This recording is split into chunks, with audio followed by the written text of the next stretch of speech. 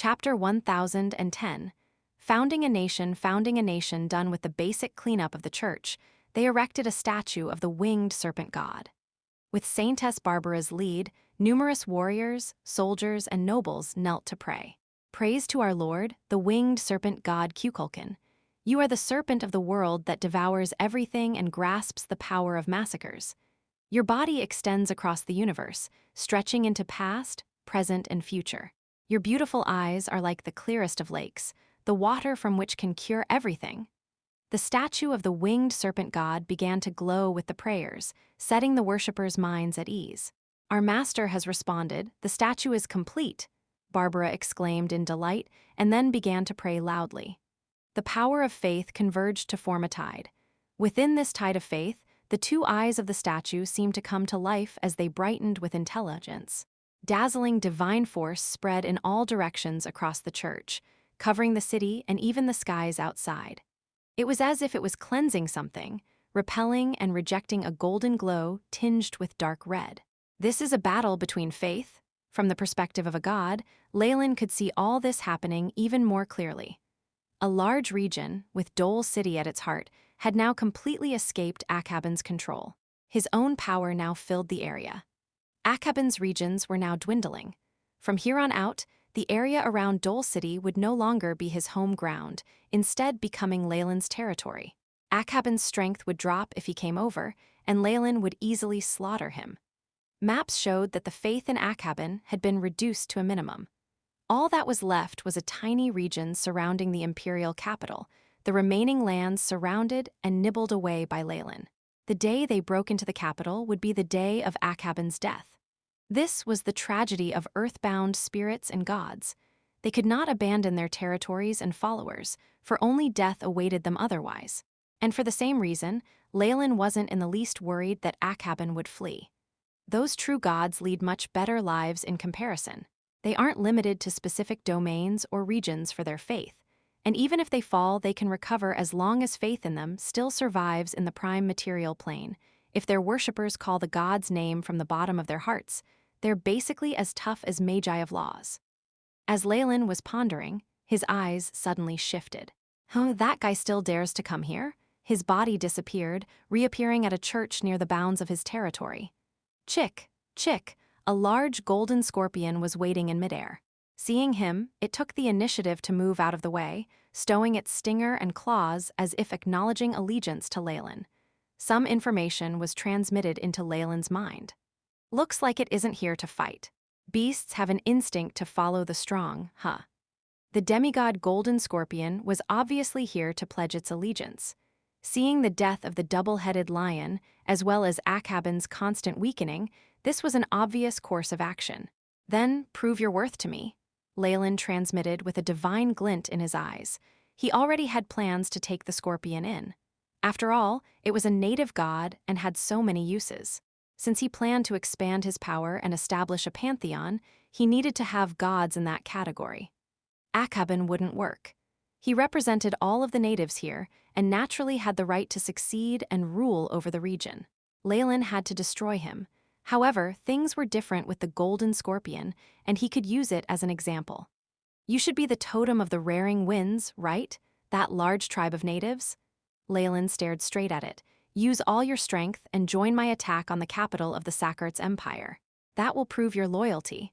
I also hope to see you around in the divine battle. This condition evidently did not surprise the scorpion. Without any hesitation, it agreed. Alliances are so fragile in the face of disaster, Leylin lamented as he watched the scorpion leave. The rapid weakening of the powerful native gods had given him a great warning. When he built his pantheon in the future, he had to consider things more comprehensively. There was a need for firm contrast, and also a requirement for equal opportunity and justice at the minimum. Without these things, even if the gods grew powerful, they wouldn't escape the fate of betrayal and abandonment. The last campaign will begin soon. Leylin looked into the distance in the direction of the Sakart's empire and made his own prophecy. With no more defenses blocking her, Barbara was planning to take over the rest of Dole City in one spurt. However, that was interrupted by an order from the church. I should await orders. The Pope and Lady Isabel are coming as well? Barbara gasped, and then glanced at the emissary. "I will definitely abide the will of the Pope." No matter how courageous she was, Barbara would definitely not go against Tiff and the others. When it came to status, she was still a native, while Tiff and the rest had been long-time worshippers. Although there was talk of equality and freedom, the natural gap between them was hard to overcome. In addition, she was a mere worshipper herself. She naturally had to abide by the orders of the church. Barbara knew full well how much influence Pope Tiff had, and she was merely a worshipper who was bathed in their god's favor and come to be called a saintess. As long as she was not a chosen of their god, she had no power to go against Tiff. "What should I do to gain more of the Lord's favor?" Barbara placed her palm under her chin and sank into deep thought. Leylin didn't bother with such trifling thoughts of his followers.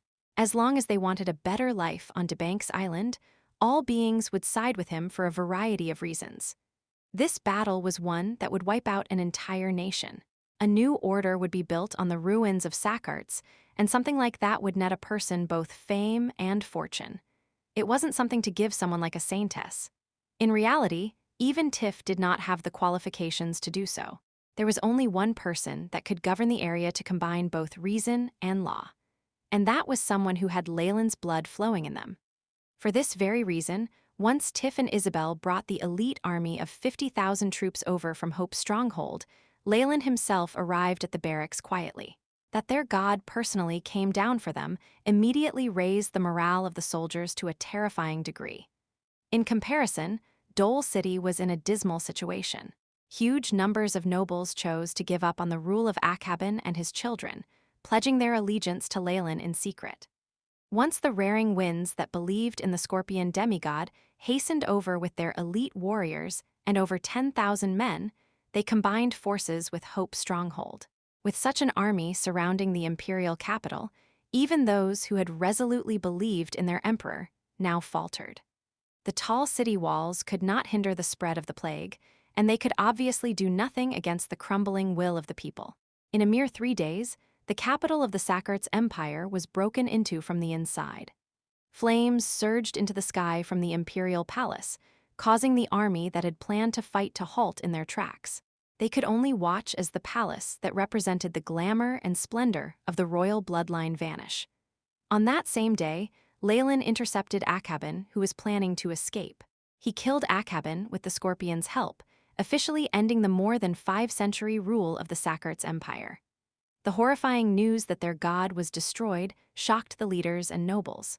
Having lost someone to pledge their loyalty to, few chose to fight Hope's stronghold, especially since it had holy water that could cure the plague. Most quickly chose to side with the stronghold. The new capital was now called Fallen, and a whole new empire was formed after the flames of war washed away all filth. Because it was a country formed from faith, Leylin was unwilling to pass on the responsibility to others.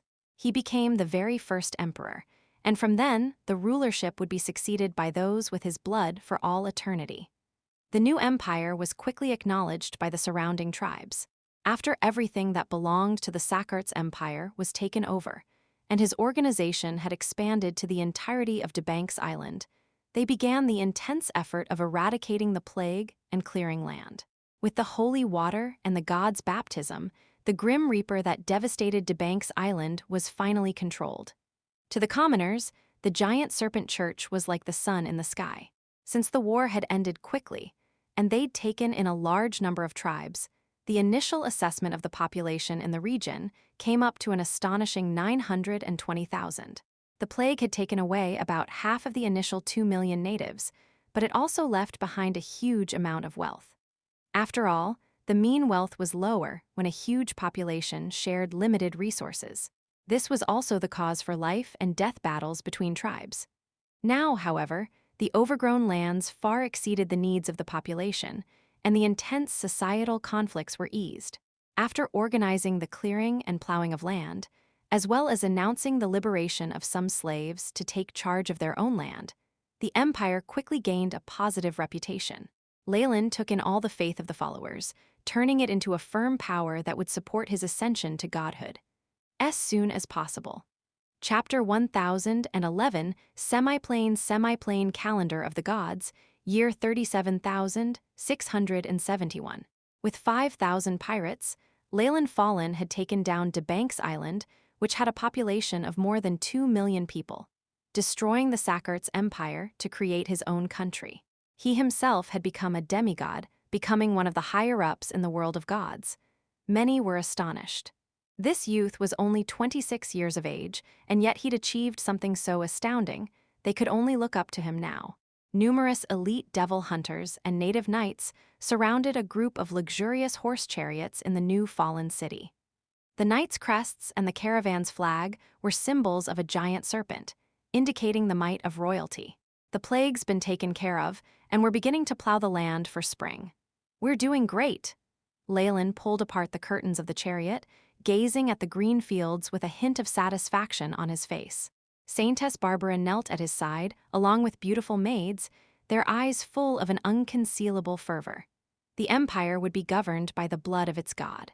This was the decree of Leylin's giant serpent church.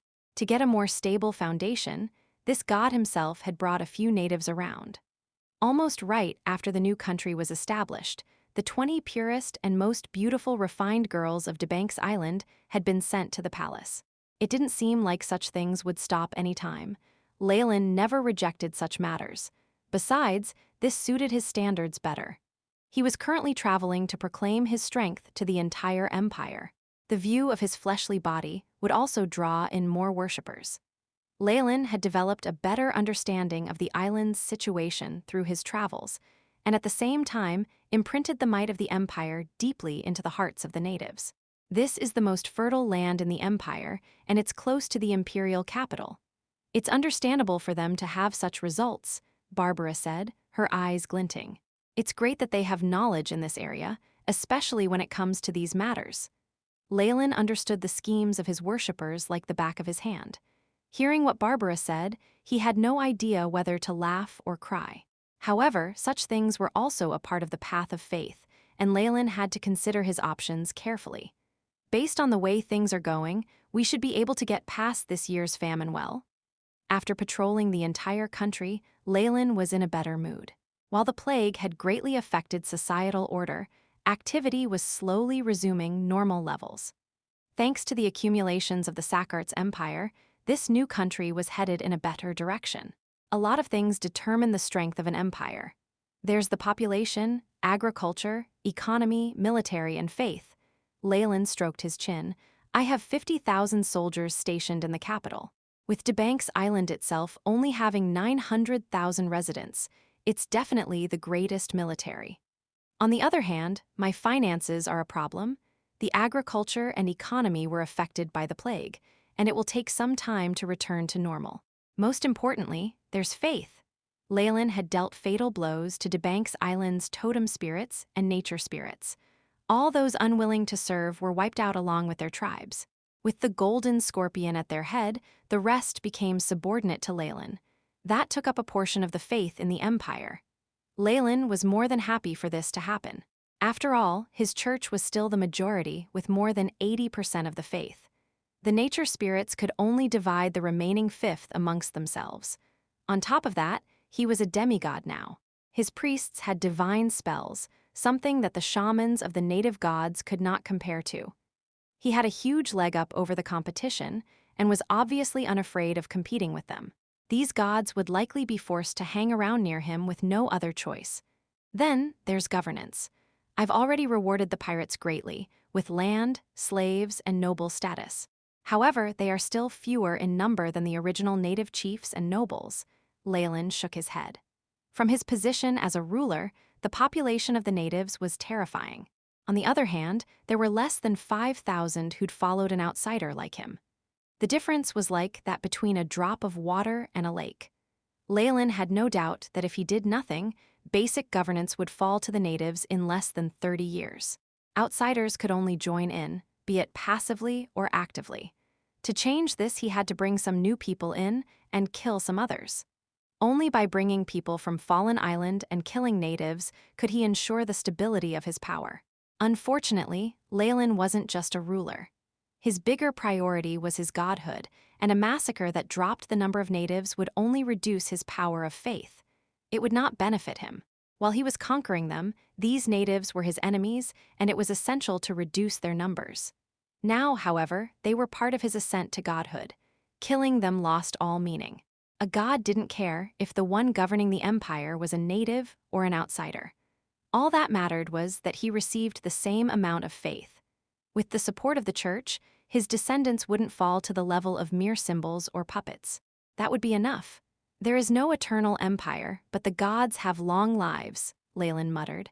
Compared to the long life of a god, even the most glorious of empires in history seemed short-lived.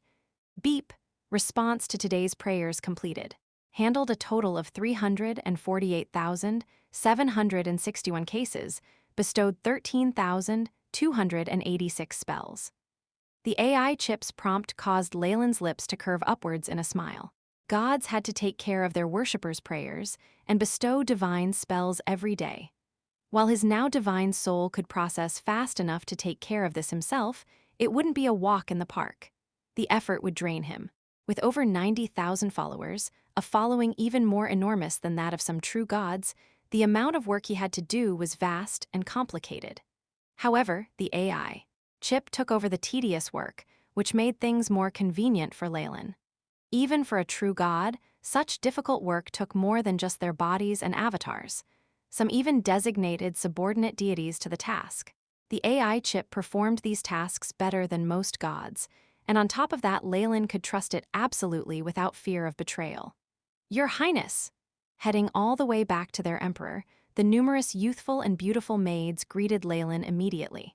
Most of them exposed their bare arms and lower abdomens, showing their smooth skin with a heated gaze. Leave alone the girls the tribes had offered, even the maids in Leylin's palace were rather good. Some could even be the heads of noble families. Leylin didn't mind a cordial conversation with them on the average day, but now he had something more important to do. The center of the capital's power had been Akhaban's church. It had been remodeled into a headquarters for the giant church after the war, dedicated to Leylin's worship. Leylin was standing on the location of the old altar, observing a gigantic piece of obsidian on the pedestal. This rock had a metallic luster to it and looked like a black brick. However, Leylin's astute senses found something different with it. If not for Akhaban's statue being destroyed, it would never have shown itself. "I've finally found it. Is this Akhaban's trove?" Leylin placed his hand on the surface of the black brick, immediately linking his divine will to a huge space. Divine force surged in the air, clearly beginning to dissipate already. Numerous translucent souls looking to be sleeping on the surface, with some still withering away. They filled an entire layer of the place. The souls of Akhaban's followers, I never thought I'd be so lucky as to find a semiplane containing them. While it isn't all that large, it's still much better than most demigod weapons. Guiding the souls of followers was the task of divine souls. Whether pious worshippers turned into petitioners, valiant spirits, or holy souls, they were all of great help to their gods. Naturally, they wouldn't easily be abandoned. Demigods lacked their own divine realms, so many built their own demigod weapons or other items to be containers that could store the souls of their followers. Akhaban was obviously very lucky to have found a semiplane. There are at least 1 million souls. Having estimated the number of souls within the brick, Leylin was shocked once again by Akhaban's accumulations. A semiplane was no divine realm. No matter how hard one tried to protect them, the worshippers within would still die. Akhaban would only guide the most devout of followers into the plane, which eliminated a large number of natives with more general faith. Akhaban's fall had killed most of the souls, and those left over were actually the best of the best. They were the essence of the millions of native souls over the Empire's centuries of existence. This is what true gods count on. I am far too weak in comparison, Leylin sighed and observed the semiplane. These souls evidently only worshipped Akhaban, and they were useless to Leylin unless he destroyed them to take their soul origins. However, that was too wasteful. Instead, his greatest harvest was the semiplane itself. As soon as possible. Chapter 1012, Emissary of Wealth demigods, had confirmed their path to ascension. All that they had left to do was make their preparations. They required faith and a divine role, but other things like a divine realm were also indispensable. If, by coincidence, one already had a semiplane, it would take much less effort to build their divine realm. To a true god, their divine realm was where their true body lay. No matter how much care was put into creating it, it would not be enough. Leylin already had his own plans for his divine realm, but now that he had a semiplane, he could use it to contain the souls of his worshippers. I can make use of it once I've modified it slightly. It's better to seal all of Akhabin's worshippers' souls here. Leylin had soon determined the uses of the semiplane. With the standard divine power to alter reality, the semiplane began to whistle. Golden divine force rippled the air, pushing out Akhabin's brand and alarming a few powerful souls. Who encroaches on the master's country? Golden flames blazed, and tens of native souls ascended into the skies, glaring at Leylin. False god, this is not a place for you. Ooh, valiant spirits. Leylin knew that the souls of these natives should have been heroes of the Sakart's empires past. There could even be a few past emperors amongst them. Akhabin has fallen. It's about time that you, who have been abandoned by the changing eras, enter the trash can of history. In Leylin's eyes, these valiant spirits were zealous worshippers of Akhabin. They were useless to him. As his chant sounded, the snarling spirits suddenly froze as the spiritual force that made up their bodies fell apart, beginning to dissipate. How gutsy are you, to dare go against a god? A tremendous aura exploded forth from Leylin, and the few valiant spirits that had managed to hang on disappeared. Their existences had been supported by Akhabin's divine force. With his fall, they were far weaker than before, so how could they do anything in front of Leylin? After he took care of these last bits of resistance, the rest of the souls all became confused or fell into a deep sleep. They had no power whatsoever to rebel. Something like a hurricane swept through the semiplane. A large black hole appeared at its heart, and many souls were swept in. At the end, the tail of the hurricane reached Leylin's hands. A huge number of souls were piled up into a golden crystal ball, swimming inside like tadpoles. Akhabin already made this place suitable for the souls of worshippers. However, it's still lacking. Looking at the desolate semiplane, Leylin frowned. Divine force change reality? I command, let there be light. It was like magic. The moment he spoke, a dazzling light was formed amidst the chaos, expanding and chasing away all the shadows. I command, let there be water.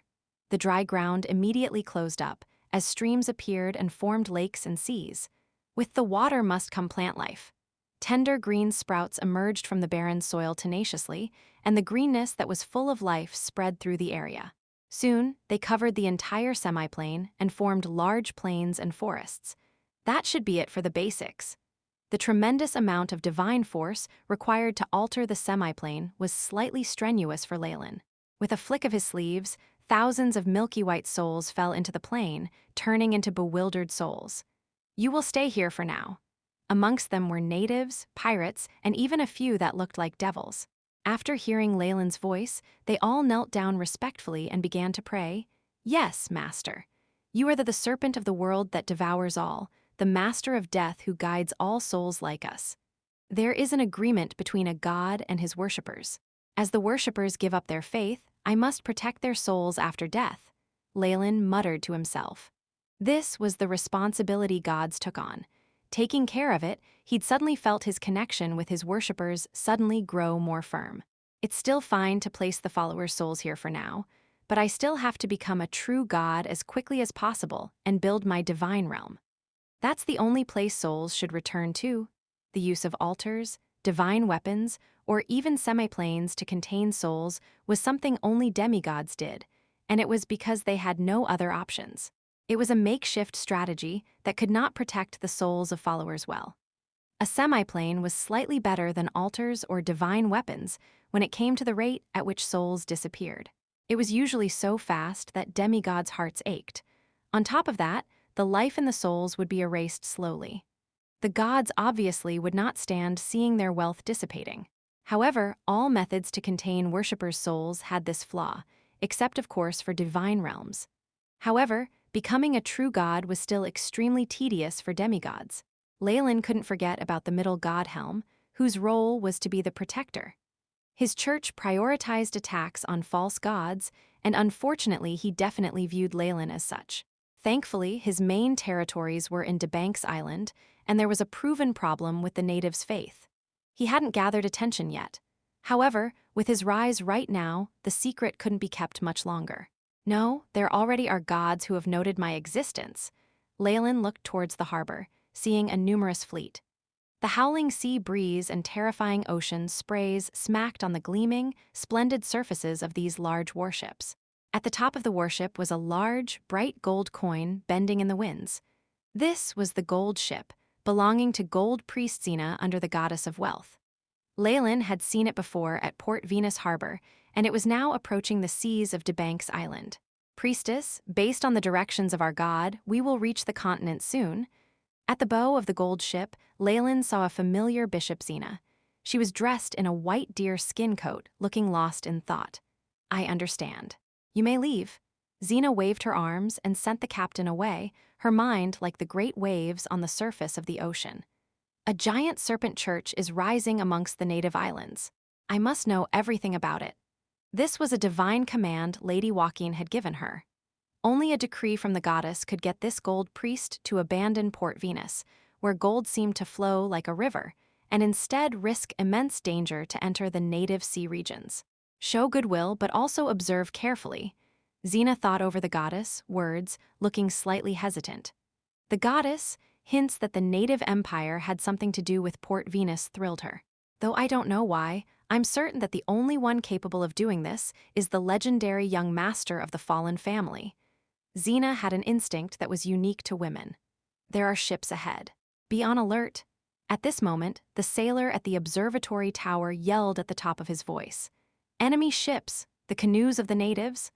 Having had several experiences with them, Xena found it hilarious as she gazed at the waters, but then could no longer laugh. Tens of huge warships leaped out through the horizons, under the lead of an even larger pirate ship that was modified with magic as they surrounded them. On the warships were numerous elite soldiers and sailors. When had the natives obtained such giant warships? Xena was puzzled, but after seeing the blood-red skull and dagger flag at the top of the giant ship, she gasped. The scarlet tigers that are famous in the outer seas, it's actually them. Is this their base? Xena had a very strong impression of these famous pirates. Some special channels had informed her that the daughter of the dragon was actually a legendary sorcerer, and the fear she had for them rose. What shocked her more was that the scarlet tigers definitely had connections with the fallen family. If they're showing their flag, does that mean they're fearless now? Xena forced a laugh and sent down the order. Show our banner. We come bearing goodwill? After the signal was put up, the fleet at the other side quickly gave a response.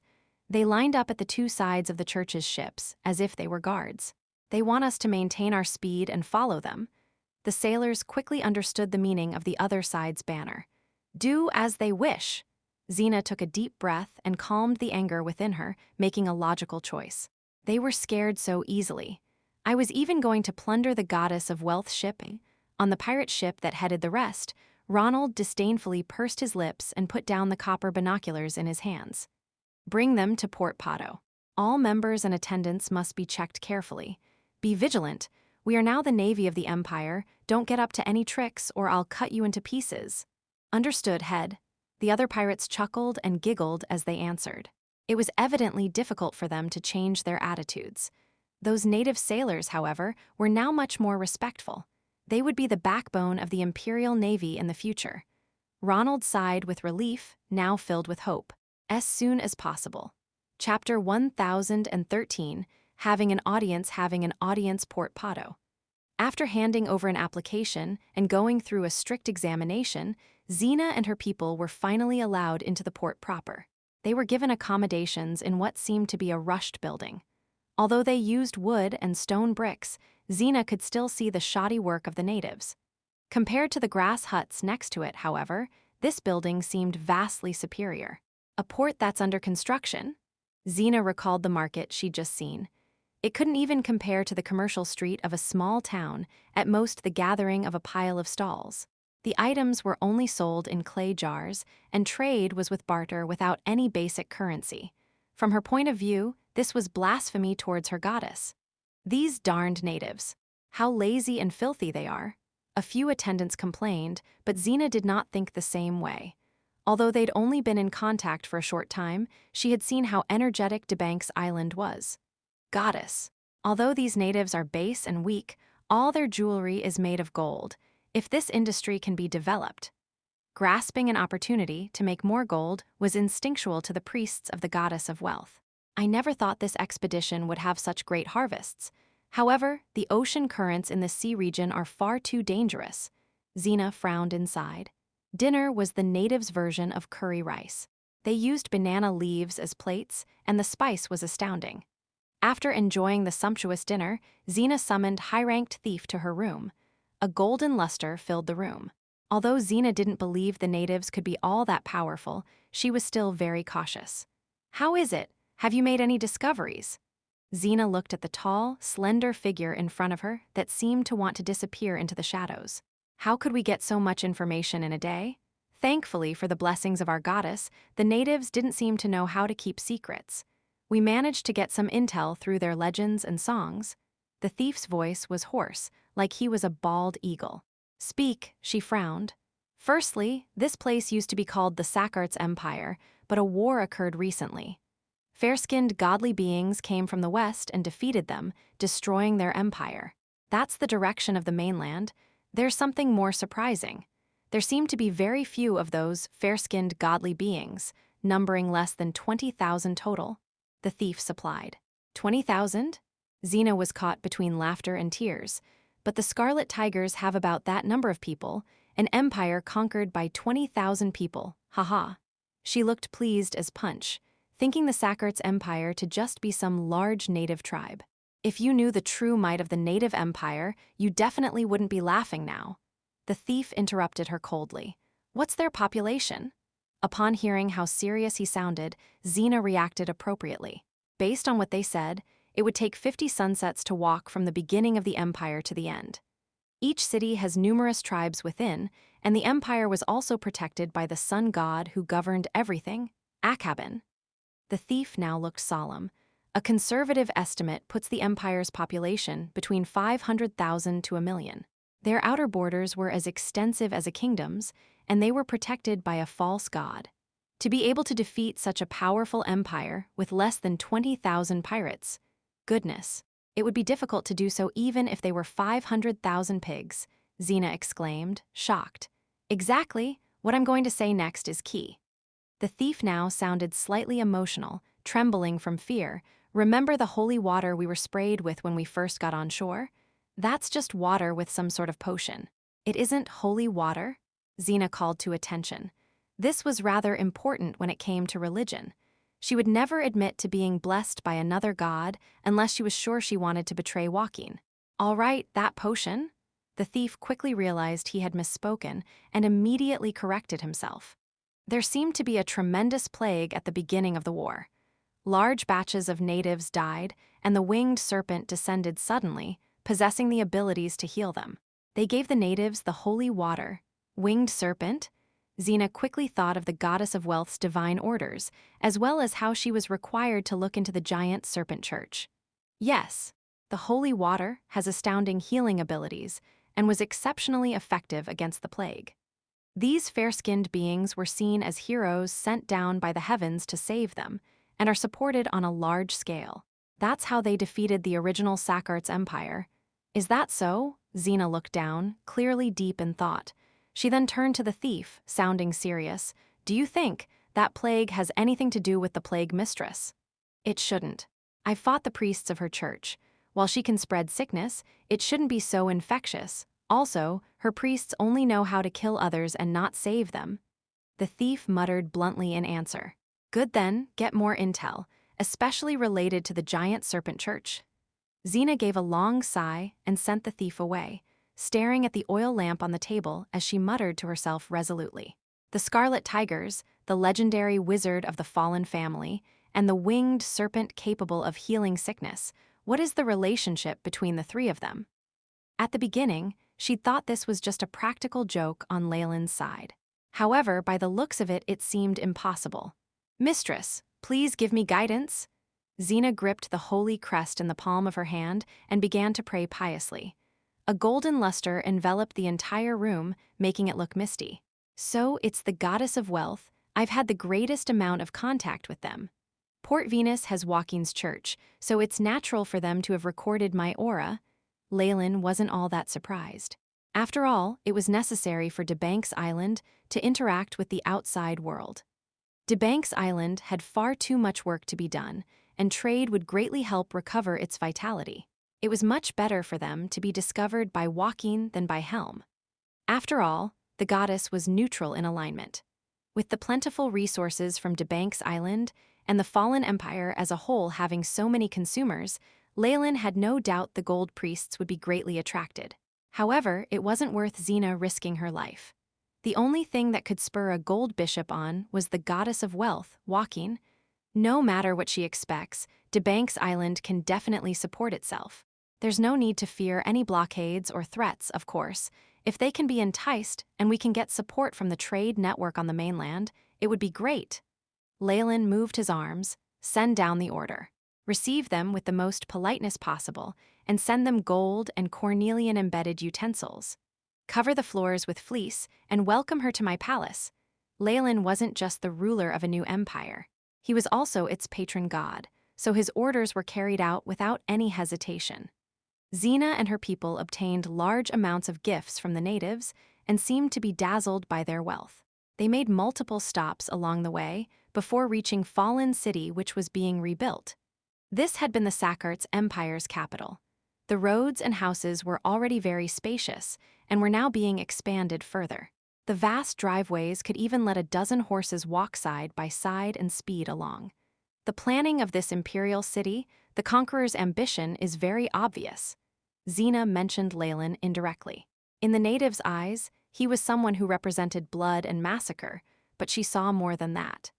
Because of the natives' minimal comprehension and the communication gap, she still had no idea who he was. Still, she was certain that he was extremely courageous, with great might and possibly more slyness than a devil. The huge disparity and powerlessness she felt caused Xena to sigh deeply. If not for the light of the goddess supporting her, she would have long since escaped from DeBank's Island. Information on the giant serpent church is very vague, but the priests definitely have divine spells. The person behind the giant serpent church should at the very least be a false god. Anything that had to do with gods would be a source of trouble. Xena could feel an intense headache coming on. We're here. This is our emperor's palace. Only you are allowed to enter. Elite devil hunters blocked the rest of the emissaries at the splendid golden entrance to the palace. As the bodyguards that would guard Leylin, these natives were definitely loyal. Their strength was also first-rate, and they could even be considered heroes. Their potential power was something that left even Xena's heart thumping in fear. As soon as possible. Chapter 1014, meeting the main doors of the Golden Court flew open, revealing an enormous hall devoid of a single soul. Spotless white fleece was laid down on the floor, as delicate as a snowflake, while bright red curtains embroidered in gold hung at the corners of the huge French windows. This was the empire's hall of government. Normally, there were learned sages, treacherous bureaucrats, and those with dreams struggling here, criticizing each other. All manners of plots and massacres were born of those moments, a normal scene unable to convey any of that atmosphere. A delicate and unique fragrance hung in the air, but the incense was not thick enough to be intoxicating. Xena seemed to grow nostalgic, and she once again transformed into a naive 19-year-old young lady. Leylin had not been in possession of this place for a long time, but this palace still seemed to have some unique historical charm. It seemed like the very air had accumulated hundreds of thousands of years of the vicissitudes of life. Even a gold priest like Xena was left in a trance when shrouded in this atmosphere. Just as a gap appeared in her spirits, the sound of steady footsteps drifted into her ears. It sounded like the walls were heavily besieged as several deep cracks appeared. She saw a young man walking unhurriedly into the palace hall. He wore white robes, tailored precisely to fit his body. His even pace and bearing revealed his extraordinary confidence. Since the young man walked with his back towards the light, Xena could not see his face clearly. All she could sense was a brilliant radiance shining continuously from his body. "I am Gold Priest Xena, an emissary from the mainland's Church of Wealth. I request an audience with you, Your Majesty the Almighty Conqueror." Xena had already inwardly confirmed the man's status. She bowed deeply to show her great respect. No need for pleasantries. After all, we've met several times in the past. The voice was far younger than she'd expected, and also one she could never forget. Xena raised her head, finally able to see Leylin before her. So it's you. Xena's tone revealed her confidence in her own hypothesis, as well as unconcealed shock. Although she knew him to be a legendary wizard, Xena had never expected him to conquer the entire native empire with a pirate crew. Still, that wasn't the most pressing matter. This aura, a divine being, no, a demigod. Only a demigod can put me under this much pressure. A legendary wizard who's just over 20? Ha, he's already a demigod. How could this be possible? Although she was stupefied, Xena recovered her composure fairly quickly. After all, she dealt with many churches in the past and had plentiful experience. It wasn't unheard of for ordinary people to meet with unexpected success in the world of gods, ascending into the heavens with a single leap. Cyric had only been an ordinary thief as a mortal, and now he wielded formidable divine power as the god of murder. He'd had the luck of obtaining a fallen god's godhood, along with their divine weapon. This had instantly made him a powerful deity himself. Compared to that, even if Leylin's progress was universally shocking, it was still acceptable. Leylin himself didn't dwell much on Cyric. The god of murder had obtained his strength by pure luck, and his powers were nothing if not for his divine boosts. As a result, he would easily suffer the control of his own powers. He was already halfway insane, so he couldn't be considered a formidable enemy. Furthermore, Leylin had grievously offended Cyric already. He had even killed a legendary of his church, and their hatred and desire for revenge was boundless. This was the main reason why Leylin had chosen the path of massacres. Although compatibility was one consideration, he wasn't afraid of slighting Cyric again. It would have been a little short-sighted to ignore him, stirring up trouble instead with a mid-ranked god like the Mistress of Plagues who he had no grudge against. Besides, a godly role in Plagues was more limited in scope and application than one in Massacre, without much room for development. A god could process all these thoughts in a split second. To Xena, it seemed like Leylin asked his next question without hesitation. Xena, why have you come all this way? Leylin currently had a formidable divine aura, and in her reverence, Xena almost knelt down before him. Still, she was still a gold priest of Lady Walking. A trickle of power surfaced from the holy crest on her chest, lending her its strength. I am here to pass on my master's sincerity. Lady Walking's sincerity? Leylin looked at the bishop standing before him, a trace of playfulness flickering across his transformed golden eyes. Not so long ago, a youngster like him had needed to cautiously weigh up the disadvantages and advantages of his schemes in front of a bishop of her rank. He'd even had no choice but to let a part of his profits go in order to rope her in. Now, however, Xena could only crawl and pray for his benevolence. This gap between gods and men was so clear one could get drunk on the power. The momentary silence caused Xena to assume that Leylin was put off. She immediately continued, I've noticed DeBank's Island has ample reserves of gold and silver. Your people luxuriously use pure gold for ornaments, and if these things were transported to the continent, just a tenth of them would win you unimaginable profits. The accumulated wealth would allow you to build 10 cities as large as Fallen. It had to be said. When Walking's priests saw enormous profit, their expressions changed completely. They would discard their cowardice, daring to deal with even devils and demons. Now, an inferno raged in Xena's eyes as she faced a demigod. Her pretty little cherry lips spouted devilish words of enticement.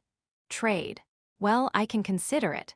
Leylin seemed to be considering Xena's deal on the surface, but there was a different story in his mind. Is it a trap? But Walking has always been strictly neutral. Is she just attracted to DeBank's Island, or maybe it's my potential? The fight against false gods was Helm's job. Leylin had never heard of the priests of the Church of Wealth actively taking such jobs. On the contrary, the priests of wealth were often dazzled by the sight of gold. There were occasional rumors of secret deals with the devils even.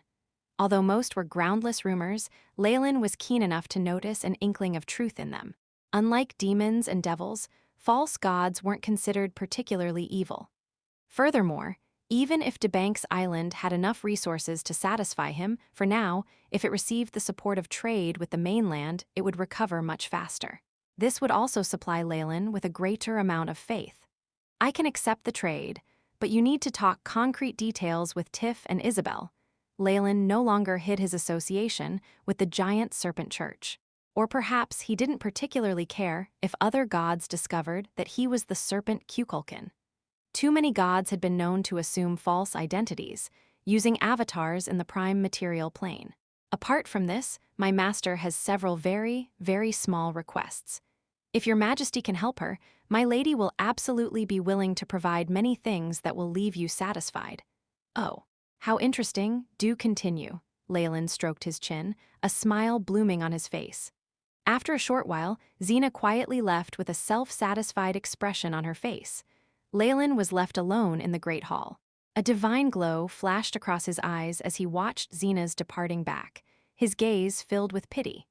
Even the goddess of wealth had to comply with the oaths and unwritten rules of the gods. There were many things that she had to do despite her reluctance. Business with a false god, for example, was prohibited. This was why Joaquin hadn't shown her true self.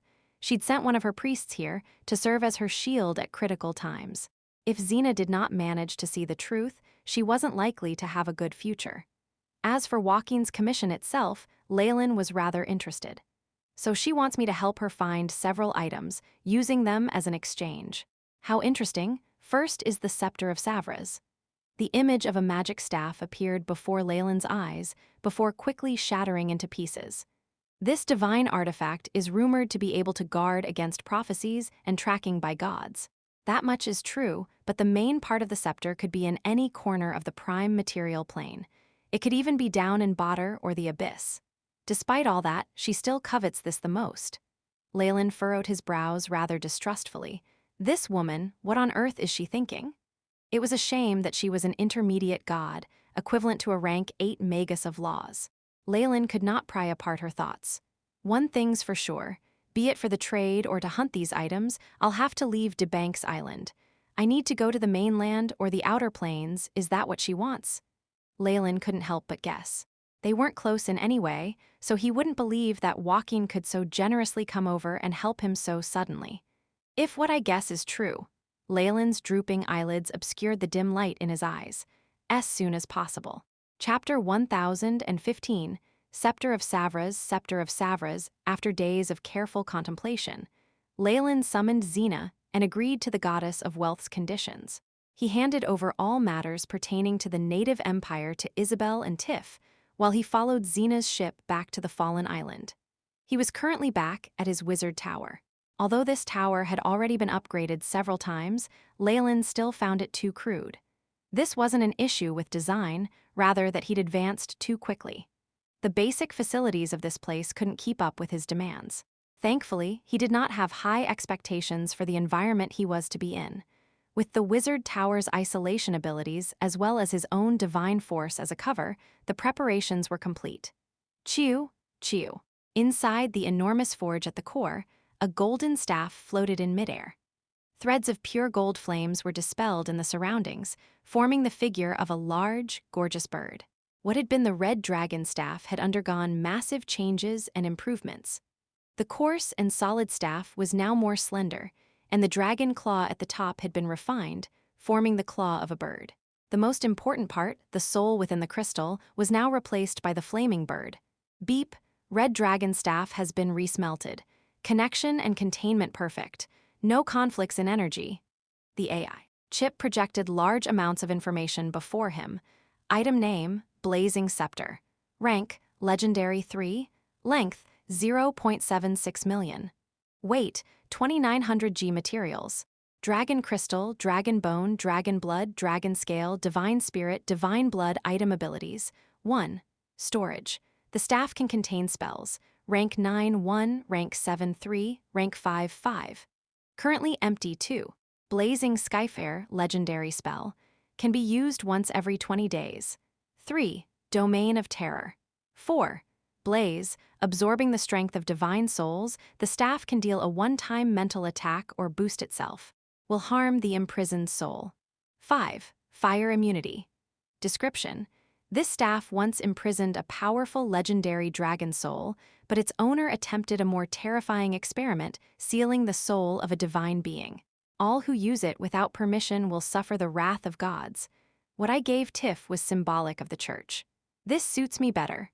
When he conquered Debank's island, Leylin did indeed come into possession of the flesh and souls of other demigods. However, this staff was still his most perfect creation. Although what he'd given Tiff was a demigod weapon, it was impossible to upgrade it. This staff had a limitless future. I can upgrade this staff at any time as long as the materials I have on hand are suitable. It could even become a divine weapon. Leylin was very confident in this. Having completed the blazing scepter, Leylin did not opt to rest, instead going to another room. He closed his eyes as if in meditation, but his mind was actually communicating with the AI chip. Chip, how goes the task I set you on? Beep. Analysis of legendary arcane spell, chain contingency at 100%. Transmitting into host's mind. Beginning preliminary branding, the AI chip's robotic voice sounded. It had never let Leylin down before. On the continent, a demigod means power at the apex. The Debank's island is too remote, and it's impossible to dispatch large armies and laborers to go on long journeys here. So, if they really want to deal with me, there are only a few methods. This is the one with the best chances of working. Leylin pursed his lips as tremendous spiritual force and arcane energy declined. A continuous stream of divine force made up for the losses just in time, creating a unique cycle.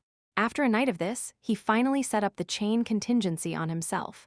While he had his own conjectures, he still chose to do as had been planned. After all, it was just foolish to offend a goddess without any evidence. Besides, he had his own plans as well, and he needed her cooperation to complete them.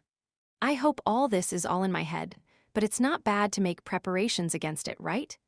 Immense divine force surged out, erasing the spell branding aura on Leylin's body and hiding it in the aura of a god. Not long after Leylin completed all this, Bishop Xena visited him. Our church already has leads on the scepter of Savras. However, we need some help from Sire. Xena looked respectfully as she spoke, eyes showing she was not faking any of this. Looks like this bishop always thought that the true mission was finding the scepter. Leylin sighed, and then smiled. As long as we do things according to our agreement, I'm fine with it. At the borders of the Dambrath Kingdom, at the west of the Werejackal Mountains. As the climate and food here was suitable, there were huge numbers of werejackals around. There were even high-ranked bloodline holders and professionals in their midst who possessed greater intelligence than their peers. They monopolized the whole mountain, becoming a man-made, dangerous area. All races that were not werejackals only had one fate in the mountains: they would be torn to the bone to be eaten. There was little the Dambrath Kingdom could do about this. Even a legend that had been employed could only retreat in defeat. As time passed, the Werejackal Mountains became a forbidden area. There were even rumors that in the depths of the Werejackal Mountains, there was a mysterious large door that went straight into the abyss, where there was the god of the werejackals, a sovereign king who loved flesh. The nearer it was to the Werejackal Mountains, the more desolate the villages were around the area.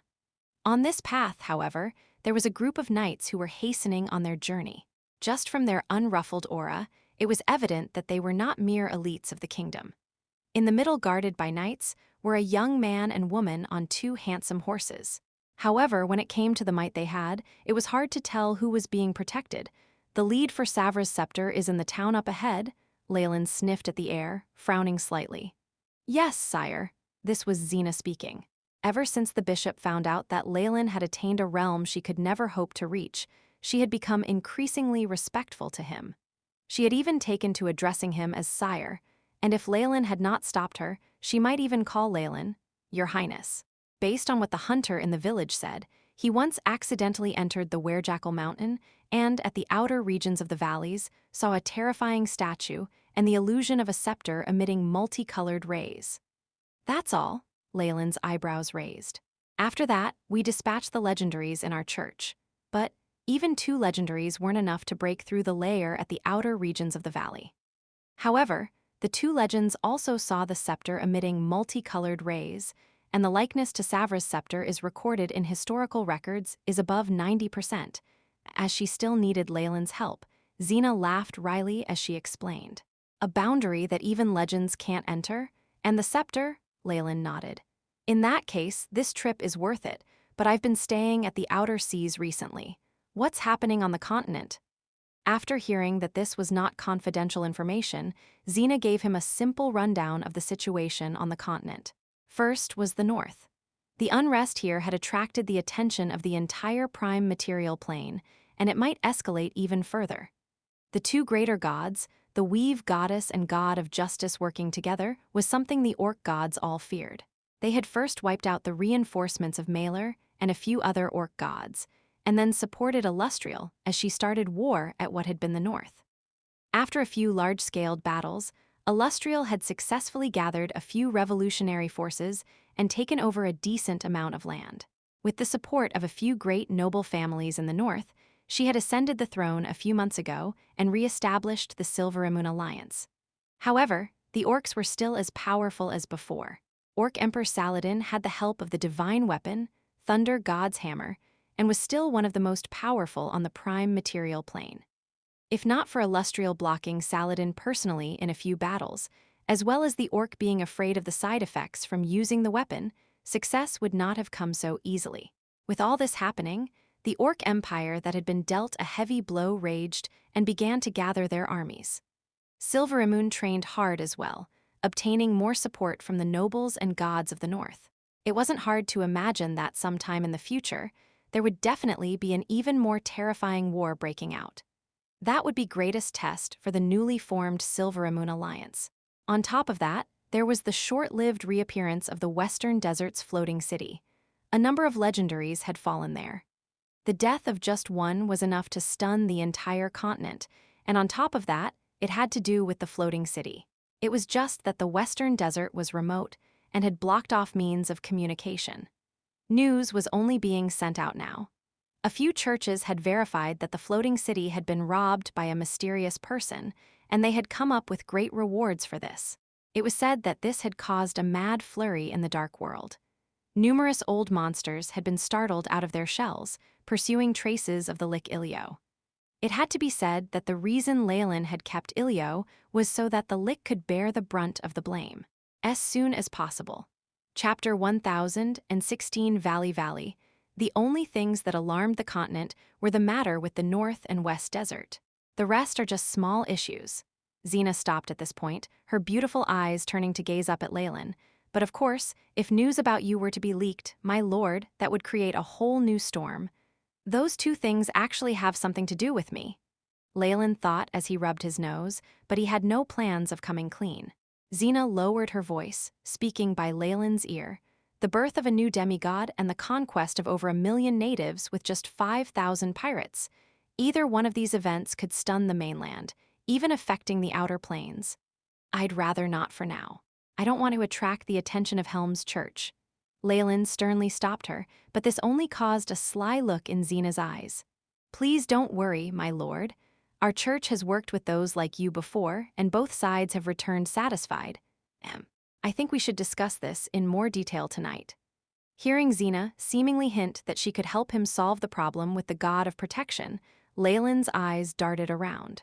While he was unsure if everything she said was the truth, it was always better to have more knowledge. They reached the little village Xena had spoken of without issue. Soon, however, Leylin found something strange about the place. There aren't any commoners here. They're all professionals. The radiance of a professional's soul was vastly different from that of a normal human. If the former were like a grain of sand, the latter was a firefly. Although they were both minuscule to Leylin, there was still a difference. Once we discovered this valley, our church bought the surrounding regions and stationed our knights to patrol and guard the area. Xena clapped, and 4 dark figures charged over from the village ahead. Their agility showed that they were high-ranked knights. Priestess, my lord. The 4 high-ranked knights seemed extremely humble as they led the 2's horses along like servants. The scene left Leylin speechless. He sighed after a long while, then said, as expected of the Church of Wealth. They're overbearing. Xena didn't immediately respond to this, but her eyes showed her pride. Who's defending the valley now? She asked a black-armored knight in front of her. It's the Spear Crusader, Lord Jeffreys. The knight unknowingly showed a look of worship, We beat down a few waves of werejackals recently. A group of adventurers from the kingdom were attracted to this place as well, but none of them were powerful. The churches of the world of gods possessed divine spells and limitless wealth. They also had large numbers of zealous followers, as well as true and eternal gods backing them. They could be called the most powerful organizations in the prime material plane. Even the human kingdoms had to yield to them, giving their people the right to worship. Given the situation, about half the powerful beings of the world were undoubtedly affiliated to churches. Unlike soldiers and adventurers, paladins had better equipment, more guidance, and overall better lives. If not for this advantage, they would consider changing gods. We'll rest here tonight and enter the mountains to meet with Lord Jeffreys tomorrow. What do you think of it? Xena now acted like the master here. Yes, that sounds good. Leylin had no objections, although a dark hint flickered in his eyes. There don't seem to be any traps, or they might be buried too deep. Night soon fell. Leylin gazed up at the starry skies and then at Xena and other knights who knew so little. His eyes showed how indifferent he felt. They're all dispensable, the gods are that heartless, huh? He muttered, his voice so low nobody heard his words. This is the valley where the strange events took place. Lord Jeffreys is waiting for you up ahead. Xena had unknowingly become a guide. She was even attempting to rope Leylin into her church, although all she did was fated to be in vain. Ah, Lord Jeffreys. Xena jogged forward, bowing towards the legendary that Leylin had met before. My apologies that you had to come all the way here to meet us. Lord Leylin, it's only been a few years since we last met, and you've already attained so much. Jeffreys didn't pay attention to Xena. To legendaries, those below their rank were ants unworthy of attention. However, Leylin was different. An intense bloodlust and threads of envy arose from Jeffreys' eyes. All legendaries desired to become gods. While Jeffreys had glory that most could not even begin to imagine, as long as he remained in Walking's church, he would never be able to rid himself of the shackles that bound him. Seeing Leylin having taken that important step and left him far in the dust, Jeffreys had a strange expression. What a pity, no matter how powerful you are, or how talented, you won't be able to fight off fate and the gods. Jeffreys sighed inside, steadying his faith that was on the verge of crumbling as he carried an amiable smile on his face. You gave me a very good impression during the ceremony, Lord Jeffreys. Leylin answered easily and conversed for a while longer. They soon entered the valley shrouded with mist. The elemental aura here is strange, and the mist seems to have a powerful sealing strength. Be careful. Jeffreys led the way ahead. There were more and more black vines about even as the area turned more sandy, and the gray mist around them became increasingly thicker. Such great sealing strength, even a large-scale spell formation, can't be maintained for long. It would take up too much energy. It makes sense for this to be the radiation of a divine weapon, since the scepter of Savras is rumored to have powerful sealing abilities. Werejackals, human soldiers, and adventurers seem to have been corroded by the mist. They've morphed into a different life form, so they're difficult to deal with. Just after Jeffreys spoke, the winds howled and strange sounds echoed as a werejackal darted out of the mist. The strong smell on its body caused Xena to frown. What a joke! Jeffreys brandished his spear, and a milky white light hacked the werejackal into two, revealing black innards and bones. Once they're corroded, these things gain great vitality. It'll take ages to kill them, Jeffreys explained. He then saw Leylin crouch on the ground in seeming interest, observing the flesh where the werejackal had been sliced apart. This is the contamination in the outermost regions. It's even worse inside. If not for there being traces of a divine weapon here, I'd be prepared to tell the Druids Association and let them know of this natural pollution. Jeffreys' annoyance could be heard from his voice. Oh, I'm sorry. It's my first time seeing beings like this. Leylin got up and apologized, and the group continued to advance amidst the mist. We've already tested this place. Even high-ranked legendaries can't get through half of the valley. All of a sudden, Jeffreys stopped. He looked at the normal-seeming Leylin and Xena, who was straining already, a strange expression on his face. Fight me, Jeffreys suddenly requested. Lord Jeffreys, Lord Leylin is an esteemed guest of the church. How could you do this? Xena exclaimed loudly before Leylin could respond. You're attacking now? I'm curious, why didn't you bring me further in and surround me? Leylin raised his eyebrows in doubt. What? Attacking now? Xena took several steps back, suddenly realizing that she knew nothing. She'd been played like a puppet. There's no fun in attacking you with others. A proud legendary should never fall just like this. I've also wanted to battle with you for a long while now. A milky white spear suddenly appeared in his hands, its sharp, barbed tip emitting a terrifying chill. Besides, you'd noticed it before I even told you, no? Leylin did not deny it. I just wanted to confirm my suspicions and see how evil you are. Golden rays emanated from Leylin's body, as if giving him golden armor. The dark red massacre domain abruptly extended, causing Jeffries to breathe roughly. There's no need to hide anymore. Get out here. As Jeffries' enraged roars sounded out, powerful energy undulations rumbled out before a few figures appeared around Leylin. The gray fog slowly condensed into a cage-like structure, revealing a barren area. So it's you, Benedict. Are you done with the matters at the north? Leylin had never expected that he'd see an acquaintance. Leylin, you almost wrecked the plans of our master back then, and turned into a sinner of the north. The Bishop of Tyr was standing right in front of him. This fellow had attacked Leylin once before. Behind him was a group of paladins, and next to them were priests and wizards that worshipped Mystra. As soon as possible. Chapter 1017, Attack Walking, Tyr, Mystra, they're pretty much all here, huh? Leylin was surprised by an unfamiliar organization amongst them. Their armor was spotless, with red capes attached. On the breastplates and capes were the symbol of a large golden eye, seemingly never closing. The armor was threaded with gold and had gems embedded in it, making it look dazzling. Armor with the eternal light spell, as well as that symbol, are you priests of Helm? Divine force flashed, the powerful massacre domain causing everyone's expressions to change.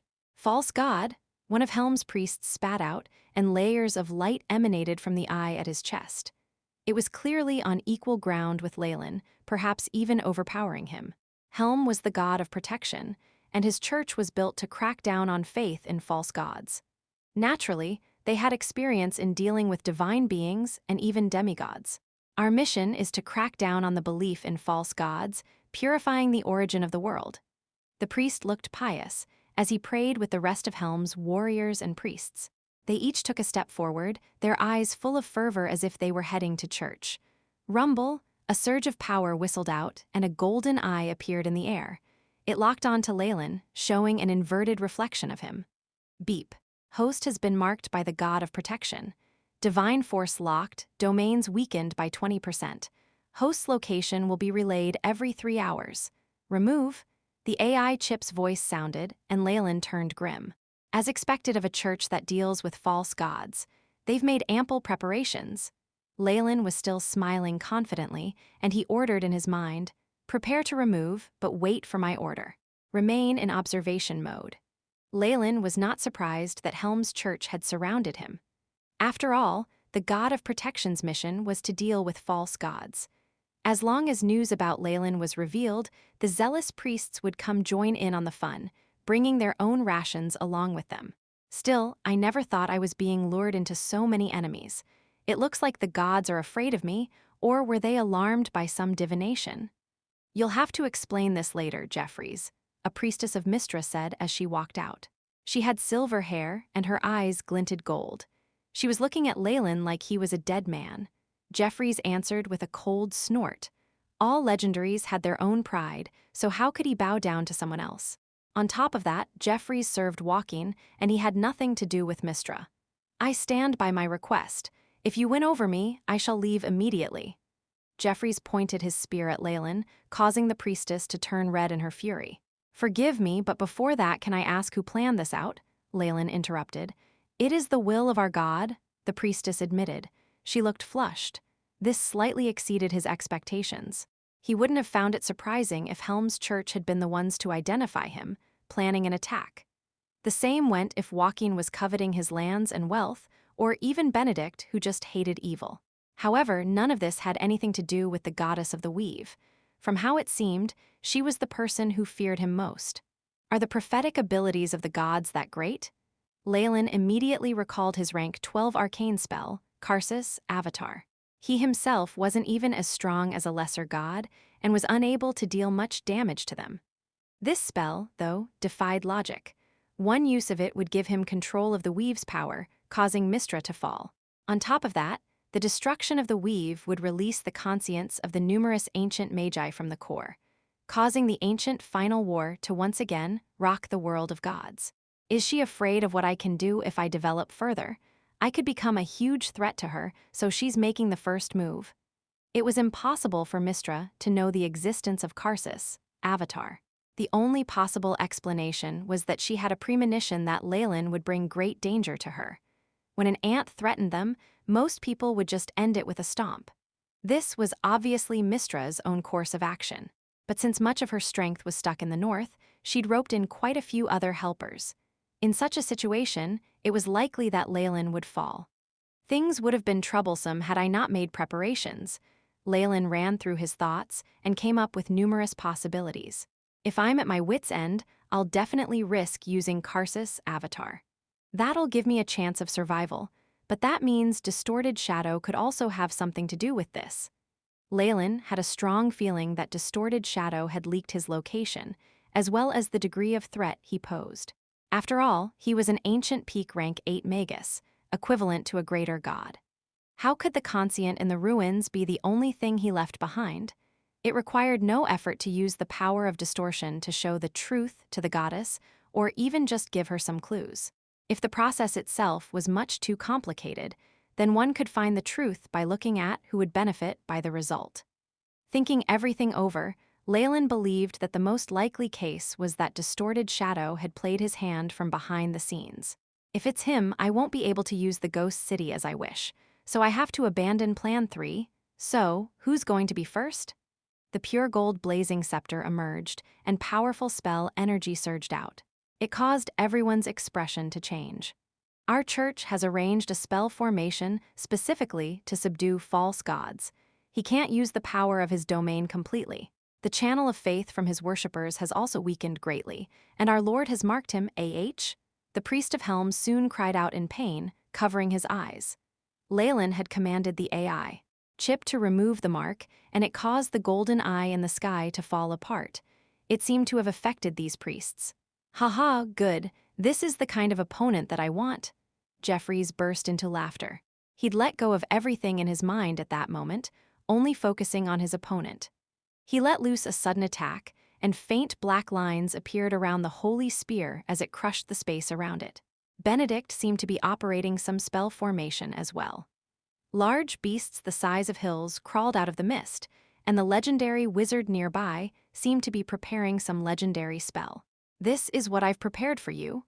Benedict now had an unnatural flush on his face. A few of the giant beasts roared as he waved a hand, the thorns on their backs emitting a chilling glint as they attacked Leylin. I'll let them play with you first. 4 churches had joined hands here. Even a small attack could cause the entire prime material plane to gape. Still, Leylin's expression did not change in the face of this attack that could almost kill gods. Chew, chew, he tossed the scepter out and the flaming bird totem appeared, bashing into the giant beasts. Sacred spear, is that considered amazing? Leylin stared at the spear that seemed to be moving in an instant, as if dealing with it was beneath himself. 2 spells were cast simultaneously with a wave of his arm, striking the tip of the spear and the black cracks surrounding it. Greater disjunction. Shattering palm. Jeffrey's spear crumbled instantly against the disjunction spell, and the gigantic golden palm sent him flying. His chest caved in, and blood spurted out of his mouth. He can instantly cast legendary spells. The legendary wizard that had come with Mystra's church noted the spells Leylin had cast, and then at the large number of materials in his hands with the spell he was halfway through preparing. His expression grew extremely dark. I don't care anymore. As a wizard himself, he understood how powerful Leylin had to be to cast legendary spells instantly. After weighing the pros and cons, he immediately made his choice. A teleportation gate opened, and the legendary wizard immediately took his apprentices and hid away. He showed Leylin a few signs, a declaration of peace amongst wizards. You, Mystra's priest, saw the legendary wizard leave and suddenly twitched, on the verge of coughing up blood. Although they'd known wizards lacked faith, they hadn't expected it to be this bad. Truth be told, there was little they could do about him. At the very least, he'd come all the way here. With his connections, attacking the legendary wizard would cause chaos within the church. Damn it. If the goddess Avatar were here, nobody would dare do that. The female priest gritted her teeth, but there was nothing she could do. As soon as possible.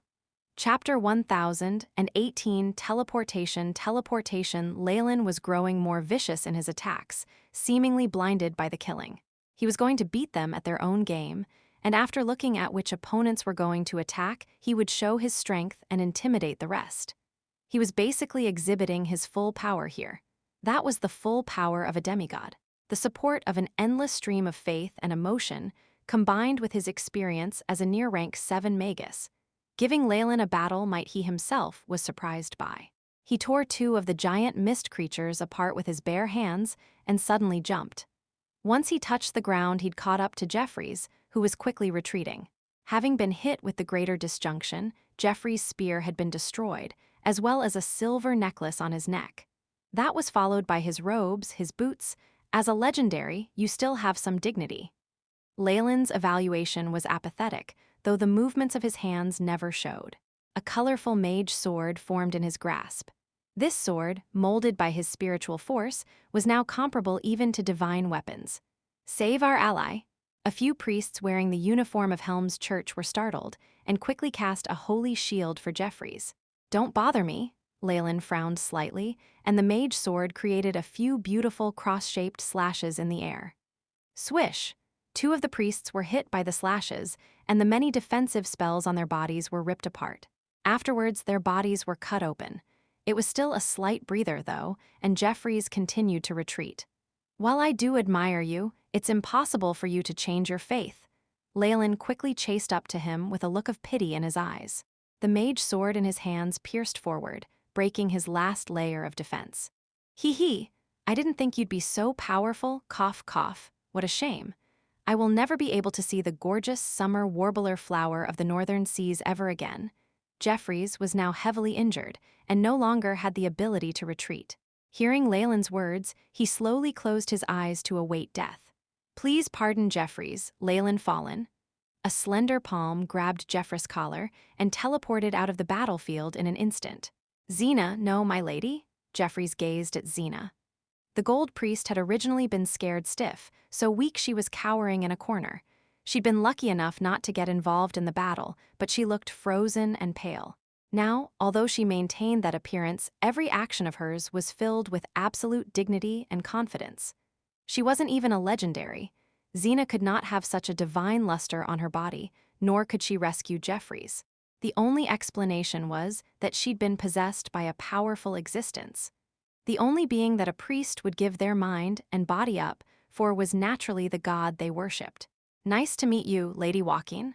Leylin bowed elegantly, and then easily decapitated 2 more priests of Helm's church. Such savagery and poise were very conflicting. I apologize, you were a child that I thought well of, but I already had a deal with Mistra, and I need to play by the book. Walking pulled at Jeffries as she moved backwards, speaking calmly and with grace. It was only a singular deal, though. I can assure you that your territory will not be affected, but only if you survive this and grant them the glory of a true god. By the time the last word was spoken, Walking had already brought Jeffries away from the valley. A dazzling golden arc quickly left Xena's body, forming the image of an elegant woman wearing gold robes. Only half her body was shown. As the one who'd been a container for her goddess, Xena had been abandoned. She paled again and fell into a coma, obviously not in a good state. It was likely that this incident would reduce her lifespan. Divine ability, space-time shift. Walking's figure pointed towards Leylin while in midair and then exploded, disappearing into nothingness. Leylin, on the other hand, felt like everything was spinning. By the time he regained his senses, he was almost out of the valley and at an area he had been in before. Tens of giant mist beasts were eyeing him like he was prey. An intermediate god has such mysterious abilities. The corner of Leylin's lips quirked up in a smile. Was what she said at the end out of goodwill or a threat? At the very least, I can be sure that she plotted against me because of the deal. After this, they don't owe each other anything anymore. There are only 3 true enemies then. Although the people from the Church of Wealth had left, the powerful beings who had fallen apart due to Leylin's sudden outburst had time to regroup. Haha, you're fated to fall here. Veins visibly bulged in Benedict's eyes, like he was a crazy gambler who'd been at it for 3 full days. Oh, you're so confident that you can take me down. Making quick work of the paladins and giant mist beasts, Leylin shot a glance at Benedict, who looked like he had a card up his sleeve. Demigods are practically the peak of the prime material plane.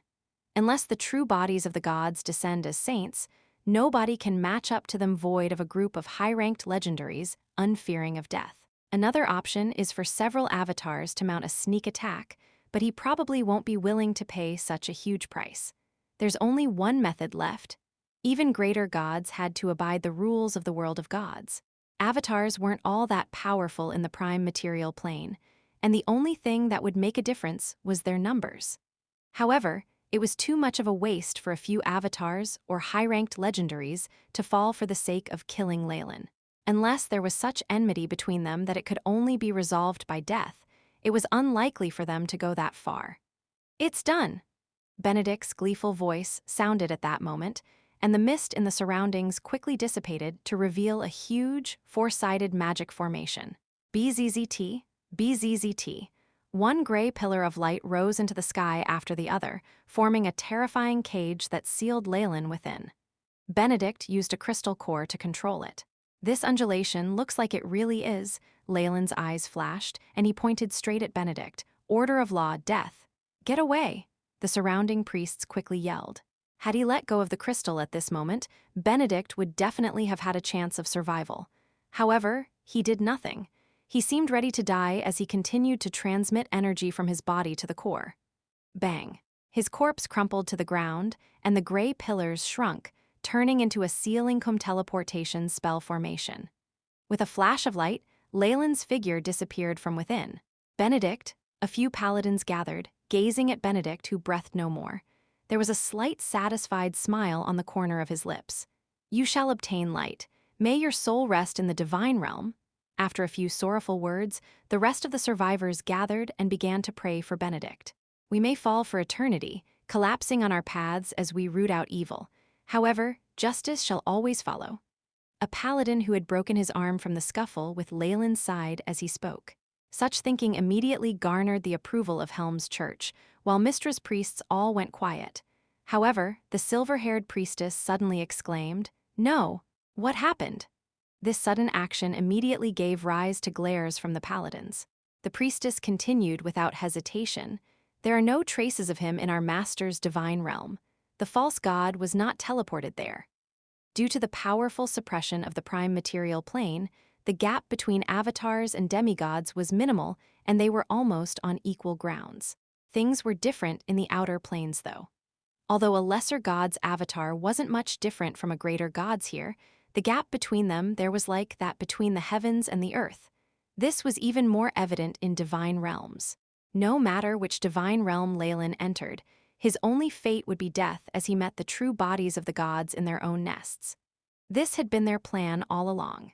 Since she was a greater god, as well as the person who planned this, the teleportation formation that had been set up led to Mistra's divine realm. That was why it was so difficult to activate. However, while the spell formation had worked successfully, it had not achieved the expected results. The group turned grim, looking at their companions' bodies and Benedict's smile in death. It had become the greatest irony in the world. Two gods stood shoulder to shoulder in the vast spatial cracks. Be it spatial turbulence or the expulsion of the 4 elements, everything before them was automatically dispersed, forming a safe zone. This strength indicated that they were at the very least avatars of greater gods. Leylin was also extremely familiar with the two of them. Amongst them was someone who looked like an old veteran with his right hand and eye missing. The other was a young girl who looked like a wizard, the power of the weave surging within her body. This was Mistra and Tyr, the goddess of the weave and the god of justice. It took a long while for Mistra to open her eyes and speak. The teleportation was disturbed. He did not reach my divine realm. I checked the area here, including the dimensional cracks. There's no sign of the floating city, Tyr replied. As soon as possible. Chapter 1019 Hell, the information should be incorrect. Leylin might not have obtained the flying city Thultanthar. Either that or he's extremely crafty and predicted our ambush. Mistra's beautiful gaze pierced through the void, seeing the scenario unfolding in the world. Had Leylin been here, he definitely would have broken out into cold sweat. Had he actually used the floating city to attack the backbone of these churches, the gods lying in wait for him would definitely show him why the flowers were dyed red. This was two greater gods. Leylin had a chance to resist them in the prime material plane, but outside it there were no more restrictions. There would be no chance for him to fight back. "Where did you obtain this information?" Tyr asked, rousing from his silence. "One of my worshippers met a devil during his travels and obtained the information from him. However, the devil was already dead by the time I got there, and his soul had disappeared as well." A trace of doubt surfaced on Mistra's face. "I feel an extremely irksome and sinister aura, more vile than the three monarchs of the deep abyss. This is a mysterious existence, more sinister than evil itself." Tyr shuddered, as if having recalled some unwanted memory. "You should go and check the seals. Remove any contamination around the area if needed." "You mean?" Mistra inhaled deeply, spitting out the taboo word of times long past. "Magi?" Teleportation light flashed as Leylin stepped out of a distortion in space. A mere moment before, the AI chip's voice had sounded out, "Contingent conditions met, instant teleportation activated." Instant teleportation was indeed the safest option. "I fear nobody in the main world, but I can't be too sure in the outer planes. Right now, I'm most likely in." Leylin looked around. Meteors streaked past the crimson sky, dancing in the air. His surroundings were a charred mess, the desolate earth littered with small rocks. A few hills in the distance broke the even landscape. "Who? This seems to be?" The air was filled with a tinge of malevolence and dread, cluing Leylin into his whereabouts. Of course, the little streams of blood flowing around the land left no more room for doubt. "Badr, the Nine Hells, I knew this felt familiar." Leylin stretched his back lazily before sending out a command. "A chip conduct scan. Beep. Mission established. Beginning scan." The AI chip's voice intoned. It was followed up instantly. "Environment scanned. Air analysis complete. Current location, Avernus, the first level of Badr." Beep. "Laws in the area are different from the prime material plane." Analyzing, it quickly showed the properties of the world. 1. This is indeed the territory of the devils. Leylin inhaled deeply. He felt like he'd merged into one with the entirety of Badr, an impression he'd been given because he'd devoured Beelzebub before. But the impression wasn't necessarily false. His own disposition was quite aligned with the laws of hell, which meant this place could bear the weight of his ambitions. He would soar into the skies. Demigods can traverse planes. "I can return to the prime material plane if I want to, but since I'm already here," Leylin stroked his chin. "Anyway, DeBank's Island is quite far from the mainland and won't be influenced easily. I can manage my worshippers and their divine spells just as easily from this place. I've wanted to make a trip to Badr anyway, so I might as well get on with it." Badr had 9 levels, called the Nine Hells. It was an ideal destination for travelers, a place where treasure hunters could satisfy their greed and paladins would seethe with rage. As a dimension, it was the ultimate embodiment of lawful evil, laced with the cold, harsh cruelty of schemes and ploys. It was the garden of various devils, including bearded devils, horned devils, ice devils, barbed devils, pit fiends, and countless others. They had a hierarchy here, and apart from the devils were also hellcats, hellhounds, imps, chitons, dream eaters, demonic beasts, and even humans. The devils of the 9 hells abided by a hierarchical system, with status obtained through schemes and ruthless action. The 9 hells of Badr, the endless abyss, and the everlasting Underdark, the underground planes of the world of gods, all wizards were erudite. On top of that, Leylin had Beelzebub's memories and researched this land before, so his knowledge of and familiarity with the 9 hells exceeded even that of those in the 7 heavens. Badr has a total of 9 levels, a place for fallen souls. Legends say that it was once part of the abyss, from which it later separated itself. The ruler in name is Asmodeus. Information on Badr surfaced in Leylin's mind. Although Asmodeus was hailed the supreme of the 9 hells, he only had control over the 9th hell, Nessus, a plain filled with canyons deeper than any marine trench. His control over the other 8 hells was limited. Rumors said that Asmodeus had ascended to his throne through countless battles. He'd schemed his way along, putting together an epic army consisting of pit fiends and greater devils, securing his seat as the leader of the 9 hells with the assistance of the overlords of each level. According to Leylin's own understanding, Asmodeus did not have much control over the other hells. The overlords of each level were about the same ranking as him. Of course, Asmodeus himself wouldn't admit to this matter, making efforts to stand out amongst the rest. As the most powerful of archdevils, Asmodeus had unparalleled strength. He was not inferior to any of the greater gods. He'd expanded his influence over Badr in the past several thousand years, showing his wild ambition to unite it all. When Beelzebub had gone missing from the 2nd level, he'd grasped the chance to strengthen his control of it. Of course, the 6 remaining archdevils did not agree.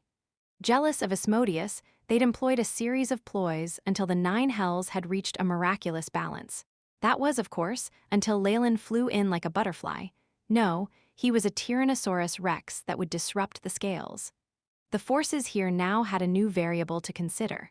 There are 8 archdevils in Badr, with the 1st level being in a common area that is the front line of bloody battles.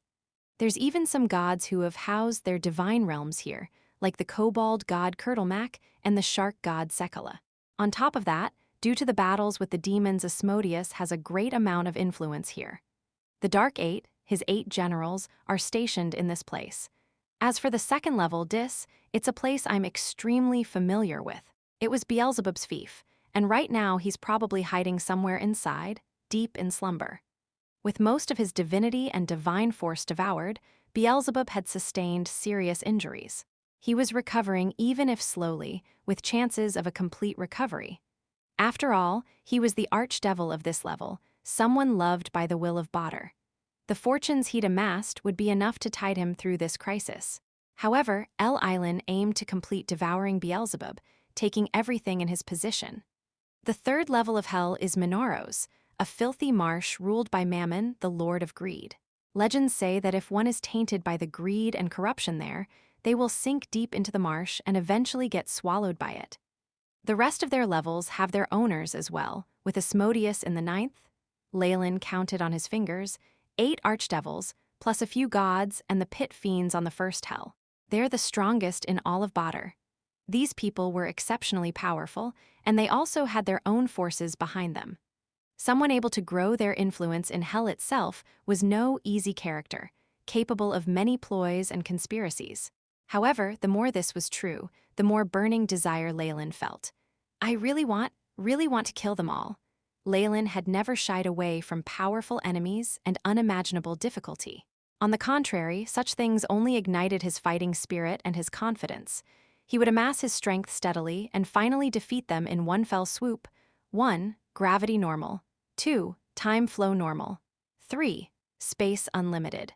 The 9 levels of hell extend indefinitely, but are always a fixed distance from the abyss and their lower levels. 4. Divine form. An organism requires the strength of at least a lesser god to transform the 9 hells, and this transformative control extends over the regular organisms of the region. 5. No elemental affinity. All elements are balanced in power. 6. Minor lawful evil. Any beings of the chaotic or good alignment are weakened, and devils will attack them. Beings of the lawful evil alignment receive a slight buff to powers, as soon as possible. Chapter 1020 Night Hag First Hell of Badr, Avernus. A nightmare trod across the barren land that was littered with shattered rocks. Its blazing hooves left a deep imprint wherever it stepped. Boom! A meteorite crashed into the ground, leaving a large pit. However, the horse nimbly avoided it. This nightmare had a human on its back, the very act of taming a beast, such as it indicating that this was no average person. That simple line of reasoning had saved Leylin from many problems. The roads in this area were filled with regular souls and even petitioners. It told Leylin that his destination was near. Lawful evil humans from the prime material plane, if they prayed to devils, had a very high chance of entering Badr after they died. Their souls would morph, making them petitioners or even lesser devils. Some devils liked contorting these souls into grotesque forms, expressing a form of aesthetic view like they were ornaments. These creatures had rather appalled Leylin at first, but after seeing a few of them he came to ignore it. He stopped the nightmare in front of a soul. This one had pale skin, with twisted eyes and a nose. It seemed to be suffering, but still looked at Leylin with vigor. This was the reverence it had when looking at a powerful devil. "What's your name? Do you remember your past?" Leylin noticed that this soul was rather plump, and the originally lavish robes indicated that he'd led a rather good life back in the prime material plane. "Lucas, or something else, who knows? Poor me has to arrive at the Bronze Citadel in 3 blood days, or my owner will not forgive me." The soul lamented. "I was just a small merchant from the north in my previous life. I even prayed piously to the goddess of wealth." Leylin rolled his eyes inwardly. It was extremely common for merchants to turn to walking. Even normal worshippers, as long as they didn't commit heinous crimes in their pasts, would likely be redeemed and sent to her divine realm. As for Lucas, he was either lying or pretending to be a worshipper, hence his current predicament. This very exchange showed that these souls had learnt the trademark of the devils of pretense and deceit. Bronze Citadel. That's my destination as well. Beelzebub's memories said the Bronze Citadel was the core of Avernus. It was constructed boorishly, built to be an inflexible structure. The many devils in it were always prepared for war, and since they were often under siege, it was expanded and repaired constantly. "All right then, esteemed lord, do you need a map or a guide? With the magnanimity of someone at your level, you won't refuse a reward, will you?" The eyes of the soul spun quickly. Even with a contorted face, its intelligence and greed were apparent. "Or perhaps a small trade?" Lucas's thumb and index finger grinded against each other, giving off a very wretched look. "As expected, you really are suited to hell. Filled with greed as you are, why didn't you enter Minoros immediately upon death?" A pillar of evil light rose up from Leylin's body, and the surroundings were dyed crimson. Everything came to a standstill, and even the meteors crashing down from the sky were stopped in midair. This was a devil aura. It was one of Beelzebub's powers that had been devoured by Leylin, finally revitalized and emerging from a corner of his soul. The AI chip provided data on the ability. Devil aura, passive domain. Restricted to powerful devils, it allows the user to naturally impose fear upon others. Any lesser devils in the vicinity are put under control, confusion, and fear. Note, the aura attracts the hostility of other powerful devils. If the controlled devil already has an owner, a negotiation will be held. "This light that belongs only to pure evil, are you a pit fiend?" Luca's body collapsed helplessly to the ground, his eyes radiating fear. "Master, Luca's master."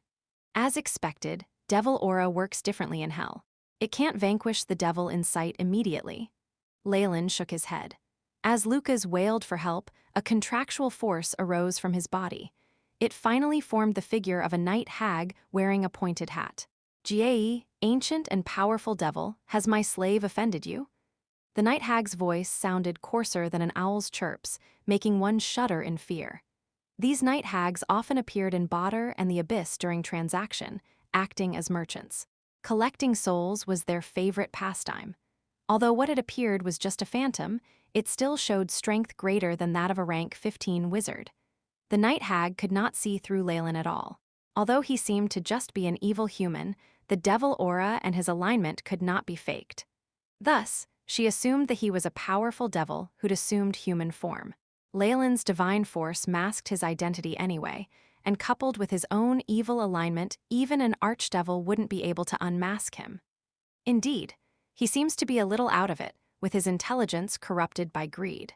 "He actually wanted to strike a deal with me." Leylin shook his head, couldn't even understand the underlying traits of a trade. No wonder he's just a normal soul, unable to even turn into a lesser devil. "Jie, I do hope to be someone worthy of a trade with your distinguished self. As the price for offending you, I can sell him to you for a contract. The price being 1 regular soul." The night hag looked at Leylin, but was regrettably declined. "How foolish do you think I am, to trade for this fellow using a soul?" He pointed nonchalantly at Lucas, who was shuddering in fear. "It's obvious that you cheated him, or used some kind of underhanded means to nullify the original contract with his owner." "What a pity." The night hag did not show the slightest form of repentance.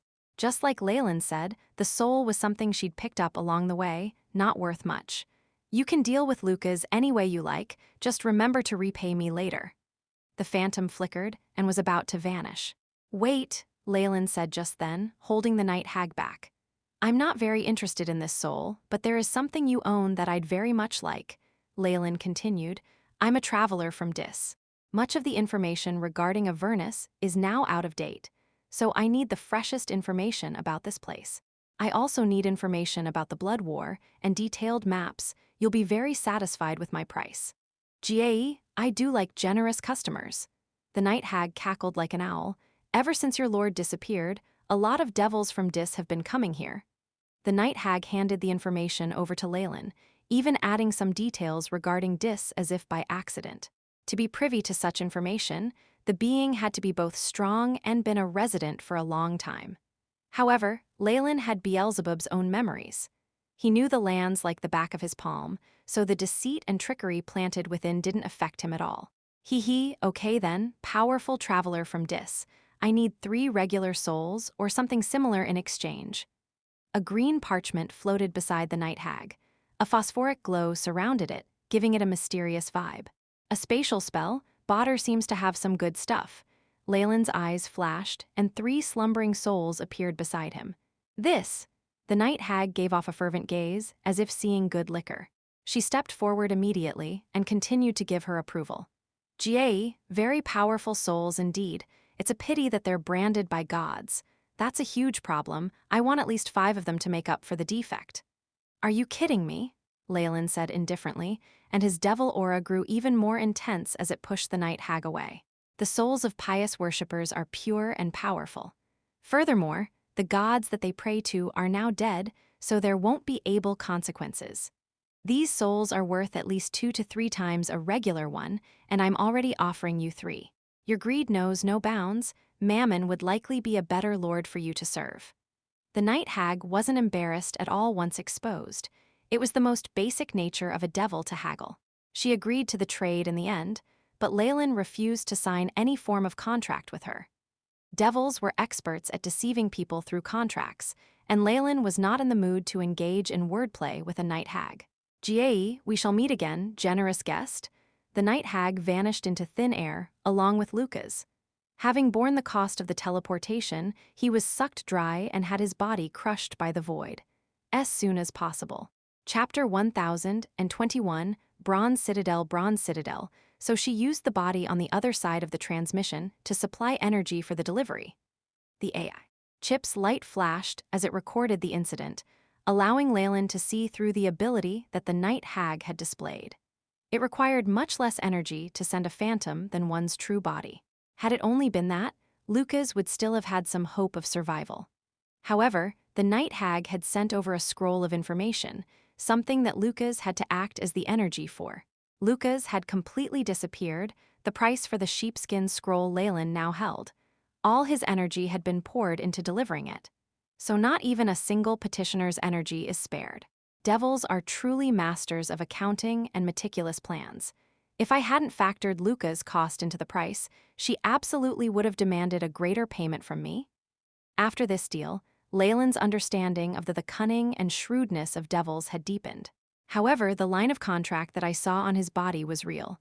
Although I had to pay a little, I got what I wanted in the end. Beep. Scroll scanned. 13.86% is fake or miscellaneous, discarded. Remaining portions merged with relevant items. Organizing, transmitted to host's memory. Looks like the night hag didn't deceive me. Is it because of my strength? Leylin stroked his chin. Also, the souls of these fanatics are unexpectedly useful. Leylin had used the dormant souls of some of Akhaban's worshippers for the trade. Souls were an absolute, hard currency used in the abyss and hell, and in order to gain enough souls, devils, and demons disregarded the churches to conduct massacres. They stepped over the corpses of their comrades in their rush to the prime material plane, and were the causes of much slaughter. Compared to the painstaking efforts of those demons and devils, Leylin had simply broken into a demigod's shrine and acquired several hundred years of Akhaban's soul reserves. Sakart's reserves of pious and powerful souls had been accumulated over several hundred years, and they were a treasure that could even tempt archdevils. Leylin had no way of turning those believers' souls into his own petitioners, and directly absorbing them was far too much of a waste. Using them like this could be considered as making use of trash. However, Leylin's lips curved into a faint smile, as if he was looking at some sinister scene in the future.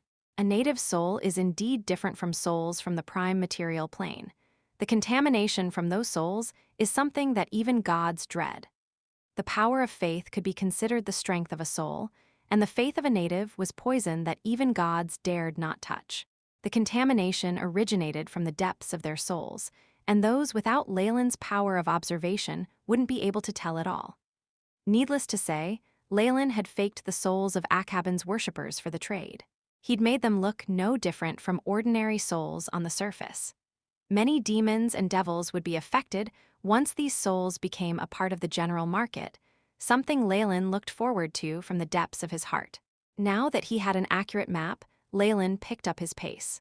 As he drew closer to the bronze citadel, more and more devils appeared around him.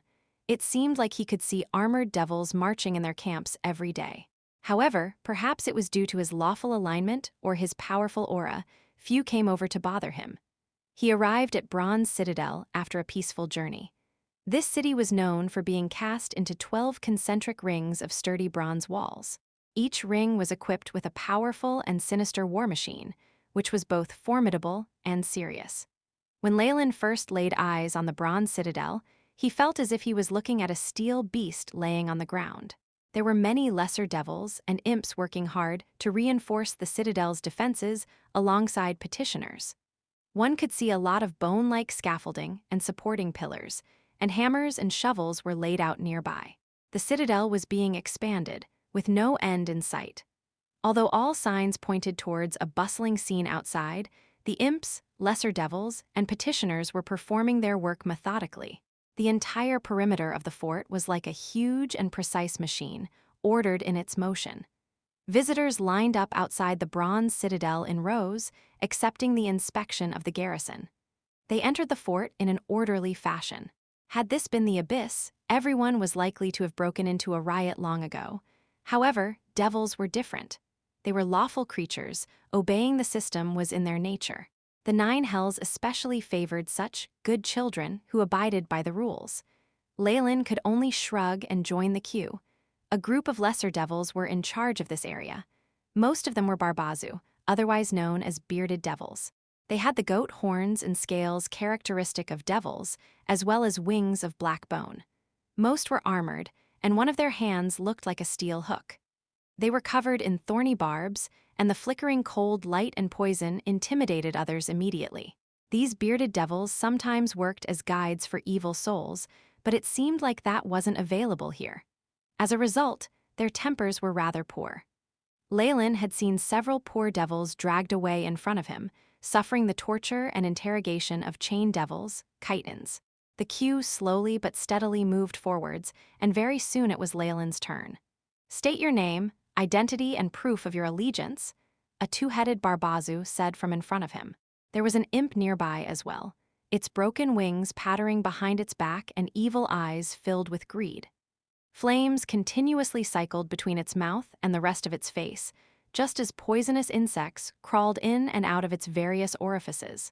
"I'm from the second hell, Dis. I belong to the Lord's legions, under the jurisdiction of Pit Fiend Aslock." Leylin parted his hair a little, and a powerful aura transmitted out to form an obscure mark. Nobody in Badr was truly without a master. The devils were strictly restricted by the hierarchy, and each one had a hierarchy.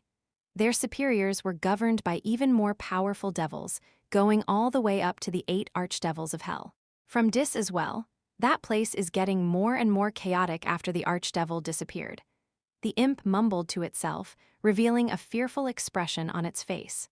Leylin's aura was undoubtedly that of a greater devil, and the imp had only just become a lesser one. Although superiors didn't have jurisdiction over their colleagues' subordinates, Leylin could easily kill it if he so wished. Thinking back to its previous plots and the competitors who now eyed its position, the imp's heart grew cold. It subconsciously switched to a more pandering expression. "There's been many devils from Dis here recently. You should take care, my lord." "I hope to hide this record for now and obtain news about my rivals," Leylin said in a low voice while nodding. Oh, the imp's expression grew sluggish, but it was soon pulled aside by the bearded devil behind it. 10 coins, or other riches. I'll give you the news immediately. Devils could very easily be bribed. Leylin could not help but feel slightly sorry for those poor devils who could not afford the bribe before him. Here, give me the information. He carelessly took out a flaxen bag and opened it a little, revealing the luster of the souls within. Be it coins, items, or riches, everything had an equivalent amount of souls in Badr. The imp and the bearded devil glanced at each other before very happily replying in unison, "No problem, we have a deal." With all that done, Leylin finally entered the Bronze Citadel. Many lesser devils mingled with each other here before leaving for the Blood War. With lower devils and petitioners thrown into the mix, it formed a clamorous and lively bazaar. Leylin was currently strolling through the streets, thinking back to the information he'd just received. His eyes held a trace of wistfulness. The impact of Beelzebub's disappearance was greater than I ever expected. Leylin could not help but inwardly sigh at this. The laws of hell were incomparably strict. The devils formed a vast and precise hierarchy, and the distinction between ranks was sternly enforced. At the peak of this hierarchy was Asmodeus, the supreme of Badr and the master of the Dark Eight. The Dark Eight, Asmodeus' 8 generals, had many greater devils and pit fiends beneath them, each one in possession of a great many subordinates. They put in great effort in their pursuit of status and power. Normally, all this led to a tranquil environment. However, once one of the cornerstones of the hierarchy was lost in Beelzebub, it created a chain reaction that led to a complete collapse. His disappearance had caused the strict hierarchical network to lose a majority of its social fabric, causing chaos in Dis. If it wasn't for the remaining 7 archdevils taking action to instill order, perhaps the second layer of hell would have been sucked into the abyss. The devils would have become the laughing stock of the entire world if that happened, nailed down to the rack of shame. Still, a lot of pit fiends and other archdevils contested for the position of Dis, Lord. Had Asmodeus been the true ruler of Badr, he could have recommended a greater devil or pit fiend from his own faction to the position, or sent his own children. However, he was only nominally the supreme, and his authority was limited to the 9th Hell Nessus. Besides, Beelzebub was only missing, not dead. His authority hadn't disappeared completely yet, as soon as possible. Chapter 1022, Authorization authority, or rank in the 9 hells, put bluntly, was the right to the origin force of Badr. As such, it was of paramount importance and became the foundation of the devil's hierarchy. The 8 archdevils divided most of this authority between themselves. They had tight control over the devils under them, and could even decide which devils would rise and fall in rank. Because of this, without the approval of their direct subordinates, it was impossible for low-ranked devils to move up. The lords of each hell had their own individual subordinates, and possessed an absolute right over their lives. This was evident from how Leylin could do as he wished in the prime material plane using Beelzebub's memories. He'd easily taken care of the Church of Gluttony. Devil society was like a bureaucracy. Status was difficult to obtain, and it was impossible to advance in rank without pushing someone else down. This made it so that the ascension of a greater devil left another one demoted in rank. The new one would gain tens of enemies that were eyeing the same spot. It was so competitive that it was almost pitiful.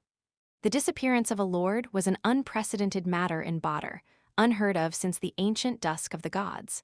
Now, the pit fiends, greater devils, and even the more powerful devils that were loyal to Beelzebub found that they had lost their powerful background. What would they do?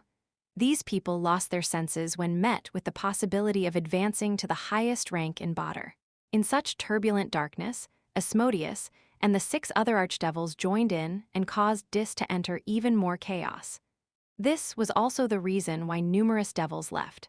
If the 9 hells were analogous to a region in ancient times, Asmodeus was the emperor in name. The remaining 7 archdevils possessed their own lands, subordinate kings with troops and generals of their own, the pit fiends, and other greater devils. The emperor wished for more power, but these kings all wanted to increase their territories as well. The generals under them worked extremely hard, hoping for a chance to be promoted. Some even wished to take over their master's position. Conspiracies were rife, and the most ambitious side would have the last laugh. The reward? the greatest authority in the 9 hells, Beelzebub's disappearance was like the loss of a king. The resulting unrest was only the tip of the iceberg. This alone put Leylin on guard. The 2nd hell has already descended into panic. While Beelzebub still holds power, many have begun to sense his weakness.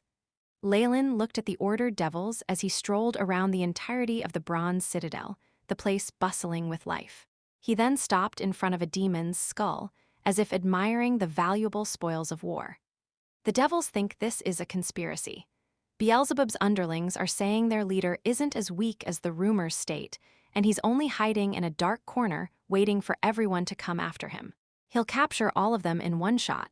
They say, quite a few lords have done such things since the race came into being. Even Asmodeus himself used a similar strategy once, and to great effect. Other rumors say that Beelzebub has been captured by another lord, and is imprisoned somewhere having his energy extracted. These devils are really quite imaginative. I stole most of his law of gluttony, as well as almost all his divinity and divine force. He's definitely in a deep sleep right now, and no matter what happens in the outside world, it'll be hard for him to awaken. Leylin's main body was the one who'd reduced Beelzebub to his current state, so there was nobody who knew the truth better than himself. Having taken over much of his power and memories, Leylin naturally knew how grievous such an injury was. Unless Beelzebub defeated his warlock body and devoured everything in return, it was basically impossible for him to return to his previous state. A weak lord was a form of prey that his underlings anticipated. There's numerous secret lairs and treasures made just in preparation for this. They're all over Badr, as well as across other planes. Leylin had a grim look in his eyes. Because of their sly natures, their ability to set up safety nets was something nobody could compare to. It seems like he's considered the idea that someone might obtain his memories. The probability of him using those lairs is minuscule, and there could even be traps there instead. Numerous thoughts crossed Leylin's mind, allowing him to quickly come to a decision. Whatever it is, I have to go to Dis. Leylin would find the Lord of Gluttony and devour everything that was his. It would make for the best opportunity for his main body to advance, something he would never give up on. Authority amongst devils, as well as access to the world will. How interesting. The astuteness he had as a magus combined with the origin force detection of a legendary arcanist allowed Leylin to sense something. Although Badr had great amounts of world origin force, there was no complete will. It was possible that the world will that controlled this origin force had been split into 8, one part each going to the lord of each level above the first. Leylin now had access to much of Beelzebub's powers, which gave him authority over the world origin force. He could demote or promote any pit fiends and greater devils. He also had the authority to kill the devils subordinate to the other lords. This was a decision of Badr's origin, something that couldn't be fought or changed. Devils are far too pitiful compared to demons. They need the approval of their lords to advance, and it uses up a large amount of soul energy as well. The higher seats have long been filled, and one can only wait for the right chance to ascend. Leylin suddenly felt thankful that he hadn't been reincarnated in hell. However, further thought told him that with Beelzebub's authority there was nothing holding him back. He would advance rapidly as a devil, all the way to the highest echelons. He would control others, not the other way around. As long as I kill Beelzebub and take over that last bit of law and authority, I'll immediately become the Lord of Dis, he realized. He also knew that because of the chaos on the prime material plane, as well as the great authority in Badr, people still thought Beelzebub held on to his power. The terror of that protected the sleeping archdevil, preventing others from killing him. It seemed rather ironic. The authority to access Badr's world origin force, Leylin closed his eyes. Ever since he'd come to the 9 hells, he'd felt like he was one with the place. The world itself seemed to answer to his very breaths, its power ready to listen to him. Upon his command, it would burst forth, becoming an absolute pressure that dominated everyone else. Of course, he could not use this as he pleased, or he would face unthinkable consequences. However, Leylin had already estimated that the strength he could muster with the power of this authority was greater even than what he'd gained when he'd sacrificed the wisdom tree sapling to awaken the purgatory world's world will. With this boost, even ordinary devil in hell can use the strength of a magus of laws without restriction. It's similar to the gods. If a mortal were lucky enough to acquire godhood, they can jump past all the loops to become a powerful being of the world of gods straight away. Leylin suddenly understood how the hierarchy of the devils worked: lesser, intermediate, and greater devils, as well as the pit fiends. It's all a display of how much power they have in this world. However, the lords have true access to Baader's origin force. What the rest obtain is only a slight bonus bestowed upon them by the lords they serve. It's difficult to move up and down the hierarchy of devils due to this, and with how easy it is to recall, it caused the false opinion that the lords of Baader can give and take life as they wish. Understanding all of this, much of the fog in his mind seemed to dissipate, allowing him to see the truth of the 9 hells. Asmodeus and the other 6 archdevils want to take over the authority in Beelzebub's possession. Having come to know their true aims, Leylin would find it much easier to counter their plans. He could even connect this to other matters. Then Avernus should technically have a lord as well. Where is he? Someone with the authority to the first hell was on the same level as Beelzebub. He would face no difficulty in taking over the place. Perhaps there are too many powerful devils on the level, or maybe the existence of the 2 true gods and their divine realms causes the authority to be split further. In that case, there might be rogue devils here that don't fit into the hierarchy. With authority over Baader's origin force, even if it was partial, a devil would gain complete independence. They could advance without the approval of a superior. This was obviously an existence that the 8 lords would never allow to exist, as soon as possible. Chapter 1023, Network. The deceit and slyness of the devils was something Leylin knew extremely well. If a devil had nothing restricting it, what sort of chaos would it bring to Baader? Just the thought caused him to shudder. There was never a lack of ambitious beings among the devils. Leylin then thought of another possibility. Of course, it might also be because the 8 archdevils are too scheming and powerful. They've divided up the authority that should have been sole property of the 9th hell, causing an equilibrium to be maintained. As he was considering these issues, he'd unwittingly released his aura. Along with his grasp of the authority, he'd alarmed a tremendous existence. Such an ancient and noble aura, this is a might only archdevils possess. Who is it? Loud draconic roars sounded out, and a gigantic 5-colored dragon crawled out of a cave. This cave was next to a skull that formed a huge base. It had 5 sinister dragon heads, each of varying color. Its huge claws caused tiny earthquakes with each footstep, making the legendary dragon Leylin had seen before seem like a baby. It's the area's guardian, chromatic dragon Tiamat. It was obvious that the dragon strolled around the region regularly. The devils did not seem to panic. Leylin had only leaked his aura for a mere moment before hiding himself well. Tiamat's 5 huge heads smelt the air, but in the end could only shrink back without any other choice. Peace and order was quickly restored on the streets. Many people continued traveling, but Leylin stood looking at the cave the dragon had disappeared into, seemingly deep in thought. Guardian of the Bronze Citadel, chromatic dragon Tiamat. She's a humongous dragon with power comparable to gods. The AI chip had managed to scan Tiamat in the short period she'd come out, and it now presented the information to Leylin.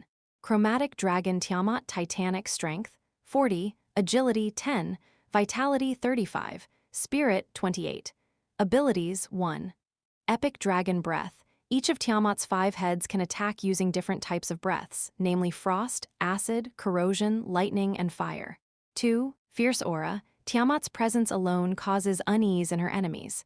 This power is automatically under effect when Tiamat takes flight, charges, or attacks. 3. Spells. Tiamat is a rank 20 evil priest. She also holds the power of a domain as well as divine spells. 4. Magical ability. As a rank 20 sorcerer, she can use the following spells thrice a day: command plants, control weather, darkness, dominate, fog cloud, gust, arcane mirage, plant growth, suggestion, swarm, veil, ventriloquism. Feats: alchemy, deceit, focus, diplomacy, intimidation, draconic knowledge, sense intent, spell identification, survival, battle casting, flying attack, heavy damage, adept, instant cast, coupled with power of domain, acrobatic flight. This is the might of a real legendary being that's lived for a long time. Not only are all her stats high, she also has great experience and background. The abilities and feats alone make her comparable to demigods. Leylin had an interested look on his face. Also, Tiamat seems to have male companions of 5 different evil races. When they act together, they're strong enough to fight the god of kobolds and the god of sharks. Of course, that's only outside their divine realms. Based on Beelzebub's memories, the Bronze Citadel was at the very front lines of battle between Badr and the Abyss. It was often attacked by demons. While many of them were chaotic and crazed like wild dogs, their numbers that were 20 times more than the devils caused great damage to the Bronze Fort. Unfortunately for them, the devils depended on order and schemes and never allowed the demons to break into the fort. They had even planned numerous campaigns into the Abyss, getting the upper hand in the battles against the demons. However, when there had never been any distinct outcome in the battles between chaos and order, and some even suspected that this would continue till the end of the universe. In addition, war over an extended period of time also gave Asmodeus the opportunity to lay his hands on Avernus. He used a legion of 8 elite devil generals, and during a siege by the demons on the Bronze Fort, he had obtained the authority to be stationed here and slowly taken over control over half the fort. With the rumors outside, it was said that Tiamat had gradually been reduced to a symbol and protector of the Bronze Fort. The influence of the Bronze Fort is less than a third of Avernus, and he only took over control of half of the fort. Leylin shook his head, feeling that Asmodeus' title as the master of the 9th level was quite a joke. The demons are here. Wild dogs, a wave of wild dogs are attacking. All of a sudden, a shrieking alarm sounded. Leylin frowned and, with his godly intent, immediately found a large amount of chaotic power shifting around towards the Bronze Citadel. They obviously did not make any attempts to conceal themselves, and had been found by their enemies from a long distance away. Begin preparing dinner.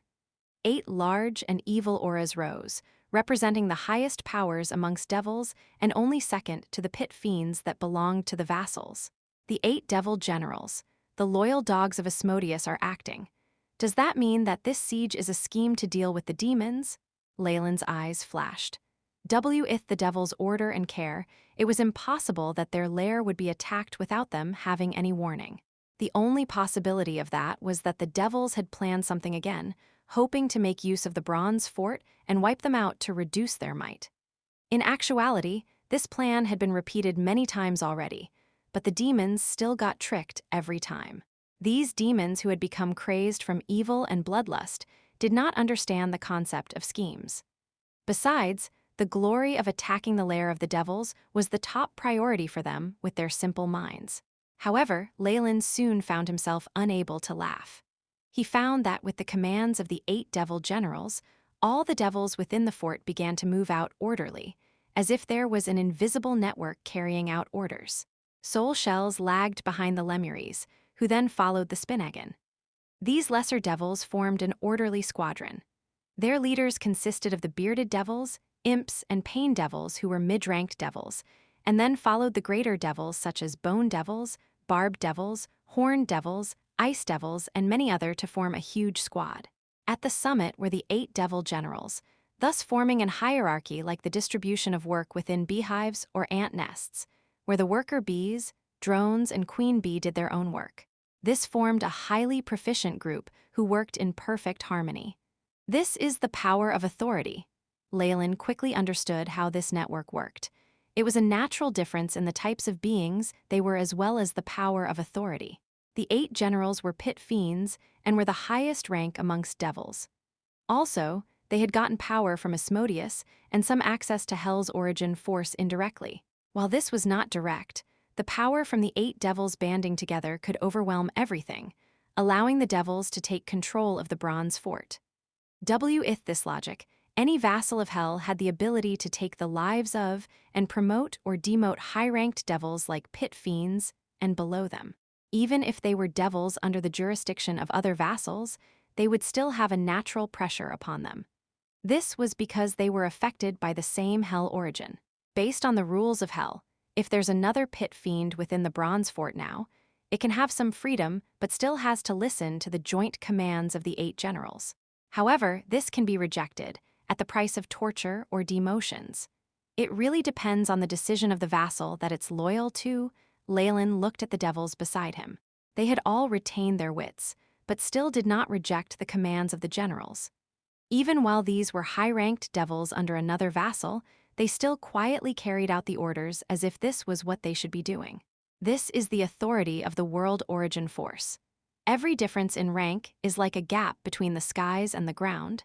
He had not noticed this closely before, but after discovering the difference, Leylin immediately sensed a powerful origin force network from his authority. Immense intent appeared from the depths of the network and then connected with the 8 generals.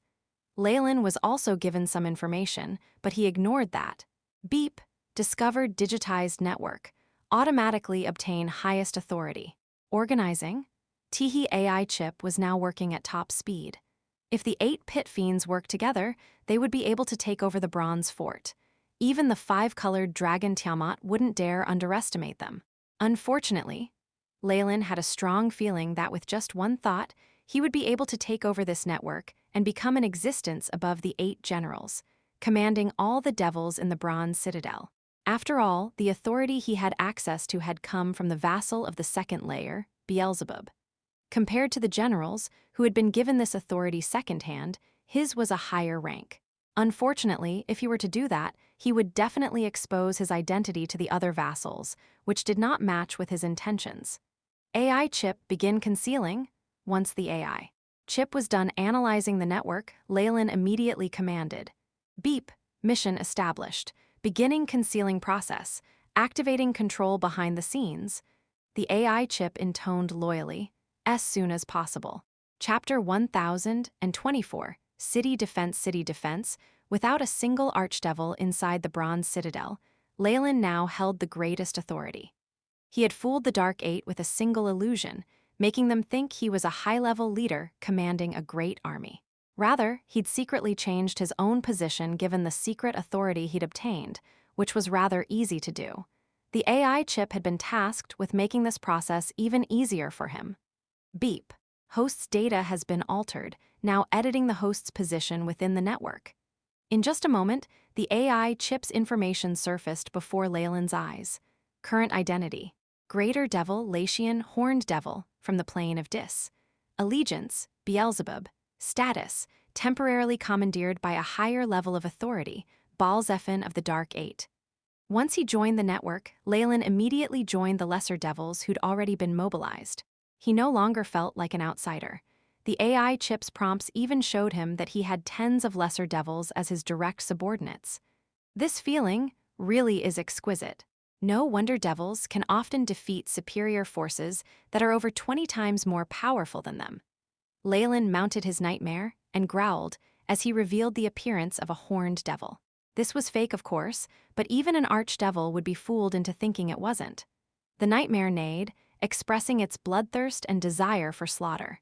Its flaming hooves left deep marks behind on the street. Officer Latian, Hannelin reports to you. With the speed of the nightmare, they reached the second tier of the bronze walls in the blink of an eye. By the time Leylin arrived, a large squad had already assembled for him. A dozen lesser devils stood at the forefront of the squad, not exchanging a single word with each other. Once they saw Leylin, they all confirmed that he was their superior. This group was mixed. There were imps and barbazu, as well as steel devils, chitons, and an Aranise. There were also some rare Falksugan and Amnizu. Hannelin was the beautiful Aranise, and she stood at the front of the squad in a graceful bow. So there's even an Aranise, that's pretty lucky. Leylin nodded and accepted their pledges of loyalty. Aranise were lesser devils, a power the lower devils could not match. To advance to one required a transformation of the soul, and the criteria for that were very harsh. Aranise were always pampered toys of greater devils. After receiving their vows of loyalty, he was now the commanding officer of this brigade of devils. "May the rest of you report your names," Leylin imposingly commanded. "I'm Al, Buck. Your servant is named Kimmel." One lesser demon after another respectfully announced their names. Of course it was not their true names, but their nicknames. Leylin was only their current commander, and as a greater devil, he couldn't command these devils to reveal their biggest secret to him. Of course, if he'd used his authority as an archdevil, they wouldn't have been able to resist. Good. Come with me beyond the walls. We are in charge of the defense of a 15-kilometer stretch west. Leylin only asked the lesser devils for their names. He was cared not about the lower devils and captains, instead rapidly leading the group to the western section of the city wall. Many devils were stationed along the perimeter, the only gap being the section he was in charge of. The defensive equipment had all been prepared for him ahead of time. Hurry, Al, you're in charge here. Buck here. Kimmel, you'll be responsible for the reserve troops. With the AI chip's help, Leylin completed his own preparations rapidly. And you, Hannelin, you'll serve as my communications officer. I am honored to serve. The Aranai stood by Leylin's side. Leylin's current appearance was rather wicked, but also greatly charming. Her eyes were filled with admiration and reverence. Naturally, Leylin suspected that Hannelin cared a bit more about his status as a greater devil rather than his appearance. But they were currently at the city wall, and this was not the time to flirt with his team. It seemed like once all the devils assembled into place, a line of fire could be seen in the distance. This kind of formation, Leylin surveyed the scene from a higher position, speechless. Perhaps today I can finally see the rumored scene of military chaos. They're running around like headless chickens. At the end of the wilderness was a huge legion of demons. Their formation was currently in complete chaos. No, they couldn't even be said to be in formation. They looked like a bunch of headless ants crawling everywhere, some even moving in the wrong directions. They were tearing and biting apart their own brethren, trampling over each other at every moment. This sprawling mess ambled over, and it was no wonder that even if they outnumbered the citadel 20-fold, the devils didn't get worked about it. Instead, their eyes were filled with ridicule. Even if it was like this, Leylin discovered that not a single one of the devils on the wall had rushed rashly into action or been provoked. Even the lowest of petitioners stood still. Our victory is assured, Leylin sighed in a low voice. Await orders, sir. Before General Balzephin has issued the command, none are permitted to fight the enemy. A messenger delivered the news of the latest command to Leylin and his 8 officers. It looks like the original network can only decide position and subordinacy. The fine details of command must be left to the devils themselves to control. No, perhaps the Dark Eight themselves have the authority to directly control the network, but the consumption of energy and authority is too great. As a result, they never use it apart from in the very beginning. After receiving the missive, Leylin kept the slightly restless devils under control, allowing the demons to draw even closer. Looking from his vantage point, Leylin saw many demons in front of him closing the distance. They were mostly dretches and quasites, cannon fodder. Mixed in with the lower demons were lesser demons like Vrox, Hezru, and Glabrezu. There were even legendary ranked demons, such as Balors and 6-armed Meriliths. Balors were powerful demons of the abyss, possessing a control of fire that allowed them to go toe-to-toe with pit fiends. Leylin could now see the scales of every demon down below and the frenzy in their wicked eyes. Fire! A Balor cried out loudly, and many demons shot out fireballs, filling the sky with a rain of fire. Although most of the fireballs fell on their comrades, as well as some unlucky flying demons who were shot down from the sky, some of the fireballs landed on the bronze citadel. Activate the primary energy defense, Leylin calmly ordered. Soon after, a layer of defensive energy surfaced above the citadel's wall, completely blocking the attacks. With the devil's fire resistance, even the blazing heat that made it through didn't really affect them. With just a single wave of attacks, the demons had killed thousands upon thousands of creatures, although most of them were their own comrades. Of course, with their dim minds and confusion, perhaps they hadn't meant to do it at all. Following all the slaughter and death, the demons grew even more berserk. They roared and bellowed, trampling all over the corpses of their kin as they violently attacked the bronze citadel. Attack! With the signal to attack given, many of the commanding officers let out their own roars. The entire citadel seemed to become a powerful war machine in an instant, as the devils used their armor as well as the walls and artillery to destroy large swathes of demons. However, demons were indeed the most insane and chaotic of creatures. The disadvantage was not enough to put them in fear, instead only intensifying their bloodthirst. With how it's going, they can seize about half the wall with some difficulty, losing half of their own army in the process. However, this won't be much use. The Citadel has 11 more. Leylin speechlessly speculated on the fate of these demons. If they did not change their strategies, their fate was certain. Beep. Host has received a mission from Balzephin. Details: feign defeat, retreat to the 11th city wall, and defend it. Rare as it was, Balzephin transmitted an order directly through the network. It looks like my previous hypothesis was partly correct. Balzephin has the authority to use the network, or perhaps he can only contact other greater devils. Which means he can only issue important missions through this network, and other orders need to be more conventional. It looks like his authority is difficult to use. This was Leylin not understanding the struggles of the weak. These pit fiends did indeed possess a part of Asmodeus authority, and could be said to be barely below the 8 archdevils. However, the control they had was false in the end. Their abilities were restricted, so how could they be as wasteful and extravagant as him?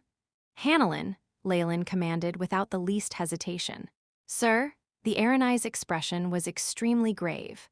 After all, if they lost the war and were convicted, she had a high chance of being demoted to a Nuparibo, devils who undertook the most dishonorable work.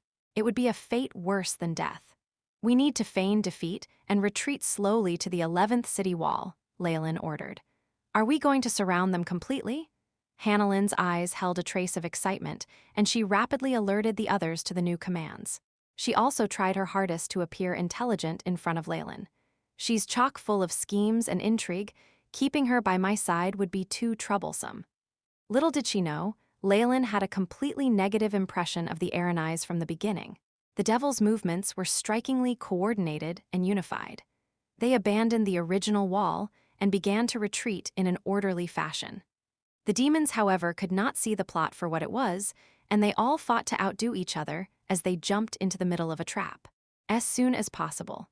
Chapter 1025 Block. The Dark Eight can't simply want to kill some demons.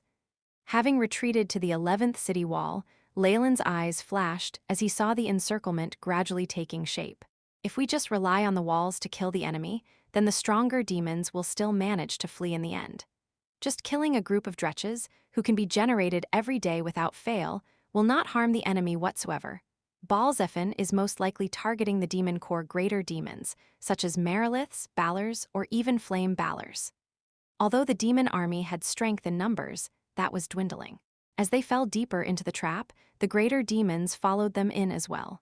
Get ready, we need to teach those wild dogs of the abyss a lesson they'll never forget. 8 strong pit fiends congregated at the highest point of the battlefield. They were even more powerful than the rest of their kin. These were the Dark Eight, Asmodeus Confidants. They controlled the elites of the Devil's army and were the generals in charge of the Blood War. If they could suppress the demons with all their might, pushing them back into the plane of infinite portals, they could obtain the favor of Baader's world origin force as well as praise from Asmodeus. A vague rumor had stirred up the Dark Eight recently, and they'd begun to build up their merits. After all, the prize was the throne of an archdevil. Pit fiends stood near the peak of devil society. If they coveted anything at all, it was to overthrow the reigning archdevil of their hell and take their throne. The archdevil of Dis had disappeared, and Asmodeus himself had changed a little recently. They finally saw an opportunity to fulfill their desires. I'll need your help. A member of the Dark Eight arrived in the vicinity of Tiamat's cavern. Of course, I only need you to honor your promise after everything is done. A tremendous voice boomed from the depths of the cavern, accompanied by a formidable draconic aura. Loud roars of male dragons could be heard from within as well. Not a problem. We have already signed a contract, after all. The reputation of the devils is well known throughout the multiverse. The pit fiend smiled as it left. Get moving. Leylin sensed that the atmosphere had changed, and a great wave of commands were being transmitted. The devils carried the orders out perfectly. The devils purposefully pretended to lose, and the 11th wall of the bronze citadel was breached. The 10th wall soon followed, then the 9th, all the way until the 6th wall near the core district. Seeing that they could capture the bronze citadel itself, many of the demons went completely berserk. This was an unprecedented feat in their history. The entirety of the citadel had become a big lure. It thinned the demons out, forming a trap for them to fall into too. Now, The 8 pit fiends appeared at the forefront of the battlefield, their thunderous voices reverberating throughout the bronze citadel. Roar, a teleportation spell flashed brightly, and the enormous figure of a chromatic dragon descended upon the land. The demons who did not dodge in time were squished to pulp.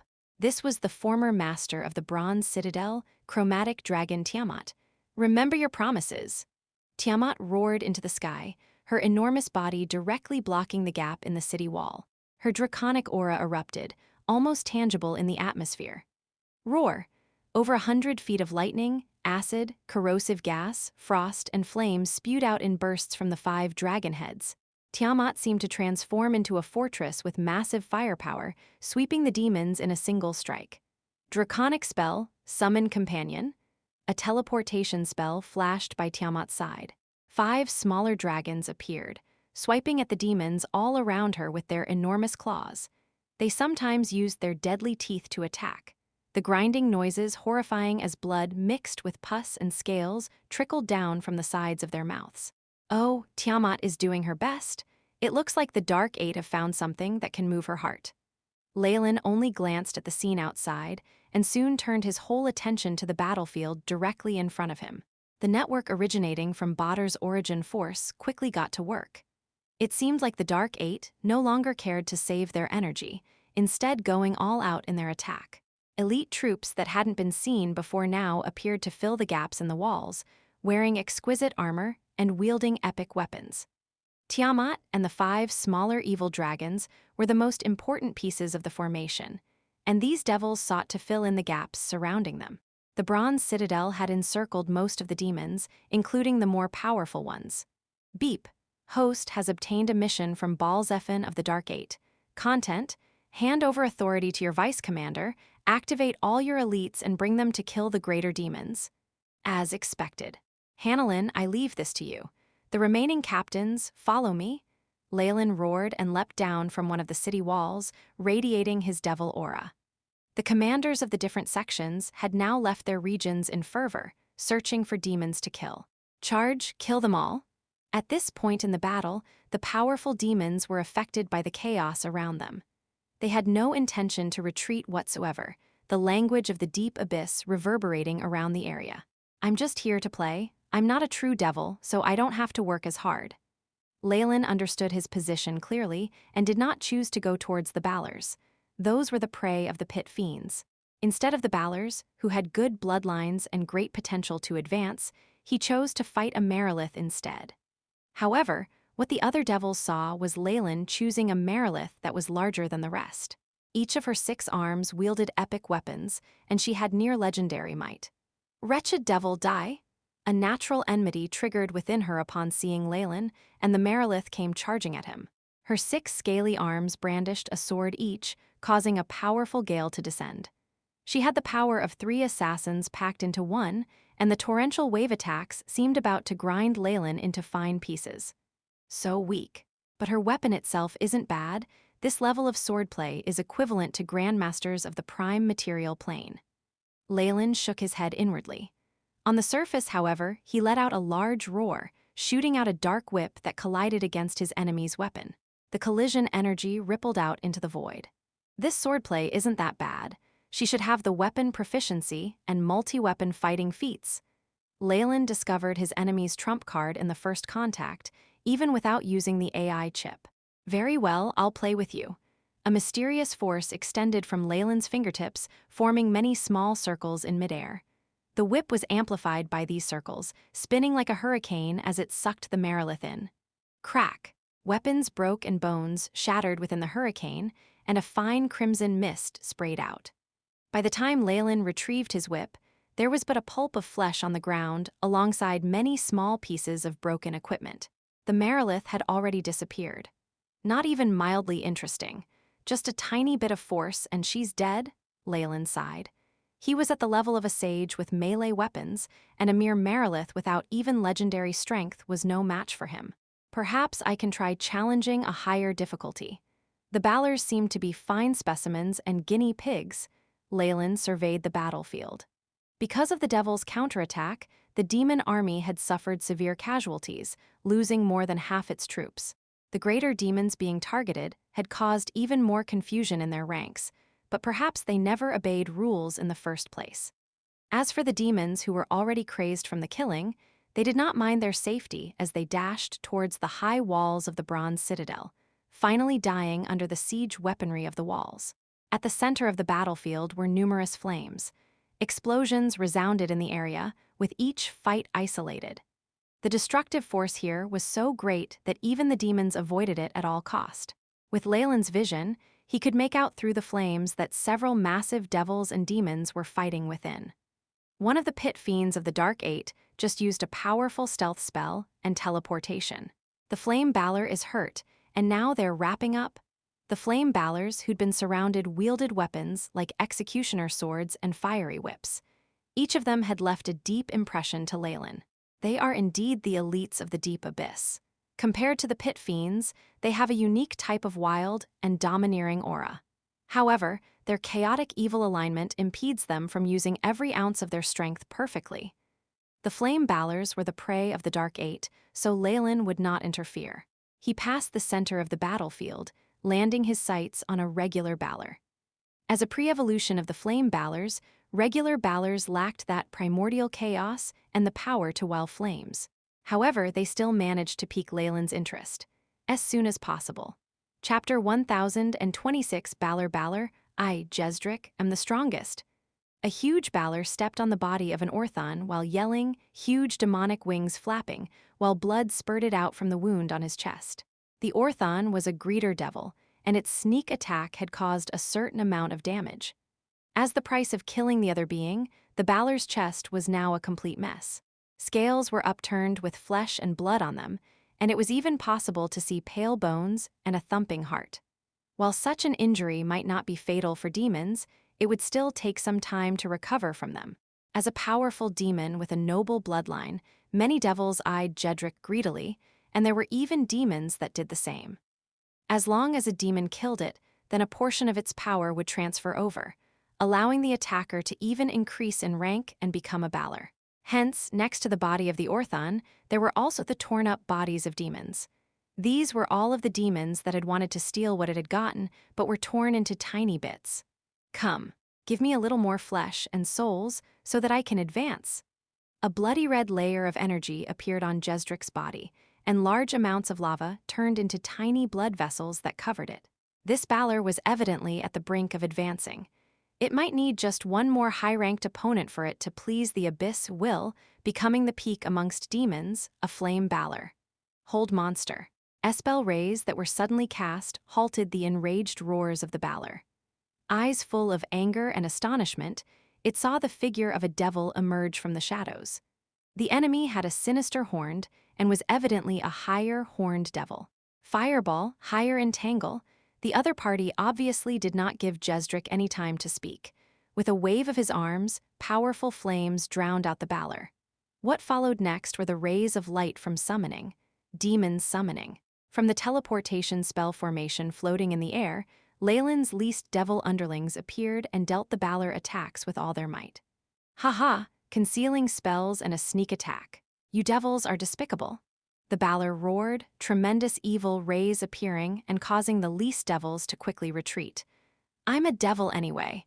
Am I supposed to play at being a knight with you? Leylin snorted, a black dagger plunging into the eyes of the demon. A series of pitiful ear-splitting cries.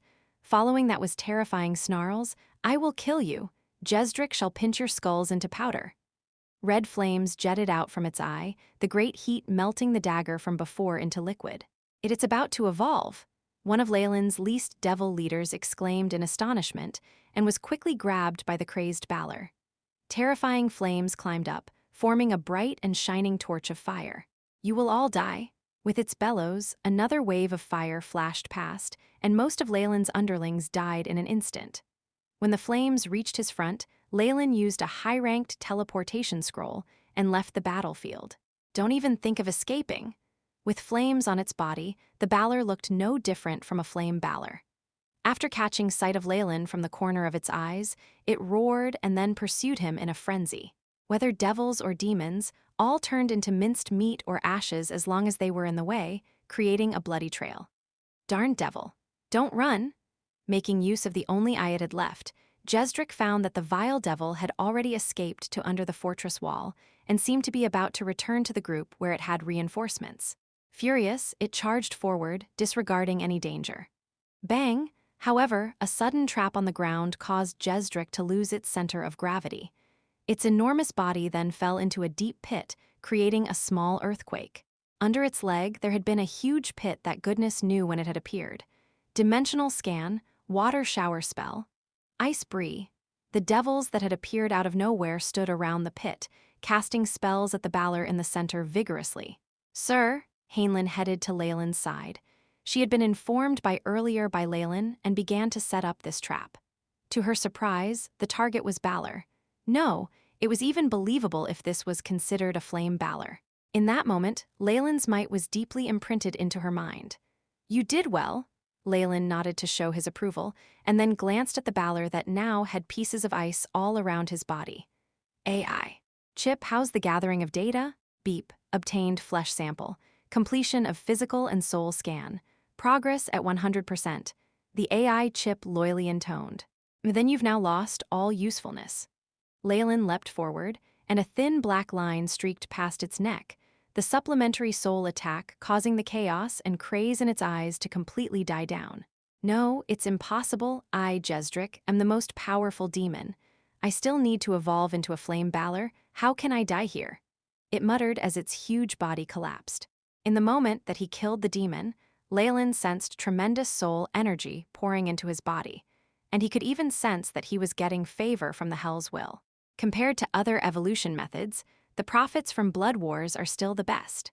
While this bit of strength was nothing to Leylin, most of the soul energy required to evolve would be available from here if he really was a horned devil. High risks mean great rewards. As long as I can survive the blood wars between devils and demons, I'll definitely be able to advance a great degree. It's no wonder that the Dark Eight want to risk falling completely to lure the demons over to hell and fight. The devils liked using crafty schemes and machinations, changing the battlefield to anywhere else than hell. There was a secret to this. Only the well-informed pit fiends and hell's 8 archdevils knew of this, and of course, Leylin was aware as well. If devils were to be killed in hell, then they would truly be dead. There was no way for them to be revived. If they died on other planes, they still had hope of reviving by paying a price. In other words, the devils that died in this blood war could not be revived.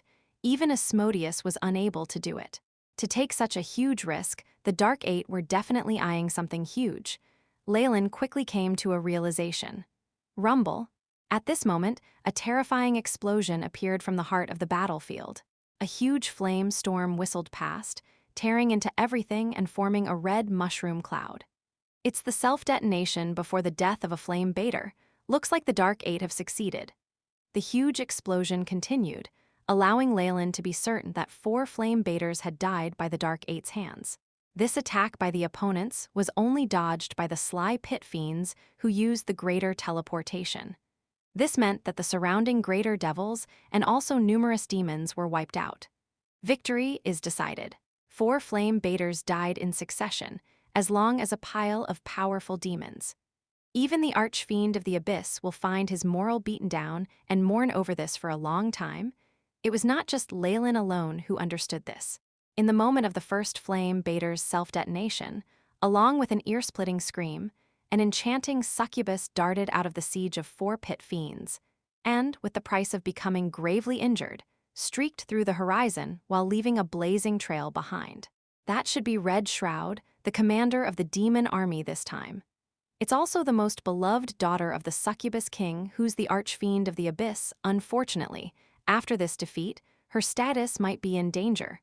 Powerful beings had died, and the commander had fled. This was a fatal blow for the enemy army.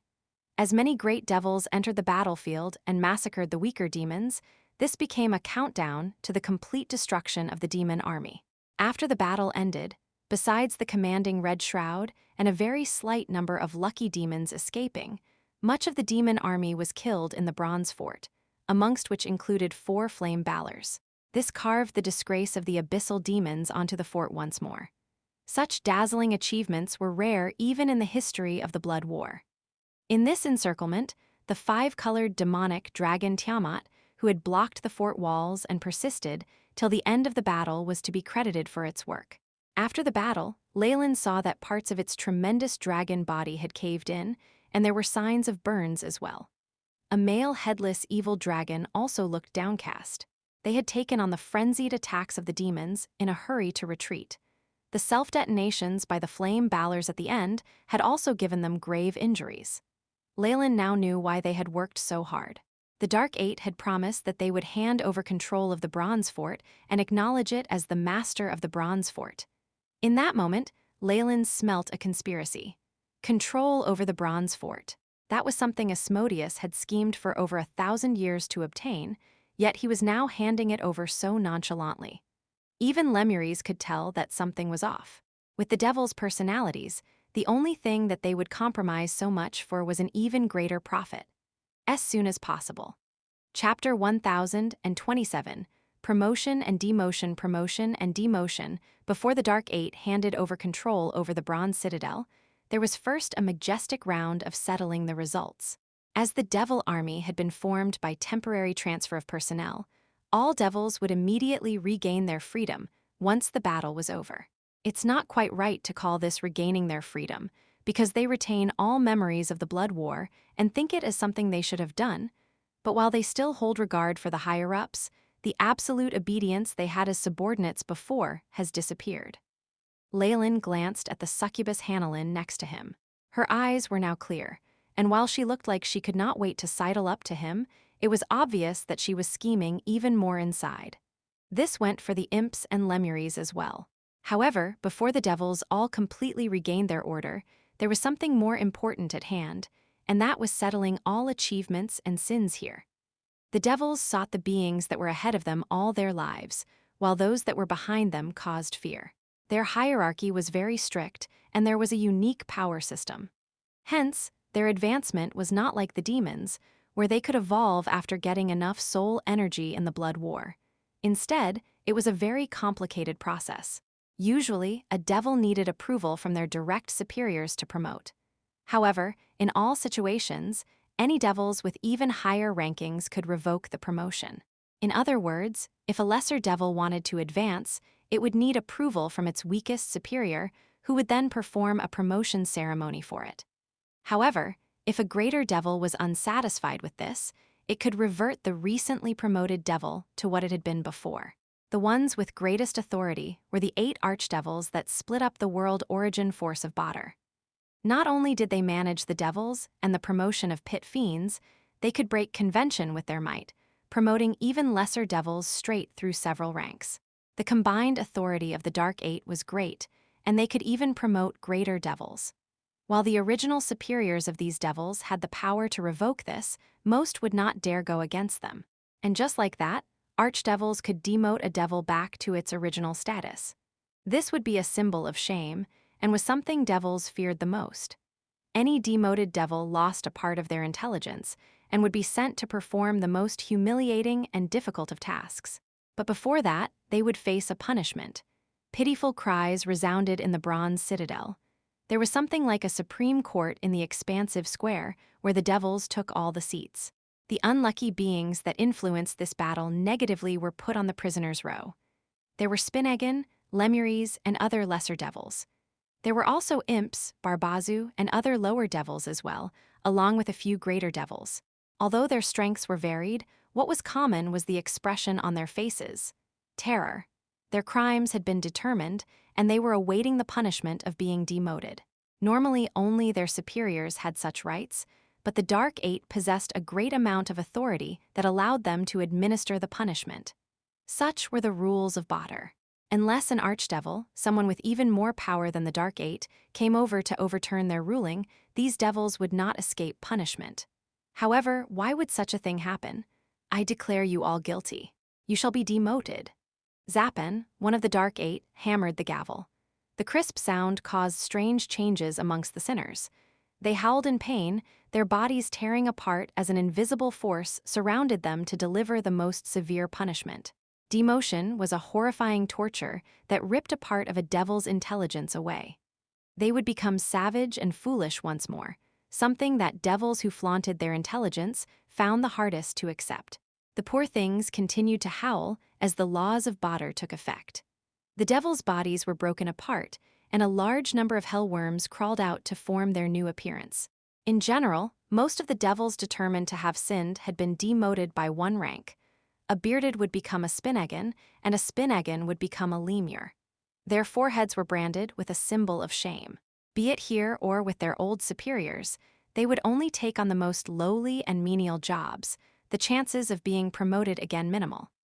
The more unlucky ones were turned into Nupparibo, Zerfelsticks, and all other devils that had been demoted. Their power was also reduced greatly, and there was also a huge change to their personalities. Many normal devils watched this with fear on their faces. It would keep them working diligently, abiding by the rules. Next is the promotions, Balzephin declared after Zappin retreated.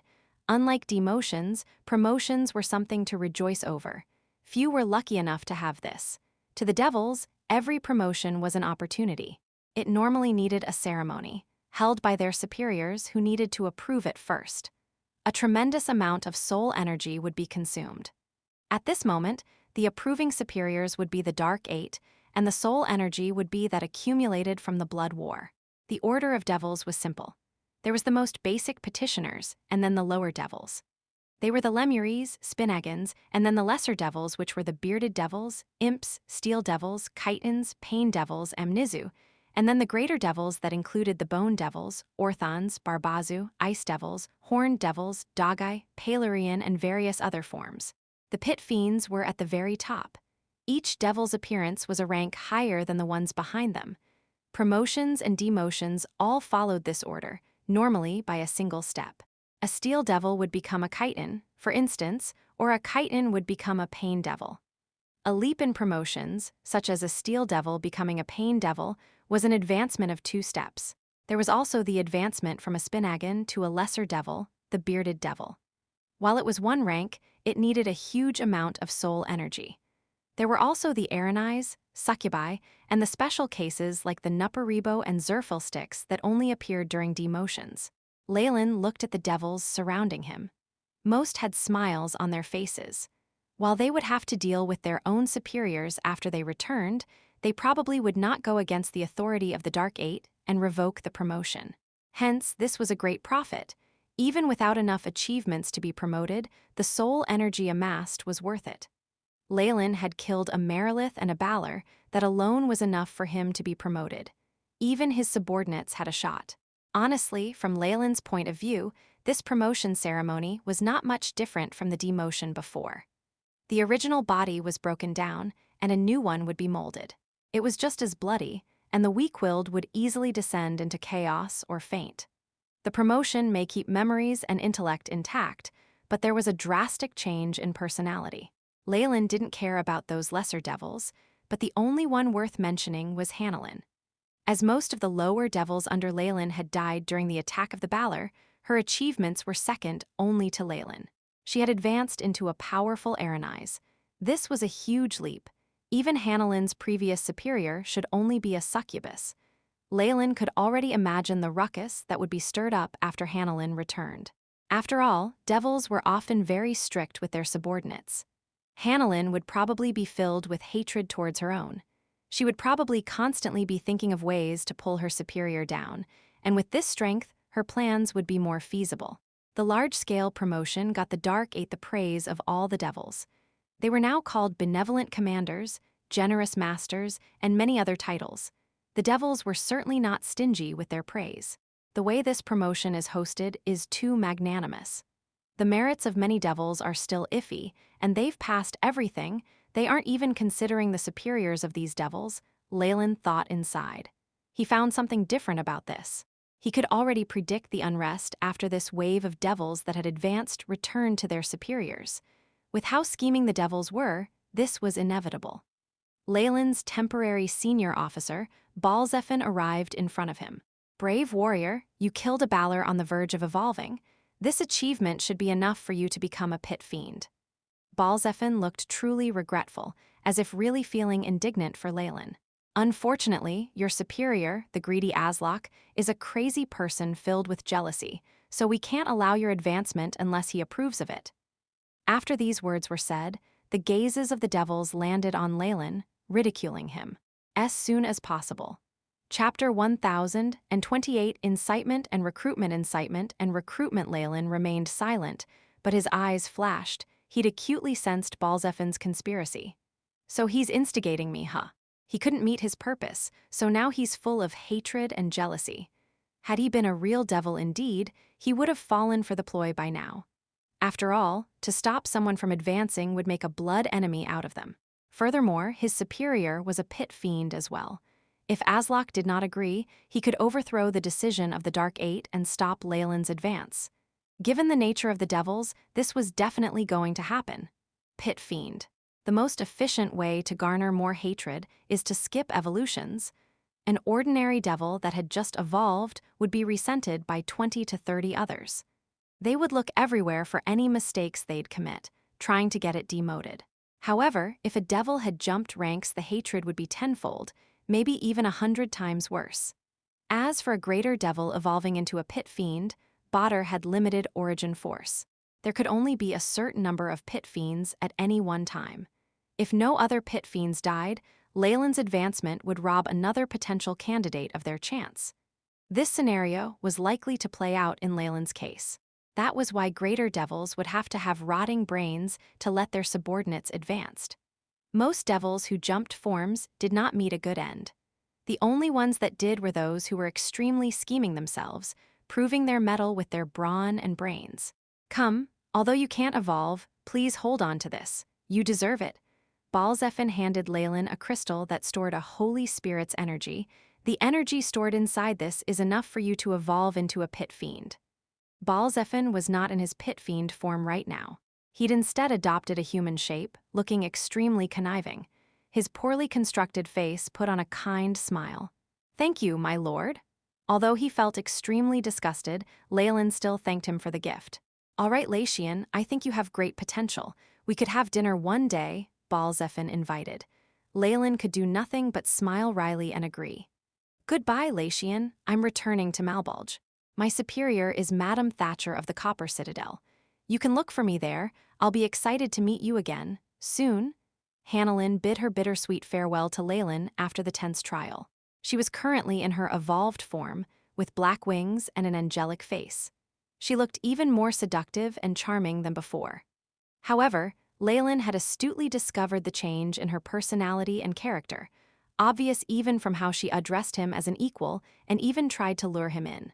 Now that she'd skipped multiple evolutions to reach her current state, her enemies were far stronger and more terrifying than before. They included her very own superior. Her enemies would definitely be more attentive than before, looking for any loopholes that would cause her to be demoted, turning once more into an ugly lower devil.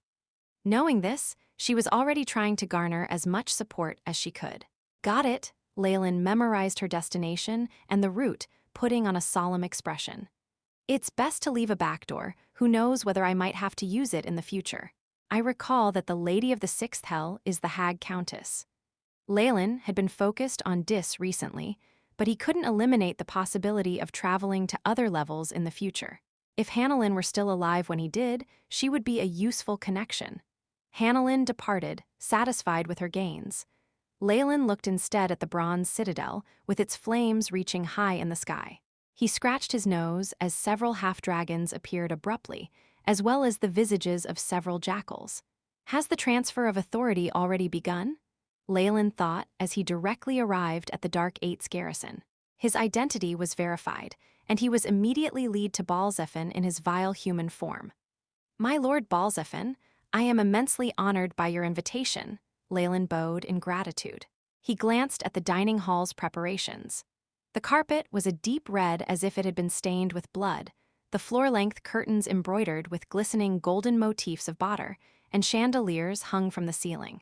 There was even a demon's head hung on the wall, and it looked as if it was Balzephin's. The tableware was all made of the finest gold, inlaid with all kinds of diamonds and pearls. The maids were all beautiful Aranais and pleasure devils.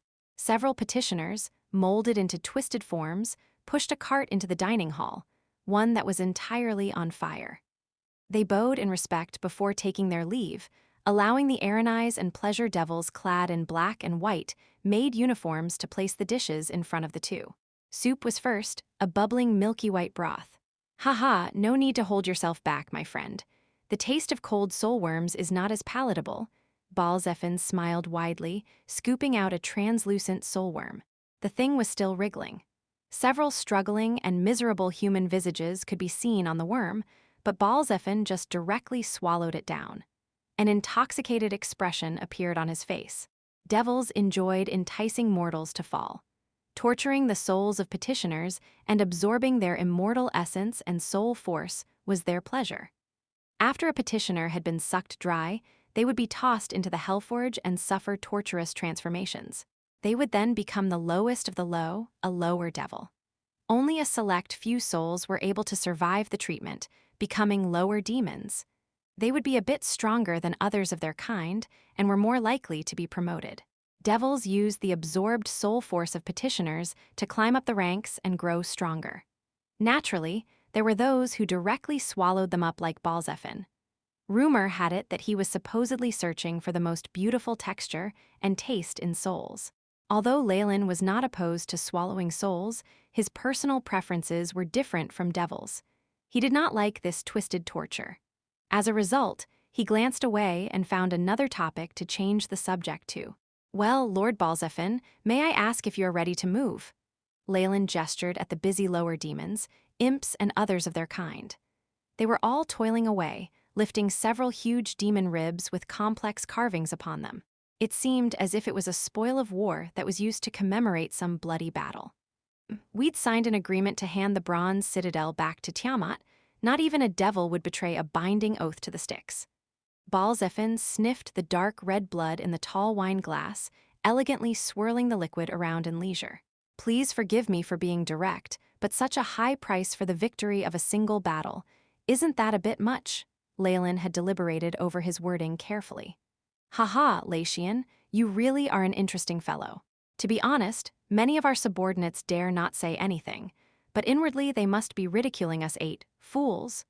Balzephin's eyes seemed to see through everything, the corners of his lips curving into a humorous smile. Of course not. Even if half of the bronze citadel was exchanged for the destruction of the demon army, and especially the 4 flame ballers and a bunch of greater demons, it would be extremely worth it. Leylin naturally chose to continue Balzephin's discourse. You're right, what do those ignorant animals know? Leylin's words had evidently touched Balzephin's heart. He stood up suddenly, walking around the dining hall in excitement. What is the bronze citadel even worth to us? It's just a dead piece of land. The only useful thing is souls. Only with more souls can we forge more devils to improve our power and kill those chaotic bastards. 2 hellish streams of flame were shot out of Balzephin's nostril. He looked like he truly hated the crazy and chaotic demons. Are you willing to assist me, Latian? Balzephin looked at Leylin, his eyes blazing with fervent emotion. It seemed as if this was the main reason he had invited Leylin here. If I don't agree, will he grow hostile immediately? Leylin seemed to go into shock, but in his heart he just laughed coldly. The solicitation of a devil was extremely unreliable. No matter how it looked, Balzephin most likely just wanted to use him as cannon fodder. I am most grateful to my lord for valuing me. However, Lord Aslock is my direct superior. Leylin's expression was rather hesitant. After all, a loyal devil would find it difficult to change factions. Aslock. HMPH? Balzephin smiled disdainfully, but did not bring up the matter any further. It was clear that he was waiting for Leylin to make a decision. Besides, he'd completely exposed his true motives, and it was not possible to reveal anything more. It looks as if my past in the second layer of hell has attracted his interest. So, the Supreme of Badr, that ruler only in name, has ambition towards Dis? An electric beat seemed to pulse in Leylin's heart. As soon as possible. Chapter 1029, Pledging loyalty devils were usually excellent at persuasion. Their sharp tongues seemed to be coated with both honey and poison, even able to convince the purest of paladins. Balzephin was evidently even more brilliant than normal. Although he'd said nothing and merely snorted, it still told Leylin a great many things. Think about it. Aslock has been so greedy, envious and foolish to prevent all his underlings from advancing. In comparison, Lord Balzephin is benevolent, generous and kind. Isn't the answer obvious? Such were the thoughts Leylin was supposed to be tempted by. Even worse, devils already held a deep-rooted hatred for their superiors. It would be strange if Leylin was completely unaffected. "Does my lord mean you want me to start a rebellion?" Leylin's voice was as hoarse as a wanderer about to die of thirst in the desert. Truth be told, he'd planned to side with the Dark Eight anyway and see what the Supreme of the Nine Hells was up to. Unexpectedly, Balzephin had come up to him on his own. "No, no. This is only an uprising, a fight against injustice." Balzephin twirled his fingers. "Believe me, once you join us, Lord Asmodeus will definitely give you a suitable position, or he could personally oversee your promotion. Becoming a pit fiend definitely won't be just a dream." While Asmodeus was only the Supreme of the Nine Hells in name, his title was still very useful. In addition, his power was still greater than that of the remaining 8 archdevils. "Lord Asmodeus?" Leylin's voice tremored, and his eyes lit up with fervor and a firm look. "In that case, I offer my loyalty to you, Lord Balzephin." At the very moment that Leylin stated his allegiance, he suddenly felt the descent of Badr's origin force. It turned into a powerful binding, prepared to imprint a means of communication between the two. It was extremely difficult for a devil to back out of a contract. Of course, playing around with sly word games was a common tactic. Devils did not slander those who were successful at cheating others, instead mocking the losers for being stupid. "Good. Sign this contract, and I'll accept your loyalty." Balzephin was obviously prepared, and a contract that had been verified by the origin force appeared in front of Leylin. Green phosphorescence blazed on yellowed parchment paper, forming a large number of conditions. Still, this was concise for a devil. From this aspect, Balzephin seemed quite sincere and had not made any traps in the choice of words. A devil can only be loyal to one superior. Once 2 oaths of loyalty are sworn, the next promotion will grow chaotic. A choice will need to be made between the two, and one needs to be eliminated. Leylin snickered inside. If he was really Latian, he would have no way to choose right now. While Balzephin made things sound pleasant, he could very well become hostile right away if Leylin had any thoughts of rejecting him. Unfortunately, the person Balzephin was facing now was Leylin. Leylin, who with his authority of an archdevil surpassed him greatly. "Such a lax contract. Lord Balzephin, your leniency and benevolence is well known even on the prime material plane." The horned devil now seemed so emotional that he could not control himself, trembling as he extended his right hand. "AI chip, begin interference," Leylin commanded in secret. "Beep. Mission established. Host's authority far exceeds target, dulling target's origin force sense. Interference in progress," the AI chip intoned loyally. The moment Leylin's finger touched the parchment piece of paper, perhaps in a millionth of a second, an astounding change occurred. Another piece of parchment that looked exactly the same appeared, replacing the contents of the original contract. It was still a pledge of loyalty, but the punishment was much more severe. The master and servant had changed place, and Balzephin would now pledge his allegiance to Leylin. Given that Leylin far exceeded Balzephin in authority, the devil did not notice anything wrong with the contract. Balzephin could also sense a thread of loyalty from this Latian, an authority that surpassed Balzephin's own, as well as the powerful abilities of the AI. Chip allowed a substitute to replace the original in an instant, completing a magnificent feat in the Nine Hells. What the AI chip had formed was instantly hidden in the original parchment, and all Balzephin saw was the horned devil signing his name with his right index finger. "Good, you made the right choice." Balzephin nodded with satisfaction. After sensing the thread of loyalty made of origin force, he glanced at the parchment paper. There were no changes to the green phosphorescence of the letters, save for the signature at the lower right corner.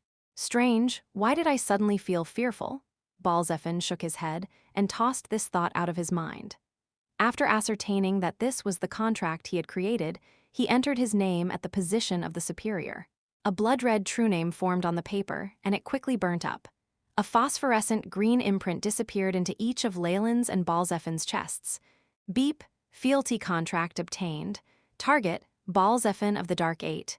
Note: Target has signed a contract with another superior. If host's orders clash with Asmodeus, there is a 50% chance that Balzephin will grow confused. Good. Continue concealment. Leylin had now become Balzephin's superior, and as an archdevil, it was a breeze for him to cover a portion of his senses. Balzephin obtained a simulated thread of loyalty and was extremely satisfied. Very good. Tell me, Latian, why are you here in Avernus? Superiors were what devils feared the most. Balzephin now believed he had complete control over the devil in front of him. If not for this devil for still having his uses, he would have long since abandoned his false pretense and interrogated him properly.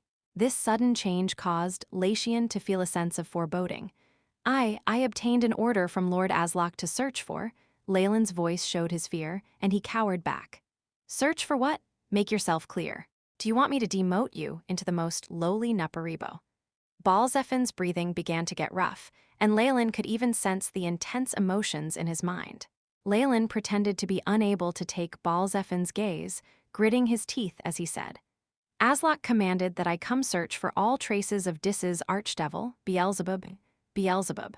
Has he really gone missing? Balzephin grabbed at Leylin's arm, eyes glinting. Why yes, even Lord Aslock doesn't have any news about him. Leylin now seemed like he had been scared stupid. Ha, so the intel was right. An archdevil has gone missing. What a wonderful thing. Balzephin laughed maniacally and finally calmed down. Good, tell me all you know and don't hold back, or else. A long while later, a horned devil walked out of the bronze tower looking lost. I see, so Asmodeus finally can't hold on anymore, and he wants to act. Leylin was actually the one scheming here. He'd blurted out a large amount of fake information just now, and Balzephin had let his guard down against him to reveal some information as well. He plans for one of the Dark Eight to take over lordship and become an archdevil. Leylin stroked his chin. This doesn't seem like something Asmodeus would do, but this is so great a temptation that the Dark Eight don't consider the danger. Based on what Balzephin had revealed, Asmodeus finally decided to take care of this confusion and get one of the Dark Eight to take over Dis. But the position of the second Hell's Lord had been empty for a long while. That was an empty spot to be an archdevil of Badr, representing the peak of Badr's might. He seemed to depend on the Dark Eight's merits, including dealing blows to the demons, expanding Avernus, and so on. That was why the Dark Eight had set a trap without hesitation, wiping out a demon army. The pit fiends, dazzled with the lordship as they were, would go around attacking everything to expand the territories of Avernus.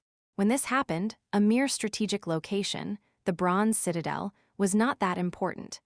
In order to obtain Tiamat's approval and help, the Dark Eight had not hesitated to give up the place. After all, the Chromatic Dragon was still one of their allies, and there were many other places in the First Hell that they could attack. The trap at the Bronze Citadel would be the last time the Dark Eight worked together. Next they would go at it alone, hoping to obtain enough merits to be acknowledged by Asmodeus.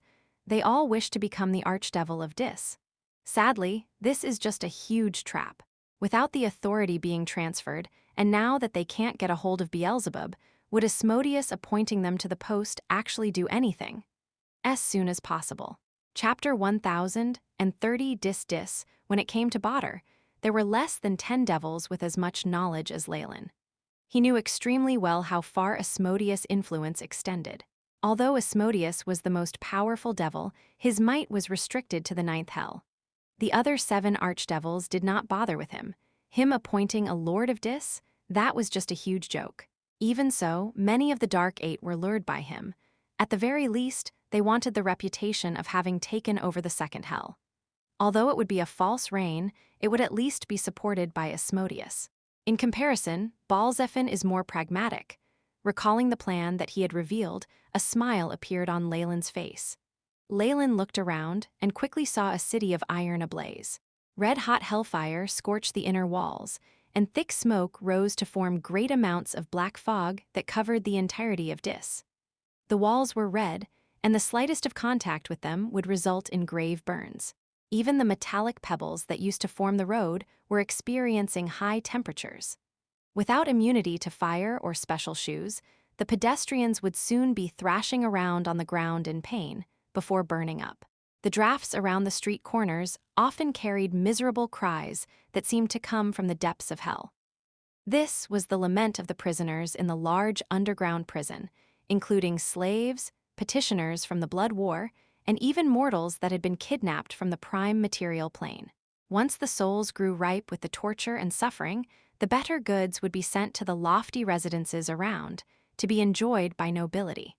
Many noble devils liked holding banquets. They would gather together, discussing which portion of a prisoner was more delectable, and then come up with even more exquisite cooking techniques. Just standing on the street, Leylin could feel the breathing and thumping of hearts under Dis. Unlike Avernus, he felt like he could use all the power of this plane, as if he were its owner in the first place. The turbulent origin force of Badr moved to Leylin's will with only the slightest bit of resistance. That was Beelzebub, still alive and possessing that last bit of laws and authority. Dis, if I completely devour Beelzebub, I'll be like a god in his divine realm. The authority archdevils had in hell could definitely compare to what true gods were like in their divine realms. Of course, this was limited to the territory they were lord of. Leylin sighed inside. This was Dis, the second layer of Badr. It was a huge city of iron, so huge there were no boundaries at all. The city made up an entire plain. What are you standing there in a daze for? Aren't you moving yet? A gray-robed person standing beside Leylin berated him.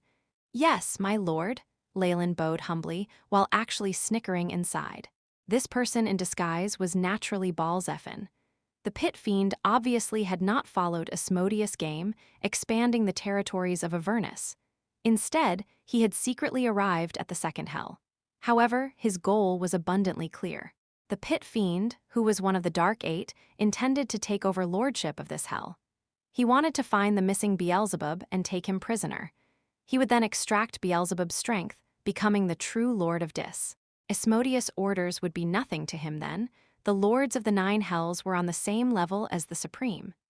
Evidently, Balzephin had already betrayed Asmodeus in secret, but Leylin was not the least bit surprised.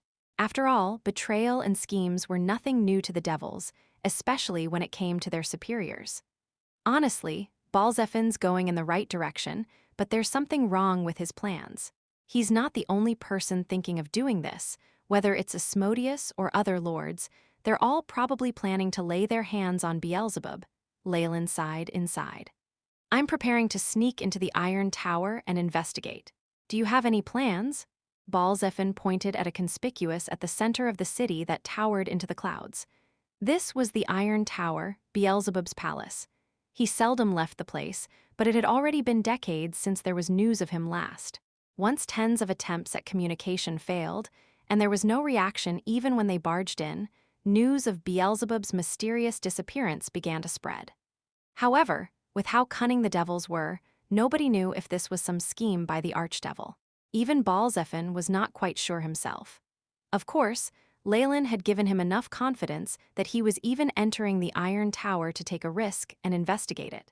He hoped to gather information regarding Beelzebub's disappearance. Leylin was egging him on to serve his own purposes. After all, finding Beelzebub and devouring him before the other archdevils did was his main purpose in coming to Badr. Lord Balzephin, there are some fairs and markets around Dis. We could find a way to sneak in from there. Leylin earnestly gave a suggestion. As his personal stronghold, Beelzebub's Iron Tower had a large amount of tricks and traps inside.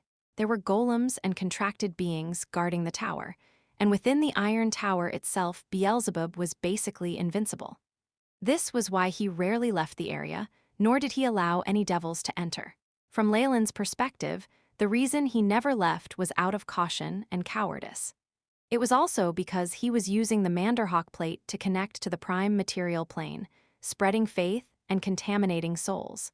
Obviously, he'd also tried to make contact with many other places, finally succeeding in escaping the crystal sphere. Had his timing been right, he could even have surpassed Asmodeus in strength, using an unending supply of souls to become a true supreme of the 9 hells. Unfortunately, he'd met with tragedy in the form of Leylin. From what I sense, there's no sign of Beelzebub in the second hell, Leylin thought as he followed Balzephin. With him covering me, there won't be much suspicion. The other archdevils should be furiously trying to find traces of Beelzebub, so I can temporarily use their powers. The Manderhawk plate is also an important target inside the Iron Tower. The Manderhawk plate was a mysterious item that could weaken the crystal sphere. Even a mere imitation of the patterns in his memories helped Leylin enter the world of gods, so in his view, this plate's uses surpassed even most divine weapons. Mark it. Are you trying to make a fool of me? A dangerous glint appeared in Balzephin's eyes, and the green flames of the contract appeared on his hands. You're part of the guard corps of the Archdevil serving under Aslock, one of Beelzebub's lackeys. That pit fiend manages the safety of the Iron Tower. Do you not have any methods to enter it? Huh. The flames on Balzephin's hands flickered, causing a look of pain to appear on Leylin's expression. Of course, this was fake. Please wait, my lord. I'm supposed to be away right now, so it's impossible for me to get approval from Aslock. Leylin sounded like he felt wronged. That's your problem. I need to enter the Iron Tower within 3 hell hours. If you can't do that, you'll become a foolish and ugly Zerfilstyx. Balzephin threatened, showing the natural temperament of devils. Devils like to treat their subordinates harshly and even give them impossible tasks before punishing them. This was usually done to the subordinates closest to them physically, in order to ensure that nobody could pose a threat to them. Those subordinate devils could only complete every task in fear and grasp every single opportunity to ascend. They would use all their power to climb up the social ladder, betraying their superior at the appropriate time and staging rebellion. They would want to reach the peak of power in Badr to rid themselves of this suffering. In Balzephin's eyes, however, the horned devil called Latian still had his uses. This tactic was used unknowingly. All right, I'll immediately come up with a way. Seeing Leylin darting away like his ass was on fire, Balzephin grinned in satisfaction. Only if he used a whip and viciously lashed at these devils would they obediently listen to him. It was also necessary that shackles were placed on them, which would prevent them from attacking their masters. Balzephin was actually abiding by all of a certain devil's maxims. 2 hell hours later, Leylin had returned. My lord, the horned devil now had a flattering look and a modest smile on his face. I've done my best to get Aslock to believe that I've found clues regarding the whereabouts of the Archdevil, which is why I've returned to Dis. I've also made contact with some of my people and bribed them. I managed a chance to enter the Iron Tower for 1,000 jingles. Devils could obviously be bribed, but the price caused Balzephin to frown. What a greedy guy. Are you sure that his promise is true and he won't sell you out to your superior? I can promise that. Jack even signed a contract and swore an oath. Leylin looked resolute. Good, take this. Balzephin tossed a gem full of soul energy inside and then saw the hesitant look on the horned devil's face. There's only 100 here, but he wants 1,000 as soon as possible. Chapter 1031 Bribe, pay the rest yourself. Didn't I reward you with a huge amount of wealth already? Balzephin placed his hands behind his back and left, seemingly interested in the unknown flesh being sold on the market. The smells of all sorts of spiced meat wafted through the market. Balzephin hummed nursery rhymes in contentment as he seemed to pass the time. Not giving subordinates wealth is akin to not giving them strength. Not giving them chances is akin to not letting them be promoted. If your subordinates have wealth and the chance to advance, then your head will become a decoration in their rooms. Seems like superiors controlling their subordinates is a huge trend here. Leylin glanced at the pitifully tiny soul gem in his hands and snickered. Unfortunately, all that he'd said had been a lie. While the devils that guarded the Iron Tower were Beelzebub's trusted aides, their loyalty wasn't spectacular, especially when their superior was weakened. Dis was like his own backyard, and the guard legions were basically like a sieve with numerous holes. Why? It was naturally because of the prime material plane. Leylin had already subdued Beelzebub's followers from the prime material plane, and he'd had some of them return to Badr in secret. Besides, with the authority he had and the law of devouring, no devil would suspect anything even if he pretended to be Beelzebub himself. Balzephin isn't the only one here. There's still many organizations around laying low, so I can't be too high profile. Leylin sighed inside and arrived at a luxurious residence near the Iron Tower. A pit fiend appeared and bowed deeply to Leylin. Master, there will be huge changes here soon.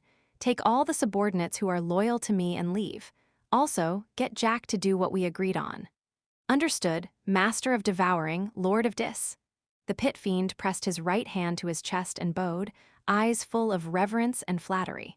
Lord of Dis, I quite like that name, Aslock. Leylin burst into laughter. Indeed. The pit fiend standing in front of Leylin was Beelzebub's trusted aide who was in charge of his armies. He was the greater devil in charge of the Iron Tower's guard, Aslock. When he'd seen Leylin's law of devouring and his control over Dis, Aslock had bent the knee instantly. He hadn't even hesitated a moment to betray Beelzebub. However, even Aslock had no clue of where Beelzebub had gone. The Lord of Gluttony hadn't even contacted this devil before he left. It was evident that Beelzebub had actually never truly trusted him. Or perhaps the word trust was too far-fetched to use amongst devils. Dark fumes filled the skies, causing the Iron City to be lit up purely by the fires of hell. Groups of petitioners and Lemuries were guided by imps to all parts of the city, modifying it to fit into the second hell and performing repairs.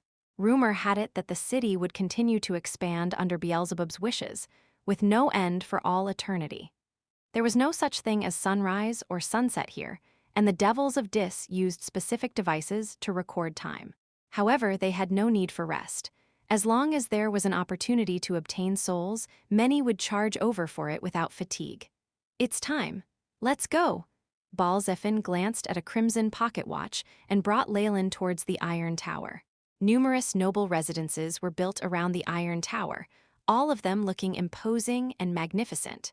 However, most of them were now empty, the whereabouts of their owners unknown. Beelzebub's disappearance had been a huge blow to Dis, even if the lesser devils hadn't noticed it yet. The greater devils were filled with ambition for the lordship, or were afraid of the unrest and left. Only one legion was still performing its duties. An armored lower devil watched every person trying to get close to the Iron Tower, regardless of which plane they came from. Enter from the west. Jack's guarding that side today. Latian brought Balzephin deeper into the city, looking like he was familiar with the route. They finally arrived at a steel sentry that had been scorched red with hellfire. Seeing the guarded looks of them any armored devils here, Leylin yelled a greeting towards the sentry. Hey, Jack, look who's here. Prevent teleportation, detect stealth, and an anti-demon formation. There's also spells boosting the defense of the guards, giving them magic immunity. Balzephin's eyes showed awe and a trace of nervousness. These defenses, even us of the Dark Eight would need to send out all our legions, spending a month or two fighting before we could get in. Latian? A gruff voice sounded, as an enormous devil appeared in front of Leylin and Balzephin. He was huge and swollen, with disgusting tumors on his skin and scales. His bulging eyes made him look like a toad, and his matching mouth revealed densely packed sharp teeth. This was the peak form of a greater devil, the Palarian. Only pit fiends and the overlords of hell exceeded him in might. Yep, you look just as strong as before. So, does our agreement from before still count? Leylin handed over a large number of soul gems. Of course. 1,000 jingles in exchange for a chance to enter the Iron Tower. I'm always honest. The huge Palarian said, its roaring voice causing Balzephin to frown. Although he didn't mind the tiny loss, it would be terrible if the other devils discovered them. As if noticing his worries, the large Palarian laughed wildly. No need to worry. Nobody here would dare to reveal anything, unless they want to be imprisoned in the dungeons and punished with eternal hunger. The dungeons were something all the devils of the second hell dreaded. Hunger, in particular, was used on those who made mistakes. With the influence of the law of gluttony, those punished thus would grow incomparably hungry, with nothing that could satiate them. They would grow so frantic, they would eventually choose to gnaw at themselves. While Beelzebub had set the law that those who could endure 7 days of hunger would be forgiven regardless of their errors, none had been able to last that long. Most devils of Dis would rather be demoted into ugly Nupper-Rebo than take on this punishment, such was the terror it caused. Hearing what their superior said, the other devils all but wished to sew up their mouths, perhaps burying their heads in the ground. Good, I like your attitude. Balzephin nodded in satisfaction, preparing to enter with Leylin. Wait! However, an unexpected incident happened. After Leylin entered, Jack immediately blocked the way, 1,000 jingles for one chance. One has already entered, so the contract has been fulfilled. What are you saying? Balzephin's brows furrowed threateningly. You need to pay an additional amount. Jack pointed at Balzephin, so if he doesn't enter, I'll get the chance to enter. Balzephin frowned. He did not want to attack anyone here, especially when this would reveal his identity. Keek, my apologies, but no. Jack chuckled in a strange manner. The surrounding devils quickly picked up their weapons, aiming them at Balzephin. You darned horned devil, I really should have turned you into a Nuparibo. How could you have even created a contract with so many loopholes that devils could make use of? Balzephin was in a spitting rage as he glared at Leylin, who was almost scared stupid. You pay up the 1,000 jingles. Apologies, master, but I don't have any more. Leylin sounded on the verge of tears, causing the fury in Balzephin to blaze. You piece of trash. He now looked extremely grim and took out a soul gem. Take it, you greedy fiend. The huge Palarian hugged his hands to his chest and answered fearlessly, sorry, but there's now a change to the price. It will be 2,000 jingles. Also, your humiliation caused spiritual damage to me, so it will be 100 more on top. Damn it, damn it. If I get a hold of you, I'll definitely demote you to a Nuparibo and have you pick up manure in the rotting pit for 10,000 years. Balzephin's chest heaved, but unwilling he was, Jack still urged him into handing over the jingles. My apologies. Seeing Leylin right now, Balzephin couldn't even be bothered to get mad. After all, if he were to kill or demote him to a Nuparibo, then weren't all his previous efforts in vain? The other party was a greater devil after all, and he could be used as cannon fodder while exploring the tower. That was Balzephin's decision. After passing through the sentry, they finally arrived in front of the Iron Tower. Beelzebub's lair was so high that it reached the clouds, its body enveloped in a dull light that flowed around as it changed the quality and style of the tower. The throne of Dis, here I come. Balzephin gazed at the pedestal within the Iron Tower, his eyes flickering with unconcealed ambition as he quickly brought Leylin in. As soon as possible. Chapter 1032, Nessus, the audience is coming in. Balzephin had yet to notice the glint in the eyes of the horned devil cowering behind him. The Iron Tower was Beelzebub's lair, a place that was filled with danger even for Leylin. While he'd already obtained Azlok's loyalty, Azlok was merely a guardian of the outer regions of the Iron Tower, and he couldn't enter the place himself. If he wanted to completely scope out this lair, Leylin would need hundreds of greater devils or even many pit fiends. Leylin naturally didn't want to purge his own subordinates, and at the same time, he wanted to lure everyone coveting the lordship out of hiding. This was why he'd kept his strength hidden, entering the tower alongside Balzephin. Balzephin's actions would result in a chain reaction, breaking the initial balance in the Nine Hells. With his actions, the Dark Eight and Asmodeus would be besieged from all sides. That way, Leylin could use the powers of other devils to scope out the tower. Ninth Hell of Badr Nessus. Deep gorges and valleys filled the area, forming large expanses filled with lifeless rocks. It looked like the land had been formed by a huge explosion, or perhaps a battle between existences compared to gods. Nobody knew the real truth to the day. Inside a valley that was unimaginably deep and wide was a fort called Malshim, standing tall with a dark, grand, and hellish beauty. The citadel was extremely large and numerous miles wide. Its dimensions were unimaginable for all devils. More than 1 million devils lived within the city, and conspiracy theorists said that they would one day start killing their way out, drowning out the entirety of Badr in Asmodeus' quest to take over all of hell. Ah, Malshim, she's so beautiful. I want to possess her and touch every bit of her skin lovingly. A voice full of greed suddenly rang in the air, and a devil appeared. His upper body was human, while the lower half was that of a huge, poisonous snake. He held what looked like a harpoon, and his triangular eyes looked full of avarice. This was Mammon, the lord of the third hell. He possessed the laws of avarice, and was one of Badr's 8 archdevils that stood tall above the rest. Mammon. Long time no see, old friend. It's been 500 years since we last met, no?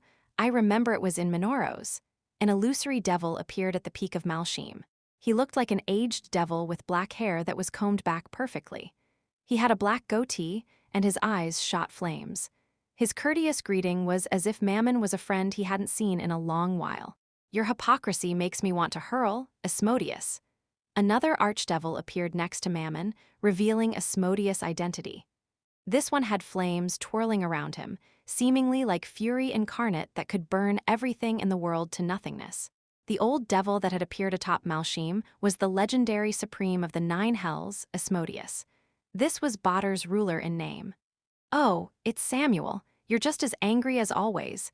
Asmodeus seemed to think nothing of the power Samuel exuded, and his grin widened. "When will you abandon this form and dare meet us with your true body?" Pure white snowflakes fell one by one, instantly freezing a large portion of the valley.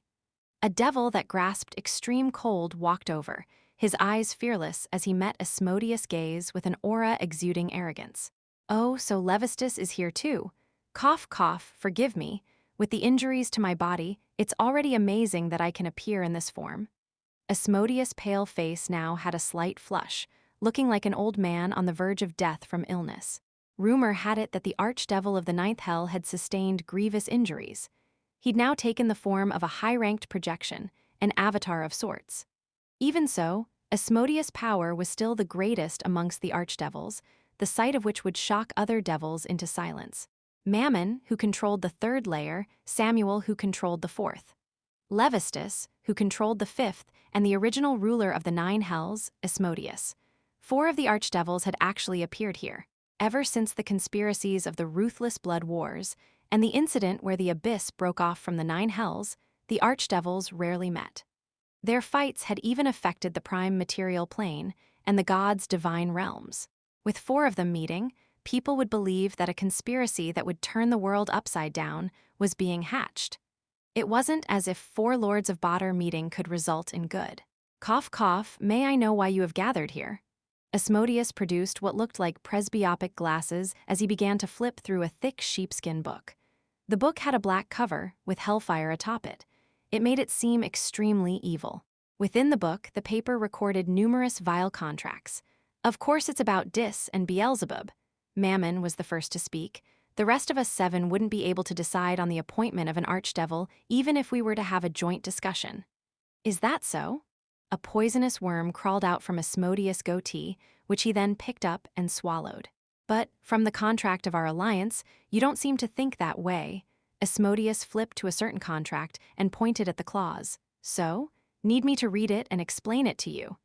"That's only when the archdevil of a layer is unable to fulfill one's task.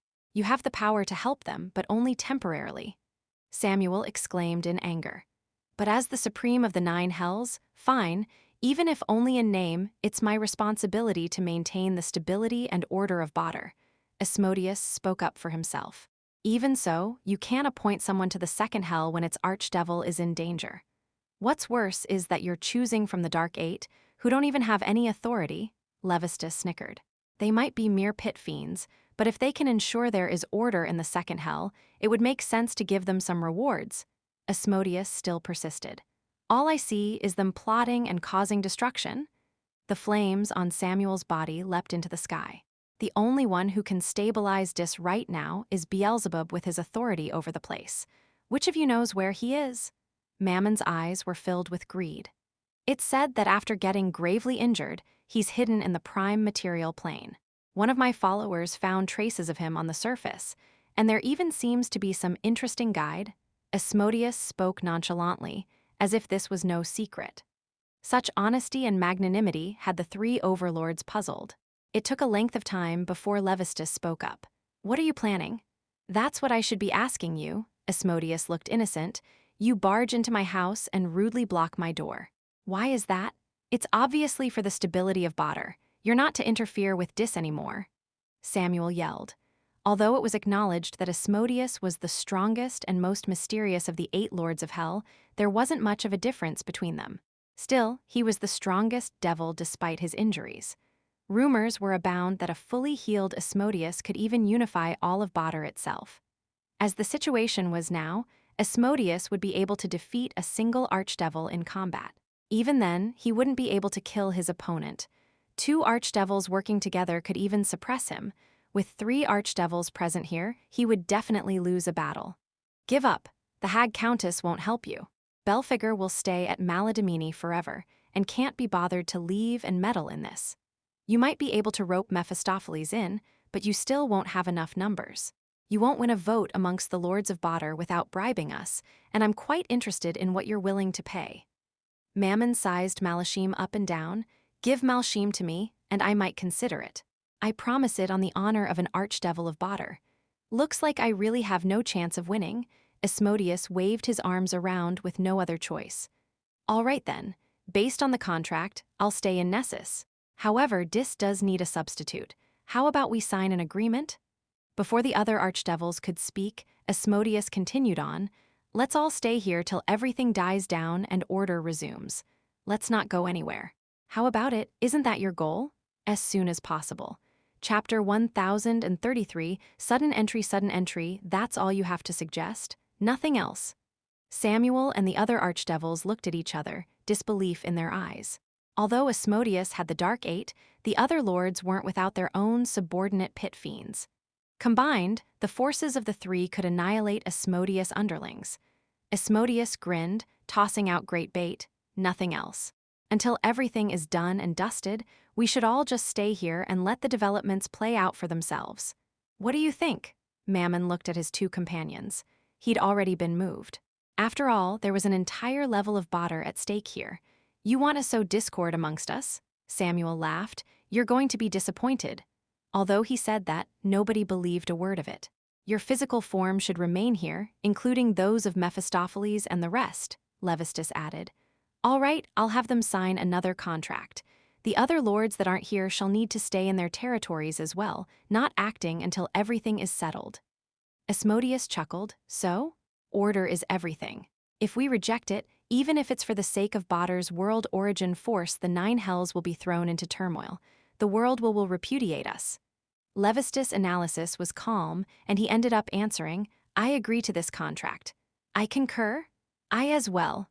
Mammon and Samuel agreed as well. After all, this outcome far exceeded their expectations. "Very well. The Hag Countess, Belphegor, and Mephistopheles have given me their reply as well. Let the River of Styx be our witness." Asmodeus now turned his book of contracts to a new, blank page. Once the other three ascertained that there was nothing wrong with the contract, they nodded their heads, making the most solemn of vows to the river of the underworld. Right now, Leylin had no inkling of this contract made between the archdevils of Badr. However, the ripples of this event would soon throw Badr into a flurry of events, culminating in the dawn of a new era. Beelzebub's Iron Tower. Balzephin looked at the heavy coat of darkness in front of him, his eyes filled with deceit and solemnity. "Latian, what do you know of this place?" This was the castle of an archdevil. Balzephin was but a pit fury, and he didn't dare to make any assumptions about the place. "Lord Balzephin, the Iron Tower has always been forbidden territory in Dis. Even my former superior, Lord Aslock the Chief Guard, has never stepped into this place." Leylin had spoken the truth. His earlier investigations and Aslock's own testimony told him Beelzebub was someone who did not entrust things to his subordinates. Very few devils were permitted to enter the Iron Tower, perhaps a shortcoming of their race. Legends said that the only way to enter the Iron Tower was to sign a contract with Beelzebub under witness of the Styx, foregoing everything to protect it for life. Even so, the contract restrained all these devils to the interior of the tower. Leylin wasn't gullible enough to say such things blindly. The reason he did was that Balzephin still had some value. Legend has it that the Iron Tower contains numerous curses and is guarded by a huge army of golems. There are ancient, powerful devils here, contracted to protect it. We're currently in the outermost regions of the Iron Tower, the Plains of Gluttony. This place is guarded by an army of hungry spirits Beelzebub has trained, and only devils with permission are allowed to enter. Any others will have to perform a rite of auto-cannibalism. Hungry spirits? Balzephin nodded his head and felt that this new subordinate he had recruited was rather useful. Auto-cannibalism is where you make an offering by eating a part of yourself. Balzephin's face was filled with worry. He wasn't reluctant to sacrifice a part of his body, but the most prevalent rule of the law of gluttony was that any powers sacrificed could never be regained.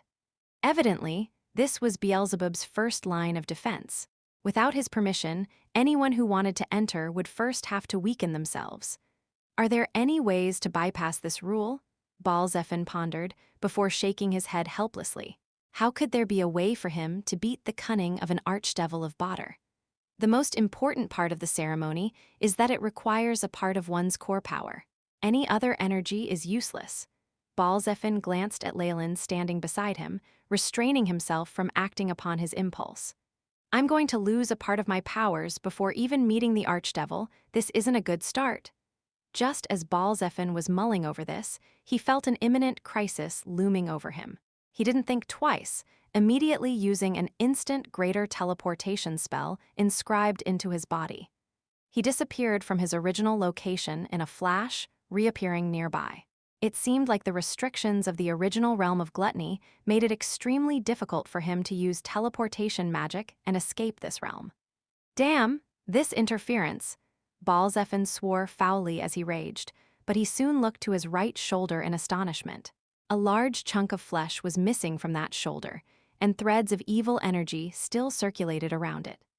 A fish-like illusory monster had suddenly appeared as he tried to teleport earlier, rending apart the fire resistance and other defenses that all devils were so proud of. A single bite had reduced him to this state. A creature with the teleportation feat? No, this is a top-level ability to traverse two planes and blur the distance between them. I even sensed the unique aura of a creature from the astral planes. Leylin had managed to gather a lot of information immediately, using Balzephin as a big pathfinder stone. Although he devoured most of Beelzebub's memories, the devil had clearly hidden some of the most important secrets. Those scattered fragments had lacked many important details, which meant that Leylin lacked knowledge about the Iron Tower.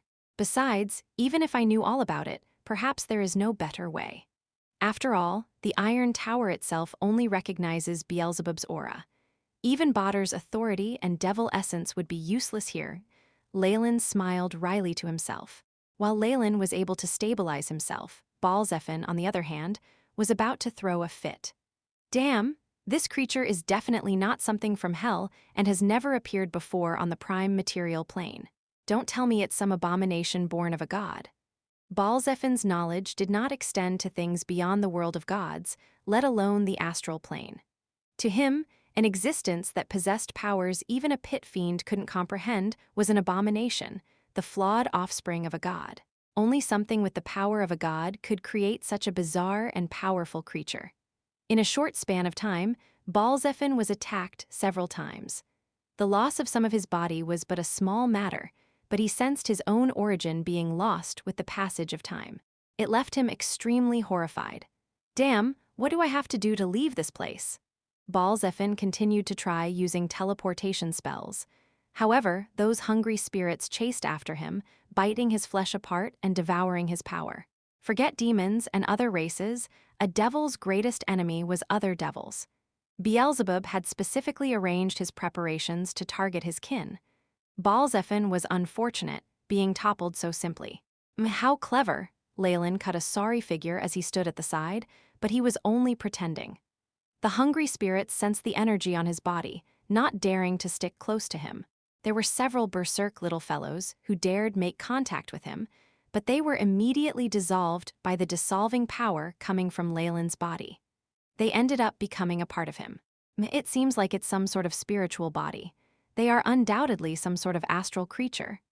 The AI chip's light flashed and displayed the results of its investigatory research before Leylin's eyes. It looks like Beelzebub relied on the Manderhawk plate to acquire several interesting things from the astral plane. Greed flashed across Leylin's eyes. Soon, he heard Balzephin's despairing roar. There's nothing else for it. Hurry up and begin the auto-cannibalism. Even as Balzephin struggled bitterly, something was happening within the burning iron city of Dis. An enormous teleportation portal opened up, and troops of armored devils marched out to take over the enormous city. Small-scale conflicts continued to occur, but the devils who had lost their leaders and the core of their operations were far weaker than these elites. They lost very quickly and beat a hasty retreat. Due to Leylin's earlier arrangements, Aslak had evacuated with the devils who were still loyal to the winged serpent god, and luckily they had not been involved. The main army soon moved to the vicinity of the Iron Tower, headed by 7 pit fiends. That fool Balzephin, He actually dared to come by himself. Does he think that he is a match for an archdevil alone? Besides, he actually even dared to betray my lord.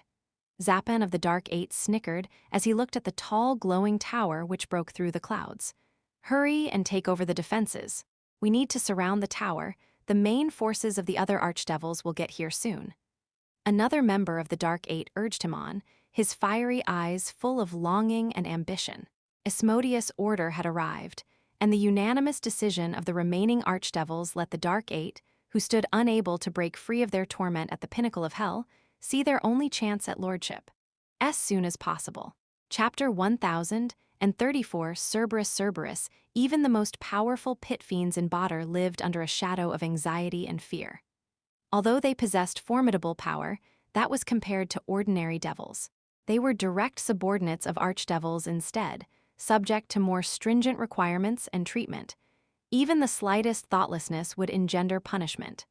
The harsh treatment and death threats from their superiors was a curse no devil could escape. Unless, of course, it was someone at the peak of society, an archdevil. Consequently, when the 7 archdevils publicized their agreement to let their underlings battle for the second hell, many pit fiends went wild. The Dark Eight were only the first wave of entrants, and many more devils would end up participating. Even the dragons and gods of Avernus couldn't resist the opportunity. Be it the Dark Eight or their colleagues, everyone had become as frail as paper in front of the great temptation that was the lordship of Dis. As cunning as devils were, the backstabs and assassinations that followed were only expected. Now, even greater devils on par with the Dark Eight did not expose their backs to anyone else, just as the Dark Eight were taking over the Iron Tower. A desolate bugle horn resounded as an army under a different banner appeared on the horizon of the City of Iron. It was formed entirely of chitons, devils covered in twisting iron chains, and looked like an elite troop. The chitons of the third hell, underlings of the Lord of Avarice, they came so quickly. A pit fiend of the Dark Eight lamented. Get ready, the army has completed their battle preparations. Additionally, shouldn't we send someone over to negotiate? Devils preferred small-scaled conflicts over larger battles, or even ingenious diplomacy as a method to solve their problems. I'm afraid it's too late for that. After all, the attraction of the lordship is something that can't easily be extinguished with words alone. We need to fight to let them see our true power, another member of the Dark Eight proposed. No, I propose that we immediately send out emissaries. Yet another devil immediately suggested something else. Look! A few pit fiends looked towards the direction the others had pointed at, and soon they discovered that 2 more armies had drawn closer, harboring evil designs. The flames that burnt on their body, as well as the unique ice devils amongst them, revealed their identities. The armies of the 4th and 5th hells? Another pit fiend lamented, as expected. With the distance our reinforcements need to travel from the 8th and 9th hells, we're at a disadvantage here. It'll take a very long time. Let's negotiate. The Dark Eight very quickly came to an accord. Negotiation did not damage the prestige of a devil, and in the first place, they never really cared about something as useless as their reputation. Tens of pit fiends gathered together quickly. There were no blockheads among them, any such candidates long since wiped out by their subordinates' plots. Each one was shrewd and insightful. All the pit fiends of Badr had come to an agreement in a hurry, resolving the situation. Each of them would enter a limited portion of the tower. They would compete fairly with the Iron Tower at their center, aiming to win the unlikely prize of becoming an archdevil. Balzephin, the first to infiltrate the Iron Tower, had currently brought Leylin to a black door. The enormous door was made of cast iron, with terribly twisted sculptures protruding out of it. The most prominent one was a model of a 3-headed Cerberus, filled with a sense of ruthlessness. This door seems to depict Beelzebub's rise and history. Leylin meticulously looked through the sculptures on the door. Looking at the characteristics of the devils and other beings there, it seemed to proclaim Beelzebub's feats in style, embellishing them with beauty and praise. Once they reached the door, Leylin immediately discovered that several of the images matched with Beelzebub's memories, explicitly confirming his position. Damn it, the auto-cannibalism ceremony consumed half of my energy. Unlike Leylin, who was calm and collected, Balzephin was flustered and utterly discomforted. His deliberate curses clearly demonstrated his coercive intentions. At the very least, Leylin felt that Beelzebub's earlier arrangements had taken out 3/4 of Balzephin's strength. However, he still had more than enough strength to suppress a mere horned devil. Don't tell me that he wants to pull something on me to intentionally expose the flaws in the door? Leylin's eyes flashed. Devils weren't chaotic like demons were. There was a particular reason for everything they did. This was especially true between superiors and their subordinates. Even the harshest of superiors required sufficient evidence to punish their underlings. For example, Leylin was currently masquerading as the horned devil Latian. Although he posed a threat to Balzephin, the horned devil had always obediently followed his master's orders and completed his job. Even the pit fiend couldn't recklessly dispose of him. Naturally, if Leylin did not resist the coercion and executed his own subversive plot now that Balzephin was weak, the pit fiend could crush him without second thought.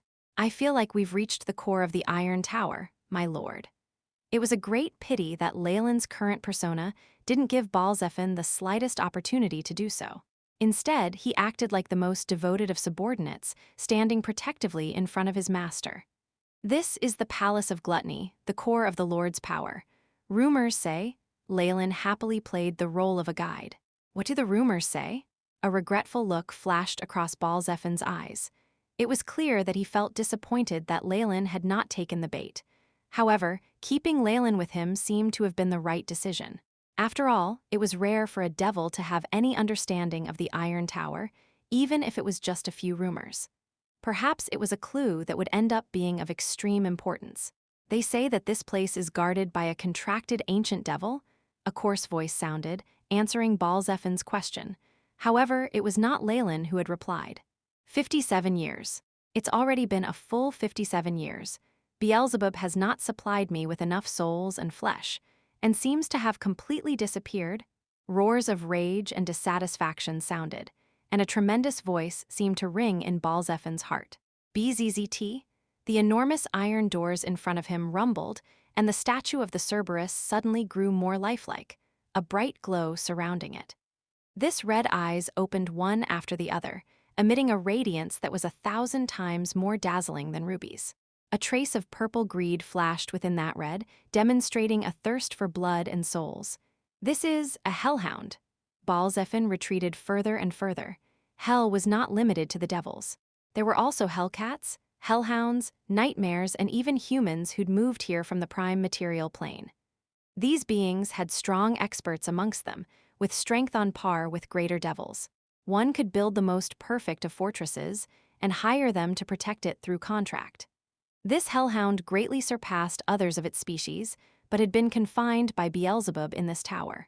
I am the king of hellhounds, soul devourer Chekhov. A tremendous clang resounded, and the Cerberus leapt out of the iron door. Its body was wreathed in flames as it grew in stature, only the tip of its being still connected to the door. The king of hellhounds. Balzephin rather speechlessly looked at the enormous Cerberus in front of him, a crafty glint in his eye. Then why is someone who is powerful enough to lead an entire race here? Rumble. It was clear that Balzephin's words had touched a sore spot. Chekhov suddenly roared, and infernal flames spread all around them. It was Beelzebub, that greedy devil, the cruel glutton. He deceived me. Without waiting for Leylin and Balzephin's coercement, Cerberus began to hog the conversation. He trapped me with a fight, the loser having to serve the winner for 99 years. In this moment, even Balzephin looked at Cerberus with eyes of pity. Engaging in a game of chance with an archdevil never ended well. The pathetic hellhound was lucky it didn't get crushed to death. It being shackled here was natural, and with almost 10,000 years of a contract, it definitely wouldn't end well. What did the competition entail? Leylin asked inquisitively. Souls. I competed with Beelzebub to see who could devour the most souls in a short span of time. Cerberus' 3 heads all drooped, hanging low with an air of dejection. Originally, my 3 heads could devour even a city of souls in an instant. However, Leylin was inwardly laughing to himself, and even Balzephin shook his head and sighed. Competing in an eating competition with the Lord of Gluttony. One had to wonder whether this king of hellhounds had a defective brain or was actually a demon in disguise. What a sorrowful tale, Balzephin finally said, summing up the incident. Well then, none of you have the slightest trace of Beelzebub's aura on you. Are you intruders? Cerberus' gaze glinted with danger. Although I hate that fellow, I regret that I must follow the rules of the contract. I will devour the souls of all intruders. Cerberus grinned, revealing a mouthful of towering fangs and a barbed, scarlet-red tongue. As soon as possible. Chapter 1035 Treasure Vault, the Cerberus continuously radiated a powerful aura. Its might could repel even the strongest of pit fiends, and it caused Balzephin to feel uneasy. Leylin, on the other hand, was only frightened on the surface. He was snickering in his mind. Such a silly dog, it can't even see through my disguise. No wonder a devil could manipulate it so easily. The fact was that Leylin's stealth was too powerful. Even the famed Cerberus of Hell couldn't sniff anything off about his soul. Wait, negotiate? I think we can negotiate. Balzephin retreated several steps as he called loudly. He did not have much of a chance against this king of hellhounds. Moreover, he hadn't found a trace of Beelzebub's whereabouts. He wasn't dumb enough to waste his resources and even risk his life here. Devils considered diplomacy the path of experts anyway. The contract was sworn upon the sticks. If you can remove it for me, you'll have my gratitude. I'll open the gates to the Palace of Gluttony and share every bit of information I have about Beelzebub. Chekhov spoke from his left head, but the other two heads still snapped at Balzephin without hesitation. Leylin, hold it back. In this time of crisis, Balzephin ordered his subordinate into danger. Yes, my lord. He saw this horned devil he'd contracted stand reluctantly in front of him. However, Leylin was smacked away by a swipe of Chekhov's paw. Even if Leylin was a greater devil, the difference between him and Chekhov was still too large. Damn it, do I have to use one of my trump cards now? Balzephin hastily pulled out a silver shield. The shield seemed to be forged exquisitely from the finest silver. Numerous runes were inscribed on it, and gems embedded as ornaments. The shield gave off an extremely holy aura, glowing with a gentle light. The moment the shield came into contact with him, Balzephin's hands corroded quickly into white smoke. The pain caused him to frown. This shield was made of white silver, a noble element with powerful corrosive effects against all devils. Of course, this effect depended on the target. Even buried in a pool of white silver would just leave a pit fiend itching. However, the shield in Balzephin's hands didn't seem to be any ordinary white silver item. It was imbued with great energy and even had a hint of a god's aura. An item used against devils? Cerberus howled, and flames soon began to engulf the two figures as they engaged in a ferocious battle. Well done. Keep it up, the horned devil who was smacked to the side by the Cerberus got up from his lying position. One must first face the gatekeeper to enter the Palace of Gluttony, but since it's engaged in battle now, there's a chance to sneak in. After reaching this area, Leylin immediately recalled Beelzebub's memories and grew familiar with the place. He discovered that there were several hidden tunnels, meant for Beelzebub's escape in times of need. And now, Leylin began to execute his plan like it was a matter of course. It seems to have been a correct decision to bring Balzephin along. Leylin stood in admiration of himself as he looked at the miserable figures of Balzephin and the Cerberus before disappearing into the darkness. I sense more pit fiends coming here. I have to hurry. With the help of Beelzebub's memories, Leylin soon skirted past the giant gate that the Cerberus was guarding, coming to a circular corridor. The ground was covered in crimson carpet, and oil lanterns flickered on the sides of the corridor. There were a large number of paintings on the walls, depicting scenarios of the underworld. Some works even showed the battles against gods in the prime material plane. The winding corridor of exhibitions. I'm finally here, Beelzebub's treasure vault. Leylin excitedly appreciated the oil paintings with both his hands behind his back. In Beelzebub's memories, this was an important treasure vault. It contained about a third of an archdevil's wealth and had numerous treasures gained from dangerous expeditions. If only Beelzebub had stored the Manderhawk plate in here, but that's unlikely. Leylin pondered in front of a painting. The aesthetic views of devils were often grotesque and fear-inducing from a human perspective. There was a fundamental difference in their definition of beauty, but even then the intentions of the artists were the same. The painting in front of Leylin was rare, one of humans. A devil was lifting a kneeling human by the collar using one hand, the other holding a curved dagger up as if to pierce the human's heart. Set to a crimson backdrop, the human clutched onto a piece of parchment holding a contract of sorts, his face convulsing in fear. Is this to commemorate the temptation Beelzebub poses for humans? This person had to be a king for him to act personally. Leylin did not care anymore about the meaning behind the painting and reached out with his right arm. To break the curse, I remember that I have to. Leylin spat a series of syllables in a language that only an archdevil would know. As he spoke those words, a brilliant light appeared on the oil painting, and a defense mechanism that seemed to be a glass protector appeared. Activate, Leylin emitted his devil aura, causing the glass to melt like ice. He stretched his right hand into the oil painting, pulling out a curved dagger. Beep. Host has obtained a high-energy item, beginning scan the AI. Chip's light flashed in Leylin's eyes, and very soon the scanning came to a conclusion. Epic Demon Blood Dagger +5. Weight, 666 grams. Ingredients: Pit Fiend Bones, Souls of Avarice, Crystallized Soul of Gluttony. Abilities. Offering. The owner of this dagger can extract the life and souls of their enemies, allowing them to absorb power effectively until they're a high-ranked legendary. Rate of conversion depends on the compatibility and willpower of the wielder. Summon Devil.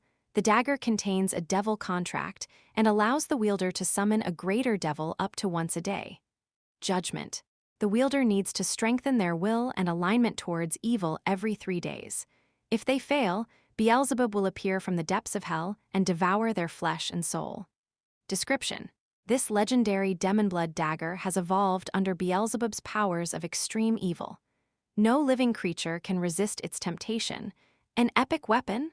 Leylin toyed with this dagger in his hands. It was evident that the dagger was an exquisite item made by Beelzebub himself, much stronger than the one that Leylin had crafted himself back on Fallen Island. Because of how common the materials he'd used were, the Demon Blood dagger Leylin had made himself lost effect after his stats all reached 10. However, this epic dagger could enable the wielder to enter the legendary realm through devouring others. If adventurers in the prime material plane were to learn of this dagger, they would do all they could to obtain it, even if it meant losing their souls.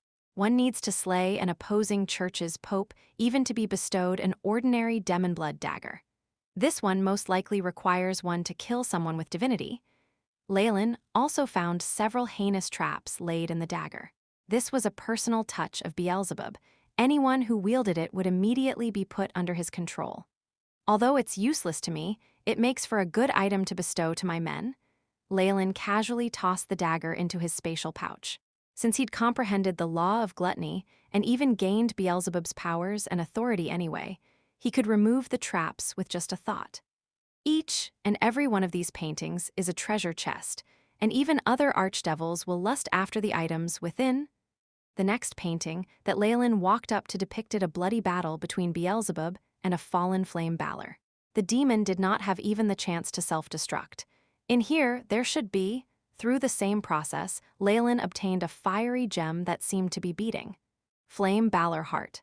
This is the quintessence of a flame Balor, and can be used to forge legendary or even demigod weapons. Any weapon it is used to forge will be aligned to chaos. If a demon swallows this, it will awaken the flame Balor bloodline, gaining the chance to evolve into one, the AI chip stated. Not bad. Demons will go red with desire as they fight over this.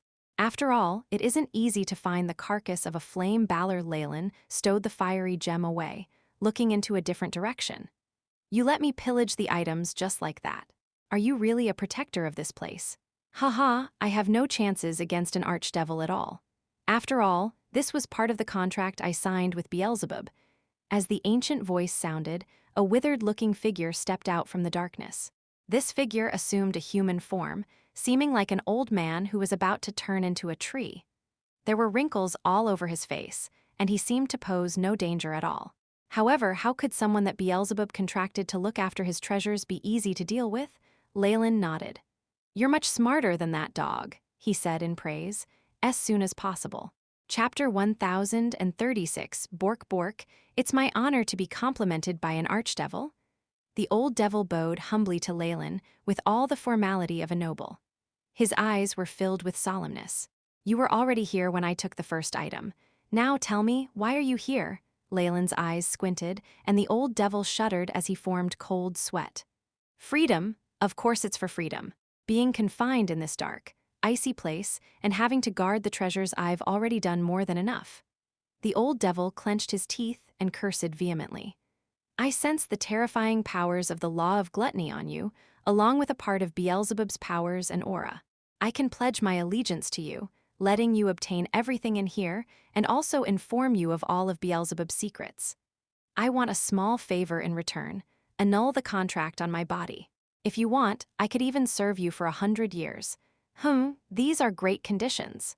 Leylin looked in interest at the cunning demon in front of him, perhaps the strongest guardian in the City of Iron. "How are you so sure that I can annul the contract for you?" "Beelzebub had used his identity as the Lord of Dis to confine me," the devil blinked. "As long as Dis obtains a new owner, they'll have the authority to annul the contract. Devils really are extremely cunning. Beelzebub himself would never have set a rule like this. It was likely a condition that this old devil had fought for himself. Since he'd signed the contract reluctantly, this devil didn't have much loyalty to Beelzebub. On the other hand, Beelzebub had been extremely confident of sitting on his throne forever. Before his demise, that is. "All right, I accept your conditions."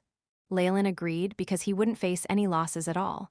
However, he did not sign any contract. Once he officially became the Lord of Dis, the contract with this old devil would shift to him. At that time, he could do whatever he wanted with him. Leylin had no capacity for trust in devils, especially long-lived ones like this. That was another reason why he wouldn't sign a contract. "My lord?" Evidently, the old devil understood his intentions and could only smile wryly in return. "So then, tell me your name. Since you're the guardian of this place, do you know of the Manderhawk plate?" Leylin wasted no time, getting to the point directly. In front of his might, the old devil couldn't retaliate at all. "My name is Bork, my lord." A strange expression appeared on the devil's face. "Of course I know the Manderhawk plate, it was originally mine. But Beelzebub, that disgusting, conniving thief, he stole it away from me." "Yours?" Leylin was somewhat taken aback. After all, Beelzebub's memories regarding the Manderhawk plate had been sealed strongly. Leylin himself didn't have much information regarding the item. Now that he had met the original owner, his interest was piqued. "Okay, Bork, tell me, how did you get your hands on the Manderhawk plate then?" Leylin had an extremely strong urge to research the background of that object. That clay disc could change one's destiny. Noticing the glint in Leylin's eyes, Bork sounded out a feeble protest. "My lord, that's mine?" "Was, past tense. It's currently in Beelzebub's hands, no. Also, do you want your freedom or not?" Leylin's eyes slanted. He had never held any trust for devils, so he would crush any plans they had, again and again. Bork was most likely being dishonest with him, already engaging in wordplay. However, no matter what sort of ploy he set up, he would have to give some amount of true information. It was many underworld years ago, so far into the past that I have even forgotten the history of that era. The City of Iron had not yet been built, and Dis was just a barren land, Bork muttered, his eyes seemingly lost in some distant memory. "As a devil, my lifespan is that of Badr. I'm effectively immortal, and before we harvested souls from the prime material plane, my hobby was to journey across the endless barren lands. The Manderhawk plate was something I chanced upon in a ravine during my travels. I used it to travel to various planes, and I advanced into the peak of devil kind, becoming an ancient devil. It was then that I met the Lord of Gluttony, and after that," regret welled in Bork's eyes. Leylin's eyes flashed. "Looks like this devil only discovered the plate's ability to connect to other planes.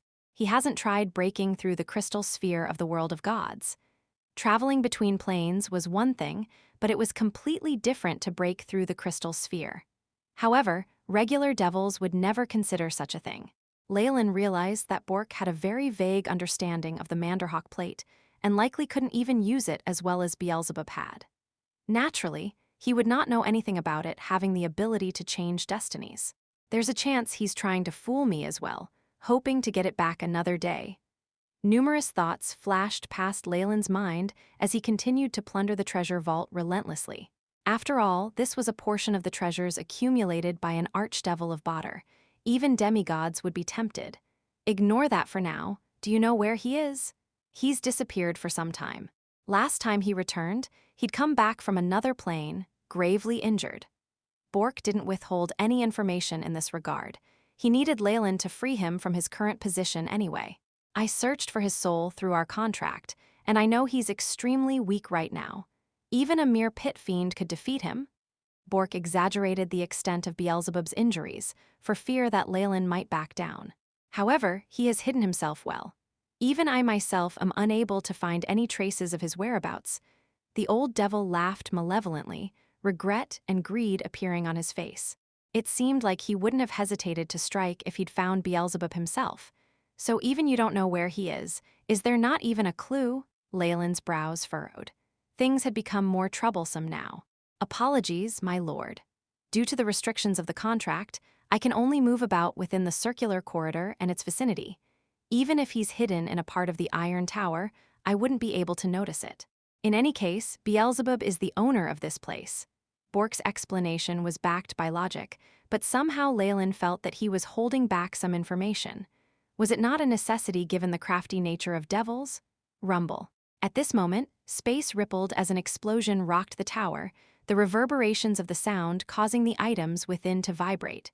Both Leylin and Bork turned around, looking towards the Palace of Gluttony. This aura, pit fiends. There should be at least 10 of them to break Beelzebub's seal? Leylin had estimated their strength immediately. This degree of unity, it seems like there's something happening that I'm not aware of. However, Leylin looked at Bork, who resumed his calm after an initial shock, and smiled. He too adopted a calm disposition. Bork noticed that Leylin had not taken the bait and felt regretful. However, he still fulfilled his duty and explained the situation. Beelzebub's defenses can't be broken that easily by a group of pit fiends. Moreover, there isn't any treasure there. There are certainly many guardians in the area, each no weaker than the Cerberus. Where are Beelzebub's experimental lab and resting area? Mark it down for me. Although Leylin wasn't influenced by the plans of these hot-headed devils, he would have to take action now. He did not wish for anything to land in their hands. It's just a pity that these remaining treasures. Leylin's figure faded into the void, leaving behind Bork, who looked deep in thought as he watched Leylin disappear. Balzephin, I have never seen you in such a miserable state in such a long time. A few greater devils mocked Balzephin. Chekhov's carcass lay at a side, and teleportations or dimensional leaps would allow one to grasp it by the claws. Zapen and Lyle, you're all here. Balzephin's expression changed numerous times, finally changing into a gentle and agreeable smile. I was about to inform you guys that there is a great discovery here. Oh, really? Zapen cared little for Balzephin, and the other members of the Dark Eight too watched on in mockery. Open the Palace of Gluttony, Zapen commanded, and many large Palarian and various other devils ran forward in a disorderly manner. They caught the carcass of the Cerberus, tossing it into the air and smearing its blood on the giant metal gates. The huge amount of blood was quickly absorbed by the gate, and it greedily sucked Chekhov dry. A crack appeared in the center of the gate, spreading to both sides, as soon as possible. Chapter 1037 Advance, we're finally here. The Palace of Gluttony, the core of the Iron Tower, Zapen muttered, his eyes blazing as the gates opened. What are you doing? A loud shout sounded suddenly, and Zapen saw Balzephin's body turn into a blur as it zipped between the cracks of the gate.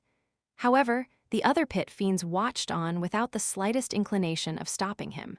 Rumble, a blinding flash radiated out, and thunder boomed as Balzephin's body was struck by golden lightning.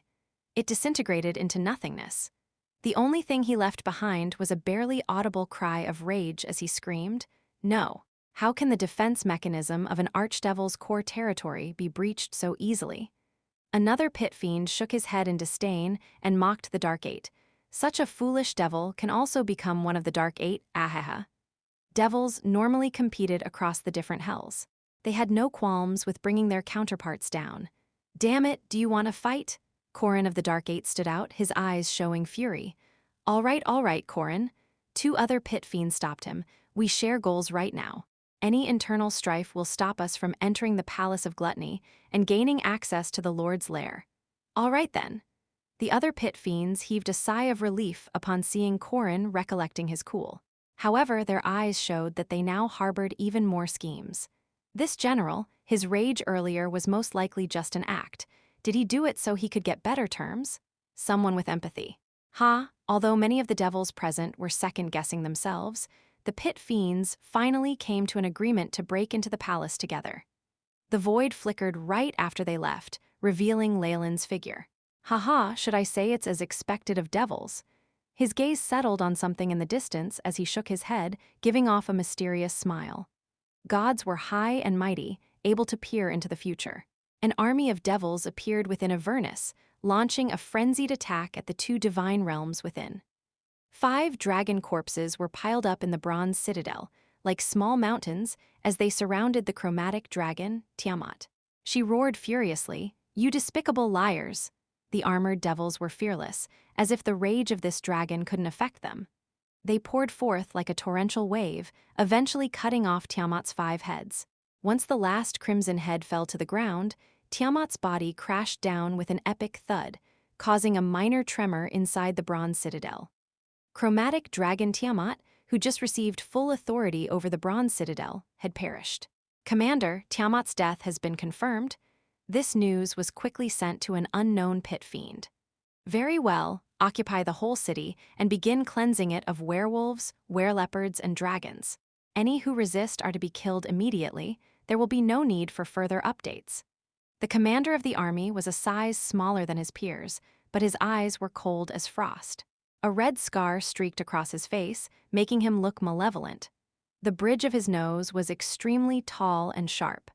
The devil seemed complicated, possessing savagery and tyranny, but at the same time tenacity and experience.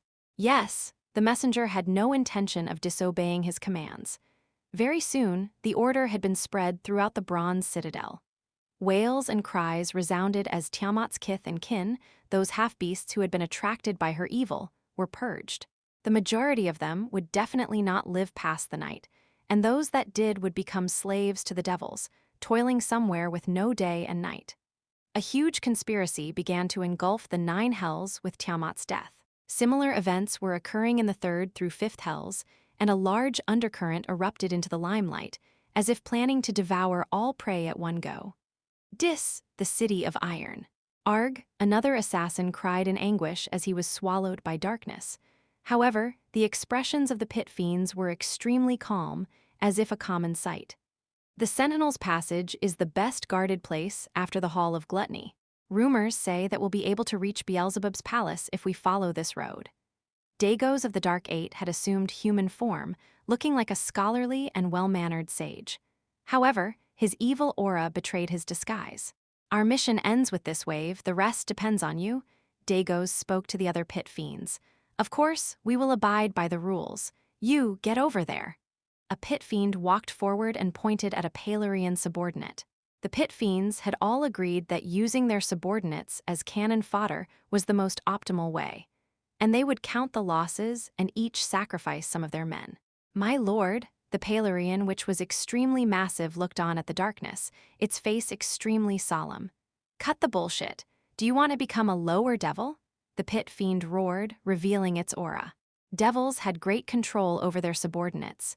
They could promote or demote them, and using their auras with the threads of loyalty, the pit fiend could force this Palarian into danger regardless of circumstance. Ka-cha, ka-cha. Devils were extremely meticulous and cautious, and most traps would not faze them. However, that wasn't true for traps laid by an archdevil. This particular Palarian was extremely nimble and cautious as it ducked past several traps, even seeing the end of the passage. However, it was soon engulfed by a silvery liquid that fell from the sky. It screamed in anguish, its veins and bones visible as the liquid corroded its entire body. Its devil's solution. To think he used it here? Zapan had grown rather irritable. After all, most of the traps had been laid against devils themselves, causing great casualties. This also confirmed that devils themselves had only one type of opponent, other devils. The defenses of the Iron City had to be maintained, however, and they were limited in numbers. with the pit fiends sending out their subordinates one after the other to activate all the mechanisms, they would be able to overcome them sooner or later. We're finally out? Everyone was relieved after exiting the passage, especially the greater devils that had survived the ordeal.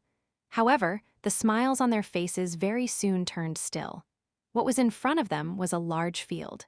Rows of metal and lava golems stood neatly in formation, making up an army. A black figure seemed to be sending out orders from the center. Fuck, the information was inaccurate. Didn't they say everything would be all right after we got past Sentinel's passage? A pit fiend hurled vulgarity as it berated its fellow devils. Devils found it instinctual to push blame, even harming others when met with difficulty. You trespassers shall soon feel the glorious wrath of Lord Beelzebub. This army of golems? A booming voice sounded from the golem army. It sounded rather young, but still carried a dignified tone. The golems raised their head once the voice sounded, as if possessing their own souls. They immediately launched an attack. The devils quickly suffered another wave of heavy casualties. We can't teleport in here, shit. These are arcane golems and have some diamonds embedded within them. Oh, Supreme of Badr, has the Lord of Gluttony obtained a flying city? There's no other choice / have the subordinates hold them back. We need to try and break through.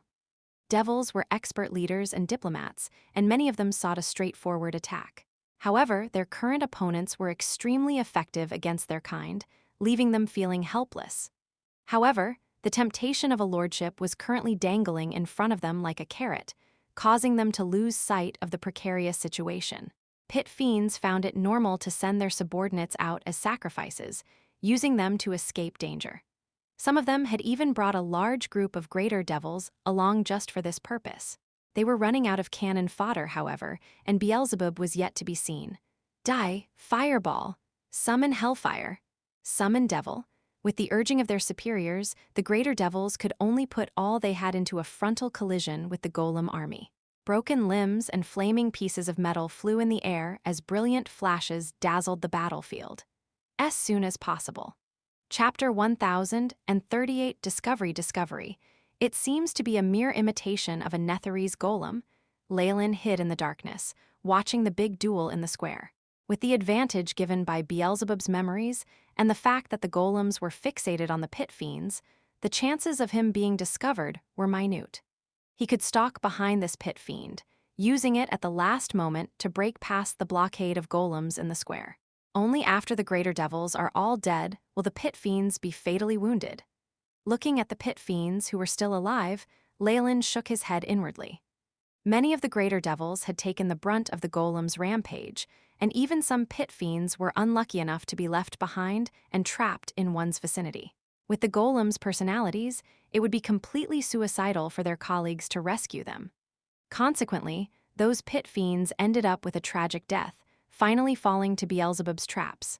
Even members of the Dark Eight had fallen amongst the other pit fiends. The palace of an archdevil was not something they could go after carelessly, even if it had fallen out of its owner's control. And yet, despite all this, many of the pit fiends had ambition written all over their faces. A tall statue stood before them, looking over their broken flesh. It had multiple pairs of eyes and 6 strange fingers. A grin was on its face, spread from ear to ear, and all one could see were rows upon rows of jagged fangs. The Lord of Gluttony, this definitely has to be his palace. Zappan's eyes grew wide, and he greedily looked at the small palace building behind the statue. The building was in the style of the devils. It was distorted and terrifying, with strange and intricate descriptions. There was still a little hellfire burning atop it, seemingly going to continue burning to the end of the world. The Lord's bedchambers. It's rumored that a lot of his treasures are hidden here. It's an extremely important clue. Many pit fiends immediately began breathing heavily and began to distance themselves from each other. Even the Dark Eight began to do the same. They had all taken great risks to come here, all for the inheritance of the Archdevil. They wished to grasp the power of gluttony, obtaining mastery over the origin force of hell. Only then would they qualify to become a Lord of Badr. In that pursuit, every other devil here was a competitor. Even former colleagues weren't in the least bit worthy of their trust. The pit fiends exchanged glances. There seemed to be some invisible signal as they all rushed into the palace in unison. Devilish power fueled fireballs that rained down on their peers, their earlier partnership put aside now that they were here. This wasn't infighting. They'd never been united in the first place. Get lost, this belongs to me. Kibosh, I'll remember this. Damn, wait until we fight a bloody battle. All these devils coveted the lordship. They used all possible tricks, some even with a trace demonic influence. Leylin had no intention to take part in this great battle. He could keenly sense that Beelzebub was absent. Yet, having suffered a great injury, it wasn't like he'd scurry back to his den to lick his wounds. That would only lead to death from his competition. All devils would betray their superiors, so Beelzebub wouldn't even think of returning to his palace. The most I can find here will be a few baubles and treasures. It won't surpass what I've taken before.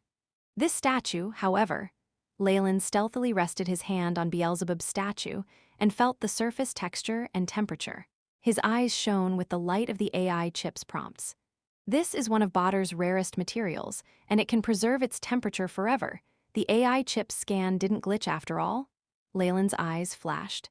Still, this statue must have been crafted by a master. It even expresses Beelzebub's divine charm. On top of that, it has a trace of the laws of gluttony. The gods of the world of gods, just like Magi of laws, had comprehended the laws of their world to some extent. Their true bodies were a manifestation of these laws. When he'd become a demigod, Leylin's own body was imprinted with the laws of massacre and devouring. Of course, devils had their own power of laws, and Beelzebub was the embodiment of gluttony. His true body represented the laws of gluttony, and if a magus could observe his body, they would feel the power of gluttony. It was precisely this reason that a devil's true form and true name were taboo, and offenders of the same were investigated by the churches. Something that preserves the feeling of the power of gluttony, like this statue, can really be considered a treasure. But I feel like there's something a little off about it. Just as Leylin prepared to research this a bit more deeply, his eyebrows suddenly twitched. He quickly concealed his form, becoming illusory and hiding his aura. A stealthy figure hurried across his vision, heading towards Beelzebub's palace. The person was using a powerful invisibility spell in tandem with many blessed items, but he still couldn't hide from Leylin's true vision. Nothing could be hidden from the eyes of a god. Balzephin, so his death was faked after all. Leylin immediately realized who that stealthy figure belonged to. He had been entirely correct. The devil who was drawing closer seemed to be the member of the Dark Eight who had fallen in the Hall of Gluttony. This was the person who'd brought him all the way here, Balzephin.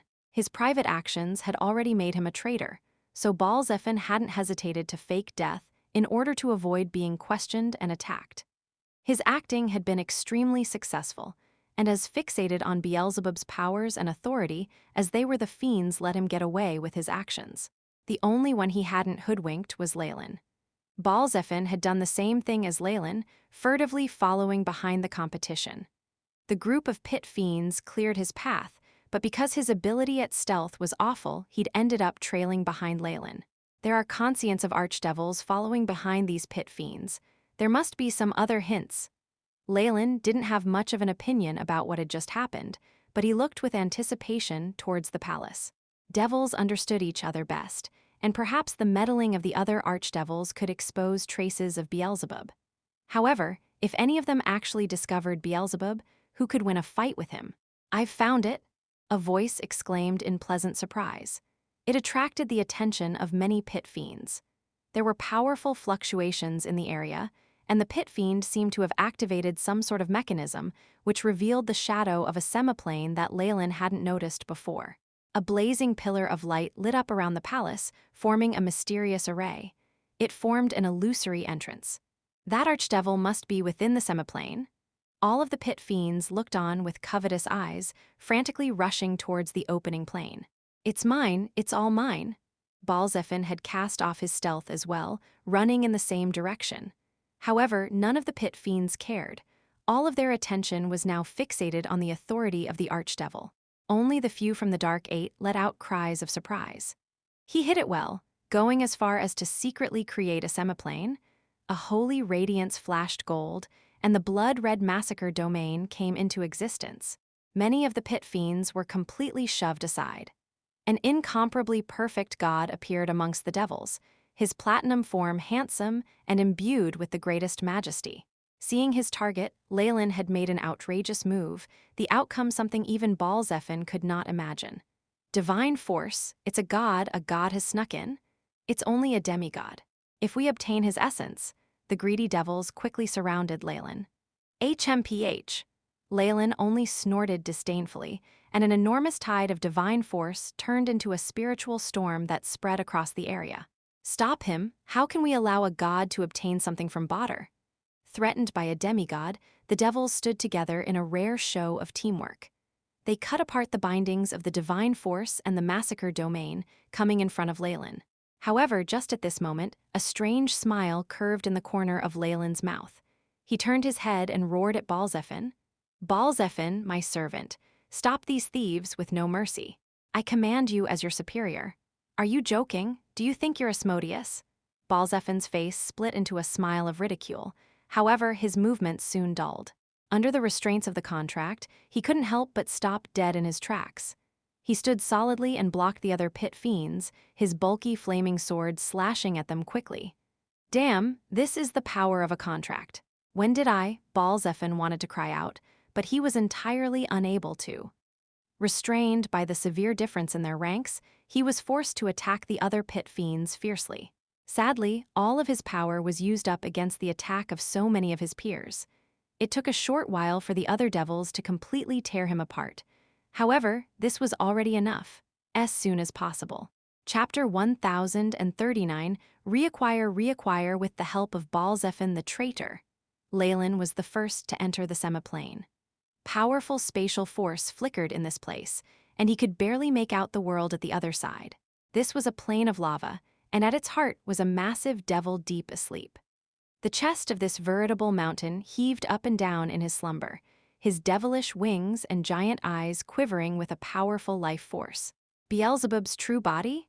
The pit fiends who saw this scene rejoiced loudly, the fire in their eyes blazing intensely. In front of them was an unequaled throne. It was a position at the head of all devils, exempt from eternal damnation. Yet Leylin slowed his footsteps, coming to a halt. He'd already fulfilled his goals the moment he entered the semiplane. It's so lifelike that it almost fooled even me, but the AI. Chip's light flashed in Leylin's eyes, following which he left and disappeared without the slightest hesitation. With the domain and divine force that was repelling the pit fiends removed, they'd entered the semiplane as well. What do we do now? That god seems to have left. Could this be a trap? Zappin blinked. Beelzebub may have seemed strong here, but he still coveted this place greatly. How about we send some cannon fodder up to see if it's the real thing? A devil suggested from the side. Its body was spewing flames occasionally. You bunch of cowards, now it's all mine, haha. Even as the rest of the devils grew indecisive, one of the pit fiends laughed maniacally and dashed into the semiplane. Following that precedence, the other pit fiends joined in as well. Pirza was the first one to enter. I'm not going to be promoted next year anyway, another devil sighed. I'm going to leave. Demons would have rushed in without thought. However, devils weren't the demon horde. They were of the lawful alignment and possessed great intelligence. I smell a trap as well. Pardon me, I'll excuse myself. The devils who entered this place were the unlucky ones, those who were going to fare badly in the next evaluation and thus wanted to prove their mettle. The others saw that the scene before them was too good to be true, and they planned to retreat. The god may have left, but that doesn't necessarily mean it's a trap. Besides, if we combine our forces, even more devils grew restless, trying to persuade their peers. Rumble, however, a terrifying change had occurred in the semiplane. It thundered loudly and distorted, as if turning into a terrifying beast. The entrance before them turned into a monstrous mouth. Bang! Being the first one to rush in and touch the true body in the semiplane, Pirza exploded into a wisp of smoke. The giant figure of the archdevil began to melt within the lava, turning into a putrid black liquid that clung onto the bodies of the devils and corroded them. Arga this is, the devils in the semiplane wailed. It was like they were being digested in the stomach of a strange beast, the black liquid being its stomach acid. This new beast roared out as a force of suction was formed at its mouth. Damn it, it's a trap! Hurry and leave!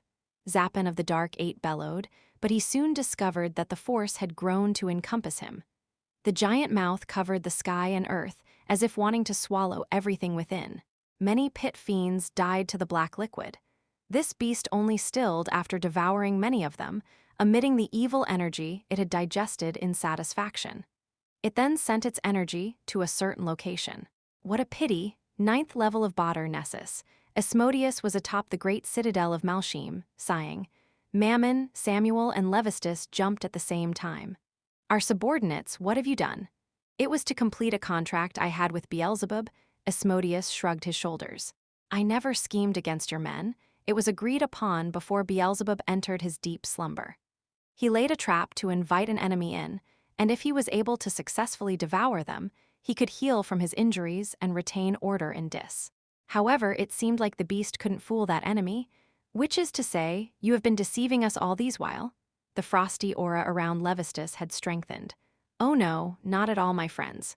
Asmodeus smiled maliciously. The agreement sworn to the Styx is still in effect. If your subordinates had managed to grasp Beelzebub's weakness and take over, I would have acknowledged it for sure. However, they failed and became medicine for a Lord of Badr. It's not all that serious, is it? Which means we helped Beelzebub recover for nothing in return? Damn it! Mammon and Samuel howled. Let us return, it should be a mess at our side now. I'm afraid not. After all, the pact has not yet reached its maturity. Asmodeus blinked his eyes, as if everything in the 9 hells was laid before him. Please, let us wait. So he wanted to devour me through this trap to recover? Leylin's figure appeared atop the iron tower, his divine force causing the area around him to still. He looked at the beast devouring the pit fiends without a care in the world, and his eyes glowed. He had confirmed that this was a trap laid by Beelzebub, aiming to ensnare him so that the archdevil could regain his lost authority and power. However, even if Beelzebub's plan had failed, he'd managed to devour a lot of pit fiends. They now fueled his recovery. Even if swallowing Leylin would have been most effective, this was better than nothing. Too bad, your trap had one flaw and an undeniable truth. Leylin's eyes smiled. The fact is that you've already entered a deep slumber. You could only lay this trap in a hurry, but couldn't control it from the background. It's a little shabby. As for your fatal error, the energy this beast sucked in is being transported to you through a tunnel to somewhere nearby. One could not transport energy an infinite distance, and Beelzebub himself was a master of tactics. The most dangerous place would also be the safest one, but I still can't sense your existence. There isn't a trace of your aura in the plane. Leylin's eyes squinted. There's only one way for that to happen, the Manderhawk plate. You used it to carve a small space out of the void, huh? That way, even if you're not in Dis, you're still nearby. AI chip, Leylin fiercely commanded. Beep, bringing up data on the Manderhawk plate to the AI. Chip intoned, sending a large amount of information to Leylin's memory. He'd made several attempts to replicate the Manderhawk plate back in the Magus World, and now it seemed to have paid off. Elegant runes and patterns began to appear from Leylin's fingertips, forming a complex and intricate pattern. The patterns had all joined together, forming a strange circular rune. Beginning replication of Manderhawk plate, searching for similar wave bands. Looking at the notification, Leylin descended to the ground and moved towards Beelzebub's statue. The semiplane beast had ripped the entire palace to ashes, but this region had been spared that treatment. Beep, search complete. Target's location, 0, the AI chip prompted. So it's here. Leylin did not hesitate any further, pressing the replica up against Beelzebub's statue. The rune buzzed as it began to merge into the statue. It was like something being dropped in water as it opened up a mysterious space. This place was extremely small, and the world seemed to be in grayscale here. There was an aura of extreme evil in here, being radiated by the body of a devil that was curled up in the center. I've finally found you, Beelzebub, Leylin muttered. He'd never thought that this archdevil would have grown so weak. Although he looked to be the same, Beelzebub had dropped to the size of an infant. Illusory tubes connected his body to the semiplane beast, absorbing the power it devoured. A conscient awakened slowly, immediately beginning to give off feelings of fear and anxiety upon seeing Leylin. From the Magus World to the Purgatory World, and back to the world of gods before the 9 hells. Our feud is finally coming to an end. Leylin looked at Beelzebub, sighing at the sight of his enemy. Crimson runes began to cover his body, as a vertical eye split apart his brows. Nightmare absorption, dream eater? Leylin used the best method of absorption he had for the world of gods. Dark red dream force engulfed the entire space, forming an oval egg. The egg began to throb slightly, as if alive and breathing. As soon as possible. Chapter 1040 Rank 7 in front of Leylin was an incomparably vast dream world. Innumerable crystal planets formed what looked like a honeycomb, each with a figure of Beelzebub flashing within. Having survived from the ancient dusk of the gods to this date, Beelzebub's memories encompassed everything in all these years. If it was all put into the mind of an ordinary mortal, they would perhaps go insane from the overload of information. Even with Leylin's background, it still took him a while to fully digest it. However, this was exactly what Leylin wanted. It wasn't just Beelzebub's authority and power of laws that he was after. He was quite interested in the lordship and the remaining portion of the Archdevil's memories. Is he trying to delay me with such a long dream? Leylin's mouth curved into a wry smile. He had completely seen through Beelzebub's intentions. Pity, even if 10,000 years pass in this dream, only a moment will pass in the real world. HSS. His body burst apart violently, becoming a formless crimson smoke that gradually formed the image of a Targaryen serpent. The serpent opened its jaws wide, devouring the entirety of the enormous crystal structure. A single blood-red eye formed at the center of the crystal, containing an image of Beelzebub. Having acquired the nightmare-absorbing physique, Leylin was currently the ruler of Dreamscape. Within it, Leylin accompanied Beelzebub in a trip through his entire existence. Over the tens of thousands of years, he obtained everything he wanted. A very short amount of time had passed in the real world, and the blood-red eye opened to swallow Beelzebub up in his entirety. Just at this time, something occurred in the outside world. The infantile devil trembled, losing all of its aura. The ruler of the second hell, the lord of gluttony, Beelzebub, was now dead. Beelzebub's original body was then corroded by Dreamforce, exposing a round plate embossed with patterns. The true form of the Manderhawk plate, so he hid it within his body. Leylin examined this round plate. The intricate patterns on it rather intoxicated him, as the plate weakened the world's boundaries greatly.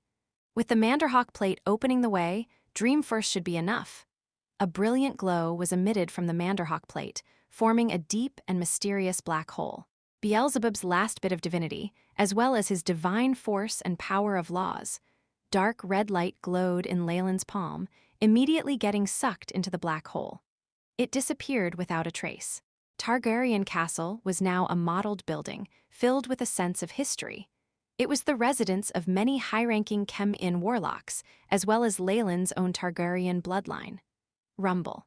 With its link to Dreamscape, the dark red light quickly exited the world of gods, arriving at the Magus World. A gentle tremor shook the castle. Having long since developed its own conscient, the castle automatically protected the warlocks within. It didn't allow a single person to be injured, and at the same time it transmitted an enormous sense of joy. At the bottom of the laboratory, Leylin had long recovered from his injuries, but he had been awaiting something else. He finally opened his eyes, and the strange phantom of a giant serpent slithered across his pupils. My plans of over 10 years, as well as the risk of splitting my soul, they have finally succeeded, Leylin sighed. His true soul rapidly communicated with the AI chip, and in an instant he had comprehended everything. The complete comprehension of a law, and hence my advancement to rank 7 it happens today. Light flashed as Leylin was completely enveloped by a blood-red fireball. He quickly moved outside the boundaries of the Magus World, arriving at the boundless astral plane. Comprehending a complete law was no small matter. He wasn't certain that he could contain all the radiation. Targaryen Castle was full of Leylin's subordinates and blood relatives, so he wouldn't accept any large accidents. Dreamforce, Leylin gently chanted, and dark red runes appeared on his body. Before he'd advanced to become a demigod, Leylin had already recovered from his injuries. However, he was still in a state of slumber, and apart from waiting for his clone, all he did was to get accustomed to the power of his new bloodline. Although his clone was the one who'd acquired the nightmare-absorbing physique, his main body had also been upgraded in that process. Nightmare Absorption was the ultimate bloodline of Dreamscape, its mysterious abilities far exceeding Leylin's expectations. A vertical eye opened between Leylin's brows, its gaze seemingly piercing through the barriers of space and time to connect to his clone's body through Dreamscape. Beep! Host has obtained the origin of laws, determined to be the laws of gluttony. Assimilation with the body, 99%. Transferring, the AI chip's voice intoned. Beep! Law of devouring has been analyzed completely. Beep! With the influence of the nightmare-absorbing physique, the host's bloodline abilities have been perfected. Targaryen bloodline advanced to rank 7. Innate skill Devour advanced to rank 7. An update on the skill followed. Devour, rank 7 innate spell. With a perfect comprehension of the laws of devouring, its power has greatly risen. The ability can now be inherited. All requirements met, advancing to rank 7. After the law of devouring was completed, Leylin didn't restrain himself any longer.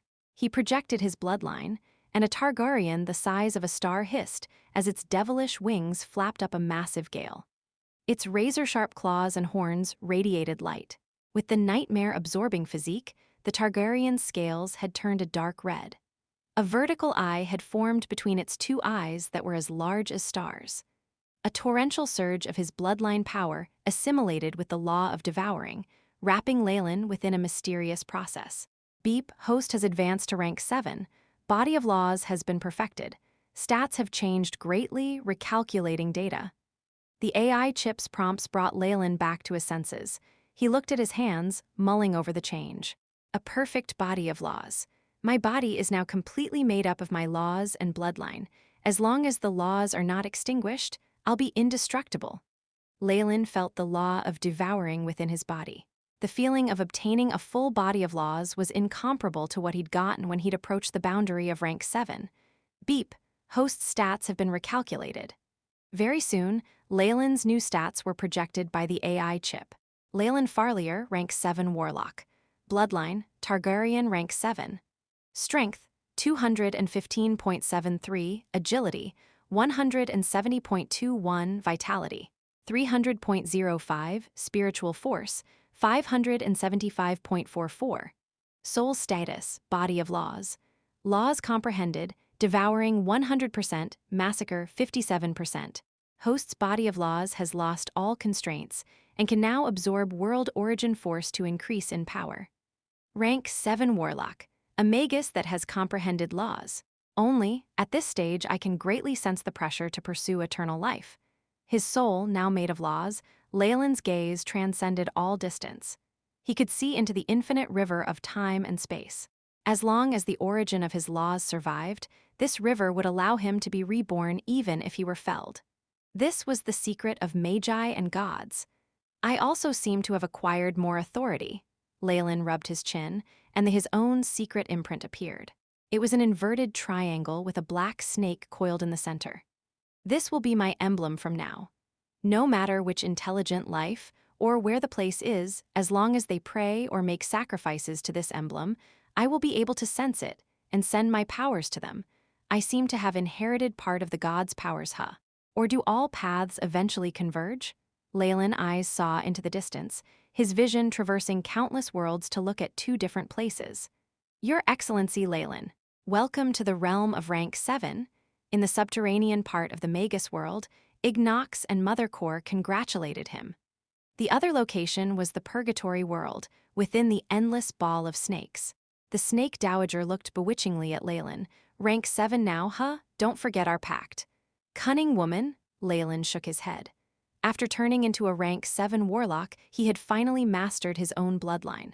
In other words, the Targaryen bloodline had no connections with the Snake Dowager from now. This strength was his own, his absolute power. He was not constrained by any bloodline. As close to rank 7 as he was before, he'd still been a rank 6 Warlock. His plethora of trump cards had allowed him to equal magi who wielded laws before, but now everything had fallen into place. We'll discuss this later. The two powerful conscients diminished, and Leylin looked at the Magus World once more. My bloodline has already spread this far. It seems like Sire and Daniel have been fulfilling their duties.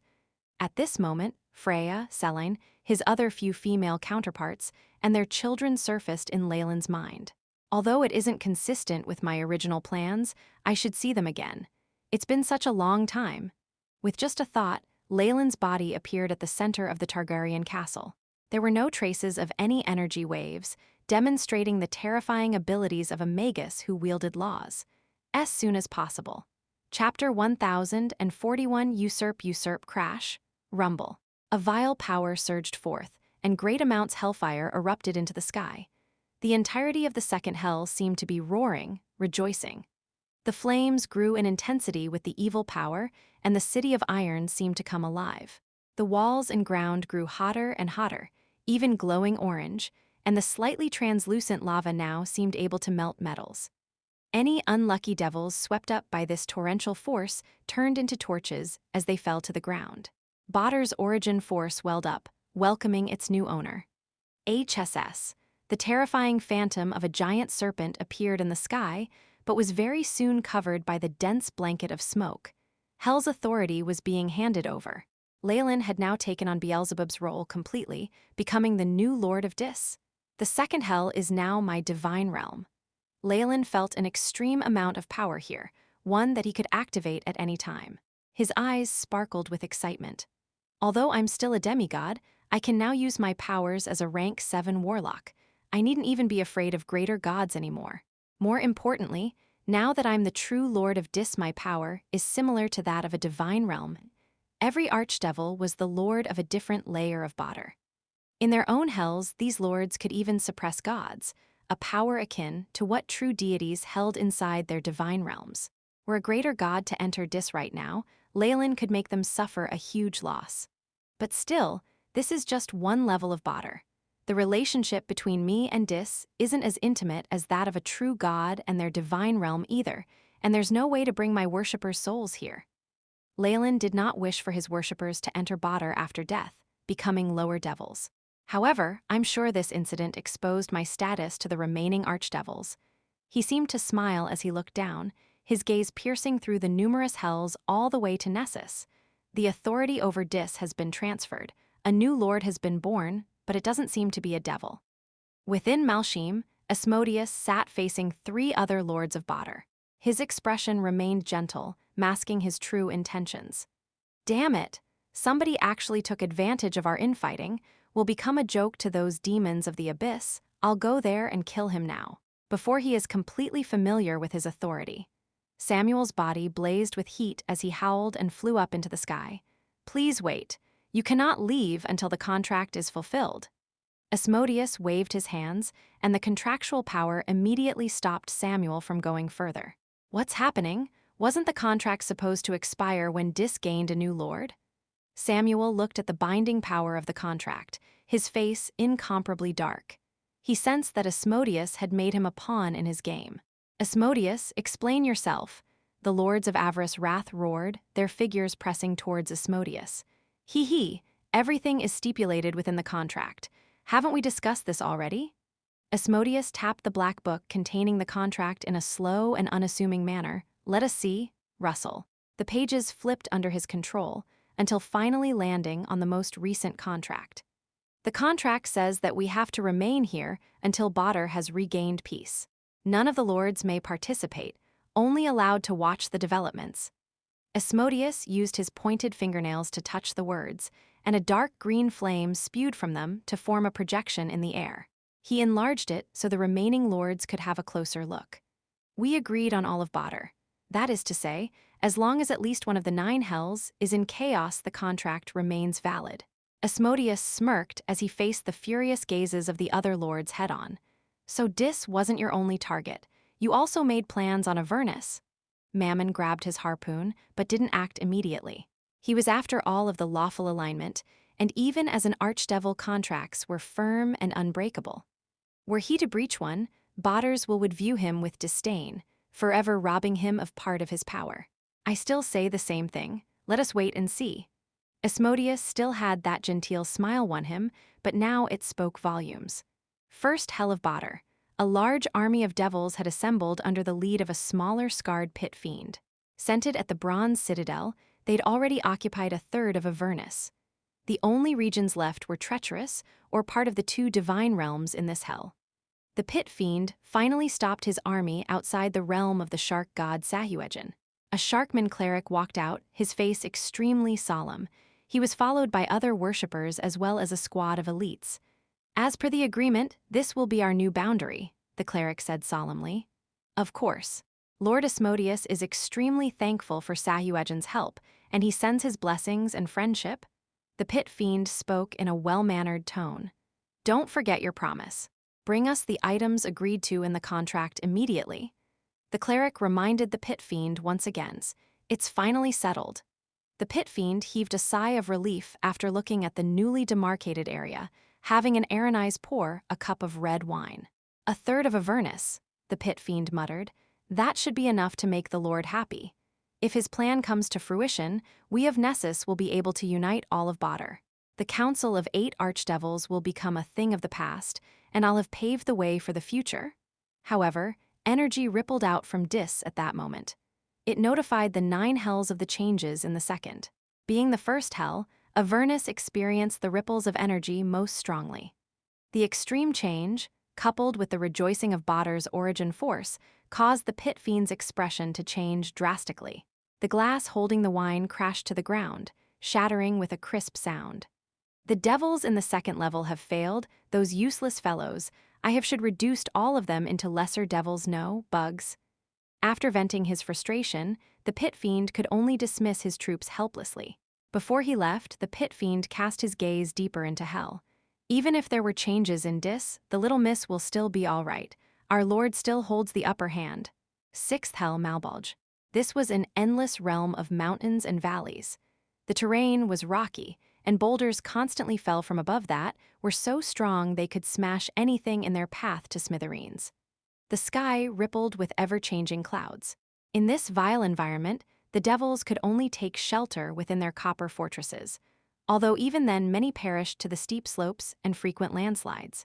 Rumors were abound that underneath this rocky surface were numerous holes, holding some ancient beings of Badr and primordial devils within them.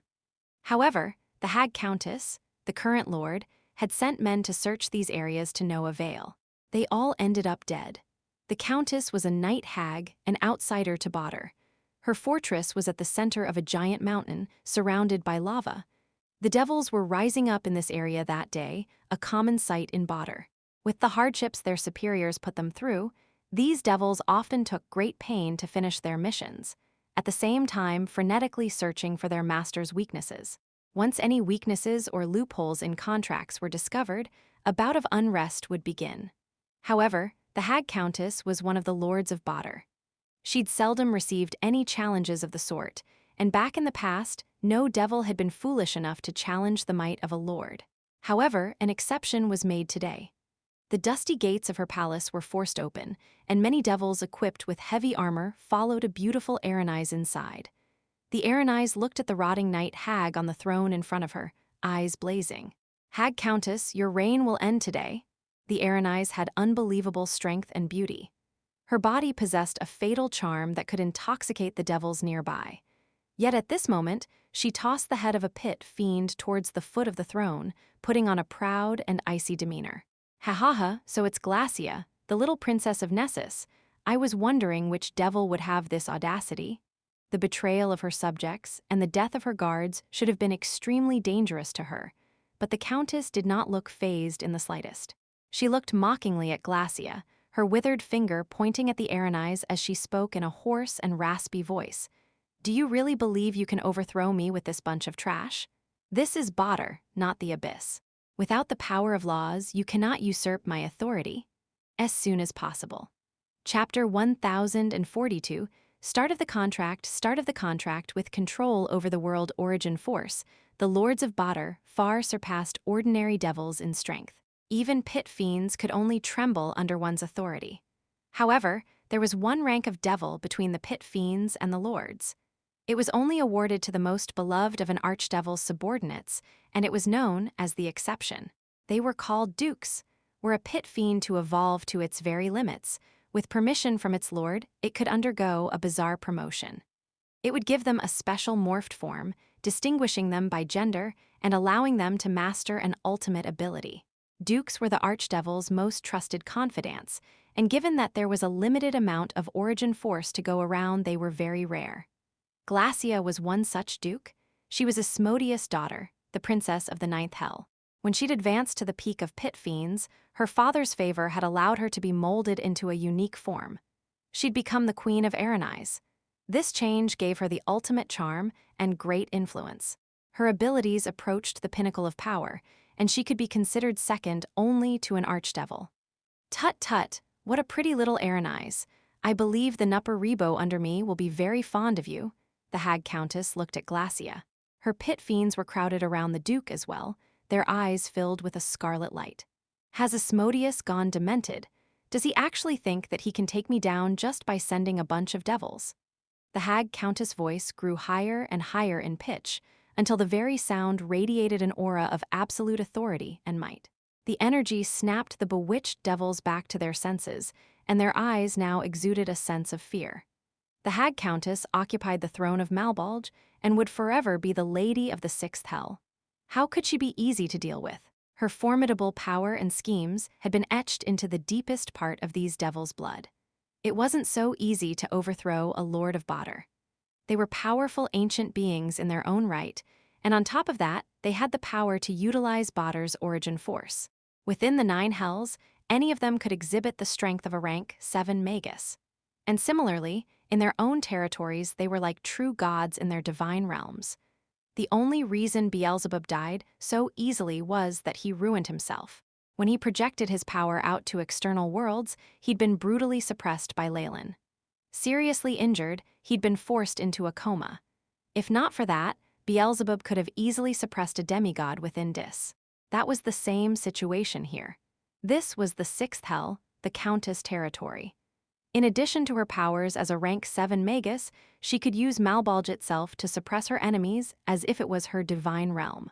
The only way to defeat her here, and even then only cause her to retreat, would be a combined attack of 3 other Lords of Badr. Even if they managed to defeat the Countess and obtain the authority over this hell, there was a more difficult issue.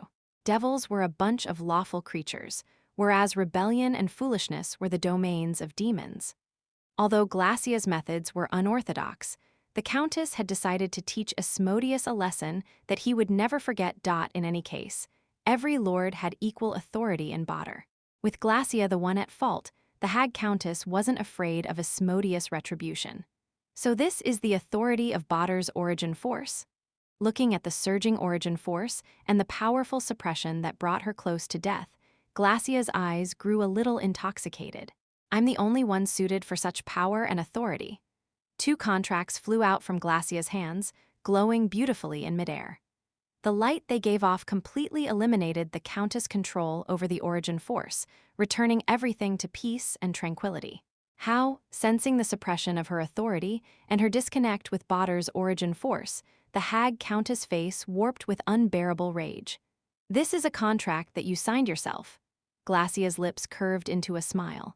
Her beauty seemed to momentarily transform hell into heaven. The agreement between the 7 Lords of Badr was that you will all remain within your locations until Dis gains a new lord, and the unrest in Badr ends. Glacia illustrated with her pleasant voice, but it caused the Hag Countess to break into cold sweat. Until the unrest in Badr ends, not Dis, which means all levels of Badr are open for contest, and the winner will obtain eternal glory as a Lord of Hell. Ah, no, the Countess snarled, pulling out the contract and noticing that it wasn't just Dis. Strange, isn't it? Did the tens of thousands of years as the Lady of Malbolge rot your brain? Did you think nobody would ever challenge your authority again? Glacia waved her hand. She's lost the power of her authority for now. Any strength she wields is her own. Kill her, the devils roared forth under the bewitching words of the Queen of Aranais, their eyes an abnormal red. Dream on, the Countess screamed, and a murky green metal whip appeared in her hands. A pit fiend was caught within the moment she brandished it, and she immediately smashed him to flesh and bones. Even without the power of Badr, I am an epic being of evil. You pathetic devils dare to oppose me? The Hag Countess looked malevolent as she reached out with her claws, smashing 2 more greater devils to pieces. You'll go to prison and be sold as a lesser devil, thrown into a pit of males. I believe they'll be able to treat you properly." Even as she made her threats, the hag countess dealt heavy damage to Glacia's army. In a mere moment, the palace was riddled with corpses. However, the countess found that her threats had no effect on Glacia, who maintained a calm demeanor. "Even without their authority, a lord is not somebody I can face right now." Glacia bit on her tantalizing, juicy lips, reaching out with her right hand to point at the second contract. While the former contract was to reveal the loophole regarding Dis, this one looked rather archaic. It was covered in runes and seemed to be from ancient times. "This is why I'm so confident in taking everything from you," Glacia purred. "This is the primordial contract, so you were holding on to it?" The countess screamed in rage, and energy undulations radiated from her body. "That's right. My father fought the gods themselves for this contract, all in the name of Badr. All fallen souls shall belong to the 9 hells." Glacia's eyes glowed with pride. "This is why my father obtained great support from Badr's origin force. This contribution alone will garner him additional support as the 9 hells are being united. Although it doesn't have power of authority like an archdevil, it is enough to deal with you." The primordial contract was a legendary agreement signed between the devils and the gods. It stipulated that the 9 hells would obtain all fallen souls that lost their lives in the prime material plane. This contract was the foundation of the devils and of Badr itself. It also qualified Asmodeus' claims to be the supreme of the 9 hells. However, there had been severe changes since then. Badr's world had broken apart, split into 8 parts which were controlled by the 8 different lords.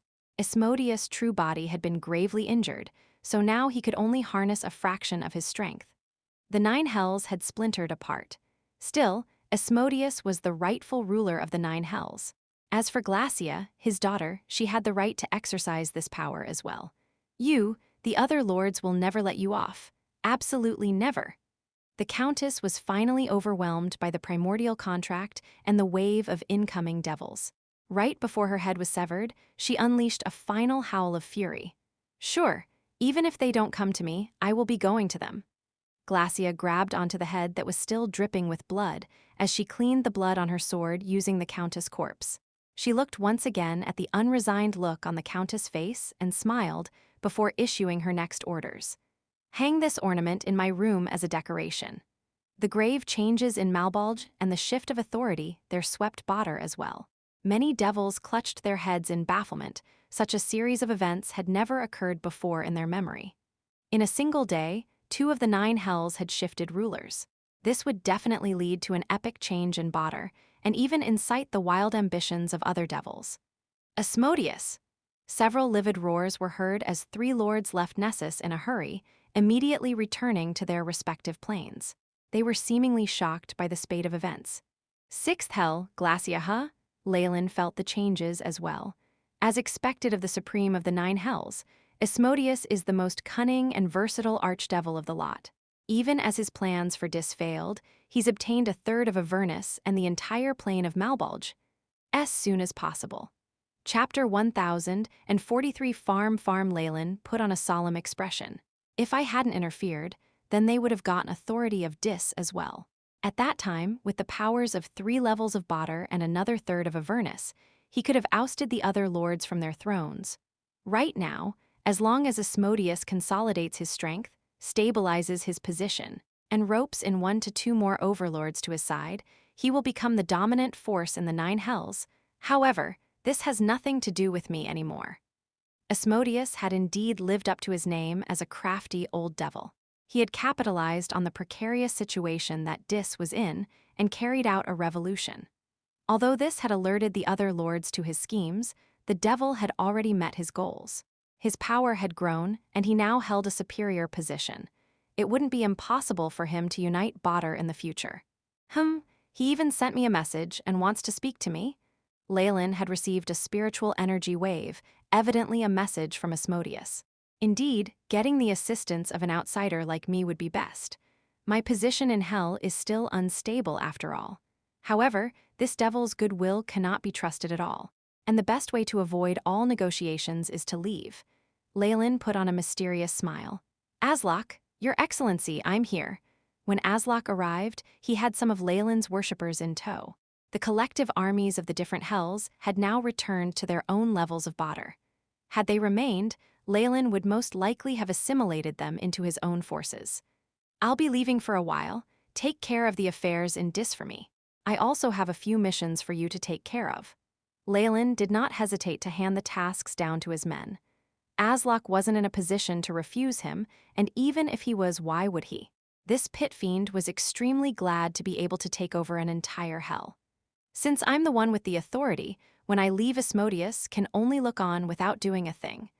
Leylin turned back and looked at the city of iron for one last time before leaving Badr. Once my goals are achieved and I finish ascending to godhood, he can only eat back any schemes he's plotting. It would be extremely simple to leave Badr. Even a demigod could traverse planes, and Badr was already close to the prime material plane. There was a portal in the outskirts of Ribcage City whose guards could be bribed. However, Leylin was now a lord of Badr. He had the right to move to the prime material plane as he wished. Although many others found it difficult to travel between different worlds, to Leylin it was like taking a walk in his backyard. Before the other lords could react, he had already returned to the prime material plane. The newly established fallen empire on Debanks Island within the giant serpent church. Almighty Lord, you are the serpent that controls all, holding the powers of massacre. The church itself radiated a colorful sheen, and many of the priests prayed piously. Tiff was at the back of the church, meeting a white-robed Leylin. Master, he began a report, his eyes blazing with fervor, we moved Marquis Jonas and his wife to the Empire as per your decree, along with all their servants. Well done, Leylin nodded his head. This was something he'd planned immediately after he'd become a demigod. He couldn't entrust things such as this to the goddess of luck Timora.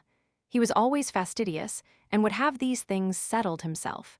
His family was on his lands now. There was no faith here other than that he approved. Along with his church containing multiple legendaries, totem spirits, and another demigod to help, Leylin could finally be at ease. Were any god or church to make an attempt on this place, they would all gang up on them. You need at least 100,000 elites to take over Debanks Island, and they need to travel a long distance over sea. You'll also need many high-ranked legendaries and have to sacrifice multiple divine avatars. Leylin's eyes blazed. In fact, if the churches that tried to group up against me tried to do it again, they will definitely suffer heavy losses. Furthermore, at a critical time I can turn to their enemies, forming an alliance with the evil gods. The costs far outweigh the benefits. Even Mistra, as much as she hates me, wouldn't be so foolish. How's the Empire been faring lately? Has there been anything special on the mainland or Fallen Island? We've planted the first batch of rice this season. The plague was controlled by a free supply of holy water as well. There was some commotion on Fallen Island due to the withdrawal of the Jonases. Still, the remaining managers managed to minimize the impact on trade. Tiff had only needed a moment of thought to answer. With the Fallen Empire being a theocracy, Tiff was the one with the greatest authority as the country's pope. With his many years of travel in the mainland, he deeply experienced the ups and downs of life. Paired with his strength and knowledge, he'd managed Debanks Island well. The churches you had me keep an eye on have been rather dormant, bar the Church of Protection. Helm has declared that you're a false deity. When he came to this point, Tiff had grown enraged. To a pious believer, their god wasn't a mere part of their beliefs. The Lord meant everything. Those vile gods, they actually dare slander my lord like this. One day, I will make them pay the price for this insult. The slate will only be wiped clean with their blood. As it should be. Leylin didn't blush in the slightest as he made this promise, despite being a false god through and through. We only need to endure this for now. Focus all your attention on developing the Empire. This put Tiff's heart at ease. He listened to Leylin's orders with respect and left. As he was leaving, a contemplative look emerged on Leylin's face. It's unlikely that they'll mount a massive invasion, so I'll need to take precautions against elite squads and ambushes. Another important aspect is the agriculture. I can't ignore it until after I become a true god, with my own divine realm and a strong foundation. Then I can open the crystal sphere now, letting my main body in along with many more Magi of laws. Godhood was an enormous threshold to cross in the world of gods. True gods were the darlings of the world and obtained everlasting life and immortality. Even upon death, they could revive themselves as long as worshippers still believed in them, emerging once more from the river of space and time. Even the most formidable gods had to pay a great price to breach a divine realm, granting all true gods an extremely powerful defense. Besides, deities themselves only valued other true gods and viewed them with equal standing. In other words, Leylin would become a member of the pantheon once he advanced. It would also give him the means to confront the goddess of the weave. I already have my god-fear ignited and plenty of divine force. What's left is my divinity and divine realm. Once those requirements are met, I can accumulate faith to form an exalted throne. Leylin was well aware of how ascension worked. My domain will be in massacres. Cyric and Malar are huge problems, yes, but I've already offended them greatly. What's the harm in enraging them further? The crucial point is still the power of faith.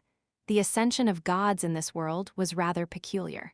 A new member of the pantheon only needed an echo of origin power with a certain foundation of believers to easily ascend to become a true god. However, these sorts of gods would always be extremely weak.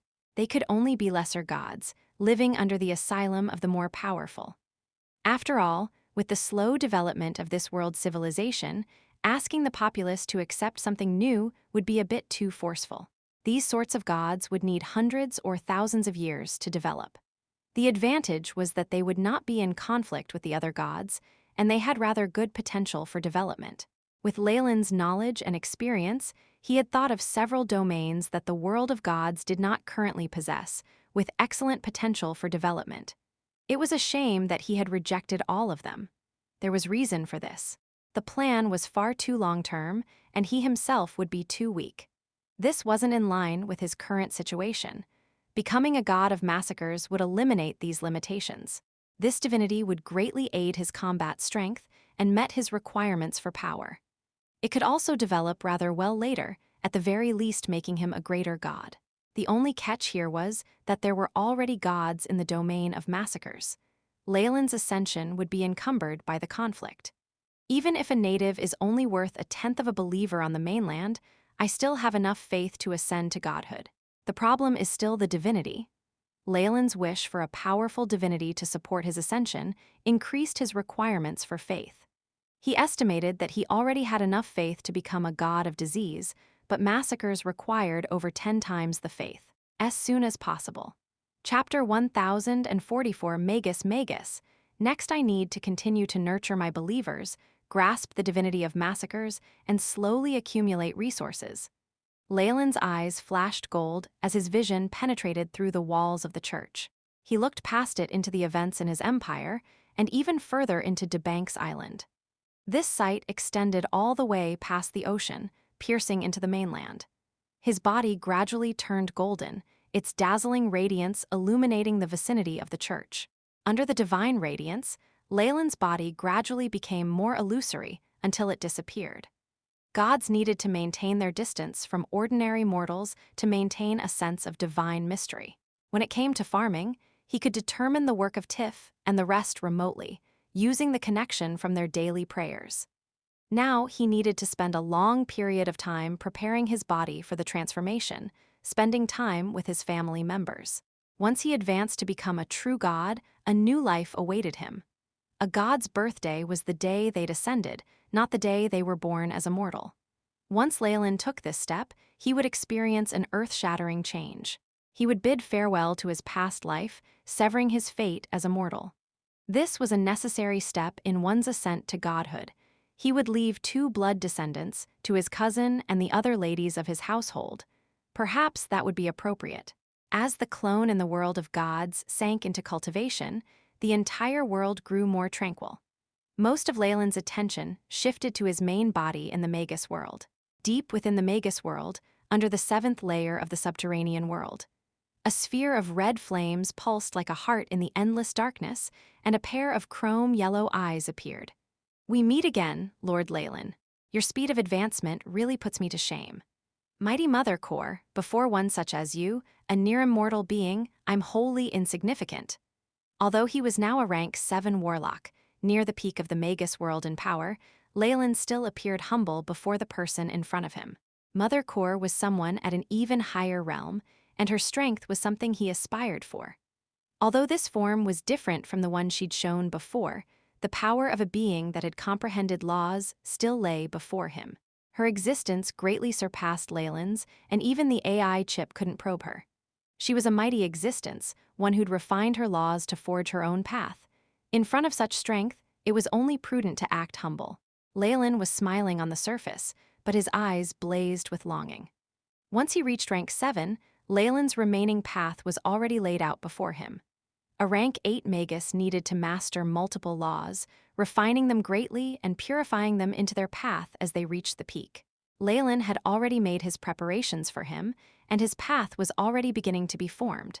His foray into the world of gods had truly given him far too many benefits. Lord Leylin is truly far too humble. After all, your Majesty's law of devouring is an exceptional power, its battle might and regenerative abilities absolutely incomparable. It is equivalent to the sum of several weaker paths of laws. Ignox now stood at Mother Kor's side, his body wreathed in endless twisted rings of darkness. "I assume you've come here to ask to absorb the world origin force?" Ignox asked with a smile. He'd foreseen Leylin's objective completely. "That's right. I want to use the power I've accumulated to comprehend laws and absorb world origin force," Leylin said gravely. The Magus World and the world of gods were two extremely powerful worlds that had a massive source of origin force. This origin force provided untold benefits to those who grasped laws. The world will of the Magus World lay dormant at its core, allowing the lowest level of the subterranean world to possess a share of power. This place even emitted the essence of world origin force. The opportunity to absorb the Magus World's origin force was a great one, and it only came every 100 years for those who had comprehended laws. It was a great shame that Leylin had only been close to rank 7 before. His body was limited in capacity, and he'd already been saturated in terms of world origin force. It was like he was a wineglass too small to hold everything. Now it was a completely different story. Having advanced to rank 7, his body had greatly grown in capacity. He could absorb a large amount of world origin force once more, increasing his might. Taking advantage of his increased stats, Leylin could continue to grasp laws. It would complement and adjust his path, greatly improving his future. Leylin naturally wanted to make use of this option. "You've long since signed the contract and are a native of the Magus World. Of course you have permission." Mother Kor emitted a soul conscient, and a large gate swung open to expose a surging sea of origin force. "Many thanks, my lady, my lord." Leylin bowed slightly and entered the gate. Once he left and the black door closed, the atmosphere turned silent once more. "Mother Kor, I feel that you are too lenient towards him. Even if he advanced to rank 7, you needn't go out of your way for him." Ignox spoke his doubts. Only he knew what a terrifying existence a peak rank 8 like Mother Kor was. Even in ancient times, she'd been an overlord amongst the Magi. Mother Kor had survived the final war against the world of gods. She was much stronger than the Nightmare King or Distorted Shadow. Someone with her vaunted existence did not need to pay much heed to a new rank 7 warlock. The ball of flame turned silent before answering Ignox's doubts. "I held a conversation with the wisdom tree not long ago, in the river of time and space." Wisdom tree. The existence which had enlightened many ancient magi. Ignox could not ignore the famed vision of the wisdom tree. Didn't it disappear into legend a long time ago? It gave up on eternal life, walking a different path. Mother Kor did not elaborate, but the few words she said painted the image of a terrifying existence. "It gave me a prophecy. The final war is coming for us once more." "What?" Even Ignox, a rank 7 magus who was near indestructible with hundreds of thousands of years of existence, was surprised by this alarming news. The final war had already pushed the world wills of the two strongest worlds in the astral plane into deep slumber. Many powerful existences had perished, and it had ended the golden era of the ancient magi. That war was about to repeat. However, he couldn't doubt the wisdom tree and Mother Kor. The dark mist around Ignox rolled around in the air. He had been truly shocked to the depths of his soul. The final war will demolish all laws and obliterate a world. The meaning of Mother Core's words were obscure, yet there was an underlying tinge of excitement. In ancient times, the war between Magi and the gods could not be avoided. Only the victor would discover the path to eternity, however. Both parties suffered heavy casualties at the end. As for the upcoming war, it will be even more harsh and brutal before.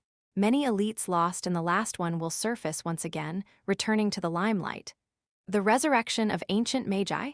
Ignox didn't know what to say anymore. He could only continue to listen. Once he heard everything and understood it, he realized that the war erupting once more was very likely.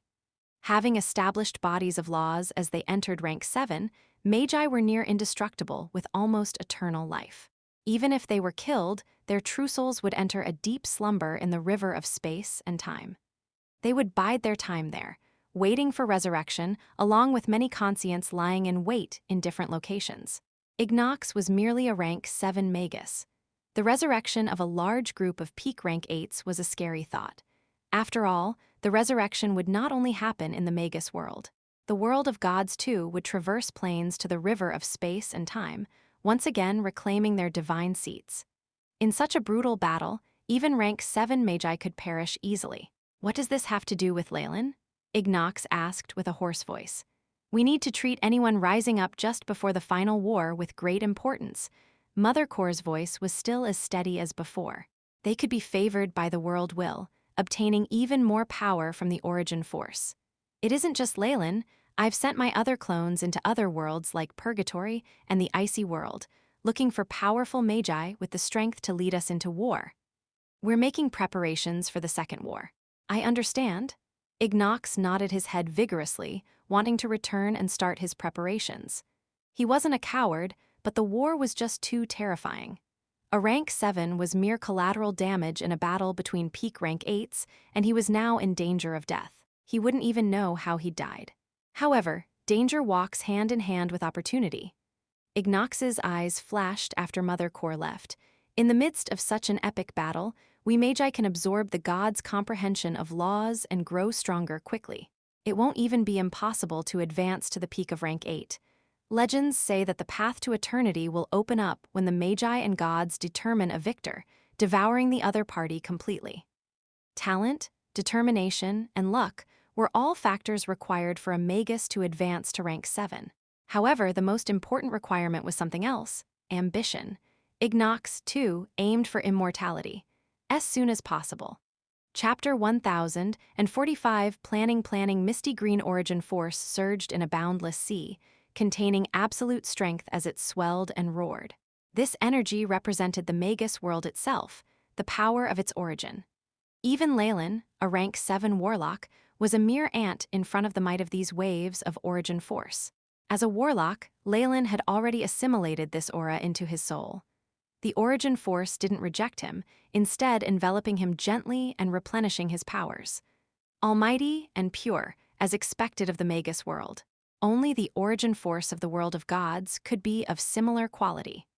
With his advancement to a demigod in the prime material plane, along with his experiences in that other world, Leylin identified the differences very quickly.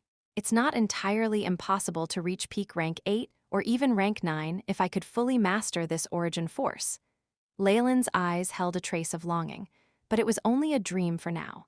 Through his acute senses, he felt that this roaring sea of origin force had an extremely powerful conscient sleeping within, with numerous broken laws seeping out. One could absorb some of the origin force, but if they wanted to monopolize it, they would only be courting death. Even existences such as Mother Core were not able to do as they wish. Even with Bader's origin force, I can only wield the power my authority gives me. Ultimately, it isn't mine and can be taken away any time. The Hag Countess was a good example, Leylin sighed. Lords were like feudal emperors. They could only mobilize their troops freely when they themselves were powerful. Similarly, once a lord no longer occupied their position, they would lose control over the world origin force. This was why Leylin would not hesitate to leave Dis. It was fine to use strength that was not his in the short run, but he would only be courting death if he relied too much on it. However, the scenario now was different. Although the origin force that he was absorbing was minute, but once he took it in, it would become his own strength. It couldn't be taken away. Beep. Host is absorbing the Magus World's origin force, statistics rising. Leylin smiled after looking at the indicator on the AI. Chip, rank 7 is just the beginning. I need to grow stronger, advancing in rank. Leylin relinquished control of his body, absorbing a large amount of origin force to be absorbed. After converting it using the laws of devouring, he turned this strength into his own. His mind and soul were focused on comprehending these laws. The exposure to the laws of the world was a good thing for Leylin. With his body recently becoming a complete body of laws as well, his understanding of them was elevated. First were the laws of devouring and gluttony, followed by massacre, destruction, disease, and healing. The world of gods was simply a paradise for a magus who wielded laws, the power of worship aiding their understanding of the world. As long as their worshippers continued to pray, a magus would continue to grow in their understanding of their domains. It would aid them in their comprehension of laws. This process was too fast, though. Leylin wanted to slow down, avoiding an unstable foundation. My path leads to destruction and is covered in darkness and evil. In the future, it will consist of a foundation of time and space, and Dreamforce is the bridging factor. Under such a conducive environment, Leylin repeatedly simulated the laws he'd comprehended, finding that there were some imperfections in his understanding that he corrected immediately.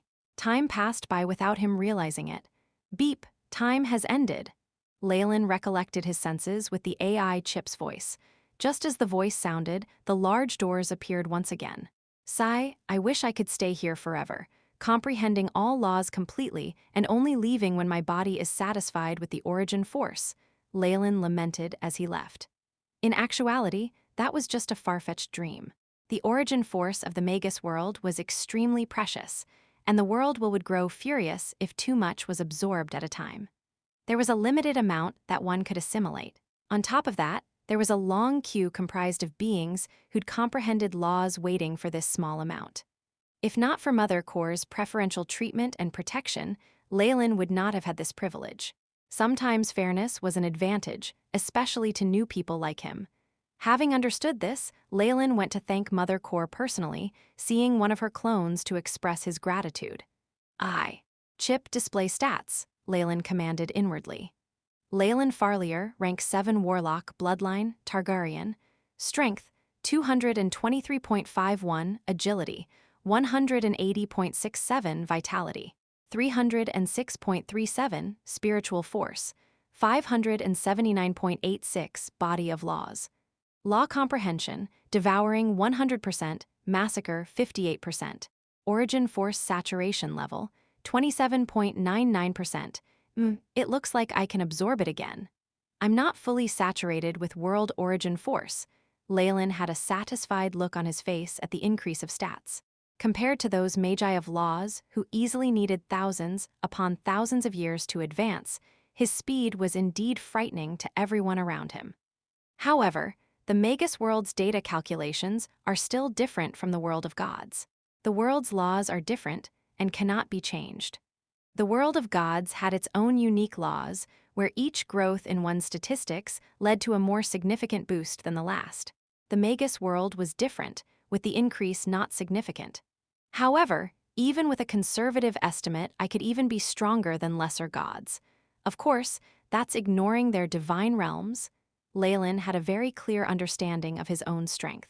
I have to visit Freya, Selene, and the first level of the subterranean world. Leylin shook his head, feeling extremely busy.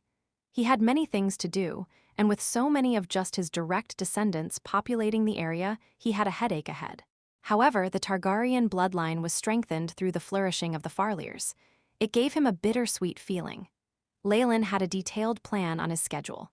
First, he had to look for his women, children, grandchildren, and great-grandchildren, nurturing those with talent. Next would be a trip to Dreamscape. The nightmare-absorbing physique was a mystery, and the quality of Dreamforce was changing. However, he had to find answers as to why the power of Dreamforce fluctuated so. After all, it was of utmost importance to his growth. For a peak rank 8 to advance to rank 9, their paths needed to accommodate spacetime. One needed a good foundation that could endure that power, and choosing the wrong type of force would prove fatal to him. This stringent condition had stumped countless ancient magi.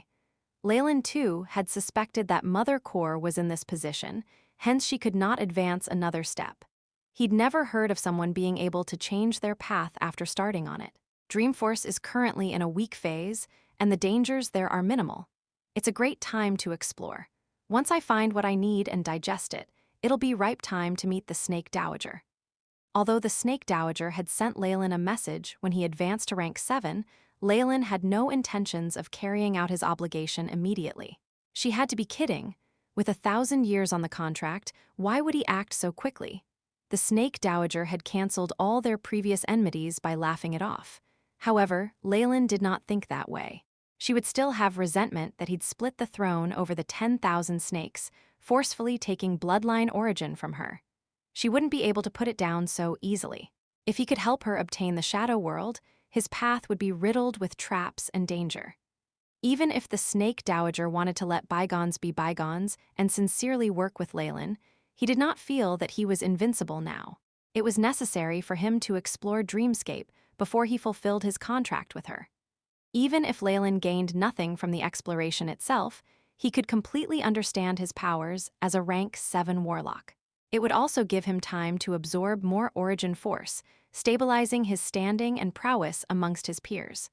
By then, he'd be more confident in dealing with a possible pretense. No matter when, no matter who, only people with similar strengths could bargain on equal grounds. This was something Leylin held a firm belief in and would continue to believe. With his speed as a rank 7 Warlock, he could move anywhere within the Magus World in a moment. Leylin had returned to the core of the Ouroboros clan, to Targaryen Castle, in but the blink of an eye. This place housed many of the Targaryen bloodline. "Father!" A group of warlocks was waiting for him there, led by 2 handsome youths who resembled Leylin closely. Of course, Leylin looked young himself, but his eyes revealed his extensive experience and maturity. Standing side by side, the 3 looked like brothers and not father and children. "Sire," Daniel. "Rise," Leylin smiled gently as he looked at his 2 sons, their mothers behind them with his other clan members. As soon as possible. Chapter 1046, The Skies, Leylin sized up both of his sons.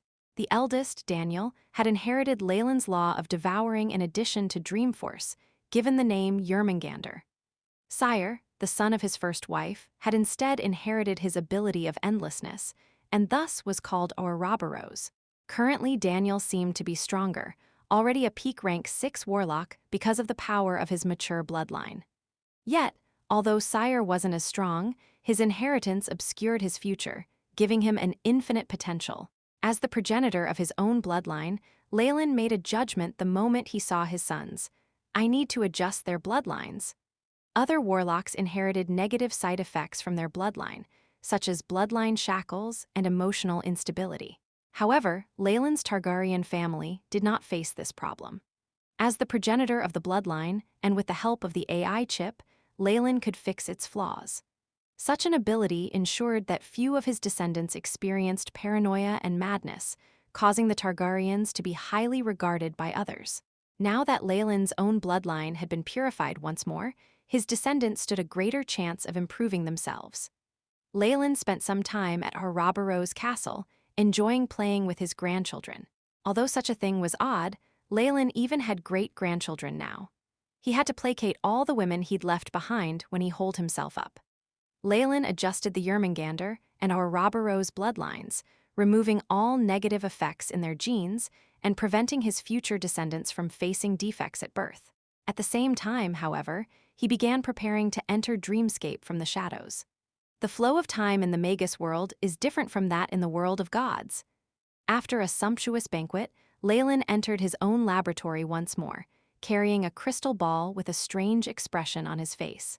He'd invited several of the Ouroboros clan elders to the gathering, and even other rank 6 magi from the central continent. Back when he hadn't stepped completely into rank 7 yet, these people had all been like ants before him. Now, it was even more so. His sons being able to beat up all the breaking dawns on the continent, Leylin had lost all interest in proving his might. Only a slight hint at his desire for information on the flying city on his part had his descendants and subordinates fright the monarch of the skies into handing over the information. However, given his level, Leylin did not wish to rob these pitiful people. It felt like he was bullying a child.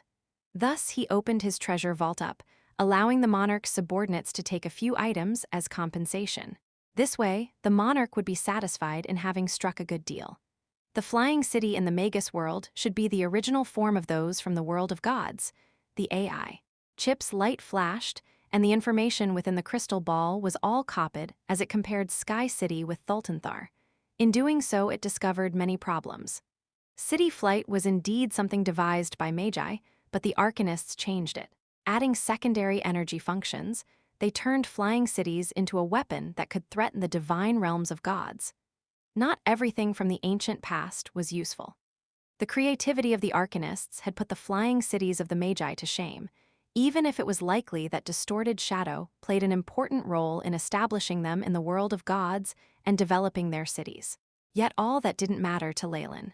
He wanted information about the original flying city so that he could better understand how to operate Thultanthar.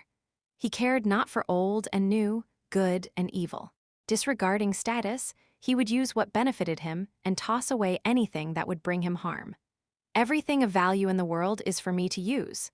This was the quintessence of ancient rulers' philosophies and the motto of all Magi who'd comprehended laws. They pursued the truth, extracting strength from what had value. Such was the basis of their operations. Although the limited laws in this world stopped the Magi from harnessing its full potential, the theory behind the flying cities is similar. Leylin nodded his head. Beep, technology behind Sky City has been sorted, storing into database. File name Flying City, analysis 100%. Ability to transfer usage to Thultanthar, 9.85% the AI. Chip's voice intoned. It is a prototype after all. An increase of 10% is already decent enough. The Netherese flying city he'd obtained in the Frostfall Valleys had always been one of Leylin's trump cards. He would improve it with every chance he had. In ancient times, great arcanists armed with flying cities were something even the gods had feared. In the end, the gods had destroyed them at all costs. However, Thultanthar had been hidden away, now found by Leylin to become a killing trump card. There would come a day when it resurfaced in the world of gods again, opening its malevolent jaws towards the gods themselves. AI. Chip, transfer the data to the auxiliary chip in the world of gods, Leylin ordered. The Manderhawk plate had stabilized his connection with the world of gods. He believed his demigod clone on the other side would be able to make full use of this information. Done dealing with these trivial tasks, Leylin focused on the lab once more. Dreamscape, Leylin muttered, the dark crimson dream force appearing around the place giving off a misty and heavy atmosphere. The red light revealed multiple runes on his body, as well as a vertical eye between his brows. Dreamscape had stilled right now, Dreamforce entering a period of weakness. It made it extremely difficult for any beings to survive in the place, and even the vile existences of Dreamscape had to seal themselves up. It was even harsher for the other creatures, the usage of Dreamforce becoming more difficult, greatly weakening them. However, this wasn't a problem for Leylin. So much Dreamforce responded to a single though, and that's when Dreamforce is at its weakest. He was rather moved. The nightmare-absorbing physique is indeed something else. It's like the authority of a Lord of Badr, nay, its power is even greater. After all, Badr is but one part of the world of gods. As for Dreamscape, at its peak it can even rival the Magus World itself. Leylin was no stranger to Dreamforce.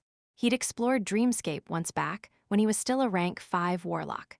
With the bloodline origin he'd absorbed from the Snake Dowager, also giving him a boost to his ability with Dreamforce via the Alabaster Devil Snakes, Leylin's control over Dreamscape had increased greatly.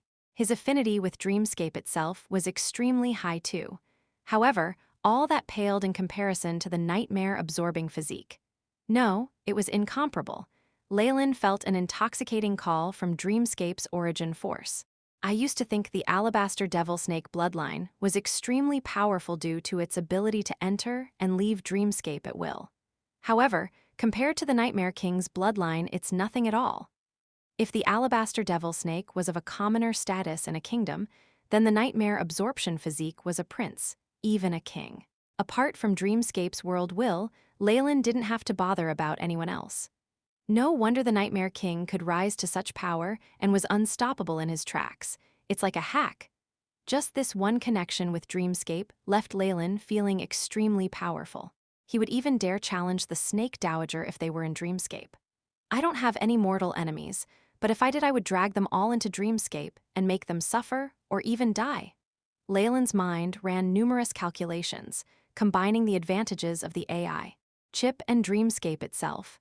Even if it was the Snake Dowager or nefarious Filthbird, he had a 60% chance of slaying them within it. But Magi who comprehend laws cannot act like that. Leylin sighed inwardly. Having become a rank 7 Warlock, he now had a better understanding of the social game in the upper circles. Magi of laws were just too powerful, and it was extremely hard for them to die. Even if they did, resurrection was an easy thing. This had caused many existences to join forces in fear. It was extremely easy to isolate oneself by blatantly declaring war on such existences. More important was that he had a decent relationship with the Snake Dowager, and she had even requested his assistance. He had no enmity with the nefarious Filthbird either, so there was no need to do such a thing. Of course, if those dignitaries of the Purgatory world still bore grudges and wanted to give him trouble, Leylin would not mind teaching them a lesson. On the other hand, it was time to consider a joint effort. The cake in the world of gods was too big. Leylin would definitely be ganged up by the gods if he were to start a war. Hence, seeking arrangements and help from other forces had to be considered, as soon as possible. Chapter 1047, Returning to Dreamscape, Returning to Dreamscape. Be it the ancient Magi sealed at the core of the weave or the beings of law outside it, none are easily dealt with.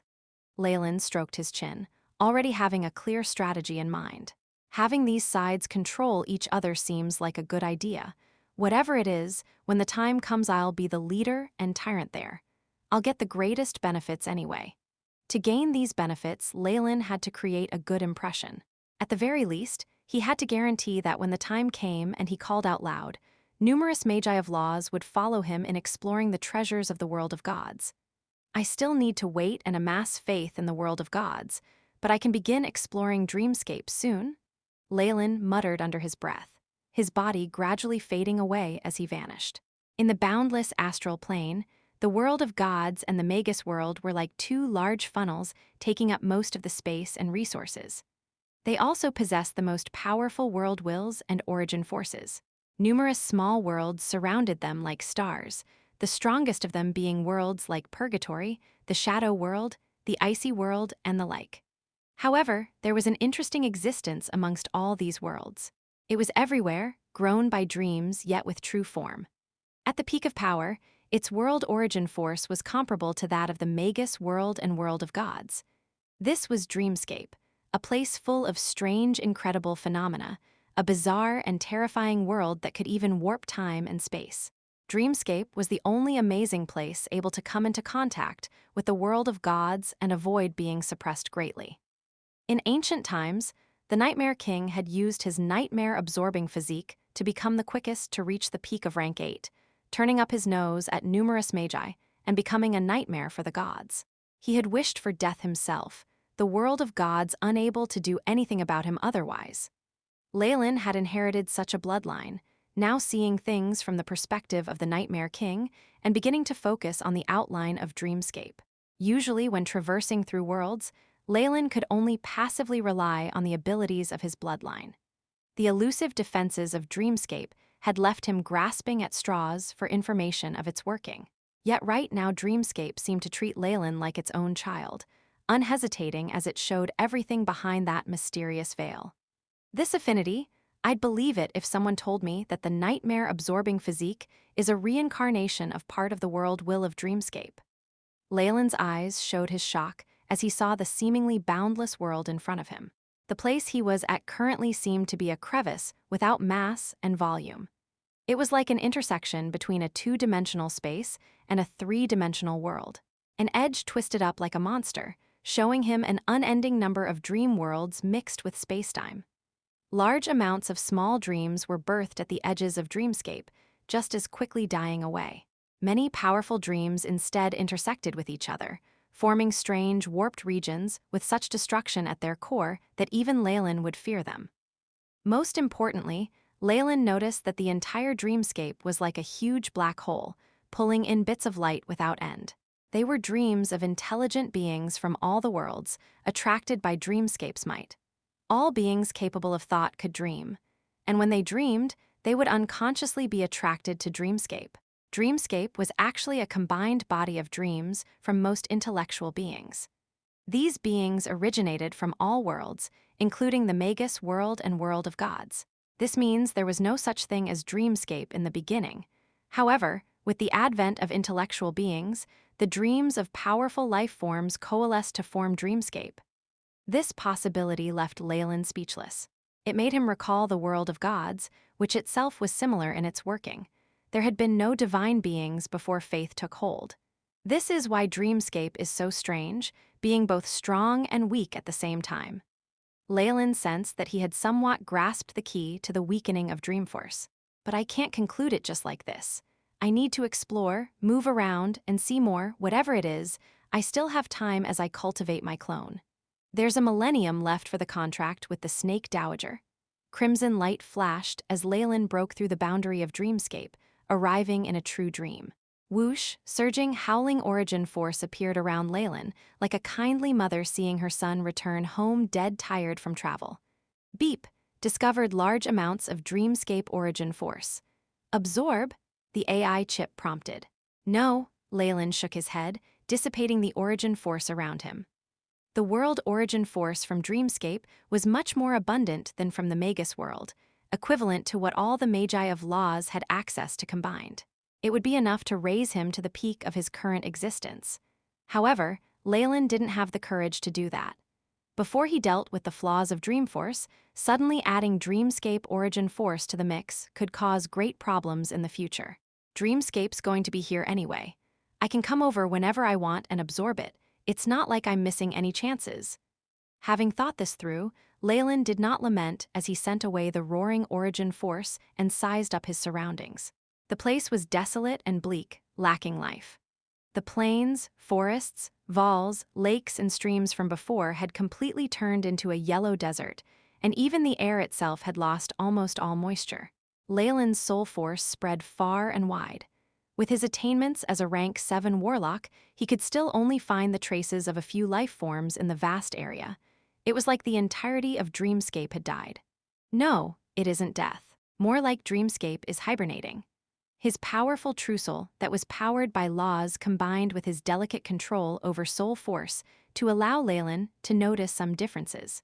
Weak, tiny lives were hidden layers underneath the barrenness, like seeds germinating under the safe protection of the earth.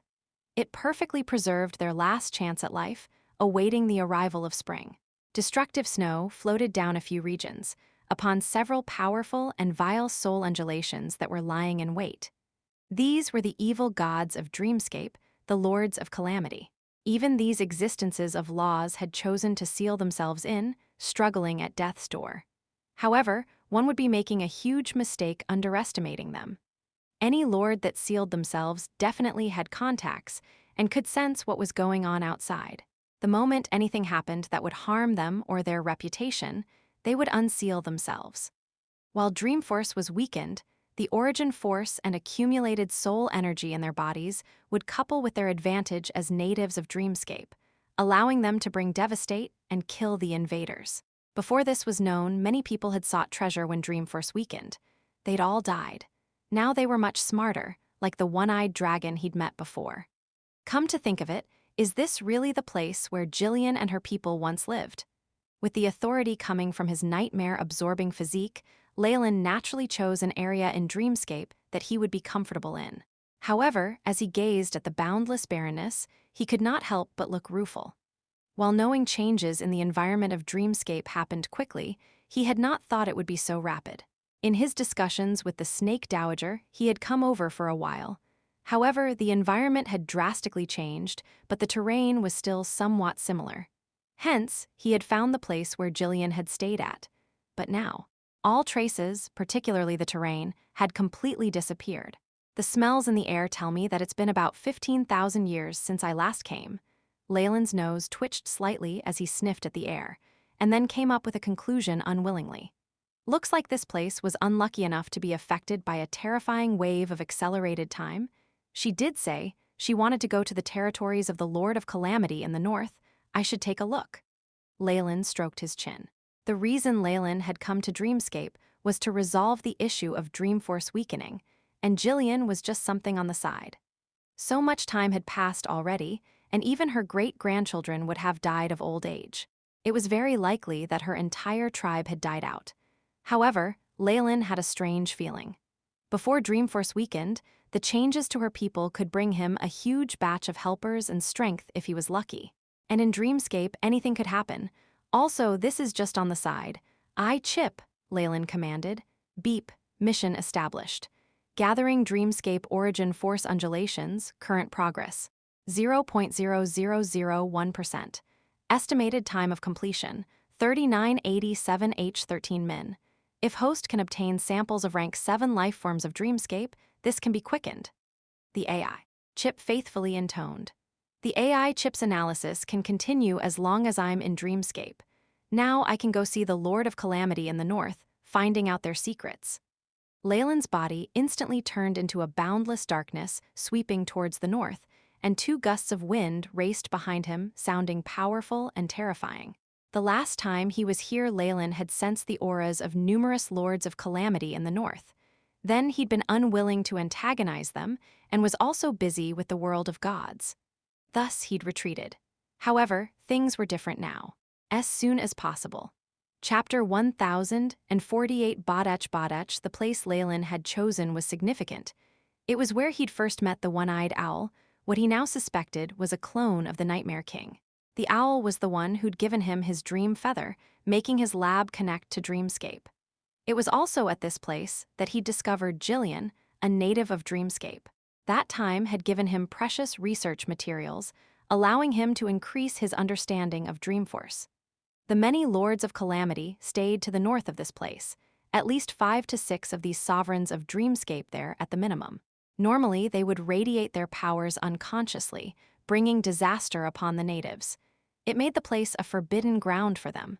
But now, it was different. Dreamforce had weakened, and the area around these existences was the only place they could survive. After all, the reason that was the place the Lords of Calamity chose was that it would resist the weakening of Dreamforce. Compared to total annihilation, a blizzard, radiation, or any other calamities were a joke. This was why, in a critical period, it had made sense for Jillian's tribe to move north. Those evil sovereigns ignored their kind like they were ants anyway. "Is this the wondrous nature of life?" Leylin exclaimed. He could sense that the north contained the most life in all of Dreamscape. There seemed to be a strange, parasitic ecosystem of the inhabitants there, where the natives sought shelter behind the lords who resisted the weakening of the Dreamforce. There were many tribes there like Jillian's. This should make for a good investigation. Leylin stopped in midair as he scanned the gigantic dark figure with the AI chip and recalled that familiar aura.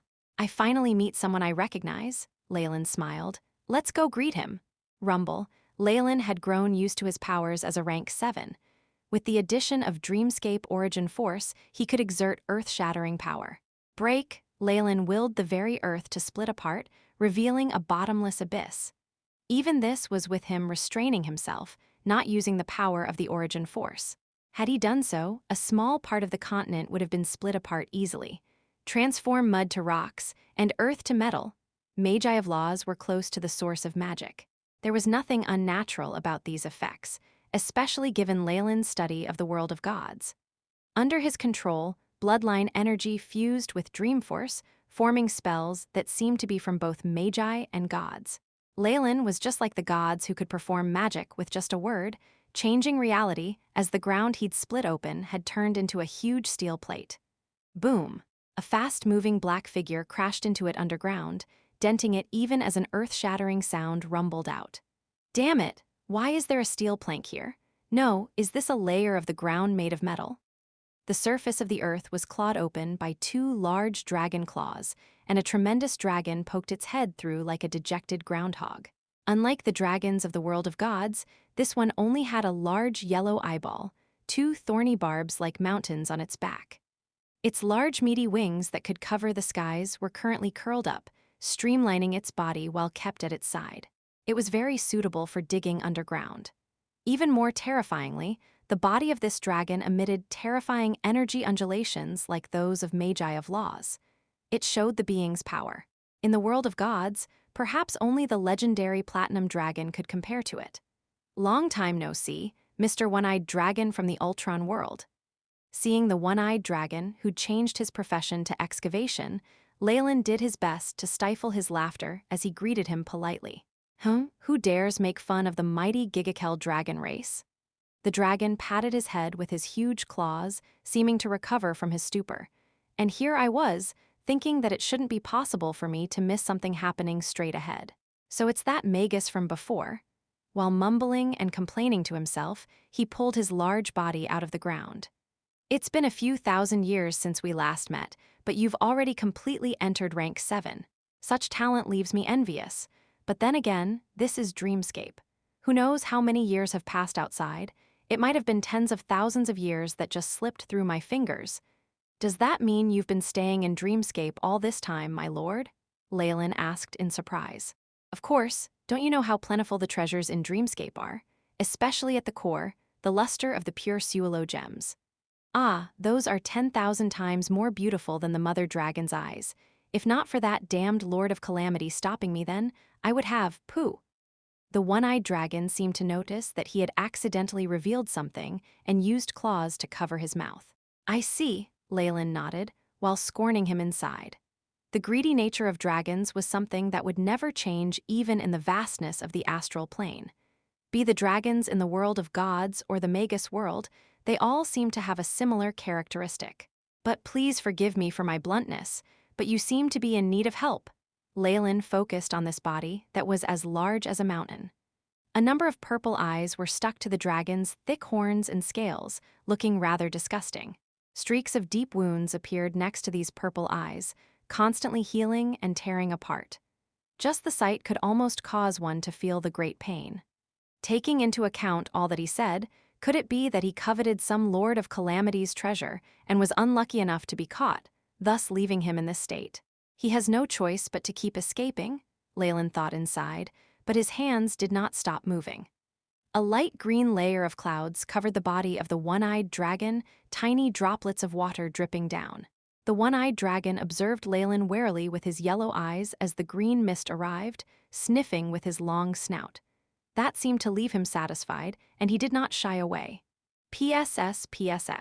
The green rainwater made contact with the wounds, creating large amounts of corrosive white gas.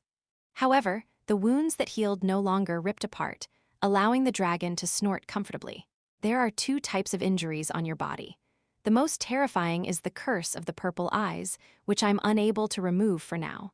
However, I can remove the accompanying effects of eternal clawing injuries. Leylin looked satisfied. When it came to healing injuries made by Dreamforce, this was a very rare opportunity for him during his travels in Dreamscape. Besides, it was not so easy to get a guinea pig with the strength of a rank 7 Magus, as well as the chance to sense the strength of a Lord of Calamity so closely. Plague, calamity, curse. However, being so close, the power of calamity he could sense from the purple eyes caused Leylin's expression to change. This was formed practically out of the most evil powers of law, which even he was frightened by, as expected of a Lord of Calamity. This ability perhaps surpasses the limits of rank 7. Leylin sized the one-eyed dragon in front of him up and down. Just the fact that the dragon could survive with his life while being pursued by such a terrifying character was more than enough for Leylin to think highly of him. Haha, thank you, Magus who possesses the abilities of healing. I feel much better now. The dragon happily stretched out his body's yellow eyes reflecting Leylin's figure. You are a good Magus, worthy of the friendship of the Gigakel dragons. The tremendous one-eyed dragon sniffed at Leylin. My real name is Bodech Avdizlok Ultron. I swear on my true name that I shall make a contract with you. As long as you or your blood summon this name for help, I of the one-eyed dragon clan shall give you power. Of course, you'll need to hand over something of equal value as payment. As an existence of laws, there was no need to doubt his vows. However, seeing the sly look on the dragon's face, Leylin was speechless. Are you trying to bully me because I've never been to the world of gods and don't know about the dragon tribe's contract of alliance? Leylin ridiculed him inside. The dragon tribe's contract of alliance in the world of gods was said to be the contract with the least limitations. As long as enough gold kronas were paid up, a whole pile of demigod dragons could be called up. Of course, the cost was so high even Joaquin's church would go bankrupt. The one-eyed dragon Bodach's contract was the same. While this looked to be a contract for summoning at any time as thanks towards Leylin, the rewards he'd want would be enough for anyone to cough up blood. Leylin had a strong suspicion that the dragon had given all his friends the same contract in order to amass his wealth. Forget it. I'm not going to use it anyway. Leylin rolled his eyes inside and then looked at Bodach. Thank you for your goodwill, but I think it's better if we discuss the curse on you now. With Leylin's experience, the speed at which his attitude changed caused even the dragon to be astonished. Unless it's the spellcaster themselves, it's very difficult to remove it. On top of that, with the passage of time, it could cause even more horrifying harm to you. While Leylin was certain that he could remove it with a few years of research, especially given the nightmare-absorbing physique, he decided to hide this. As soon as possible. Chapter 1049 Rescue and Treatment. Leylin, my friend, you must help me.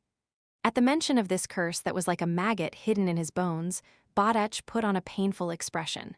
His huge body laid down on the ground, eyes pitiful as he gazed up at Leylin like an ant. The scene was rather hilarious. It's quite troublesome. Leylin furrowed his brows, as if this was extremely difficult. Why don't you try settling this with that Lord of Calamity? He's currently hibernating, so he probably wouldn't be willing to offend a foreign being of laws too much, no? He proposed. No, his Sulo gems are still with me. No, Bodach didn't steal anything. I'm being maligned. The one-eyed dragon confessed everything without being pressed. I see. Leylin turned and left, having no interest in offending a powerful Lord of Calamity for a thief. Wait, my friend. Bodach can help you. Seeing Leylin intend to leave, the dragon immediately began to panic. Having been tortured by these injuries for such a long time, he knew that this Magus was the only one able to help him aside from that Lord of Calamity himself. Oh, help me? Leylin halted his footsteps, judging the huge body of the one-eyed dragon and his yellow eyes with interest. You know what I need? No, Bodach answered honestly, but Bodach once smelled you near the northern territories of the Lords of Calamity. My smell. Leylin did not know whether to laugh or cry, but he did know that one-eyed dragons had extremely sensitive senses of smells. More importantly, they did not just distinguish between the particles in the air, but tracked things down based on the smells of souls. Hence, even though thousands or tens of thousands of years had passed, anything that Leylin had made contact with back then would not be able to escape his senses. Yes, it's a tiny area where some natives work. I once smelt your scent at the very center. It was rather weak, whether the tribe or you back then. The one-eyed dragon had a crafty look in his yellow eyes.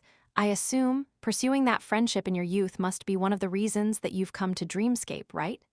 Seems like he really has once seen Jillian's tribe, Leylin nodded, but you're too naive. Did you think I would offend a Lord of Calamity over a few natives? Even with my personal feelings towards them, the value of the natives can't be compared with what might happen. His relationship with Jillian and the rest were just like strangers coming together at best, taking what they needed from each other. Leylin had probably even invested more and merely wanted to take a look at them on the way. Taking care of a complicated curse just to obtain information on them, even offending a Lord of Calamity. Leylin wasn't that foolish. I hate Magi the most. They're all so cool-headed and full of schemes. Don't you know that in the Ultron world helping others is a great virtue? Bodach mumbled in his dissatisfaction. That's why the Ultron world was swept into a few great wars, dropping down from a medium-ranked world to a low-ranked world without a name for itself. Perhaps you're its only remaining being of laws. Leylin gazed at him, causing the other party to unconsciously look away. Did you think that I'd never read the epics of Ultron's rise and fall? Fine. Your great knowledge makes it such that you won't ever be at a disadvantage. I'll need to include this in my reflections about the scent of Magi and pass it down to those of my race. The dragon looked crestfallen. You've won. Speak. What do you want before you'll heal me? That's the way, Leylin turned, a smile on his face. News of a few natives was obviously not enough for him to change his mind, but a rank 7 dragon of laws was somewhat passable. Firstly, the dragon tribe's contract of alliance from before needs to be amended. Give me news about the natives too, and, even if we're found by the Lord of Calamity, I'm just a doctor that you sought out and have nothing to do with this. You are to swear all this upon your trousseau of laws, to the astral and river of space and time. As a Lord of Badr, Leylin's ability with contracts was almost comparable to the great archdevil's. Even the one-eyed dragon broke out in cold sweat. Goodness, even the Timon astral beings, known in the astral world for how harsh they are in their contracts, can't set up such stringent and harsh contracts, Badach lamented, grabbing at his head with his huge dragon claws. Unfortunately, the ball was now in Leylin's court. He still needed to get Leylin to solve his problems, and therefore had no way to say no. After they both made the soul oath using their trousseaux of laws, Leylin sized up the one-eyed dragon, who was as large as a mountain, and frowned. Your body is too huge. Become like me? That's easy, Badach agreed, body shrinking and melting into a purple light as he turned into a middle-aged man with long purple hair. Perhaps it was the difference in their race's aesthetics, but Badach had a single eye in this form, a yellow vertical one. Numerous red blood vessels bulged everywhere, making him look somewhat frightening. However, Leylin did not mind that much. After all, there were far too many strange beings in the astral plane, similar to humans. Dreamscape was a region with even more creativity in this area, which was why there was nothing strange about strange life forms similar to humans here. But Leylin took a look at the back of Badach's hand, arm, and shoulder. There were still purple eye marks there, stubborn and not disappearing. See for yourself. It's so troublesome. Badach pinched and broke a purple eye, and large amounts of yellow pus dripped to the ground, corroding into it further to leave a deep dark hole. A new circle of eyes appeared around the purple eyeballs, even more slender than before, yet still possessing the same immense hatred and malicious intent. You stole someone else's possessions and still dare complain? Leylin rolled his eyes inside, speechless. However, he knew that what he'd done was more infuriating than that, and besides he was making use of the dragon. He wasn't in a position to criticize Badach. I'll need some time to remove the malicious intent. Leylin extended his right hand, swiping up some pus with his index finger. The corrosive liquid obviously could do nothing against Leylin, and was burnt to ashes by some green phosphorescence. Traces of black gas appeared above the green flames, converging to form a few wailing faces that gradually dissipated. This person's knowledge on souls is not too bad. It's an expert. Leylin nodded, motivation and fervor evident in his eyes. Leylin, my friend, based on the contract, you need to remove a portion of the curse to prove your abilities before it can be effective. The middle-aged cyclops that Badach had become gazed at Leylin with anxiousness.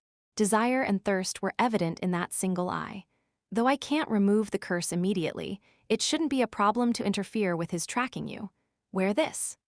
Leylin rummaged through his item-storing magic artifact and found a silver hoop for the head, tossing it to Badach. The hoop was completely silver and had strange crimson lines on it, similar to a human's veins as it squirmed slightly. Leylin, have you gone to the Shadow World before too? The Toa people there like this style of accessories a lot. Badach examined it again and again, and even sniffed at it with his nose carefully. At the end, probably after determining there was nothing with it, and perhaps from faith in the contract, he chose to wear it. I sense that the malicious intent that seemed to be on my back has finally disappeared. The moment the one-eyed dragon the hoop, he immediately sighed in relief. He'd been afraid of the Lord of Calamity tracking him down before, which was why he'd been fleeing like a stray dog when he bumped into Leylin. No matter what he did, there was no way to stop the tracking from the curse. However, this feeling finally disappeared from his bones. Great! This is great! Badach cheered, his sound so powerful that the dust in the surroundings vibrated. Leylin waved his hands and spoke stonily. All right, bring me to the place you felt me connected with last, and be quick about it. No problem, Badach patted his chest in guarantee before looking at Leylin with worry. It's at the boundary of the river of annihilated size. We need to pass through regions where 3 Lords of Calamity are sealed. Leylin, my friend, does this thing really work? Don't worry. Let's go. With how Badech was acting, Leylin knew that he must have offended one of these three lords. However, he was rather confident in his concealment. Besides, while Badech had been discovered and was being pursued, the fact that the two of them were existences of laws would still strike fear in the other party's heart. When the time come, Badech could hand over that Suelo gem or whatever it was, and the other side would not put too much pressure on them. And a Lord of Calamity? That would be an evil god native to Dreamscape. Between two existences of laws, with one possessing the nightmare-absorbing physique, who would have the upper hand? Leylin's eyes flashed, and he suppressed the fervor in his mind. The old one-eyed dragon was an experienced treasure hunter after all. He was extremely familiar with the regions in Dreamscape, especially the special underground passages. Under his lead, Leylin passed through the regions of the three Lords of Calamities without any dangers and arrived at the depths of the northern region. Life in this area was much more abundant, and according to Badech's information, Jillian and her tribe had most likely relocated to this area and seemed to be doing pretty well. As soon as possible. Chapter 1050, Dream Demon Bang. Bang, the dried earth suddenly burst apart, forming two dark holes. A cloaked figure emerged from each of the holes, one of them removing his cloak to observe the surrounding soil. While it was still as barren as before, there was at least some form of life here. The place was not entirely dead. Badech, why are all the roots you know underground? Leylin glanced at the one-eyed dragon, doubting its race. Hee, don't get hung up on those trivial things. So? I wasn't wrong, was I? As long as we go through the underground whistling passage, we'll be able to evade the wild regions with masters. Badech chuckled. Leylin was one who only cared for the results and not the process, so he did not pursue the matter. Chip, conduct a scan. Leylin immediately received information on the environment, tracking its hydrology and even the origin force. A look of astonishment flashed on his face. It's not bad, huh? Compared to other places, this is already like an oasis. Leylin's scans revealed a few small, dried-up shrubs in the area, making it look like the Gobi Desert. The presence of plants indicated moisture, and this flora would coexist with animal life.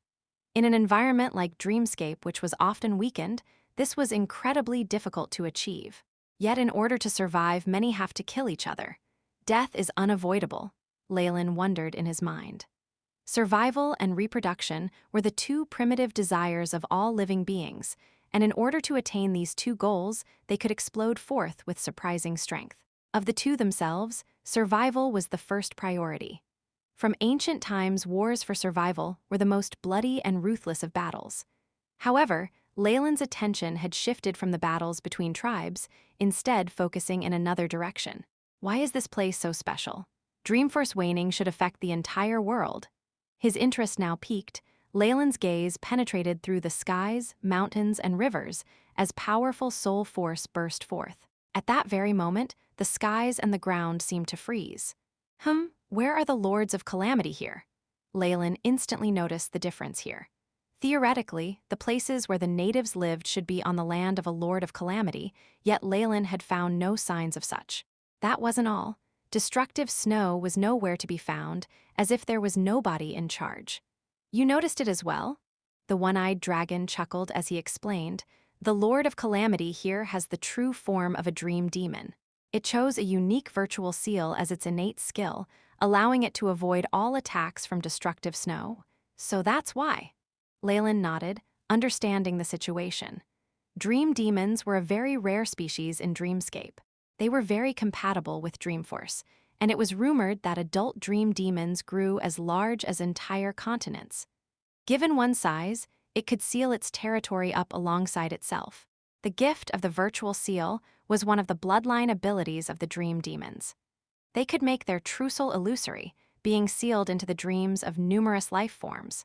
In other words, this vast territory that we see here is a part of the dream demon's body, and its thoughts and will have been broken up into pieces and sealed into the dreams of the beings dwelling here, silently taking in nutrition and fighting against the weakening of Dreamforce. Leylin felt enlightened. The way dream demons dealt with methods was just too ingenious. By surviving within others' bodies, They could both prevent the weakening of Dreamforce and evade the destructive snow. Evidently, they'd formed a special symbiotic relationship with the other natives of Dreamscape. A dream demon could nourish the natives with its Dreamforce and help them with its body, who in exchange would give it the soul energy to support its true soul and prevent it from weakening. Dream demons were one of the creatures least weakened by Dreamforce entering a trough. But this method would need to be paired with a specific bloodline ability. There might be a single pure-blooded dream demon in all of Dreamscape. The one-eyed dragon Badach sighed beside him. Whatever the motive is, this Lord of Calamity's methods has allowed numerous natives to survive. Leylin was quite in favor of methods like these where both parties benefited. Given the characteristics of Dreamscape, the chance of a native turning into an evil existence is 1 in 10,000, maybe even 1 in with the characteristics of Dreamscape. The Dreamscape natives that survive could turn into evil existences, could be a possibility of 0.0001% or even 1 in a billion. But over a long term, the Dream Demon will obtain goodwill and connections in Dreamscape, which in itself is terrifying. Leylin immediately categorized the Dream Demon as someone not to be provoked. But my goal in coming here isn't to go against the comatose demon. It probably wouldn't even care if a native or two disappeared. That's like plucking off a strand of hair. Even as he thought this, Leylin hastened towards the place with the most concentrated life aura, Badach alongside him. The dragon said this was where he'd smelt the souls with Leylin's scent. The dragon had only been looking for treasures then, too lazy to come and take a look. Hard soil had condensed into slabs as solid as steel here, but Leylin nodded in satisfaction. This region was much better than others in Dreamscape. The ground over there was full of sand, with no signs of anything else to be found. In comparison, with the nourishment and support of the body of the Dream Demon, the life here could somewhat be comparable to terrible places in other worlds. Swish, swish, 2 black streaks suddenly appeared from underground, pouncing towards Leylin and Badach. There's a living being, not bad. Leylin grabbed forward, and 2 mice with coarse fur were caught suspended in the air, beady eyes full of insanity turning into fear as the hunter became the prey. Sawtooth mice? The toughness of the fur and the contamination. Blue light flashed in Leylin's eyes, and the AI chip scans immediately allowed him to gain all information regarding them. A vitality and radiation comparable to a rank 1 Magus. Unfortunately, that's only the bottom of the food chain here. The intelligence hasn't completely developed either, it can't even realize our might. The single-eyed dragon snorted in annoyance, unable to understand why Leylin was interested in a few little ants. Then again, creatures who don't know their place won't live for long. Leylin waved his hands. Crack, crack, a sharp sound rang out as the 2 mice with bones like steel broke apart. Their eyes lost all luster as they fell to the ground. Leylin gazed into the distance and spoke profoundly. Be careful, Badach, we have guests. Guests? Badach looked in the same direction with puzzlement in his eyes, and a look of understanding then flashed across his face. 2 powerful existences were present there, waiting quietly in place. A soul aura that was slightly more powerful than that of the 2 sawtooth mice slowly drew closer. The black grass in the distance rustled, and as if the being had discovered something, the sounds stopped. It gave Leylin the feeling that the other party was feeling hesitant. However, perhaps the temptation of the 2 coarse-furred mice was too huge. After a period of muffled breathing, a slender dark figure headed over. It looked like a child, only coming up to Leylin's shoulder. He wore tanned leather hunting gear that was torn in many areas with countless patches on it. Even then, he was still revealing a lot of skin. Even with all these layers, Leylin could still the purplish patterns on the skin. It immediately caused him to recall Jillian and her people. The young hunter's face was tanned, and it was difficult to see what kind of expression he had on his face. His eyes first darted to the prey on the ground, and then at Leylin and Badach, obviously frightened. No matter how he saw it, someone wearing such complete and luxurious clothing were not people to be provoked. Gulping, the young man struggled for a long while before pointing at the bodies of the mice on the ground. This, mine. Thanks to Jillian, Leylin had learnt the language of Dreamscape, so there was no language barriers. However, this wasn't much anyway. After becoming a demigod, he was able to understand all languages, and existences of laws too could transmit information through soul communication. Yours, Leylin gestured, inviting him to take them. Following his gaze, he obviously saw the purple pattern markings on the two mice's hind legs. He ran so far just for these two, and even risked offending us. Looks like the scarcity of food here is rather terrible. Seeing the young man cheer and rapidly throw himself over, Leylin had his own thoughts. The natives of Dreamscape had all experienced dream force being poured into their bodies, their strengths boosted greatly on average. Leylin estimated that they would have no problems with becoming comparable to rank 2 Magi upon reaching adulthood. The young man was now kneeling on the floor, seeing the blood that had spilt onto the ground with a look of pity on his face. He then picked up the mice and sucked the fresh blood out of the wounds. The blood of these sawtooth mice had a strong taste of iron. With just a look, Leylin could tell that there was a terrifying amount of radiation and contamination inside, yet the youth looked like he was sampling something extremely delicious. Tisk, what a good appetite. It's comparable to our rot-eating dragons, Badach pursed his lips. As soon as possible. Chapter 1051, Village. There were now 3 travelers crossing the barren plains. One of them was a young man in tattered hunting gear. He had a black ironwood lance on his back, from the tip of which hung 2 coarse-furred mice. Leylin and Badach were following him at the side. After that friendly and enthusiastic interaction, they'd successfully gotten the youth to bring them to his tribe. They had found out his name as well. He was called Cabadol and was a descendant of a large tribe nearby. While he had yet to reach adulthood, he'd already had to take on some responsibilities. Having obtained his prey, the youth was obviously elated, and he even began humming a strange tune. While Leylin suspected that these 2 mice could only provide for a few meals, but based on what the young man had said, this was already plentiful. The animals in the wilderness are extremely sly. Even the best hunters in the village can't be confident that they will get harvests every time. Cabadol stared at Leylin and Badach with worship in his eyes. Are you the legendary emissaries of the master? No, Badach answered resolutely. He had no idea why Leylin was so interested in these ants, but since he was the one asking for a favor, he did not dare go against Leylin's wishes. However, Cabadol would never get any goodwill from him. Unfortunately, the young man was now full of curiosity which even overshadowed his fear. Then, did Mr. Badach come from the city? Is it Maxi City? I've been there before. Along the way, Badach almost broke down from all of Cabadol's antics. When they saw the low walls in the distance, the dragon was the most excited of the group, finally able to escape. The tribe Cabadol lived in didn't just own some land. They'd built a wall at the outer regions of the village. While the defensive abilities of the wall were questionable, the strength this implied comforted Leylin. Clang! At this moment, the entrance to the village opened. A group of villagers dressed in coarse black clothing walked out, a few elders at their center. There seemed to be some sorrow in the air, and many women were weeping while covering their mouths. Looks like they aren't here to welcome you, kid, Badach chuckled, but Cabadol did not retort at all. His eyes were fixed at the few native elder at the center, fists clenched so tight that he was almost bleeding. Are they expelling the elders? Leylin had a feeling that when productivity was lowest, many tribes would choose to chase the elderly with no ability to work away. No, they're doing this voluntarily. Cabadol's voice was low. For the better survival of our race, this is what's so heavy about life. Even though I've passed through so many worlds, I can't help but sigh at this. Badach gave Leylin a long look. Could you allow me to create a historical poem to record this? No, Leylin rejected him without hesitation. This one-eyed dragon's talkativeness was also worthy of being recorded into a poem. His writing skills, in particular, were more than enough for those bards to cough up blood. He was also rather shameless, which left Leylin speechless. At this moment, Cabadol put the lance down and picked up his prey, looking perplexed.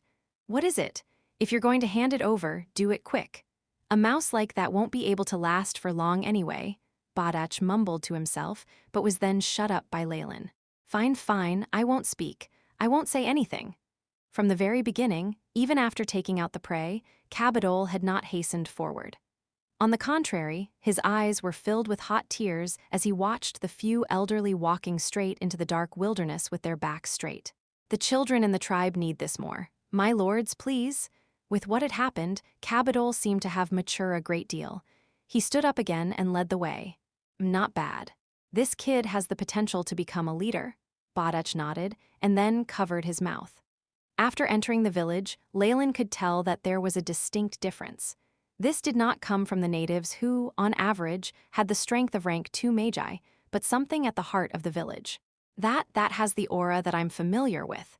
And, ignoring the natives that had surrounded them, Leylin headed into the deeper parts of the village.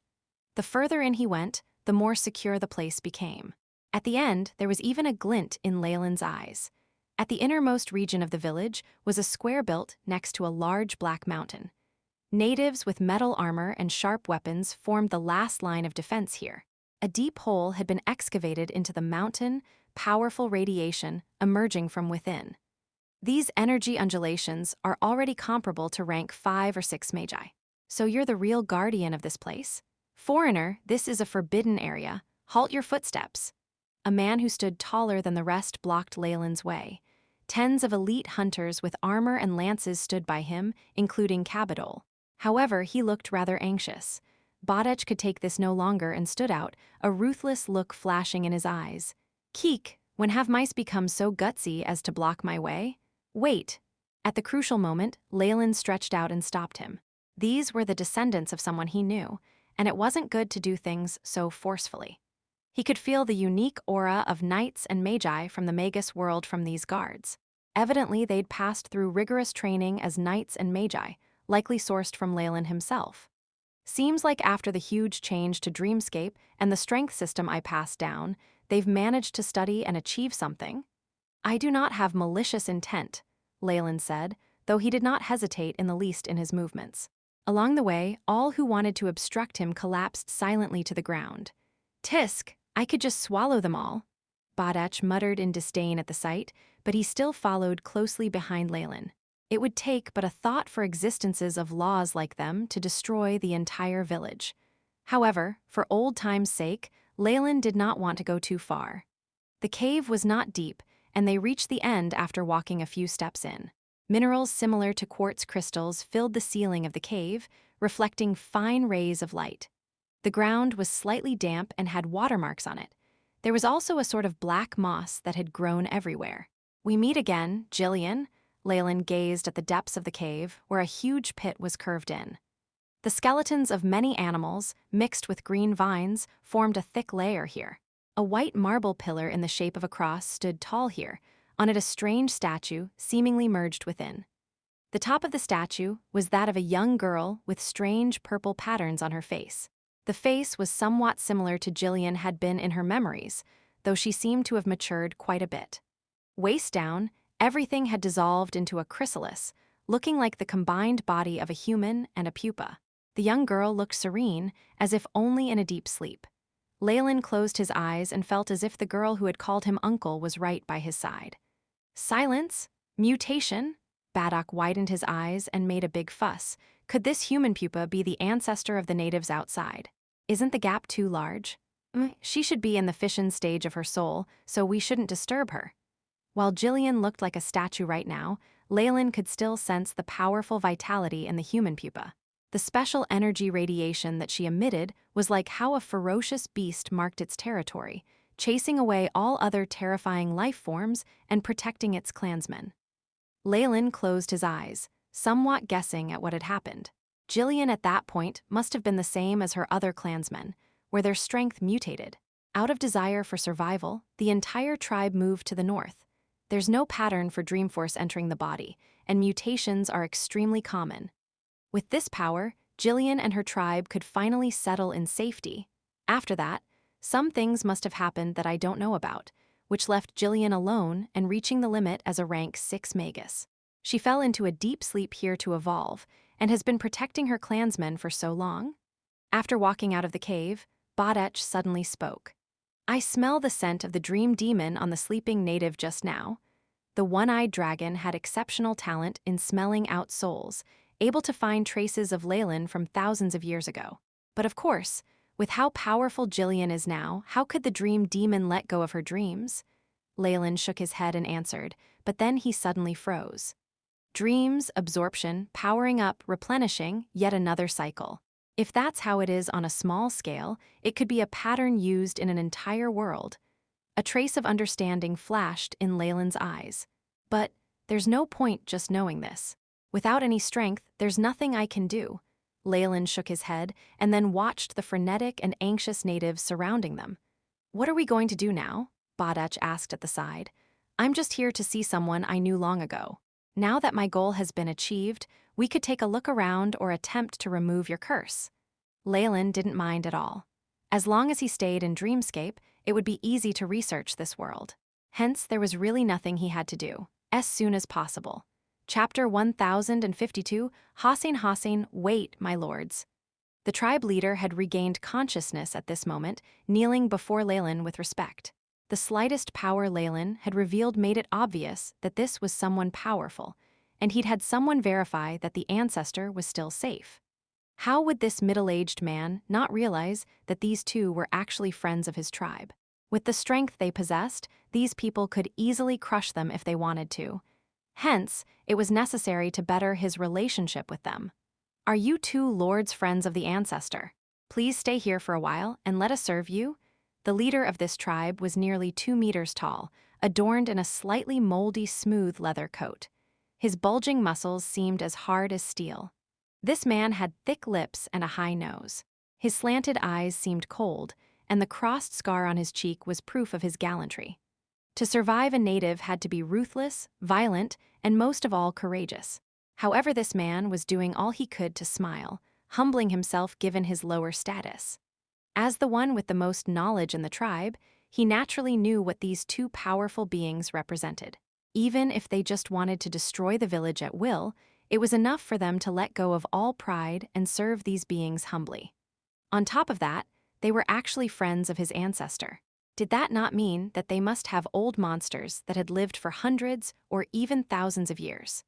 The middle-aged man was alarmed and sorrowful, knowing that his tribe having this piece of land was nothing remarkable. All sorts of powerful native tribes could die here, even wandering beasts not guaranteed to survive.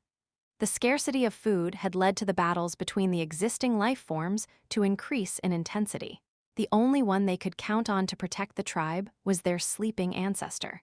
With the power of these two lords on our side, we might even be able to defy the city's orders. The middle-aged man had a thought. The next time he looked up, he looked into a pair of eyes that seemed to be able to see through everything. Leylin chuckled, not expressing his opinion and walking till he arrived in front of the kneeling man. He used an invisible force to lift his chin. If you're inviting us to stay, then tell me your name. Hassin, I am the chief of the Redbud Flower tribe, Hassin, willing to follow all of Sire's instructions. Hassin led his clansmen and had everyone kneel and bow. The exposure of crucial regions like their backs showed a complete subservience to the strong. Badach, looks like we'll need to stay here for some time. With nothing at hand, Leylin agreed indifferently. Anyway, he was rather interested in studying what was happening to Jillian. I'm fine with it. Badach gazed at Cabadol beside him, pursing his lips, but did not object. After all, he knew that the moment Leylin decided on something, he had no right to go against his wishes. A fireplace burned away from a wall of the most luxurious building in the village, spreading warmth. A yellow copper stove stood atop a red mahogany table, burning some unknown powder that emitted white tendrils of fragrance. Cabadol was curled up in a corner, watching Leylin and Badach respectfully being invited to sit on a soft goose-feather rug. Looking at the numerous exquisite foods and drinks placed in front of the guests, he could not help but gulp. How extravagant, the young man thought to himself, and then looked outside the window. The light outside had dimmed, and there was already a layer of white frost by the window pane. The contrast with the striking red of the silken curtains left him unable to look away. It should be quite cold and dark outside now, right? Cabadol wondered silently. This region had no sun nor moon and only had faint rays of light. The natives here used the brightness to differentiate between night and day. Once night fell, temperatures outside could reach as low as -80 or -90 degrees, or even -100 degrees centigrade. While he did not understand the concept of cold, he knew that there were always unlucky people who froze to death at night every year. Without enough food nor fuel, the lack of heat would leave them helpless to resist the arrival of the Grim Reaper. If this was the case in the village, things were much worse outside. The elders who'd left today would probably not live past this night. The young man felt a hot gush at his eyes, and some warm fluid fell from the corner of his eyes. "Here, my lords. Please." At the banquet, Hossein did not have so many thoughts. His face was now flushed red, and the area around his scars had turned bright red as he urged the two lords at the main seats to drink. Leylin answered his request and picked up the wooden cup, pursing his lips. Bodech couldn't even be bothered to do that. Based on Leylin's observations, the alcohol here was fermented using some underground plant stolons with plentiful fat and starch. As the method was very primitive and behind his times, and on top of that the filtering hadn't been performed well, the alcohol was too muddy. Bodech obviously found this beneath himself. However, to ordinary natives, this was already a delicacy they could never obtain. This was also the same for Hossein. However, to Leylin's surprise, every person in the village, besides the infants, all had a cup. The adults were extremely cautious and had a satisfied look on their faces. Equal distribution within the clan? Leylin shook his head and looked at the table again. In order to serve the two of them, Hossein had gone all out. The food on the table could be said to be sumptuous. The dessert was a sort of purple fruit that was slightly tart and sweet, while the main was a round pastry made with starch, baked till golden brown. Even the two coarse-skinned mice that Cabadol had caught today had been brought to the table despite how precious meat was. The aroma from such a sumptuous feast had all the clansmen gritting their teeth, doing their best to keep their bearings. Unfortunately, this was rather crude to Leylin and Bodech. Given the one-eyed dragon's original size, even the entire village would only be an appetizer for him. The delicacies and the great alcohol that Leylin had experienced before made it lacking for him as well. Hence, in the face of this, Bodech found this beneath him, while Leylin ate a few fruits out of courtesy and stopped. Upon seeing this, a slight embarrassed flush rose on Hossein's face. He could not even bring himself to call up the beautiful young girls he had prepared meticulously beforehand. "My apologies that our esteemed guests had to have such simple food. It's already enough. Here, let's raise our cups to our friendship." Leylin lifted his cup. "For friendship." With Leylin's lead, the rest did the same as Hossein and somewhat warmed the mood. "I was once friends with your ancestor, so if you have any needs, please let me know." After putting down the cutlery, Leylin spoke respectfully. Of course, all this was out of politeness. If the request could be easily completed and he was in a good mood, he might help for old times' sake. However, if the other party brought up a difficult issue, such as having Leylin become their guardian, then Leylin would probably become hostile and leave. This is quite embarrassing, but we really have come across an issue we can't solve with our strength. Hossein's voice sounded grim. "We make use of the land here to survive, but we need to give Maxi of the East Sage and slaves as taxes. His requests this year are far greater than we can give." Hossein explained the situation to Leylin. The Redbud Flower tribe weren't the only survivors in this area, and they were all attached to a powerful city-state named Maxi. They would have to pay the city every once in a while, giving them a type of food called sage as well as slaves as proof of subservience. Otherwise, they would be attacked. A few accidents had greatly reduced their crop yield this year, and it was impossible for the Redbud Flower tribe to reach its target. However, those with power in Maxi did not care for this. The moment Hossein could not hand over enough food, they would be forced to move away, or else they'd be attacked. It wasn't just dream beasts in the wilderness coveting this land, or stray spirits. While the ancestor can provide us with protection, Maxi City also has an elder in power with similar strength. Besides, the ancestor is in a deep sleep. Hossein laughed wryly as he voiced the trouble they were in. The rest of the clansmen now stopped eating. They understood that if this did not go well, the whole tribe would be exterminated. The food may have been fragrant and tasty, but it no longer tempted them. Elder in office. Is that a synonym of power or authority? Leylin stroked his chin. He had to admit that this Maxi city had piqued his interest. A city where a large number of inhabitants of Dreamscape gather. And there might even be powerful beings comparable to rank 5 or 6 Magi there. This city-state would definitely maintain traces of Dreamscape's glamour and culture before Dreamforce weakened. Since he wanted to study this world, it was of extreme importance to Leylin. Besides, what was a city-state not guarded by a being of laws to Leylin? I understand. Let's find a day and have Cabadol bring me and Badach there. Leylin nodded in agreement, obtaining the gratitude of Hassin and the others, as soon as possible. Chapter 1053, Maxi in the depths of the Redbud Flower Tribe, in the corner of a dark cave dug into a black mountain. White quartz glimmered as it illuminated the moss-covered area, giving the place a sense of life. There was a pillar near the end of the cave, shaped like a cross. The humanoid pupa that was Jillian's current form had fused perfectly with the base, showing her beautiful curves and face off like the most exquisite work of art. This silent evolution is similar to those of Magi. The AI chip's light flashed in Leylin's eyes as he reached forward to touch the statue, feeling the weakness and regret of the soul at its core. Having said that, though, this weakness was in comparison to Leylin himself. The soul was already as powerful as a rank 5 or rank 6 Magus. Have you sensed my arrival? A slight smile rose on his face. Seeing as you've been helpful in my research, let me give you a tiny gift. A dark red glint extended from Leylin's fingers, leaving behind 2 elegant trails as it formed strange arcs in the air like a dancing butterfly. It landed on the statue's shoulder. Pooh! Red lights flickered, and the points of light and skin of the statue immediately dissolved upon contact with it. The entire human pupa began to move slightly, and the eyes now appeared to have gained some life in them. Sensing the rate at which her soul awoke being quickened, Leylin turned to leave, seemingly uncaring of the situation. You can do it, little Jillian.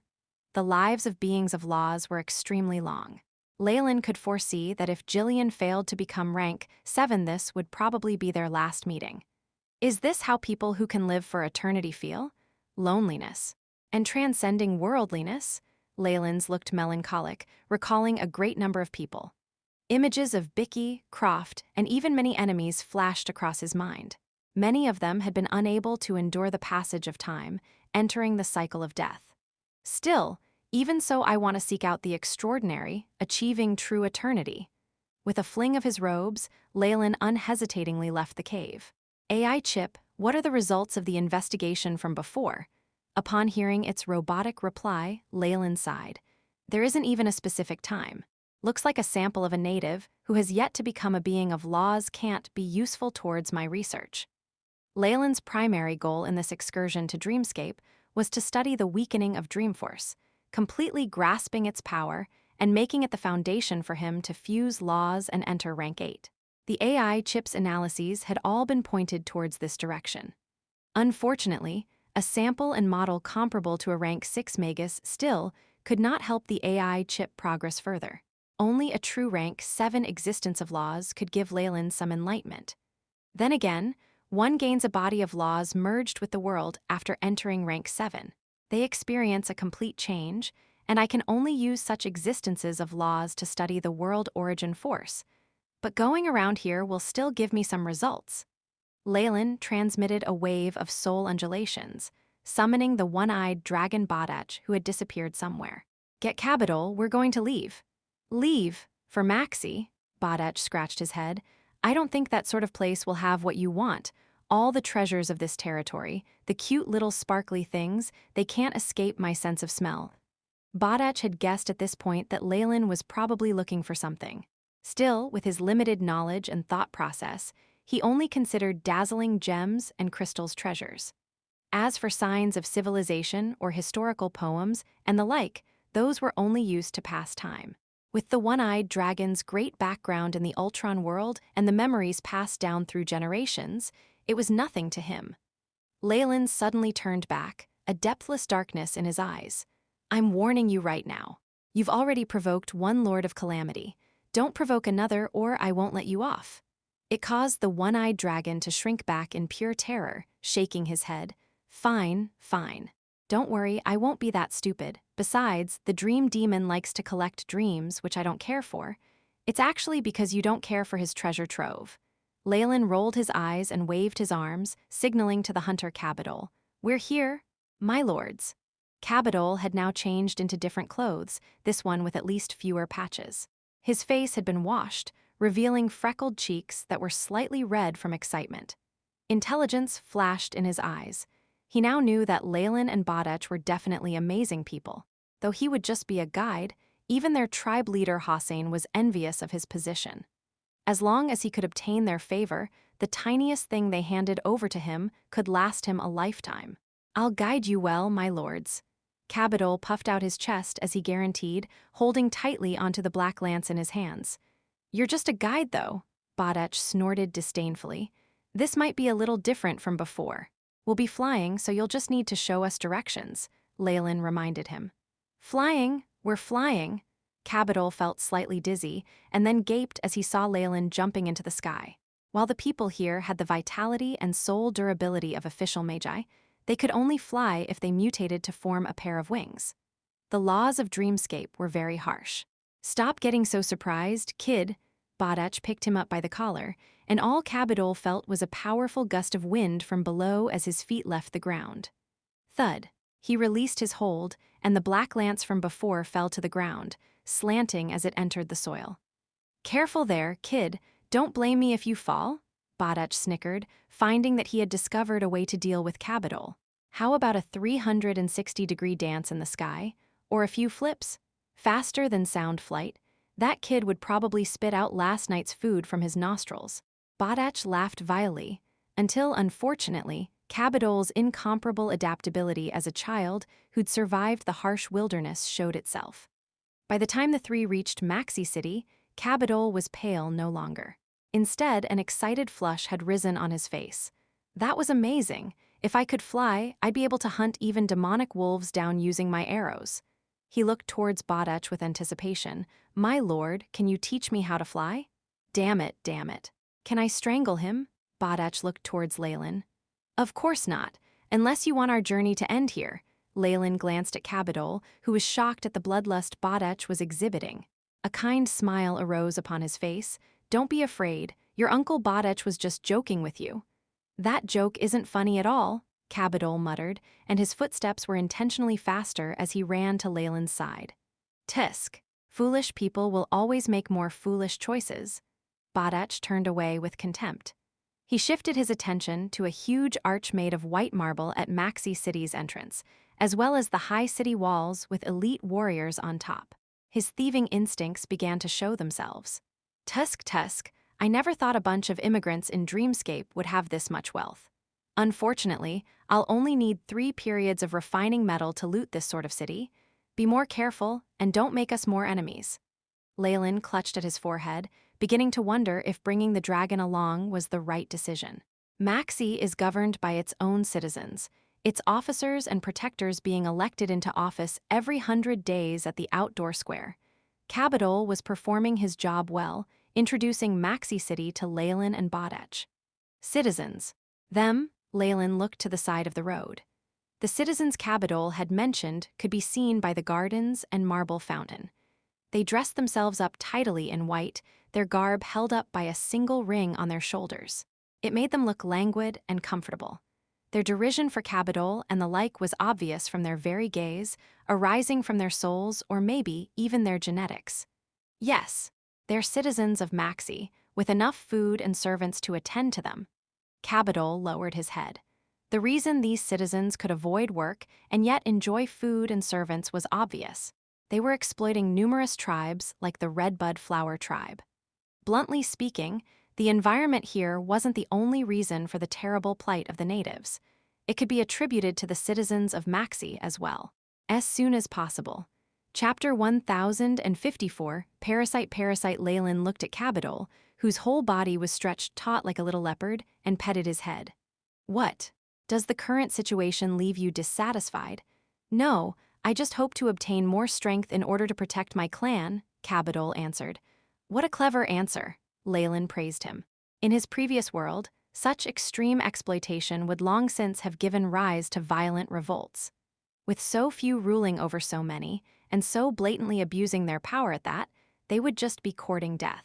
Unfortunately, this was a world where extraordinary strength crushed everything else.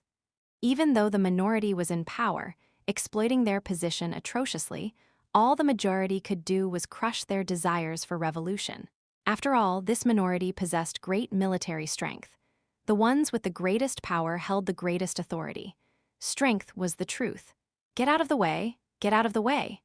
At this moment, 2 rows of warriors dressed in black armor and held iron spears and shields darted onto the streets, moving the people to the sides of the road. Even citizens won't have this much authority. Could this be the government or some security officials? Leylin glanced at Cabadol next to him, but the boy was now trembling all over, and his lips seemed to turn darker in his fear. No, Cabadol bit at his lower lip, gritting out a few words. The power of the government comes from the citizens, which is why this is impossible for them. The only possibility is the legendary Lord's Envoy.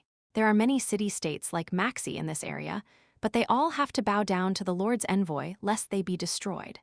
Lord's Envoy? Leylin thought this phrase over, sensing the terror within the surrounding natives of Dreamscape. This terror had nothing to do with the higher or lower class, the rich or the poor. Even the citizens of Maxi who had been relaxed just moments before were the same as them. The Lord of Calamity himself, that dream demon, should be the one with feudal power here. Are these soldiers of his armies? Leylin made a guess.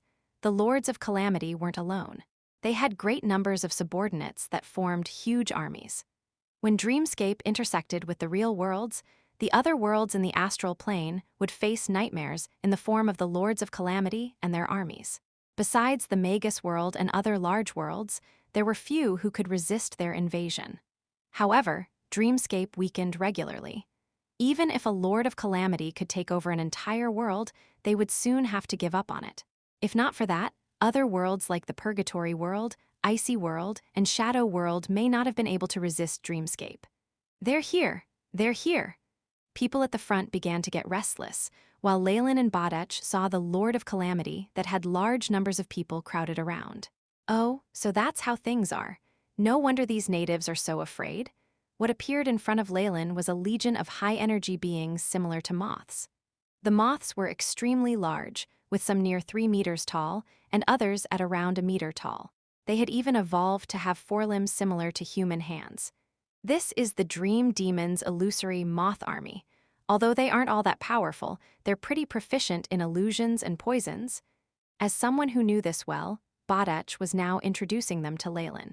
Still, unlike them, this one-eyed dragon was obviously strong enough to wipe Maxi City out easily. However, these illusory moths weren't the main characters here. At their center was a human. Indeed, a human.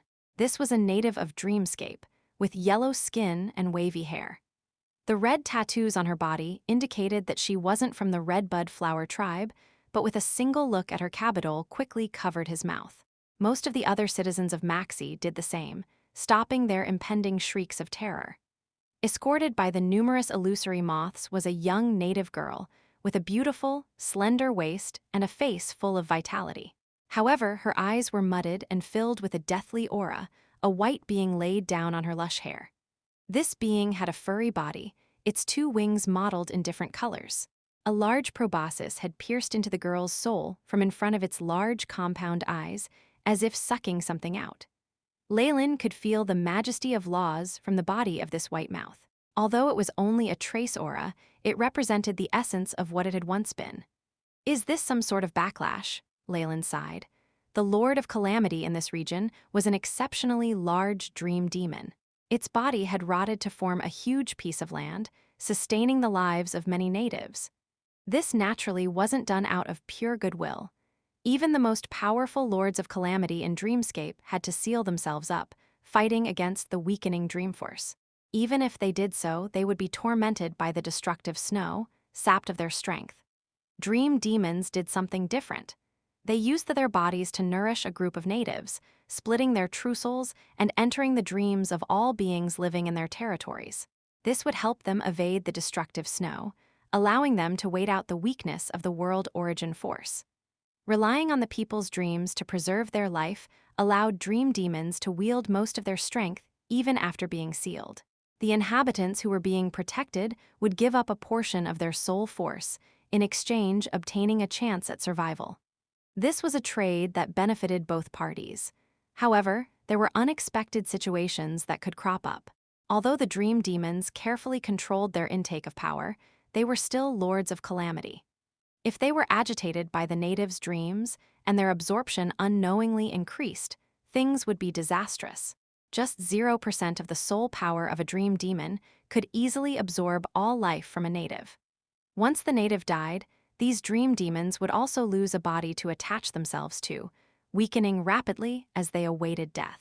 Although this process was irreversible, there were still exceptions. If the dream demon realized in time that it had absorbed too much, the perfect control would repair the balance of the symbiotic relationship. However, the native they were attached to would have been absorbed greatly, inclusive of their souls. They would become an empty husk. Such a shell was actually a huge treasure for a dream demon. At the very least, it would leave no issues with its survival. With another layer of protection from a native, there was no need to be afraid of the effects of being in an environment that was weakening. It could also retain some strength and influence over the outer world. These humans who were controlled had another name in the world, the Lord's Envoys. Being raised by the dream demon, natives like Cabadol, and even citizens of city-states or their leaders all had parasites within them. Seeing the Lord's Envoy, it was understandable for them to feel distress. Just as Leylin and Badech were sizing up the Lord's Envoy, the girl with the moth on her head also turned to look at them. "I never thought I'd be able to see guests from another world here," she exclaimed, her eyes gaining some vigor. An astonishing conscient began to awaken in the girl. In that moment, Leylin even saw the body of a dream demon moving through the universe, spreading wings that could cover a small world as it greeted him. "We're only travelers touring the area, and unwittingly entered your territory." Leylin was not all that surprised by this. While those like Cabadol had a portion of the dream demon's true soul in their bodies, these fragments were mostly in slumber. They could only subconsciously absorb the dream energy as food. However, the true soul inside an envoy was awake, possessing a portion of the main body's conscient. This made it easy to spot Leylin and Badech, who had done nothing special to conceal themselves. The Lord's Envoy's beautiful eyes swirled towards the one-eyed dragon, her next words causing Leylin to turn grim. "I remember the smell of your spirit. You're the person who once coveted my treasure trove." That wretched greedy dragon had really once wanted her treasure trove before. "Ah hee hee, haha, the weather's quite good today, haha." Badech rubbed his head and began to laugh drily. "However, your humble servant's treasure trove must have disappointed my lord." The Lord's Envoy was now occupied by a powerful conscient. Leylin estimated that the awakened conscient had now completely gathered here. However, she seemed to be exceptionally easygoing, and was even apologizing to Badech like a wise lady. "Oh, it's nothing. I don't have much interest in dreams that are like bubbles." Badech waved his arms and spoke bluntly. "Apologize." Leylin pressed Badech's head down and then smiled apologetically at the Lord's Envoy. "My apologies, this guy has a screw loose. If you don't mind, we could discuss this further elsewhere." The Lord's Envoy pointed away. The natives and citizens of Maxi were currently frozen stiff, especially a few beings with golden olive wreaths on their heads that seemed to be members of the government. "Sure," Leylin nodded, and then pointed at Cabadol. "I have some connections to his ancestor." There was nothing else that needed to be said. He was sure that she would handle this matter well. After all, the goodwill of another existence of laws for something so trivial would definitely be worth it. As he watched Leylin and 3 others depart, Cabadol's mouth was wide open. He was at a loss of what to say, but the hint of flattery and reverence in the eyes of the citizens surrounding him told him that things would definitely be settled now. As soon as possible. Chapter 1055, Soul Powder, the boundless skies shattered to reveal a huge hole, allowing one to see some large stars and bands of light. Leylin, Badech, and the Lord's Envoy stood side by side, enjoying this broken scenery. When Dreamscape Origin Force weakens, the entire world descends into stillness. The Envoy's face showed hints of sorrow before she looked towards Badech. "I see a tracking curse on your body from Salalis, and the shine of Suelo gems." Badech's expression froze, and then he tried to speak up for himself. Haha, you must have gotten something wrong. I'm such an honest dragon, why would I steal something that belongs to someone else? Haha, you've got the wrong impression. I don't really have any dealings with Salalis. On the contrary, there are some conflicts between us. The young lady's voice was like a silver bell, pleasant to the ear. The clear look in her eyes made it seem like she knew everything. With this gaze on him, even the one-eyed dragon lowered his head, ashamed. In that case, that's great. It had to be said that there were few people Leylin had met who were as thick-skinned as Bardach was. Even the dream demon was evidently entertained by how shameless he was, and the girl that she had possessed pursed her lips and began to smile. I just want to remind you that Salilus' poison curse is the most vile in the entire universe. In order to obtain enough malicious intent, he even pushed a small plane into the plains of despair, just to absorb the hatred arising near the death of a continent. Leylin's expression changed. The astral plane had a few large worlds in it. Planes were a rank lower than worlds, but even then they were still as large as entire continents, with populations of tens or even 100 million. Destroying a plane just to obtain the hatred and malicious intent was something that would do more than just raise people's hackles. Or has he gone mad or turned chaotic? While Leylin wasn't a good person in any way, he suddenly felt that like he had an actual bottom line, something better than those beings. With the vengeful energy from millions of life forms, as well as Salilus' own powers of disaster, the curse formed isn't something that the Yossi blood hoop on your head can suppress. So this thing is a Yossi blood hoop. Doesn't seem to be that useful. Bardach discontentedly prodded at the silver hoop on his head and complained. "Shut up and don't move it, you idiot." Leylin's expression changed, watching as Bardach took the hoop that had been on his dead down curiously. Woo, in that moment, the Yossi blood hoop revealed a piercing red light. Blood vessels wriggled as a piercing female shriek resounded. The blood-red luster became more exuberant till the whole hoop exploded, creating a tiny poof and only leaving behind silver ashes. What the heck, what's going on? The one-eyed dragon gaped at the silver granules in his hand and cursed. "Found you!" A powerful conscient exploded from the purple eyeball behind him, accompanied by a chilling evil and bloodlust. Bang, bang, bang! The curse that Leylin had under his control burst forth as the purple eyes exploded one by one. Yellow pus flew everywhere, causing Bardach to cry in misery. This liquid fell into the surrounding areas, and even more tiny purple eyes appeared as they began to cover the dragon's entire body. Leylin could sense a powerful soul aura locking onto Bardach completely, an aura unique to Lords of Calamity awakening, still in the north, but south of the Dream Demon's territory, within a region of calamity. "You wretched, despicable little thief, Salilus has finally found you." Snow fell with immense destructive power, but it could do nothing against a large ice crystal at the center of this place. The ice sizzled sharply and melted down, emitting dazzling lights as runic chains broke apart. Howls resonated as the large ice crystal exploded, and an enormous body jumped out, disappearing into the clouds and quickly heading towards the Dream Demon's territory. Wah wah wah, what are we going to do? Bardach clutched his head with both hands, barely keeping the urge to tear off his own flesh at bay while staring at Leylin pitifully. No matter how careless Bardach might be, he still prioritizes his own safety. At the very least, there had not been any mishaps in the journey before, so why would there be issues now? The only change is that we now have a Lord of Calamity by our sides, and it's the Dream Demon with strange abilities.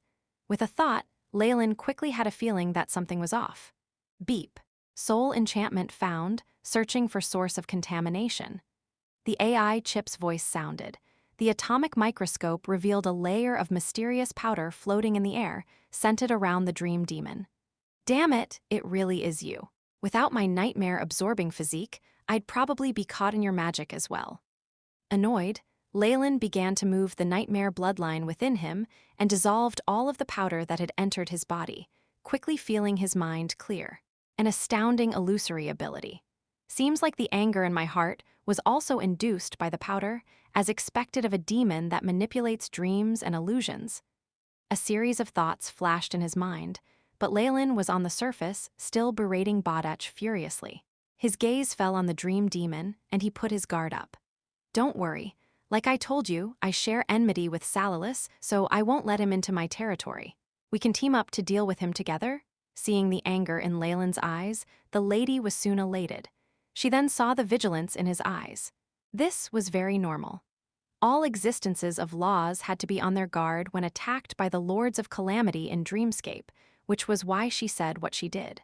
As she spoke, Leylin noticed the microscopic powder in the air ripple slightly, enchanting the soul slightly and affecting one's judgment. Badach, for instance, kept nodding. Upon seeing this, she dealt another blow. If we defeat or seal him, then the curse on my lord's friend here will be taken care of. Agree to it, Leylin. Agree to it. Badach kept nodding like a chick pecking at grains of rice, and the soul undulations became more vigorous. But of course, I agree. Leylin seemed to be taken with the idea, and after seeing her delight, could not help but take several steps closer, fine soul powder rippling on his body. All of a sudden, his eyes flashed. I agree to nothing, he exclaimed, and a loud hiss resounded as a tremendous phantom Targaryen appeared behind Leylin. The serpent extended its terrifying mouth, biting down on the dream demon. Leylin had acted exquisitely, covering his actions with his control of laws. This way, he'd managed to deceive this Lord of Calamity.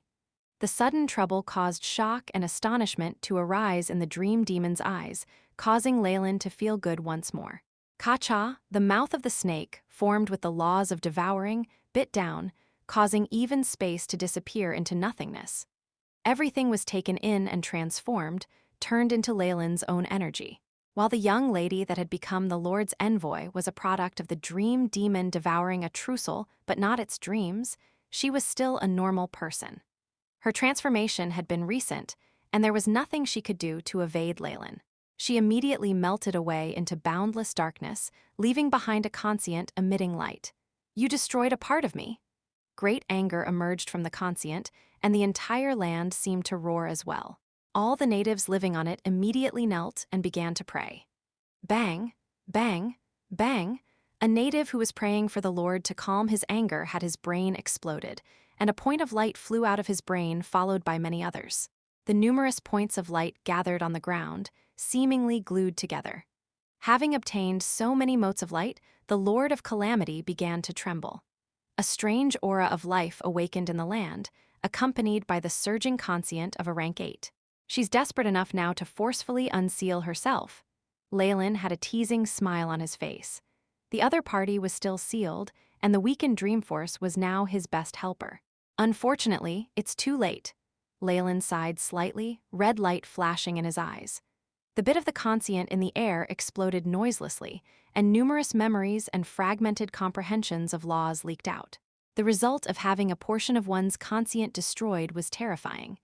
The entire territory began to roar, volcanoes erupting as earthquakes occurred. The ground cracked apart as a large hand made of lava arose, covering all else.